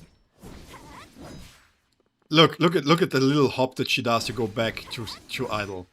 Who in the history of this game stopped attacking after the second one and was like, you know what? Let's idle. 一発の口を聞かないでここよ The Sonido that she does in the beginning of the animation is so cool sounding too. Like the Sonido that she uses is so satisfying. ランサドールベルデ And beautiful animations too. It's like, okay.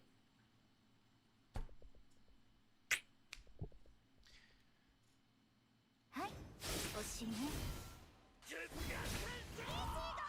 遅いここよ Yeah, I love the Sonido sound. I'm not gonna lie, this is really cool. And then again, Gin is fantastic too, right?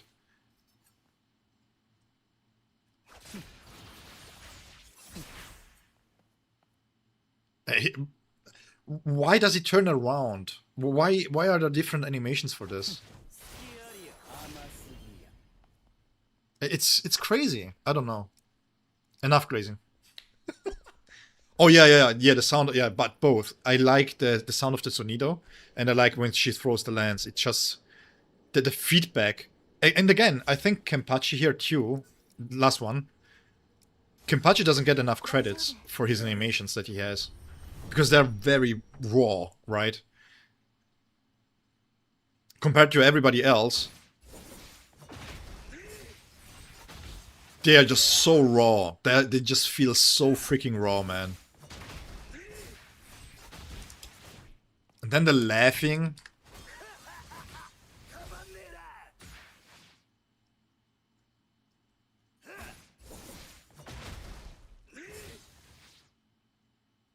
Yeah, I mean, where is she?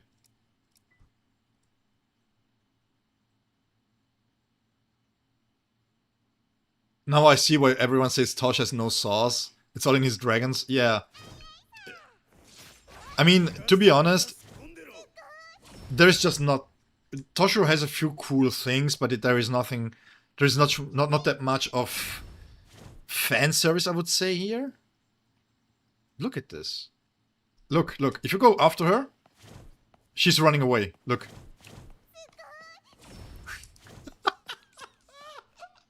This is so damn cute, man.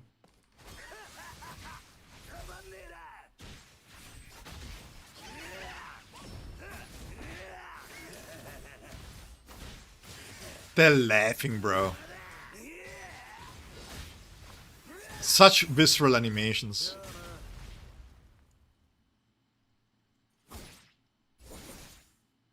Doesn't have much in terms of idling. He's fairly bare bones when it comes to idling.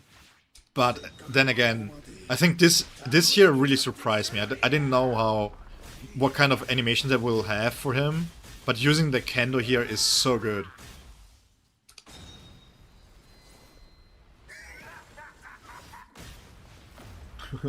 And if she does, the Aizen more pressure gets on her knee. I mean, to be fair, you know what I found funny, to be honest? Is because they tried somewhat to be lower accurate, right? But then you had, this was the meta team at the time. Wait, where is it? This was the meta team at the time for Spirit. And I'm like, guys, really?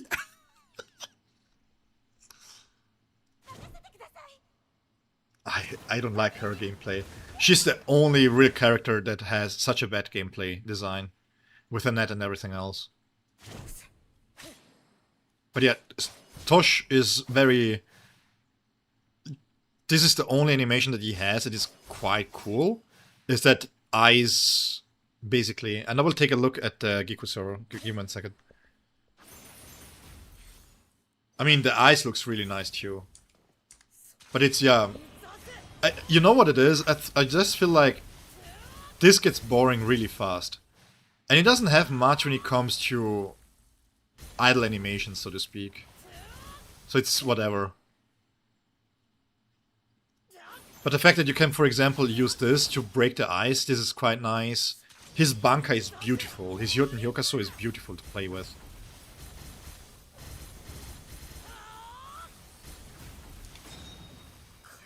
It just flows so well, right? And then you can be permanently in his Bankai. I mean, animation-wise, if you take a look at how... Look at this. He sometimes sends small Yorimarus out there, not only the things, right? And then he does the dragon. Take a look at this. When you use the technique, his dragon form gets bigger, right? Also, his sword gets covered in ice. You see that? So, just pay attention to the dragon form, it gets bigger as he does this. Because it goes all the way around, right? All the way around. I mean, again, depending on how you look at this, I think the only mess really is this here. This should be anime accurate in the sense it looks like a bad PNG, right? But even this, for example, the fact that you have to move around to get his Bankai up and everything else. Then you have this here. This is a beautiful animation to have. It's like, yeah, there is a lot going on for him that it's just neglected or forgotten. Even just when you do the technique here, the last part where he throws up the freeze, that's the same that he does against Halibel. This here. Really cool. And then if you the Yoten Hyokaso, look at this beautiful thing. It's beautiful. And then how it dissolves and everything. I think they nailed this. Okay, let's see.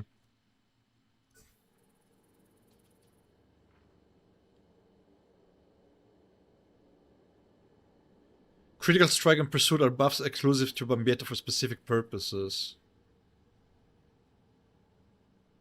Yeah, well, okay, that's I understood with what Critical Strike is.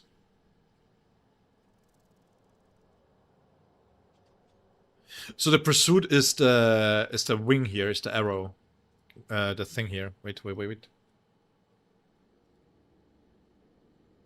This here. This is the pursuit, because the critical strike is this here.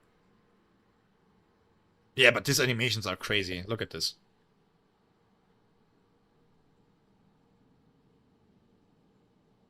I don't know. Again, maybe I'm glazing, maybe I'm too positive in live, I don't know. But I think they have to to increase communication, they have to do a better job at communicating stuff, let us know what's going to happen with the game, and then whatever compensation we get, right? Because when it comes to characters, they have been cooking up so far. I mean, have you guys played with one character that was really bad gameplay-wise, Premium? Apart from the supports, because there is not much gameplay going on. He plays beautifully. He plays really well. These two play really well for SR pluses. Gin is fantastically designed. Full assault, field, doesn't matter. Ulquiorra, you could knock some points down for the basic attack reliance that he has, but again, with counter and stuff like that, he plays still really, really well. So who did they miss? So far, they didn't miss anybody. Banka Ichigo is a Getsuga spam. It works fine. Tsushika Ichigo is dual-wielding monster. Works really cool too. Funny thing is, between the four... You know what it is? Correct me if I'm wrong. If I'm wrong, please tell me in the... respond to this properly. Is it maybe because we expect more out of Tsushika Ichigo? Is it because we maybe expect... Because it's called Tsushika Ichigo? Because this here is not Tsushika Ichigo. This is Dual Zangetsu Ichigo. This is basically him not releasing his swords. For everybody who knows the spoilers, this is not the real Tsushika Ichigo. We call him Tsushika Ichigo because it's his own blades, right? But this is not the version that I am referencing, so to speak. And for me, it's like, if you're going to open up with the Quincy fight and Ichigo coming down from the royal palace, I was expecting for him to, you know, be a mix between what's happening in Sairete and what's happening in the royal palace, what we are going to get with Core 4.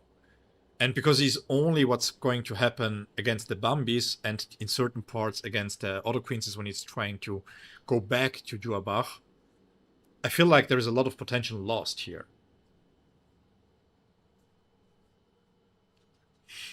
Well, that's lore accurate. He does spam them from time to time. But yeah, I feel like he just doesn't feel finished in the terms of what he could have been. This is bare minimum TS, yes. I think that's a really good point to bring this. Yeah, especially because we know that he's going to be vollständig too. And to be honest, again, no spoilers, but if you have seen his vollständig, if you have seen him fight against the Squad Zero and everything, you should be excited for his animations. I think he has a lot of potential for his animations, and that's all I'm going to say. Yeah, again, I think one of the biggest problems that I would have had with Tsushika Ichigo is because you don't really clearly see the swap from the old style of Bleach to the 1000-Year Blood War style of doing the Yatsu, right? And they nail it with Bambietta, so I am fairly positive that whatever Quincy we get, there will be peak. Yep. I'm not going to spell it out what you just wrote. If people know, they know. If they don't, they don't. And again, I just think it's a mess that this is to Dual Zangetsu, but they still call him Tsushikai. If they just called him... I don't know, man. I still enjoy his playstyle. His playstyle is still really fun. Yeah, Dangai Ichigo, again. You know what is really... This is going to be crazy. Vasto Lorde, I know that I never mentioned Vasto Lorde as a character. It's one of my favorite characters. But visually, Vasto Lorde is up there in the top 5 of the visually best characters in the game. In the anime. The animations, the raw power that it just transpons through the screen, it's so good. So good. Like, the most anticipated animations that I want to see is Vasto Lorde, Dangai and Mugetsu, Bankai Yama. I want to see what they can cook with Shunsui, but it's not high up on the list of things that I want to see, because Shunsui is a fan favorite of mine. No matter what, I'm going to enjoy him. But the fifth character that I really want to see implemented well into the game is Goth Mami Unohana. Man, that Bankai better be a domain expansion, man. Yeah, his fire animation, his west, east, south, and west and east and south and west and east and south, because I forgot what's the English word for the other one. But yeah, it's like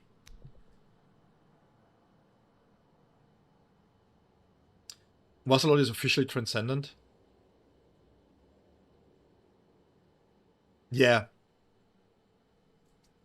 I think a lot of people don't understand what happened there, but that's also because a lot of the newer, like since the full bring, they didn't go back to explore what it means having this kind of different level of Ryatsus, right?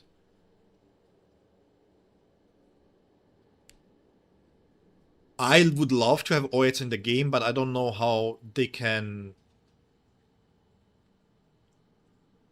I mean, I know what I would like for Oetsu, but I cannot say this live on stream. Let's say that his swords are sharp in another way. No, just kidding, man. The thing with Oetsu is that... what's this word called? Shinafuya? Shirafuya or something like that? There's nothing much visually going on for him. So what I could see instead is him being able to get assisted by his sword spirits. That would be nice. Yeah, there's so much potential in this game, yeah. The emo Quincy with them.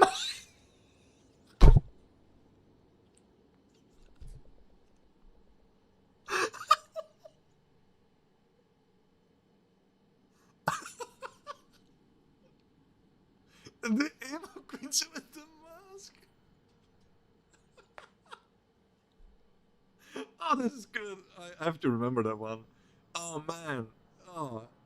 You know, AJ is not here anymore. When I started playing the game, people, we were joking, or he was joking that he looks like Filsa from Minecraft. So yeah, we have some sick names here for the characters.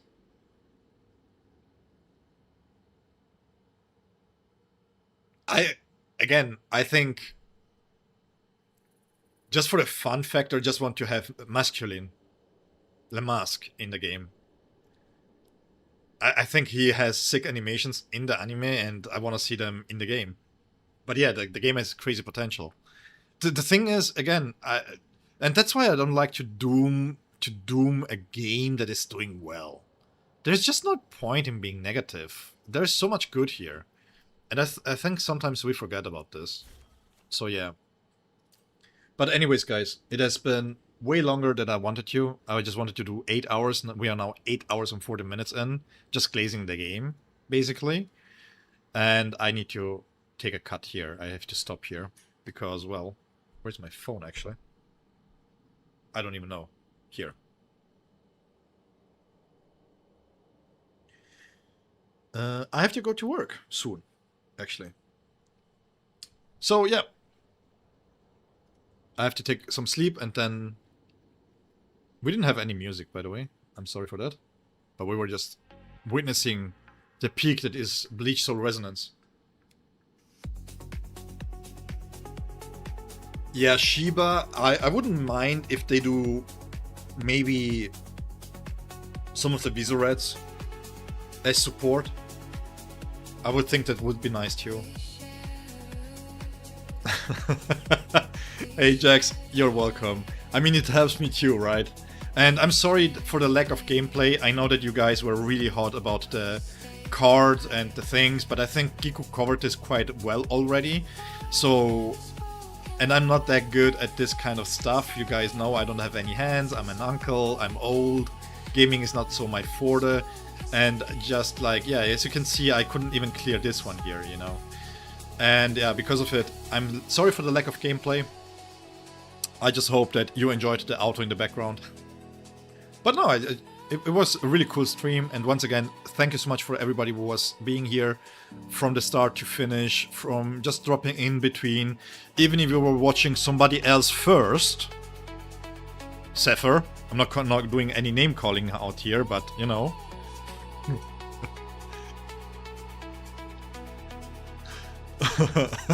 Jax, good luck. It depends. It depends on when Bambietta releases. That's going to be my next stream. Next week is going to be very busy. Again, if she releases on Friday,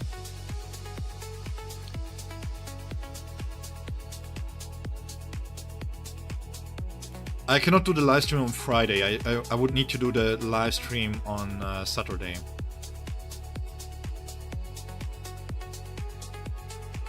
Or Sunday. Saturday or Sunday. Maybe summons, short gameplay stuff, but yeah.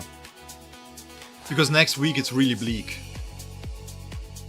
Yeah, Monday I'm working on Monday. That's the problem. The problem, generally speaking, is that they release the banner at 1 PM and I have to go to work at 4 o'clock. So we don't really have much time to summon, because we have to summon and there is not much time to farm for stuff. Just farming all the things that she needs because she's a new typing. It's going to be tricky. It's going to be tricky. How many Nourisher do I even have here? Yeah, 36. This could be enough to go through. So we have to farm all of that.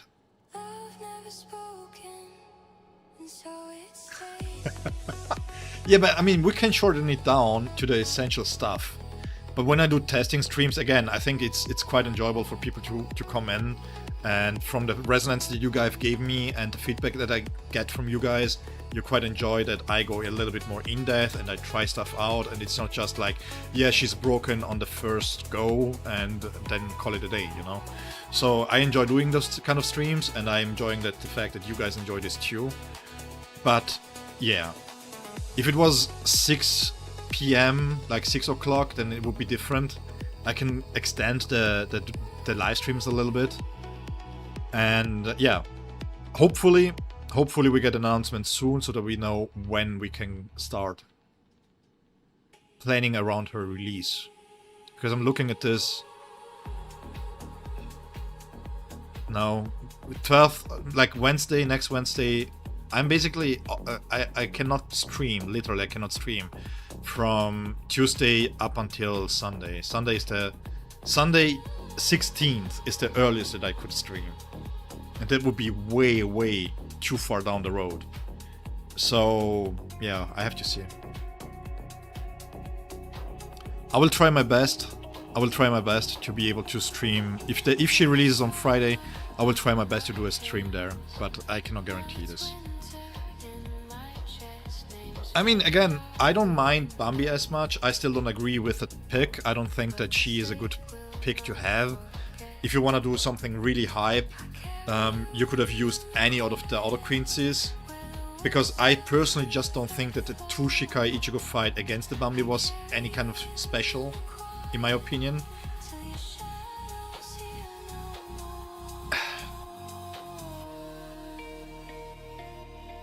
I think they just missed a real good opportunity to have a SSR Orihime support character in here.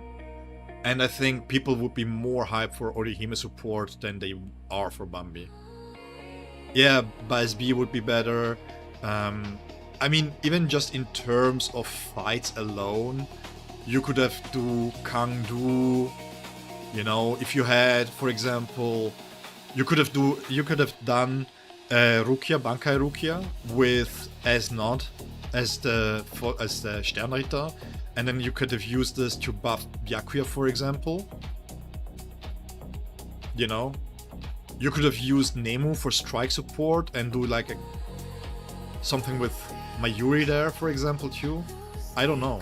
There are so many ways to have juggled this collab here, and I feel like Bambis is just a miss generally.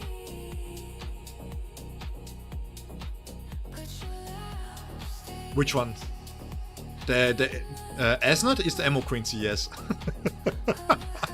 Who has fears. But you know what it is though? It sends me because it's not wrong. It's not wrong. It's like, it's so fitting. Emo Quincy. That shit is hilarious. So yeah, I just think they're still peak. I like the characters, but it's not like something that I would be having as a big celebration to the game. So yeah. But with that out of the way, guys, once again, thank you so much for everything, every single comment that you have left me on the videos, for engaging with me on Discord. I truly appreciate you, and it has been crazy since July. I don't know what to say, but still, thank you guys so much for being here. And Romika, I'm sorry that I've forgotten that you just started with Ulk. I really thought you were playing for longer. We don't know Rengoku. We don't have a release time. As soon as we know, I think I will have a post about this. I will not make a video because it's just like me 30 seconds. Possibly Monday 10th. Because they extended this here to 4 days. So Monday, Friday, maybe this parts.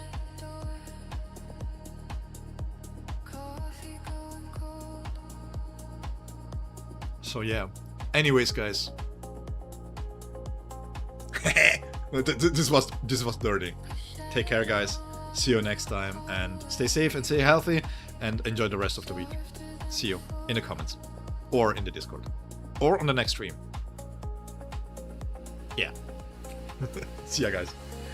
Much love back. Thank you so much.